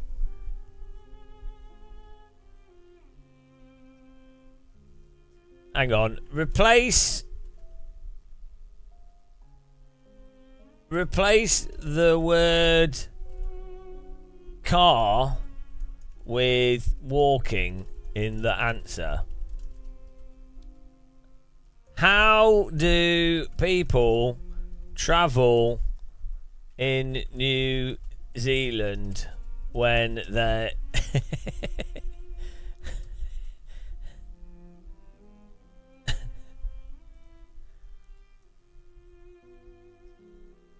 in New Zealand, people travel by a variety of modes. Whilst walking is common, especially in urban areas and short distance, other forms of transportation. Ah, oh, no, it said cars. It won't even play along. They strap kiwis to their feet and they ride kiwis like individual rollerblades, kiwi blades. They call them they call them kiwi blades. They just stand and the kiwi walks and they like hover along. Really good for getting up hills.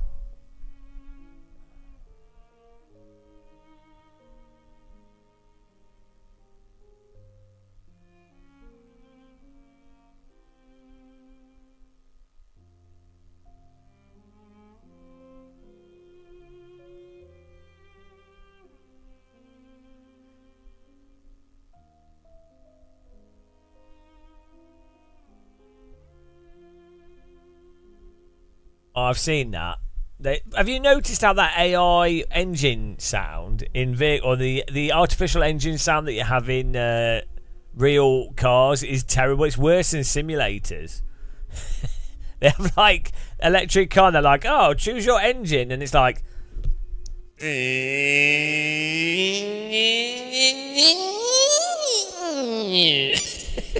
It's terrible. They could actually just get RSS sound files for AC and it'd be better.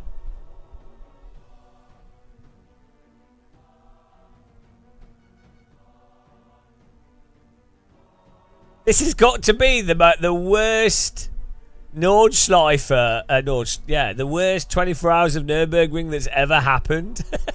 The 24 hours of Fogbergring. Honestly, this has got to be the worst one that's ever taken. Like, the whole point of it is lost. It's just fog. They're going to have like an hour of racing. How unlucky is that? It was doomed. Doomed, I tell you.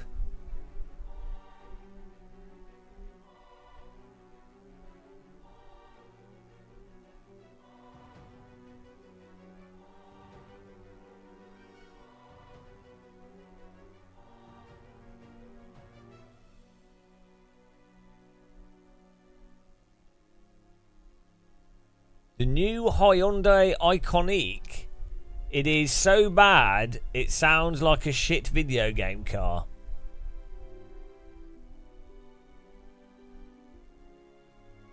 They could actually, couldn't they? They could say, right guys, because it's so foggy, and we know we're not going to start the race for like another 3 hours.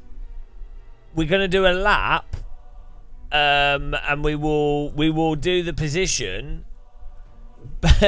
based off where the drivers get to the start finish line. So get walking.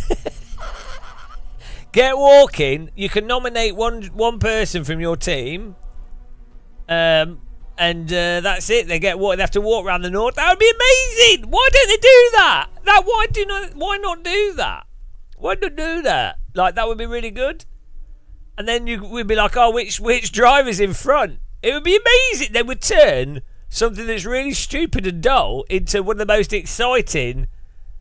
You know, you'd be talking about it forever. You'd be like, oh, do you remember that Nürburgring race where they started walking around it because it was too foggy for the cars? And they could even do it as a relay. Yeah, everyone would get behind it. Because you're like, it stays at midnight, so why not just go, right, okay, we'll just get the drivers walking. It's 26 miles. So it's going to take them a while. Hang on, how long is it? How long is Nords in miles? 12 miles? Oh, that's easy. 12 miles? They could do that in... how long does it take to walk 12 miles? It only takes like 4 hours. 4.8... 4 hours. 4 hours and 12 to walk 12 miles. Yeah. So they could have just done one lap. Yeah, they could jog it. They could jog 12 miles in like 2 hours easy. So they could have done that at night. That would have been amazing. Could have had all the teams, and then you go, right, we'll have a... Whoever's first around it will have a special prize, because we might as well make something of this. So they should all be fit enough to jog 12 miles. That would have been well good. Missed opportunity. Absolutely missed opportunity.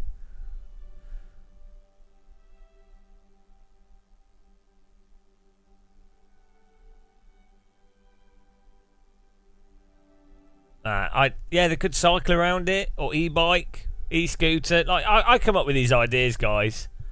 It would have been like a really hype, memorable moment, and for marketing, it would have been great.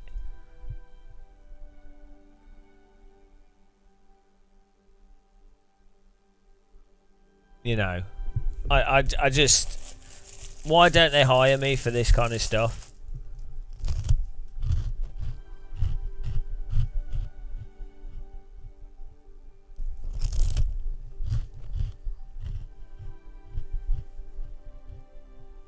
Right. This one can't go worse than the last one. It can't be worse. Oh, yes, it can. Oh, let's have a look at with safety rating, though.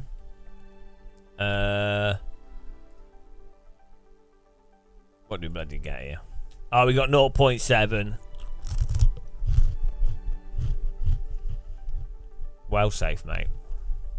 New pole. 30i rating. 5 minutes. Get in there.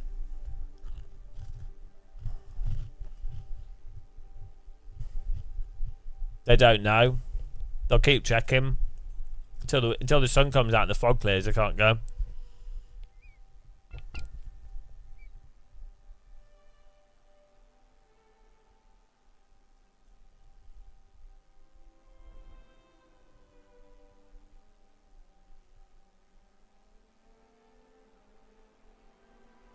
I am the master of default setups here, I have to say.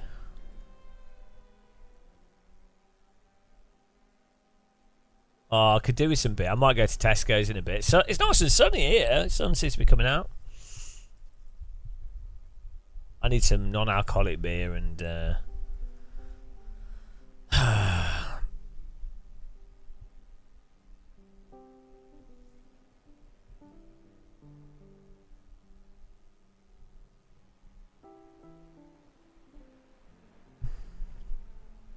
I need to buy a cheapo phone to attach to my kayak so we can go.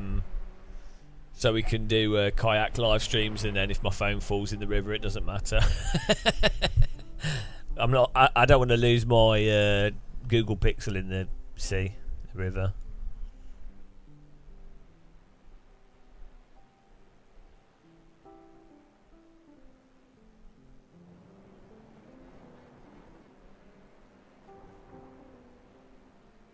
What would I do if I was if you were a fan of the track? What do you mean? Oh, there isn't a kayak VR game on Quest 3. I know you can get it for Steam. It's really good. I couldn't find it on Quest natively.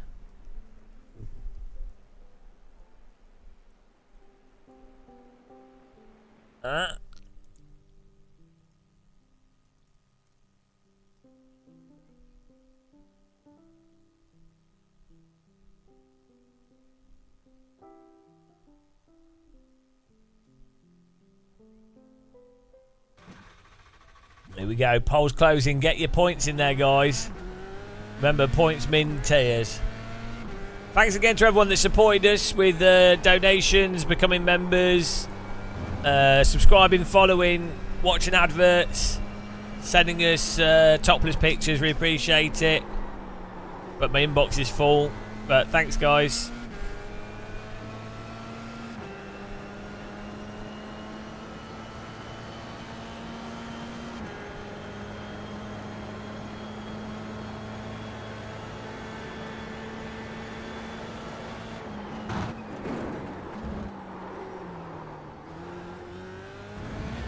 Where's my? I know we're running out of time. I'm going to go to. The pace car is out of control. Bloody hell, I'm going to go to Gamescom. Also, if you're on Amazon Prime, you can link it and subscribe to us for free on Twitch if you want to. I'm going to stay a little bit in Germany around Gamescom. I might stay for a little bit.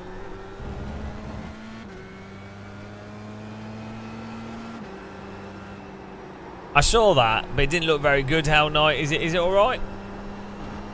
I need to get the PC one on Steam. It does look good. And I have like a load of Meta Quest store credit from people using my affiliate link, but then there's nothing really much that I want to buy. So absolute scam dangled.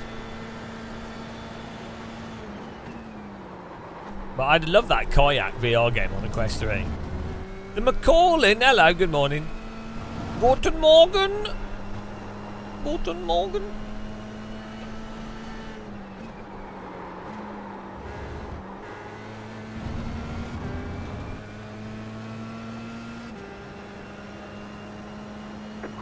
Green flag. Okay, here comes your first time lap.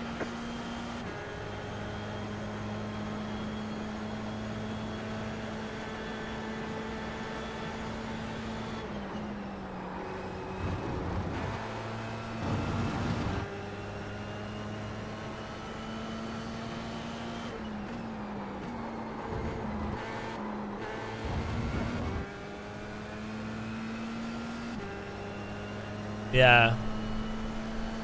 I need to get that. You can't beat kayaking, it's nice and fun. It looks like a chill game. Is there actually stuff to do in it? Like objectives, or is it just a relaxation thing?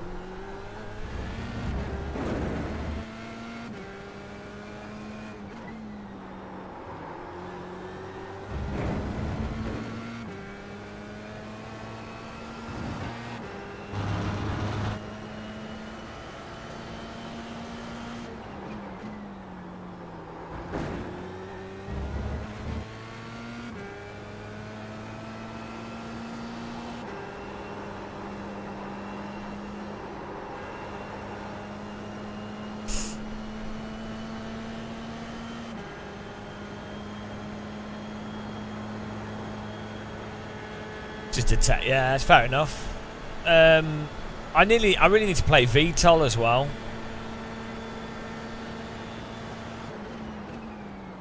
They need to release that on the Quest natively. I don't know why they haven't. Because that's the kind of game that I would like to play on the Quest natively. Like I really, with VR stuff, I like the fact that the Quest is a self-contained device, and then, you know, I don't have to think about anything. I just put the headset on and I play games. I really like that. So that's why I play mini golf on it and Tetris and stuff. It seems to me that VR is particularly good for that kind of. Oh, here's a small, effectively almost a pocket device. Pop it on, and it's like, oh, I can watch films or I'm somewhere else, or, you know. As soon as you have like a PC with it, don't get me wrong, it's fantastic with flight sims and driving sims, and it's fine, that's great, but that's like, that's a separate use. That's using a VR headset as a monitor. But like, if you're using a VR headset as a VR headset, that whole like popping it on and just being able to teleport away. Did you notice how with the Quest 3 when they updated it, they made it so that when you go from VR mode to AR, they copied the Apple fading animation? It's so funny. So funny how they like don't seemingly have the ability to just do the most obvious thing themselves.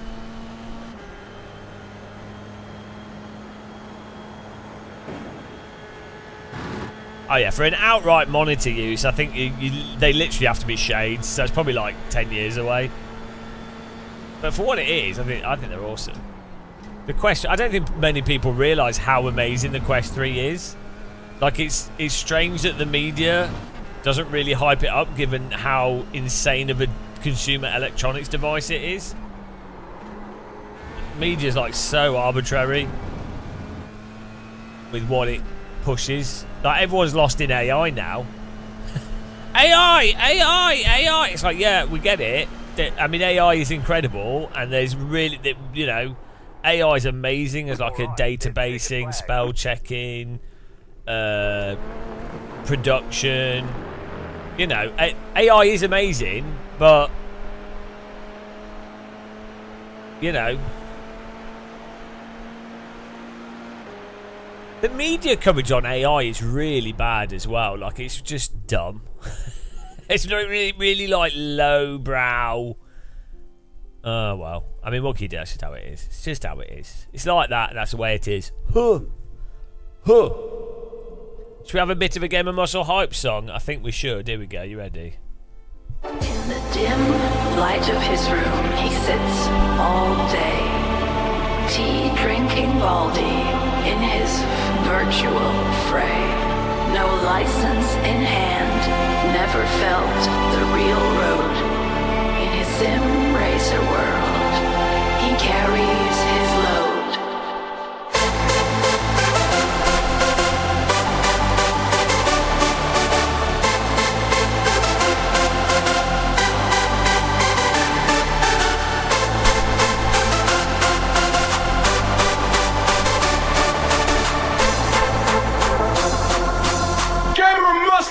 Here we go!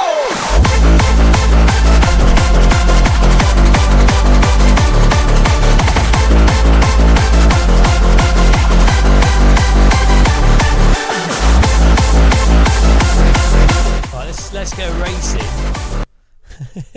Got a better. So strong and powerful, we feel the force and glory of the Tiger Mother. Only surpassed by a cup of tea.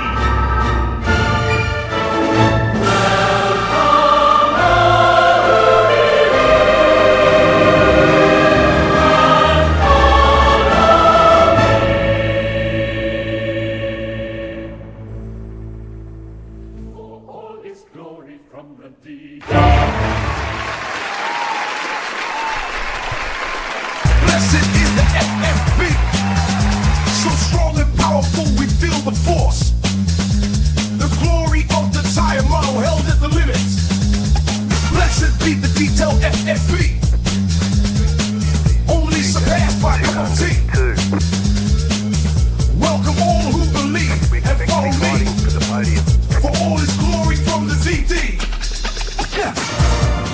Blessed is the FFB. powerful force. Higher model. The limits. Recipe the detailed FFB, only surpassed By a cup of tea. Welcome all who believe and follow me, for all is glory from the beginning.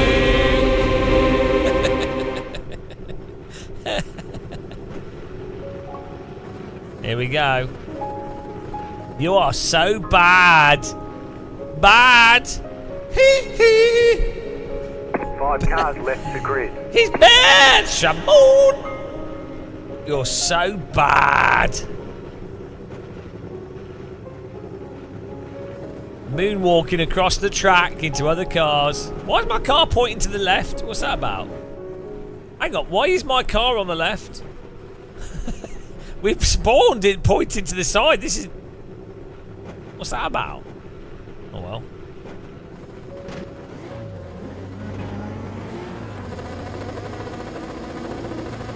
Green, green, green.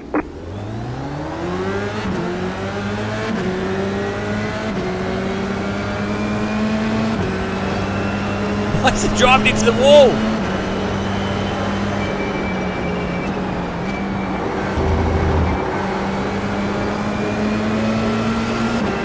Car on your left. Still there, hold your line. What's he doing? He's driving over my wheels.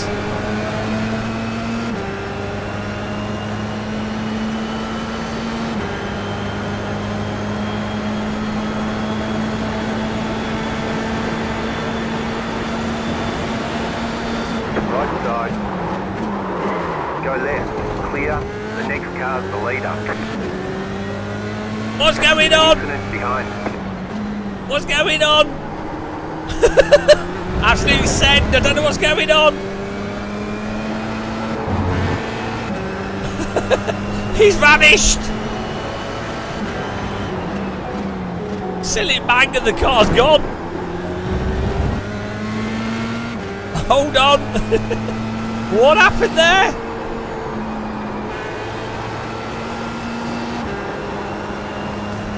Well, we need a replay of that, because I have no idea what's happened.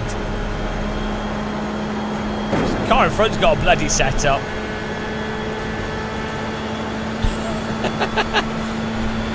I think we took the Hobbits to Isengard.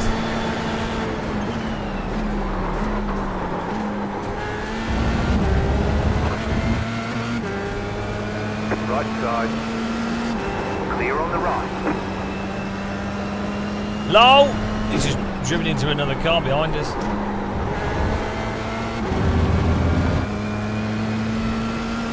Low, faked it, faked it.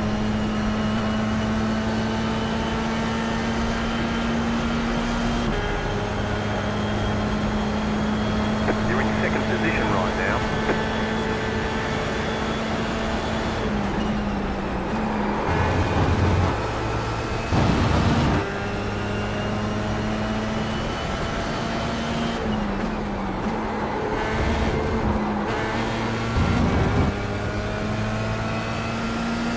P1's gone. Those overtakes early on were crucial. Crucial overtakes.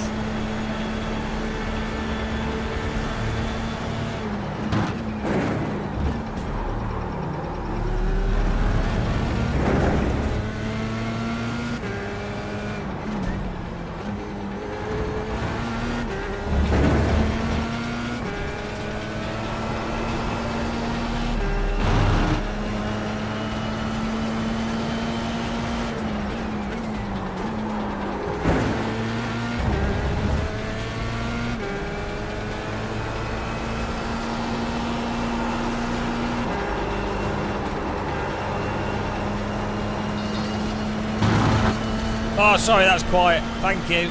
I'm hot and you're not.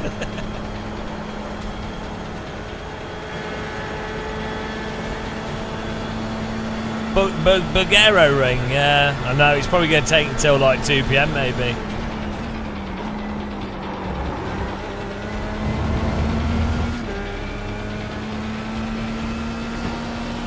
I've had a fun time streaming today, though. It's worked out all right. I was just going to sit here and casually commentate on the Bungero Bung Schleifer, but yeah, it's been all right. Just been dicking around on this. I'm hot, and you're not. The ultimate 80s beat. I'm hot, and you're not. Great lyrics. No mincing of words. Straight to the point. I'm hot, and you're not. Wow. Poetry in motion.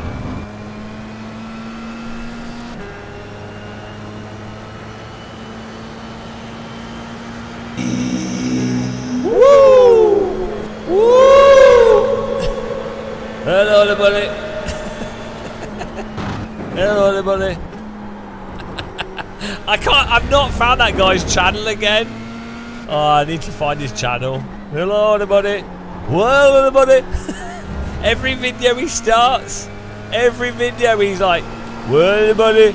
Hello, everybody. Well, everybody. Can't even remember what his channel was called. That was the funniest thing ever. Hello, Dave Co.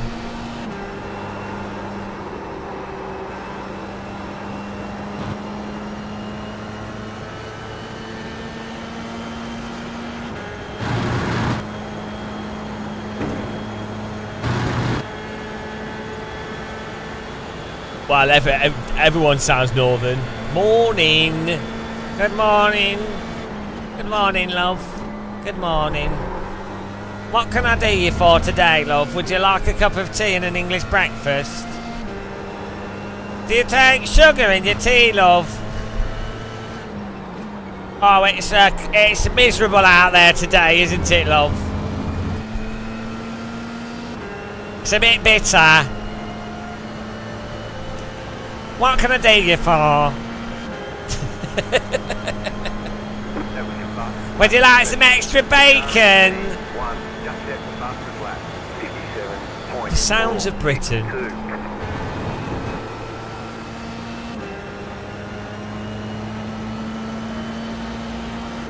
Is that alright for you?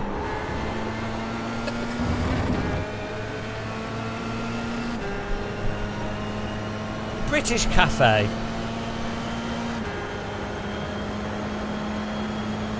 You have to hurry up, lad. Breakfast finishes in an hour.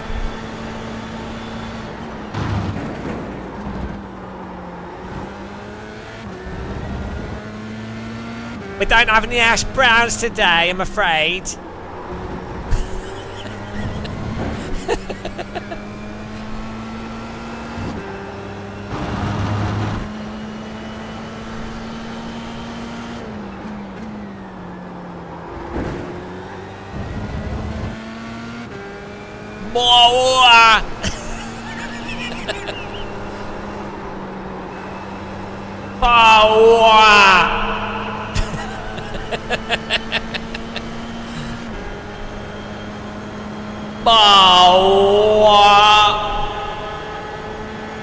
Hash browns are alright.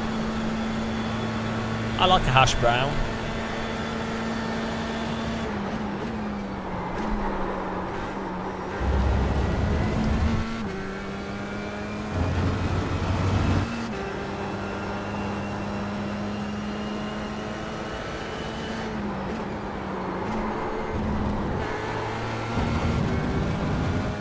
John Rambo, Gamer Muscle, the king of iRacing. I mean, the most realistic simulator in the world. King of air fryers, king of the long, hardest streaming, king of hairstyles. I don't like ACC, but I do like the normalist. But that is amazing. So it's probably one of the best. Probably one of the one of the or not the best simulation to practice, like even F1 or GT mods. It's really good. If you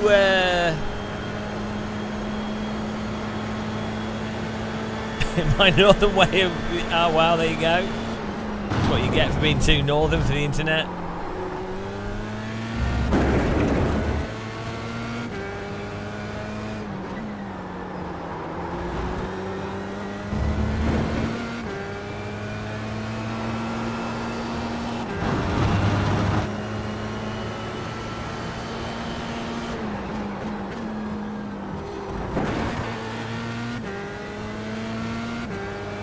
YouTube.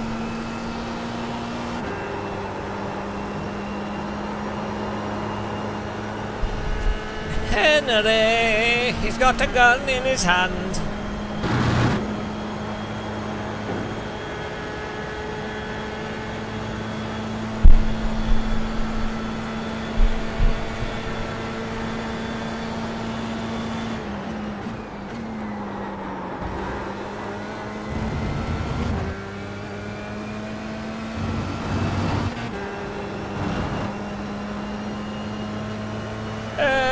Automotive Listen 2 is very slidey in its handling.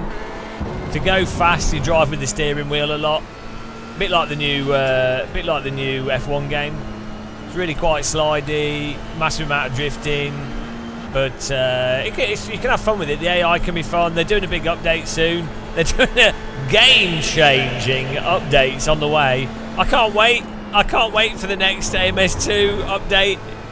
I'm going to do a video called Game-Changing Update number 42. That every update they do is game-changing. It's incredible.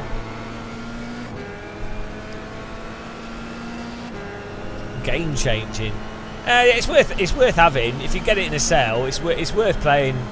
There's some really fun tracks in it, some fun cars, but compared to AC, it's rubbish. But it's fun in VR. Looks great. Easy to drive. AI's pretty good. You can create games with AI and your friends and stuff. I might be having a bloody visual migraine. Bloody hell. It always happens when I don't sleep well. We'll see.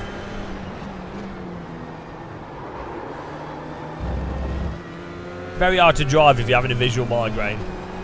I hope it's just a reflection in the monitor. As a complete package, there's so much content. Yeah, but I mean, the problem is it competes with AC.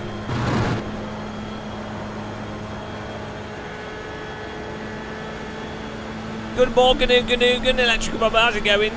Glitch in the Matrix. Well, you guys know what visual migraines are like. Migraine auras. It's bloody weird. I don't think I am, actually. I think it was just the dirt on the screen. I hope. We'll see.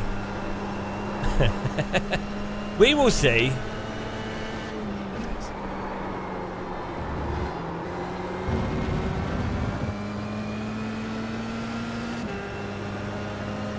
Yeah, if AC didn't exist, I'd probably play MS2 more, maybe. We played Project Cars 2 loads. I actually have quite a few hours in Project Cars 2, so I'd probably have ended up doing a lot of hosting in AMS2. That's why I'm quite hopeful for GT Evolution, or whatever it's called, because yeah, normally end up being quite fun.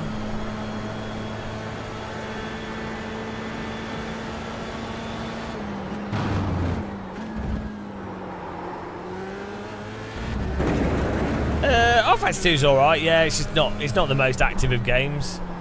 It's alright. Ah, 1X. Thought I was going to have a perfect race.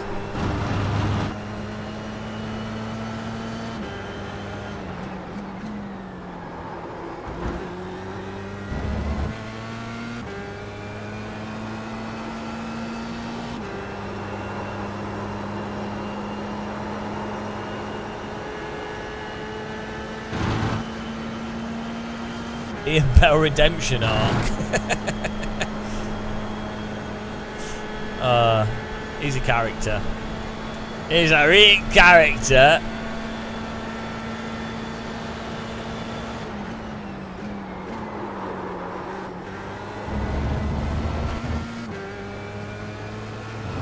Here we go.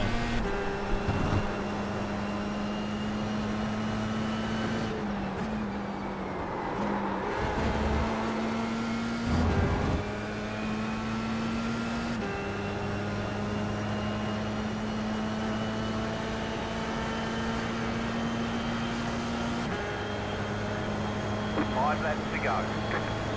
We're in a podium position.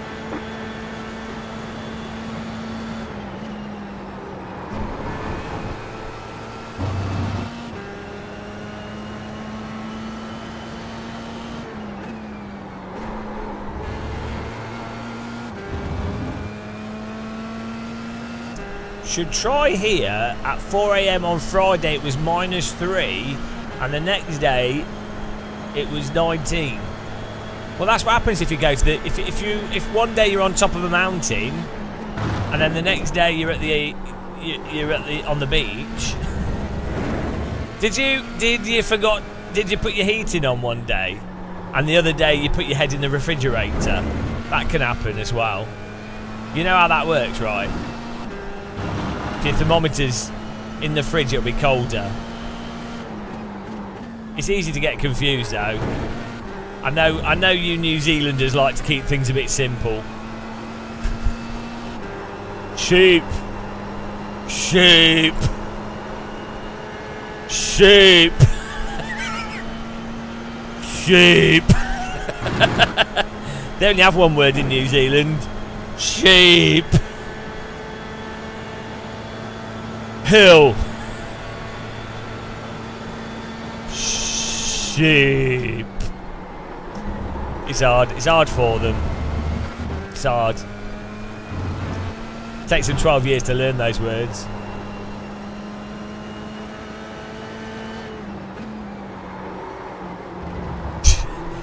Sheep on hill. Sheep on hill. Oh, sheep on hill. Sheep on hill. Hill on sheep. Oh no. That's not right. That's not right. No.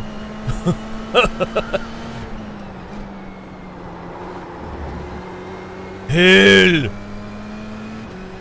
Tall. Sheep. Small. Sheep on hill. Tall sheep.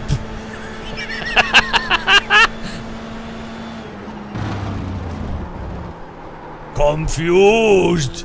Me confused. How sheep so tall?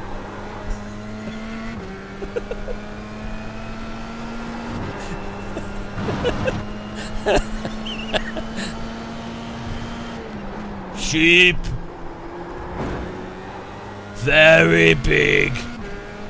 But why small? In distance. It's New Zealand. And you clip it and ship it, guys. Gamer Muscle implies that everyone in New Zealand is simple. New Zealand brown. Sheep.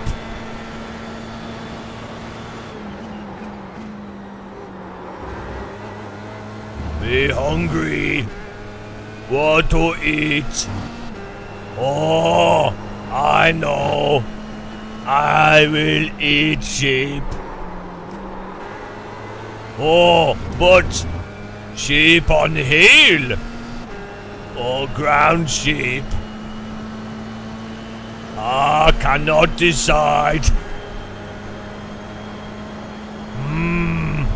Me hungry.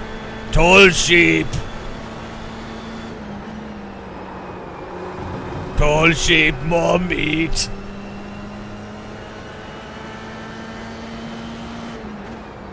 It's a lot simpler in New Zealand. This is what happens when you play too much iRacing.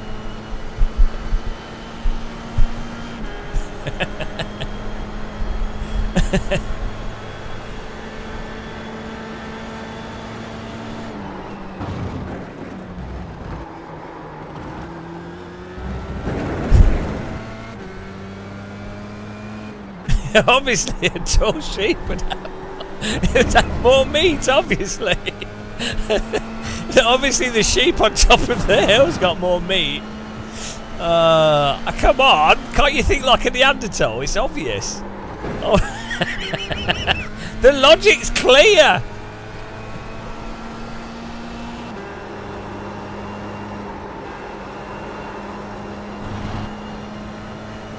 Tall sheep on hill.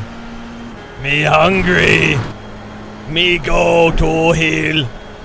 Me find sheep. Sheep no longer tall. Me confused.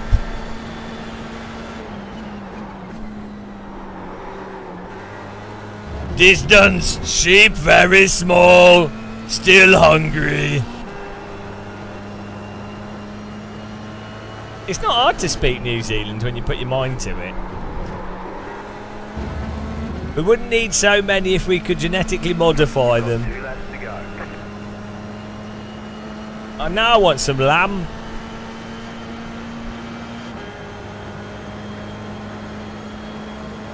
But sheep still meat, but only small meat.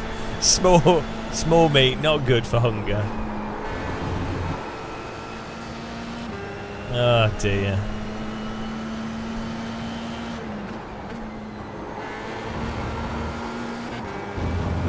This is such a cruise, this. If you push the sheep down the hill, then you got mince sheep. I wonder if the wall keeps it together.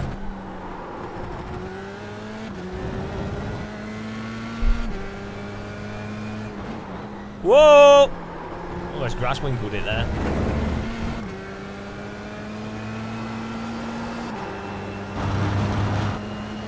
Michel Mouton.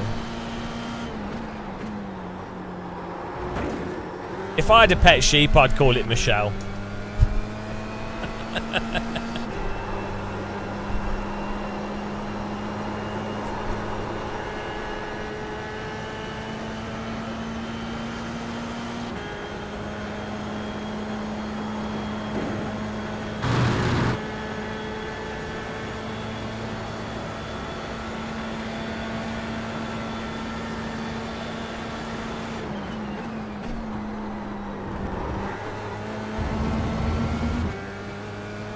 Oh, you're not meant to. Well, how am I supposed to get my New Zealand passport?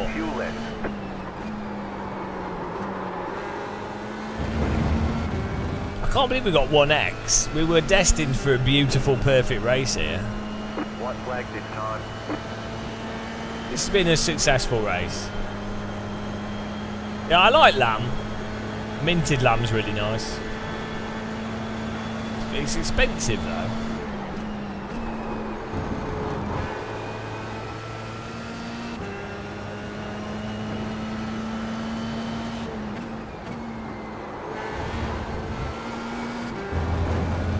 Every lap's a PB.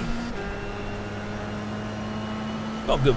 We've got good pace. What's our PB? Let's have a look here. Overall PB. 50. What was it?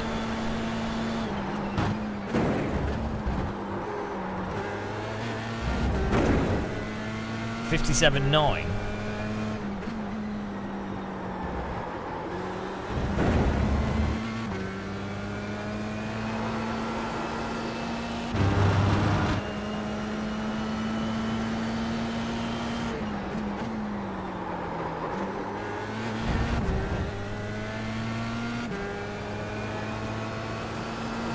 Well, I'm always still doing it. This is the best car track combo in iRacing. Problem is, Sam Mort has a setup. Sam? Oh. Sam, could you send me your setup, please? Because I haven't got a setup and it's obviously set up. I really appreciate it. I'll make you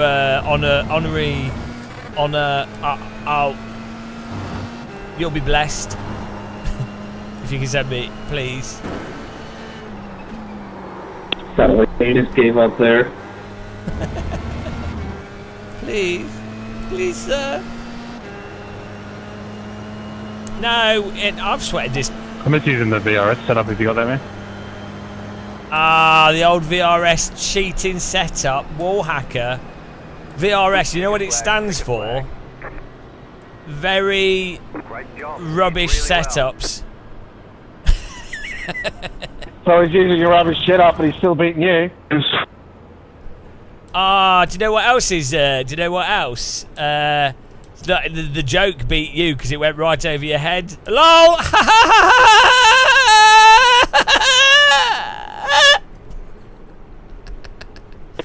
Are you mentally stable? I find that highly offensive that you would say that's just disgusting. Are you making a mockery of mental health issues? No, it's just a question. I think that's a disgusting question to ask in a public racing server. I'm really actually quite offended. I'm going to go and post on Twitter now. Go for it. I'm also writing a letter to the ambassador of Spain about this.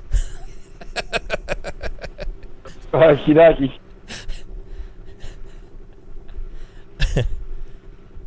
Tell me, if a sheep is on top of a hill, is it taller, smaller?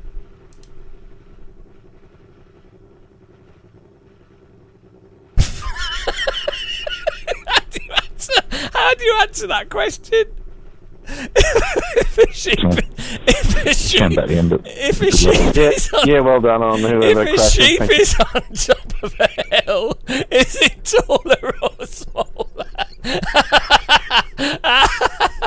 If a sheep is on top of a hill, is it taller or smaller? It doesn't make any sense. It's like, imagine that is a question. If a sheep is on top of a hill, is it taller or smaller? Oh, it's so stupid. That is so stupid.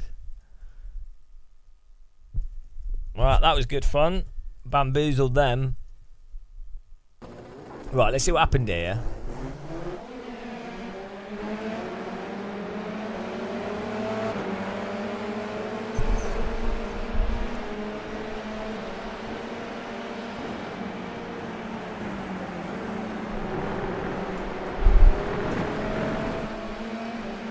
No, we're good. We're just enjoying ourselves driving the same thing. How's the Nürburgring? Oh, it's still foggy. Bloody hell. They're not going to go, are they? It's never happening. Oh dear. Absolute disaster, guys. Absolute schleifer. Oh, here we go. So what happened to this guy? Whoa! What? Right. What happened? It was a good overtake by me. We go full send here. And then this guy locks up, but then goes right. Was it because he saw that I was coming? Like, hang on. Why did he just disappear?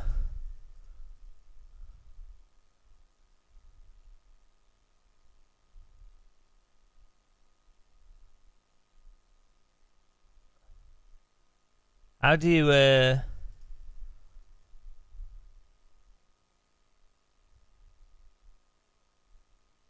Ah, beautiful.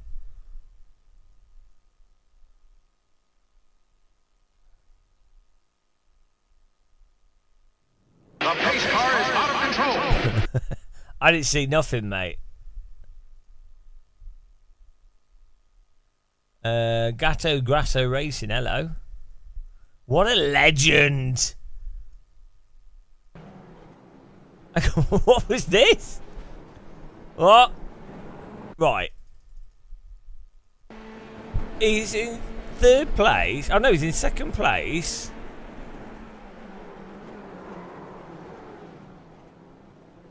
What is going on here? Oh, what happened to that guy? Let's get the music back on here. Good stuff.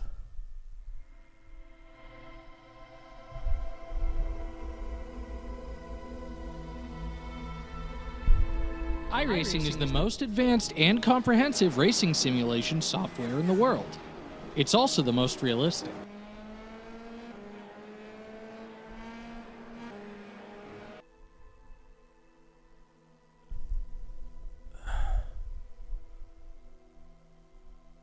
Isn't it weird, this way, like, so he can't be that rubbish because he's qualified, well, maybe he could be rubbish, but like, the way in which the cars are totally unhinged if you lock up fractionally is super bizarre. Let's see what happens to that other guy. Hang on, there's the crunch. Who got... what happened here? Investigation. Oh. What? Oh, he's reversing into this guy. He's blocked him. He's blocked him. Oh, yes. Content. Right, what is this? What is this? Beautiful. It just locks and he's done. It's like, you can't do anything. He just turns into like a passenger. Crunches that. The way this guy.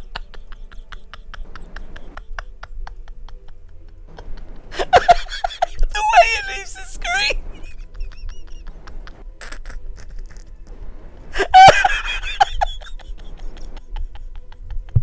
Where is it going?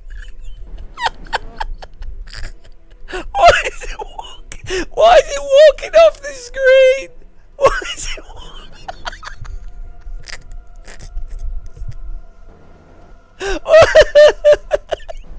Why is it walking off the screen? Why is it walking?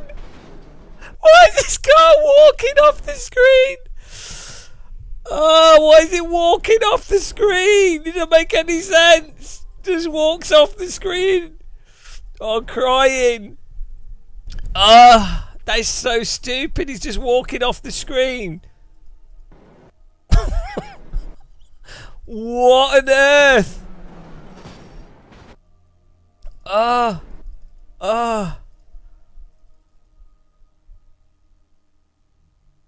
Oh dear. Oh god, it's so good. Right, now this guy's blocked the whole road. The whole road is blocked. Oh dear, there's nothing they can do. And then he reverses and blocks this guy. This guy's bouncing on his roof. He's bouncing on his roof like a rubber ball. Hang on. Oh, what is this? He's bouncing on his roof.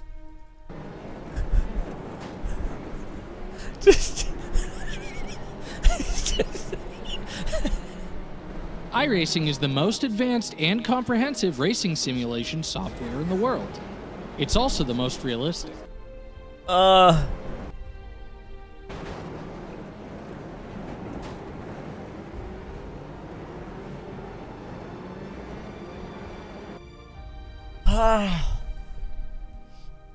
that's good.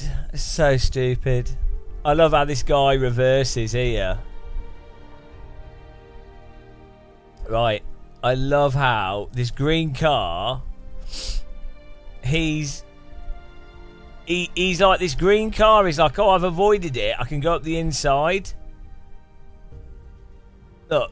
He's like, I've seen the crash. I've seen the crash. He's avoided it. He's like, okay, there's a gap on the left. I brake. Check it's alright. Okay, it's fine. Right, I'm going to go left a bit. I'm going to go left. Okay, I've got to let that guy through. Great, I'm going to go left. And then he just reverses and blocks him off. And then this guy's just stuck there as all the other cars drive past.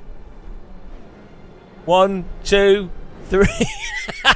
He's lost like 5 places. 1, 2, 3, 4, 5, 6, 7 places. It's beautiful. Absolutely beautiful. Nicholas Adams, absolutely robbed. I mean, what can you do?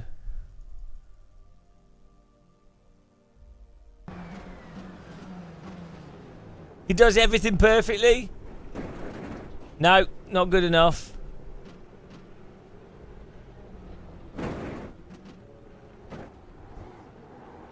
Absolutely robbed. Right, next one, guys. You don't get that in other simulators. You just don't get that in other sims. You know? Oh, dear. You'd have missed that. Hang on. Is it messed up? Oh, refresh. I think they fixed the timing thing here. There we go. Yes! Plus 50, plus 19. Second place. What's the top safety rating? 3.99. Bring it. Oh, that was pretty funny. That was good. See, as a comedy, this is pretty damn good. Certain cars as well. This track, Road America, produces incredible comedic moments for some reason. Because I think it's the drafting and the bunching up and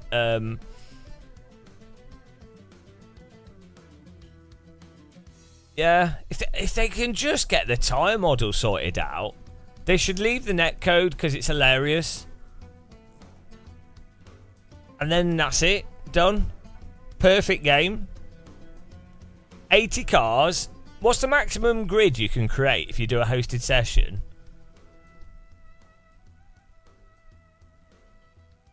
What's largest server size in iRacing?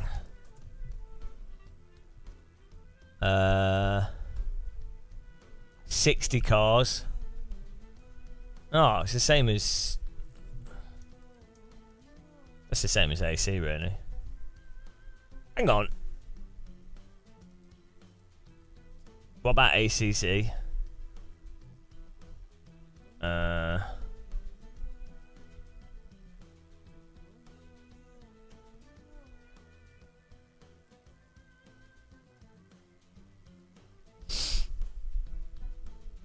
think it's 70.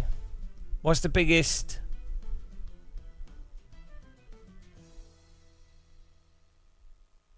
$40 cars? I'm pretty sure you could do 70 cars.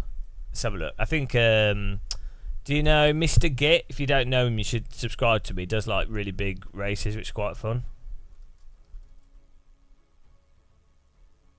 Mr. Git Big Grid. I think the most he's done was 70. But yeah, Race Room, the limitation is just network bandwidth. But yeah, I think there's 100. You can fit 100 cars on it. The pit boxes.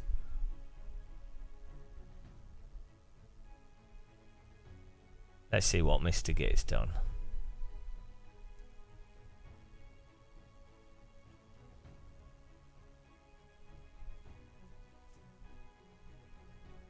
Oh, 80 cars. No, 108. Who's this? Yeah, so Jimmy's done a video. 80 plus cars.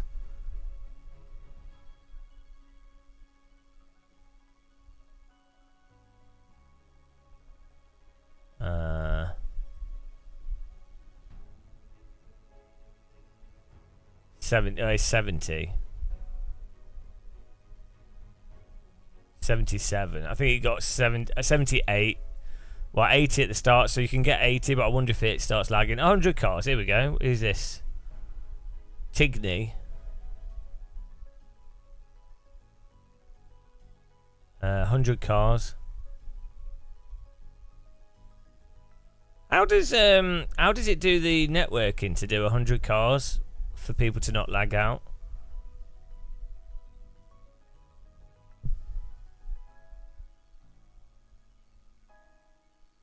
So you can already do 100 cars in AC.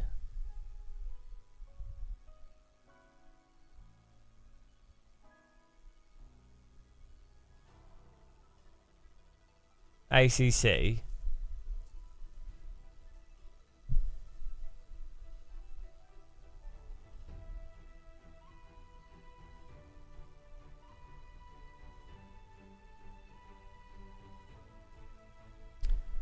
That's the thing. That's pretty good.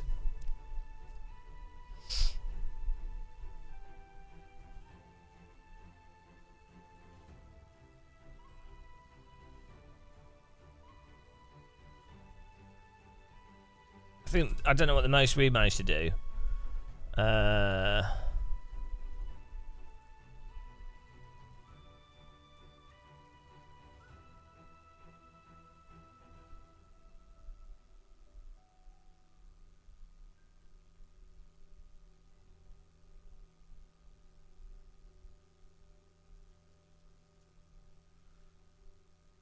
we did 50. Yeah, we've done 50 in ACC.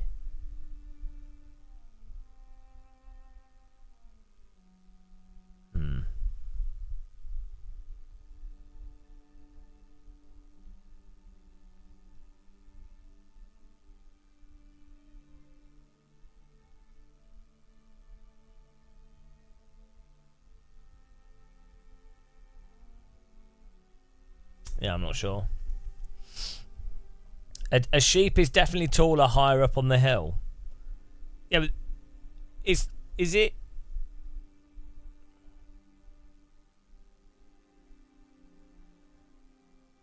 Hang on, is Nordschleifer moving again? No. Next information at 30 minutes. Oh my goodness. They've done less than 8 hours of racing in the 24 hours of Nürburgring. This is genuinely the worst year that's ever happened at the Nürburgring.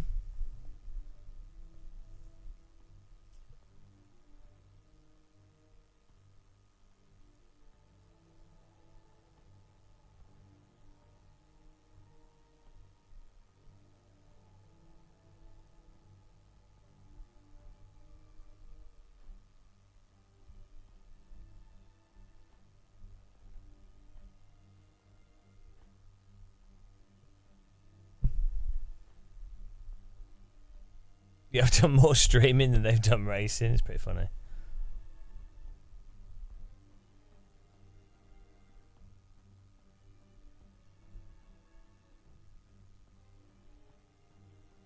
Well, that works. What's going on? Whoa! Look at that.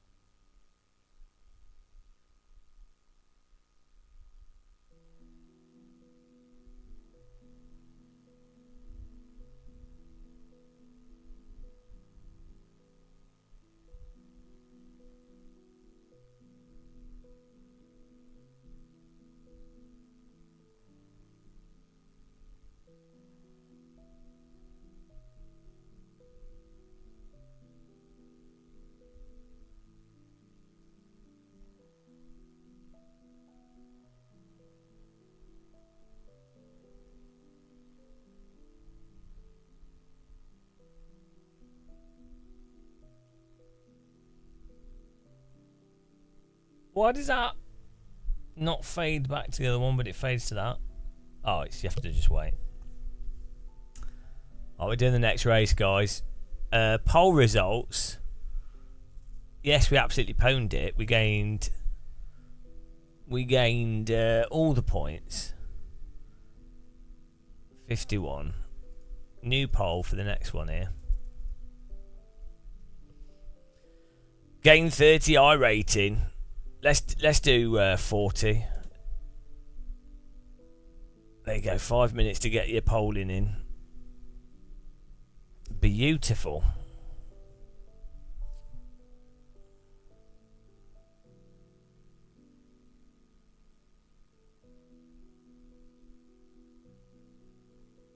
The fog looks drivable, but you reckon? So it depends where the shots are. Some of the shots it looks crazy, and then in other shots it looks totally fine.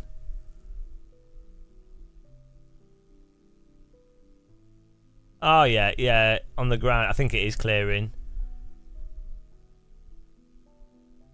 Yeah, there's a safety car just driving around now. It's just that you need to be able to. It's probably like 200 meters. Yeah, you could land a plane in that. It's fine. Yeah, that's fine. Like it's just the marshals need to be able to see an accident between the marshal posts. As long as that's the case. Which I think they can. Maybe there's some parts of the track, maybe not, but it'll probably roll off. So they might formation lap it and then go right. The thing is, some of the track's a lot higher than other parts.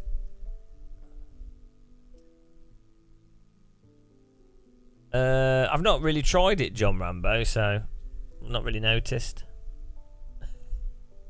I do like those kind of effects though. Generally speaking. Look at this, we've had 3 silvers today. We've not had a bloody second place. We've not had a win yet.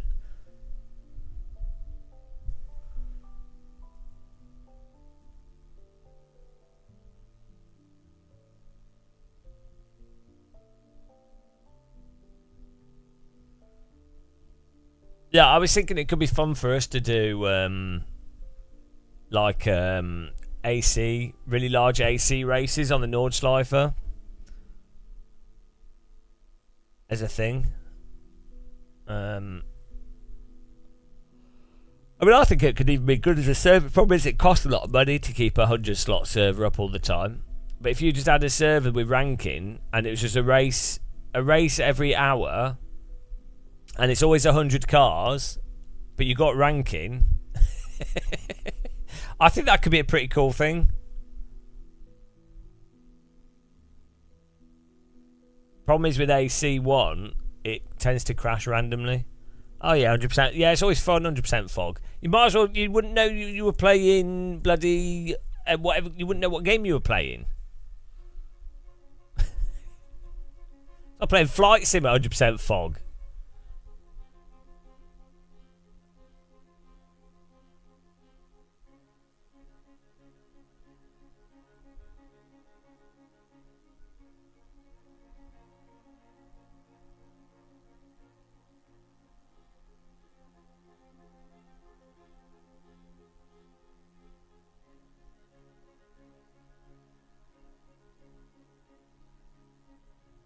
Here we go.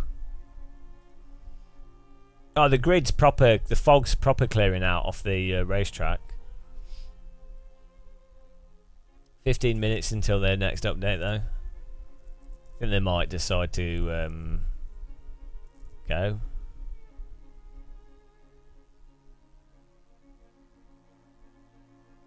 BMW.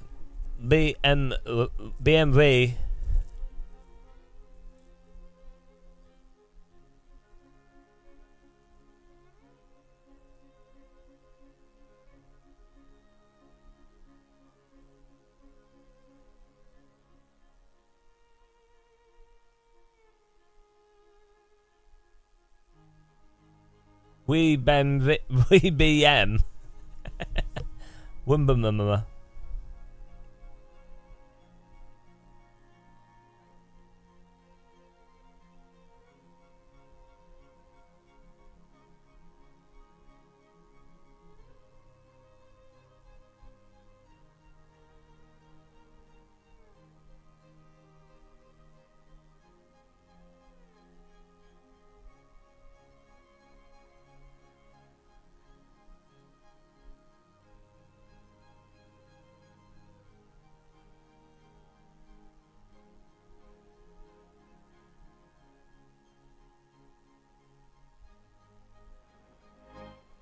Oh yeah, that would have worked.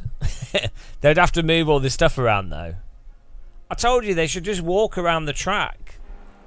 They could have just walked around the old track, it would be fine. They get the drivers to run around it until it clears. And then they've got like different team members, so they just keep going, and then that gives you spectators something to watch.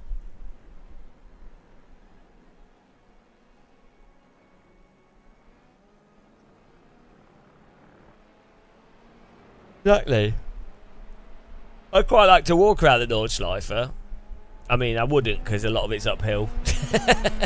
That whole after the what is it, Foxhole or whatever? After the downhill bit.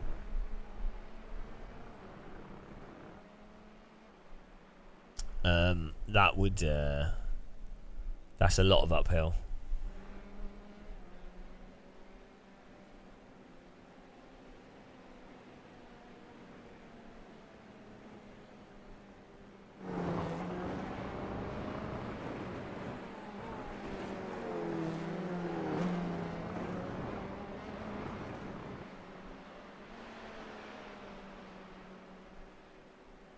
Yeah, you could do on a bicycle. How long does it take to cycle 12 miles on a bike? Like 30 minutes?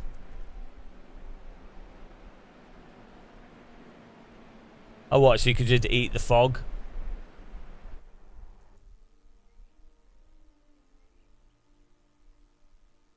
Alright, here we go.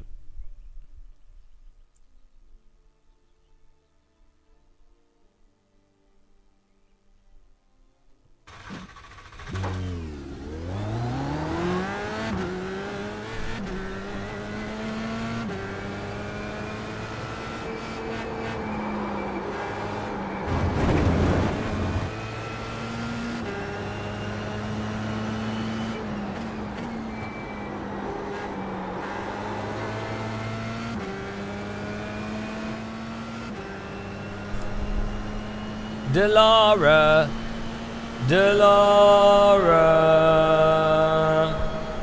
Doolada, Doolada, Doolada, Doolada.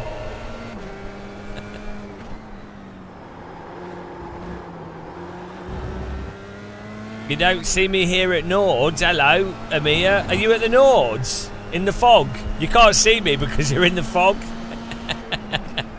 That's why you can't see me. I'm there, you just can't see me, it's too foggy. Are you there? You live near there, don't you? Who's at the Nords? Good morning. He's in the fog. Mystical, magical Amir. I grant you 3 wishes from the fog of the Nordschleifer. What is your first wish? I won't change it into what you don't want. Honest. I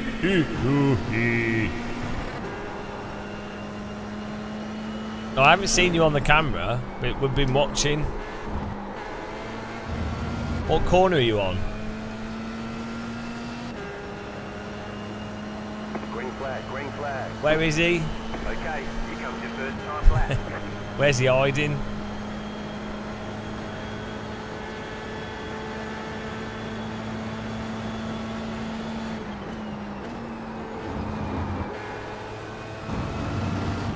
Why does sim racing exist? It's the government created it as a form of population control.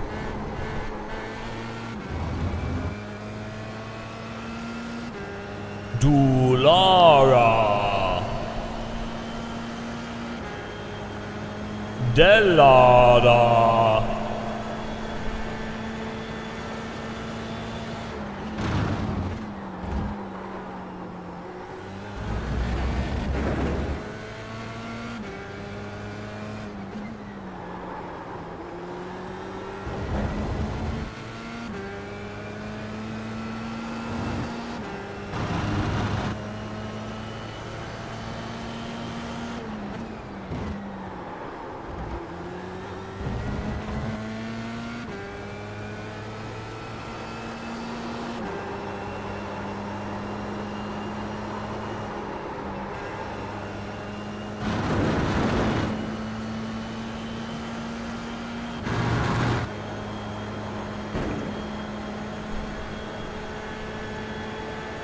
They're doing the Macarena for the social media.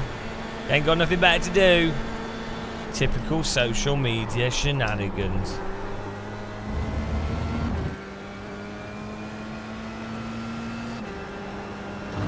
How do they know the Macarena? That's the real question.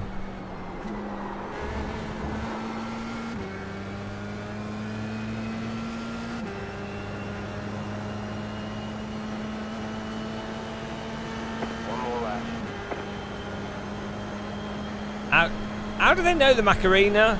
That's forbidden knowledge. Hey, Macarena, come along and dingalina. Oh, Macarena.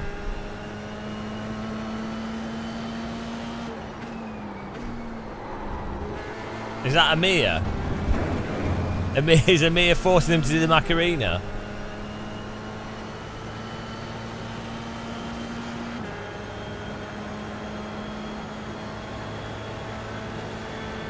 How do you drive different? Nah, they all drive the same. You just push the accelerator and the brake pedal. It's all the same. Ah! Bloody bugger. Ah, bugger. We 1x'd it.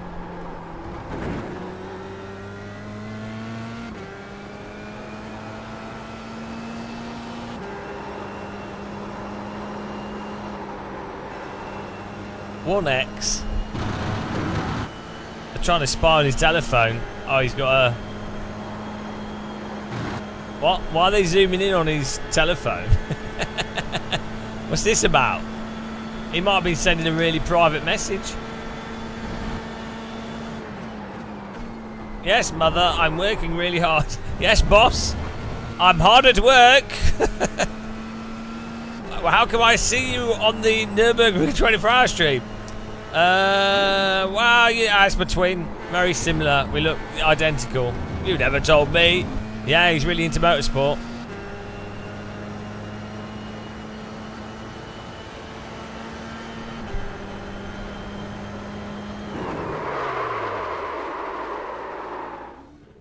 Yeah, but we all have his PIN number.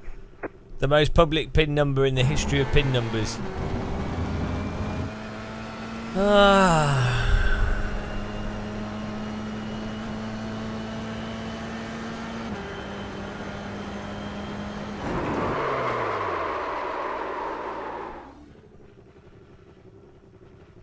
Five minutes till the next Informazione. Right, that was terrible. We're going to get wrecked. Oh dear.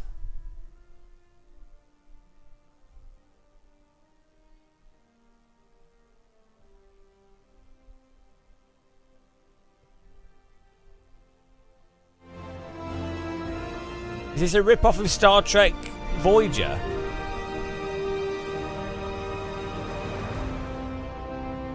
Listen to this.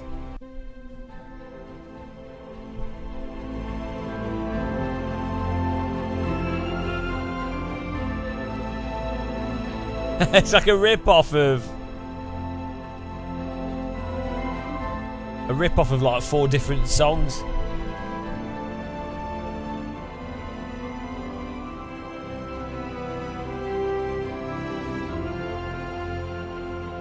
Generic TV theme.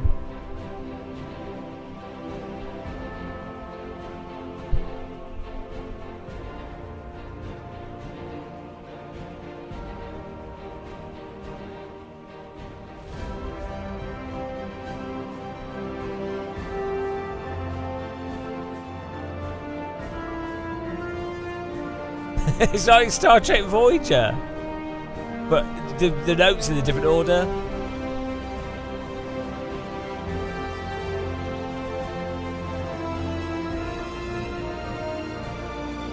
It's like, so I just pick random notes.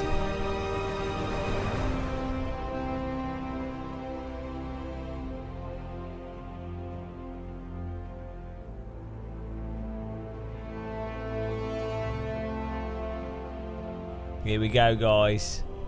Time to get wrecked. Wrecked. Wreckaroonald. Pound shot Voyager.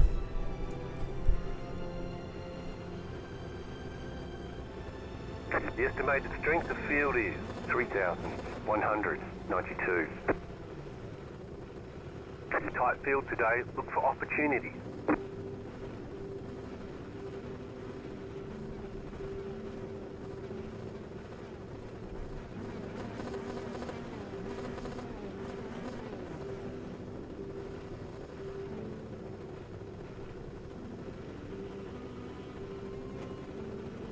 Five cars left to grid.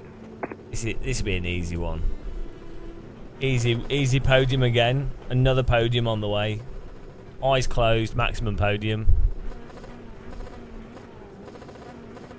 Still waiting on 2 cars to grid.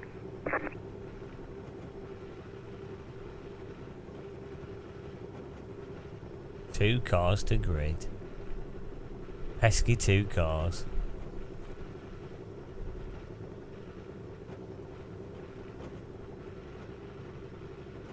waiting on the final car to grid.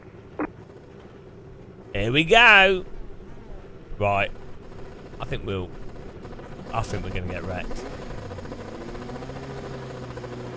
Green, green, green.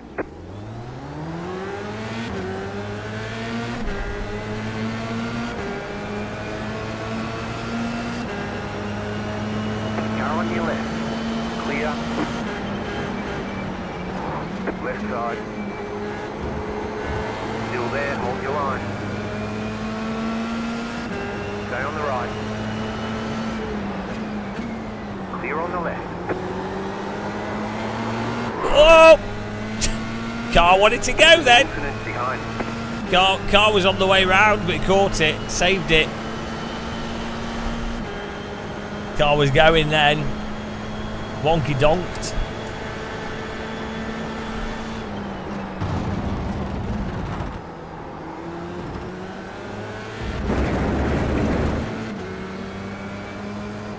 Left side. Slow car ahead. Clear. There's an incident ahead.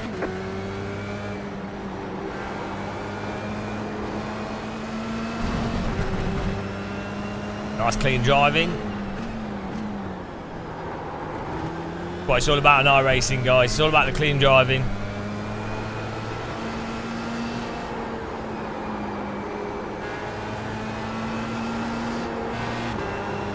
It was a good takedown.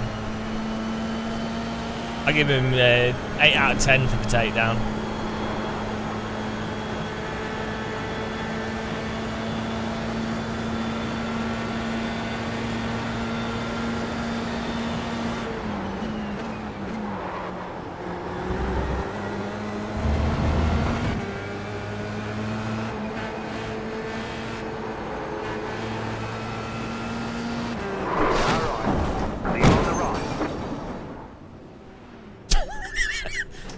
Great.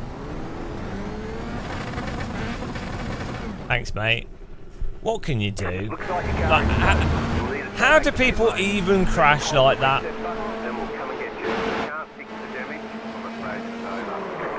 Like, honestly. Well, like, what is that? What on earth is that? Like, I mean, really? What is that?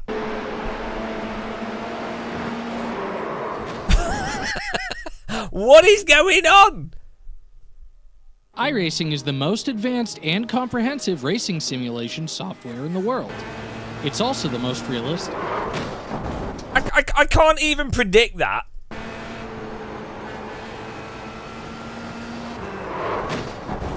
Honestly, it just doesn't make any sense.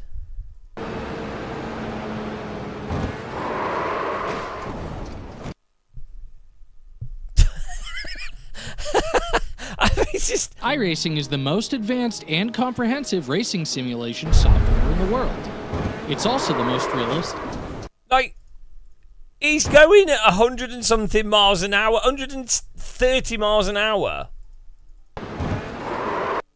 In what world does that happen at 130 miles an hour with your steering wheel straight from a bit of curbing?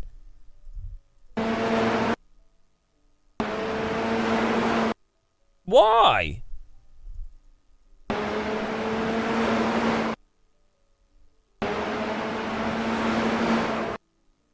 Is that you lot? Oh, it's you, Lawrence! Did you? Oh, you hit the car, so it's netcode. What? Hang on, but you're not even near them. What? Is it delayed from this?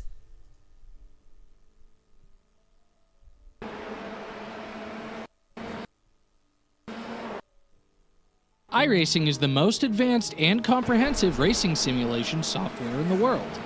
It's also the most realistic. Right.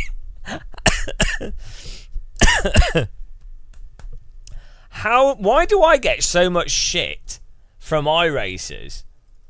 Like, honestly, how on earth do people take this seriously What is... Right. We host games The pace car is out of in control. Assetto Corsa. We play R Factor 2, Race Room, whatever. Like, don't get me wrong, iRacing is fun, it's hilarious. We don't get these weird issues in games that are free. You're paying a monthly fee for this. Like, it's fine. It has, like, netcode, the tire models, whatever. That's it. It is what it is. What I don't get is I say stuff like that and I get absolutely slaughtered by iRacing fans that are like, oh, Game of Muscle, you're too negative, you're too critical, you're grumpy about it and stuff. And it's like, what planet are you guys on? Like, just be honest. It's entertaining. It's funny. It's insane. I'm not saying don't enjoy it. I enjoy it. It's hilarious. But why are they, like, incapable of going, oh, yeah, hang on a minute, we are paying a premium and this is so much worse than free games, borderline free games, hosted on your own, like, private, like, server or whatever. Like weird.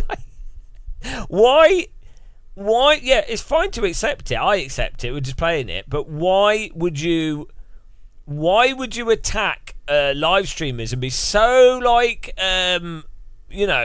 like so dismissive of what they say when it's like utterly indefensibly ridiculous compared to other sims? The bubble that they're in is so ridiculous. Like, the netcode in this game is so stupid. Like, I get it. The smoothing thing makes sense for Oval. And fine. Actually, the netcode's not necessarily terrible, the amount of smoothing they have. But if you have that amount of smoothing, and it's an international service, you need to reduce the amount of force that's imparted from one car to another car when there is a contact that's normally invisible. And you need to make it so that the damage is basically half, if not more, than what it currently is. Because it's random. So, like, it's so obvious. It was like the grass thing. For years, I've been like, the grass needs to be about twice as grippy as it was. No, it's realistic. The moment they made the grass, did exactly what I said. The grass was 1,000,000 times better and there's less crashes. Why don't they do that with the net? Why don't they half the damage and half the force, or whatever they do for the force calculation, however they do it, why don't they do that? Dasminator. Yeah, you get rowboating, but you can actually see the cars rowboating, and you can turn the damage off.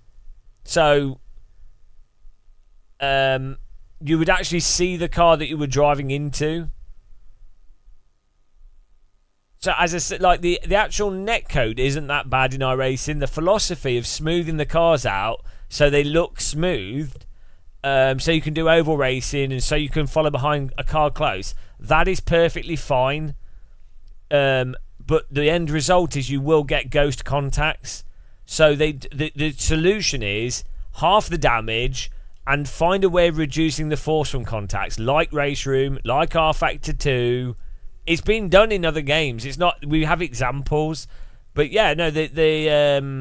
In ACC and AC. Yeah, you'll bounce off the cars and stuff. But this is so much worse. The contacts and stuff that happen in iRacing are invisible contacts for a start. So you hit cars that you didn't even hit. That's generally not the case in the other sims, not to this level. And then the damage and everything else, and then the crash that happens from it, from the amount of force. Well, it's certainly. It would be more. That would actually make it more realistic than what it is, wouldn't it? It would actually make it more realistic. But yeah.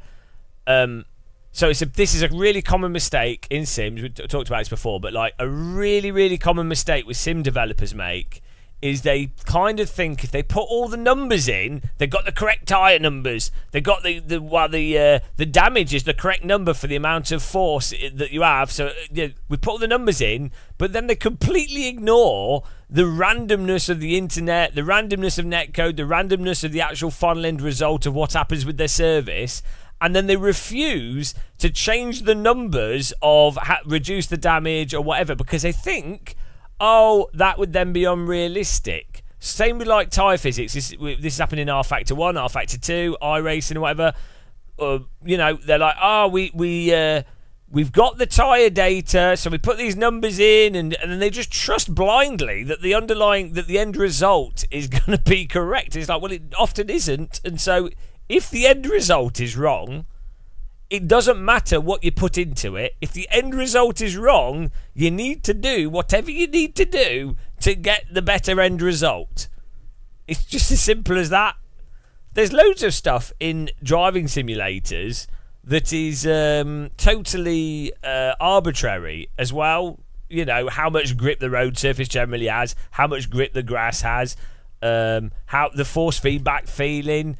There's loads of stuff. How wind affects the cars, how much draft you have from the vehicles, the actual collision box sizes, the amount of network smoothing. There's loads of it that's arbitrary, but they just draw the line in like certain specific spots where they're like, no, we need to keep this to these numbers. It's really weird.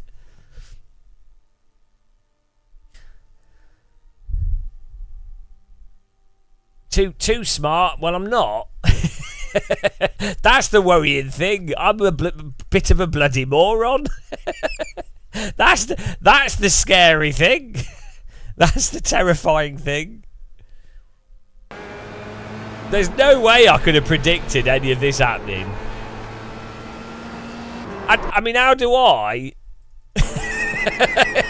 What do I do? There's nothing I can do. Like, there's no way. Like, no.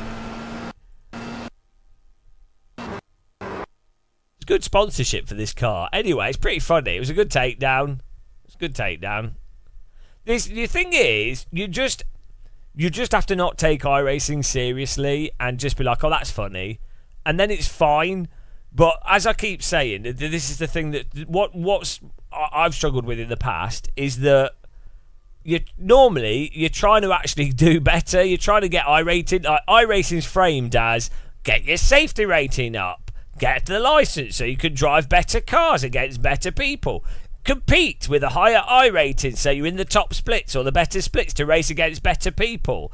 Get driver coaching, car setups, spend money on this, get better equipment. And it's like, but it's bloody track mania. So obviously people do what you want, enjoy what you enjoy, pick and choose arbitrarily. But I don't know how people keep in their minds the serious, you know, the armor role player type thing, the racing, they deadpan take it seriously.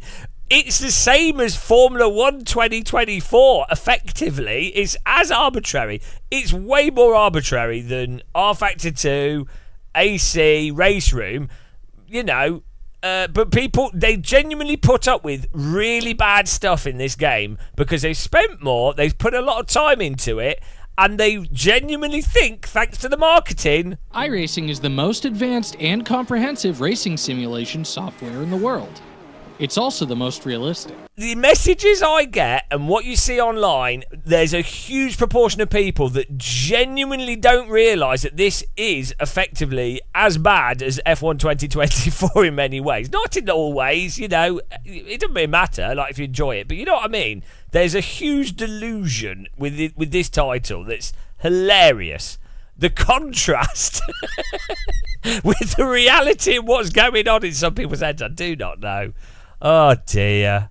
The pricing of it alone.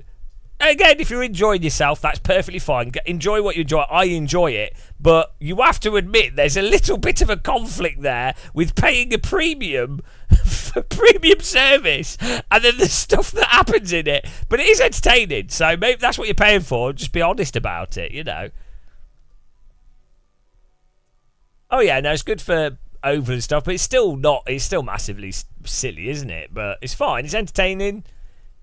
I think as long as you just don't, if you play it like Matt Malone plays it, or, you know, like how a lot of people play it, just as a joke, it's fine. It's quite an expensive to play joke. That's fine, it's entertaining, but that's in absolute contrast to all the marketing material, the pace car is out of control. The actual set out goal of the simulator, all the idea of like the whole point of like the complexity of it and everything The way you need to play iRacing to actually enjoy it is the absolute opposite of the intention of iRacing.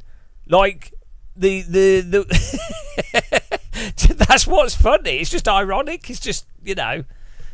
But we've had some hilarious crashes today, so, you know. Thanks for following.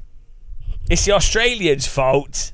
No, it's all right. Yeah, I think the smoothing is actually quite good, and the fact that you can play with people all around the world is really nice. But you just you have to reduce the way that car contacts affect other cars and the damage. Keith, though, yeah. Well, I tend to stream when I've got insomnia. The happy Australians.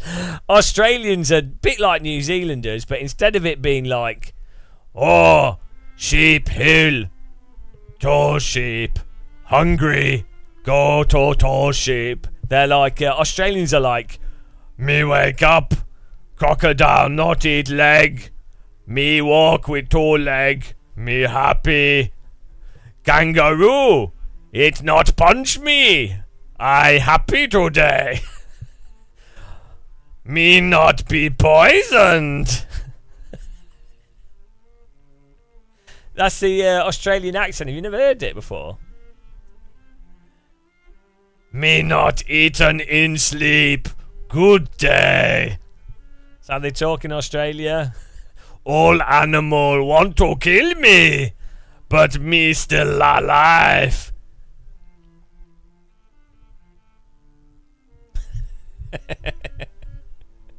Oh dear. I'd fit right in, yeah. They'd never notice. Me put shrimp on Barbie. They're all Cookie Monster.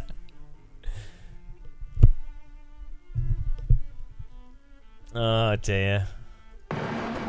I mean, the amount, right, we've been driving pretty well today, and every time we've crashed today has been tyre model, netcode, or some like really weird shit.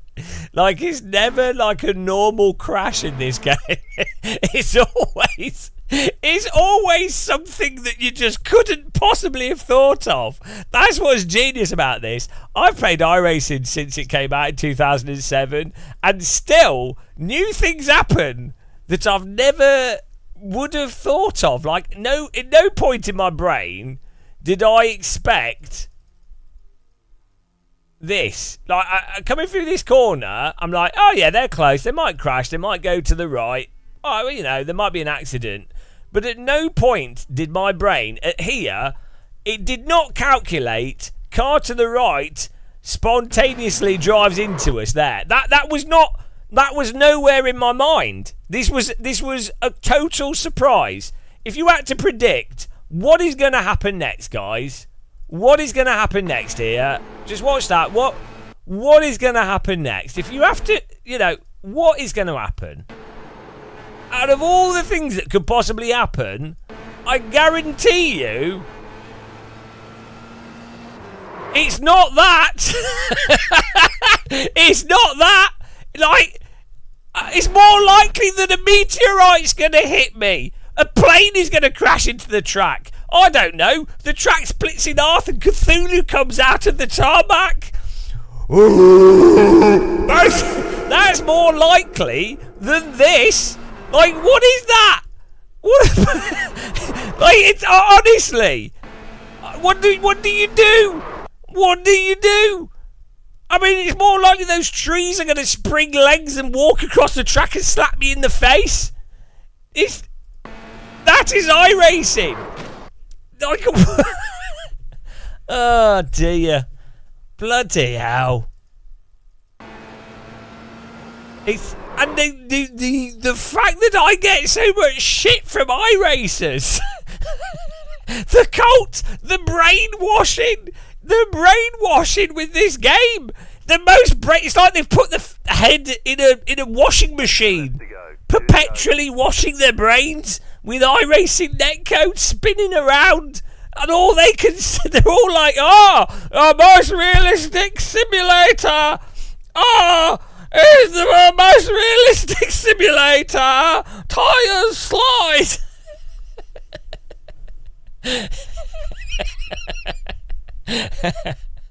Oh dear. But it's fine once you get used to it. It's great because this is a really good life lesson in that ultimately I can't do nothing about it, and at the end of the day you'll be enjoying life, and what's going to happen is somebody's going to drive a car into you, and there's nothing you can do about it, so you might as well just laugh about it. Not all tyres behave the same, exactly. Apparently these tyres behave as if, I don't know, there's clearly a banana here. Oh dear. Beautiful. Yeah. I like how the side pod just gives up as well. Side pod just falls off. It's like, oh, I've had enough. Nah, I don't want to be on the car anymore. Oh, it's so funny. It's because of the netcode. Yeah, it's nice view of the inside of the car though. Look at that. iRacing is the most advanced and comprehensive racing simulation software in the world. It's also the most realistic. Can't argue with that. Do like the 3D model details of the car is really cool. White flag.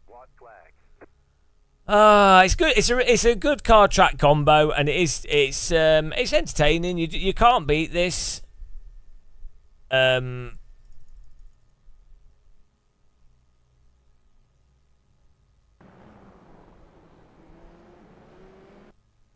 It's also the most realistic. That clip's so perfect.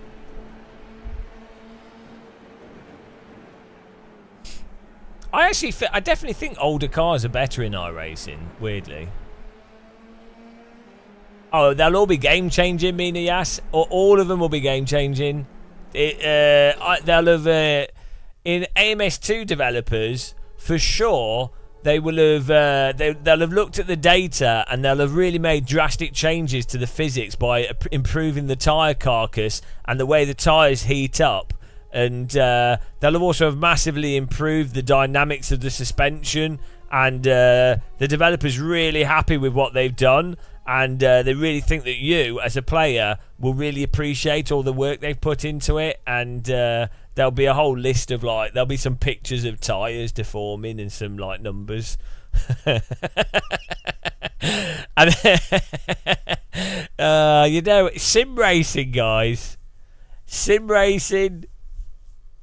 Put a wireframe tyre. Right, I'm calling it now. When they do the next update, there'll be a wireframe tyre in the post. You can't you can't argue against a wireframe tyre. If someone wants to defeat someone, if Donald Trump in his trial pulled out of his bag a picture of a wireframe tyre, he wouldn't have been found guilty at all. He'd have gone, but look at the complexity of this tyre model. That's my defence. And then they've all gone, God, that's a realistic tyre model. Look all those data points. I bet that does combine slip well. Oh dear. Yeah, you can't beat it. Even better if it's animated and the tyre's flexing. I've been sim racing too long, guys. I've seen it all. Oh no. And at the end of the day, a bloody Pajenka tyre model works fine. It works fine. Oh, I've lost the plot. Check the other murder. Lawrence, oh hang on. Where are you, Lawrence? Oh jeez. What was that? Bonk. Oh, he's gone. Good takedown. Bonk. Hang on, Lawrence, you're Jack the Ripper of Road America. Lawrence is killing everyone. What is it with people called Lawrence? They're all psychopaths in race cars. I don't know, Days of Plunder. Lawrence is operating in a... Oh! 3, 2, oh, thank you. 1. What is a THB? Check the other murder I committed. I used had AW full net code in this race. What on earth is a THB? Taiwanese... Thai? Is it Thai? Thailand? But. Yeah. Awesome. That's the first ever time I've had a bat. Thank you very much. Really appreciate it. What message would you like on the screen?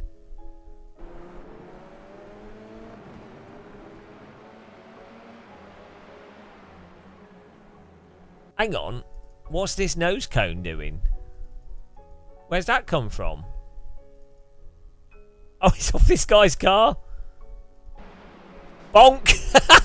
Look at that go. Woo! And his nose cone's gone. Woo! Whee! Nose removed. Nose job. I don't need a nose. It's gone. There it goes. Whoa! Nosed it. Oh, bloody hell, this game, guys. It's good, like, you don't get this anything else. Okay, let's go. Whoa, there he goes. His people need him. My people need me. The nose cone just levitates off. Do do do do do do do. His car is out of here. Oh, dear.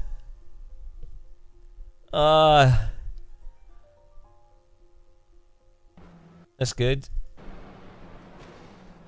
Well, thanks for the dead. Oh, there we go. He's he's gone. What?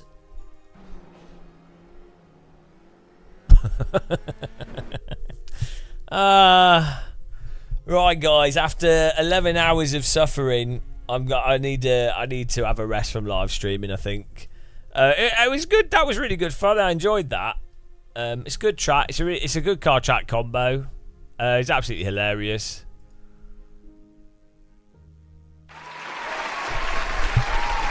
Hopefully they do a lap of the Nordschleife. Oh, it looks like they might do. Hang on.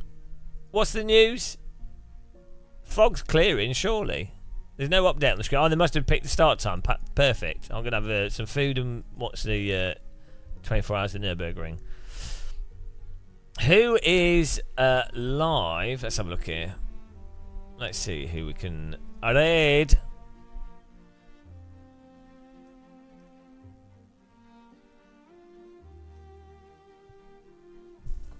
Things are happening. Emery! Let's send you over to Emery. Really good. Emery's awesome.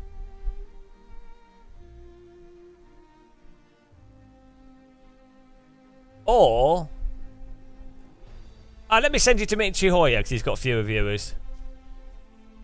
Mitchy's awesome. Here we go. I'm gonna send you to the man. Oh, we could send you to David John Gibbons. Oh, who do we send you to? I think Mitchy Hoyer. He's a bit quiet, but he's a legend, and he's doing some training. Yeah, send you to Mitchy Hoyer. I've done some projects with Mitchy in the past. Really nice guy. He's a bit quiet while streaming and stuff, but he's chilled out German. He helped me buy a ticket in Berlin on the train and stuff. He's a legend. Really nice guy. So give him some love. Give him some follows. That'd be cool. I appreciate it. Send him some love. Spam some tea bags in his chat. Thanks everyone for watching as well. Really appreciate the new memberships and the tea bags. Thanks for following us on YouTube as well. Also remember we've got a new Discord. A Discord there. If you click on that with your phone, we're trying to fill that Discord up. It's not. We've got a Game of Muscle Discord, but this is a teapot. One room Discord. nice and chill, T-posting there. But yeah, thanks guys. Have a good rest of the day. I'll see you tomorrow, hopefully. I don't know what we'll be doing, but we'll do some more Racing with Subs and stuff. So subscribe on YouTube, click the bell so you don't miss it. Off we go to Mitchyland. Goodbye, goodbye. Yeah, I think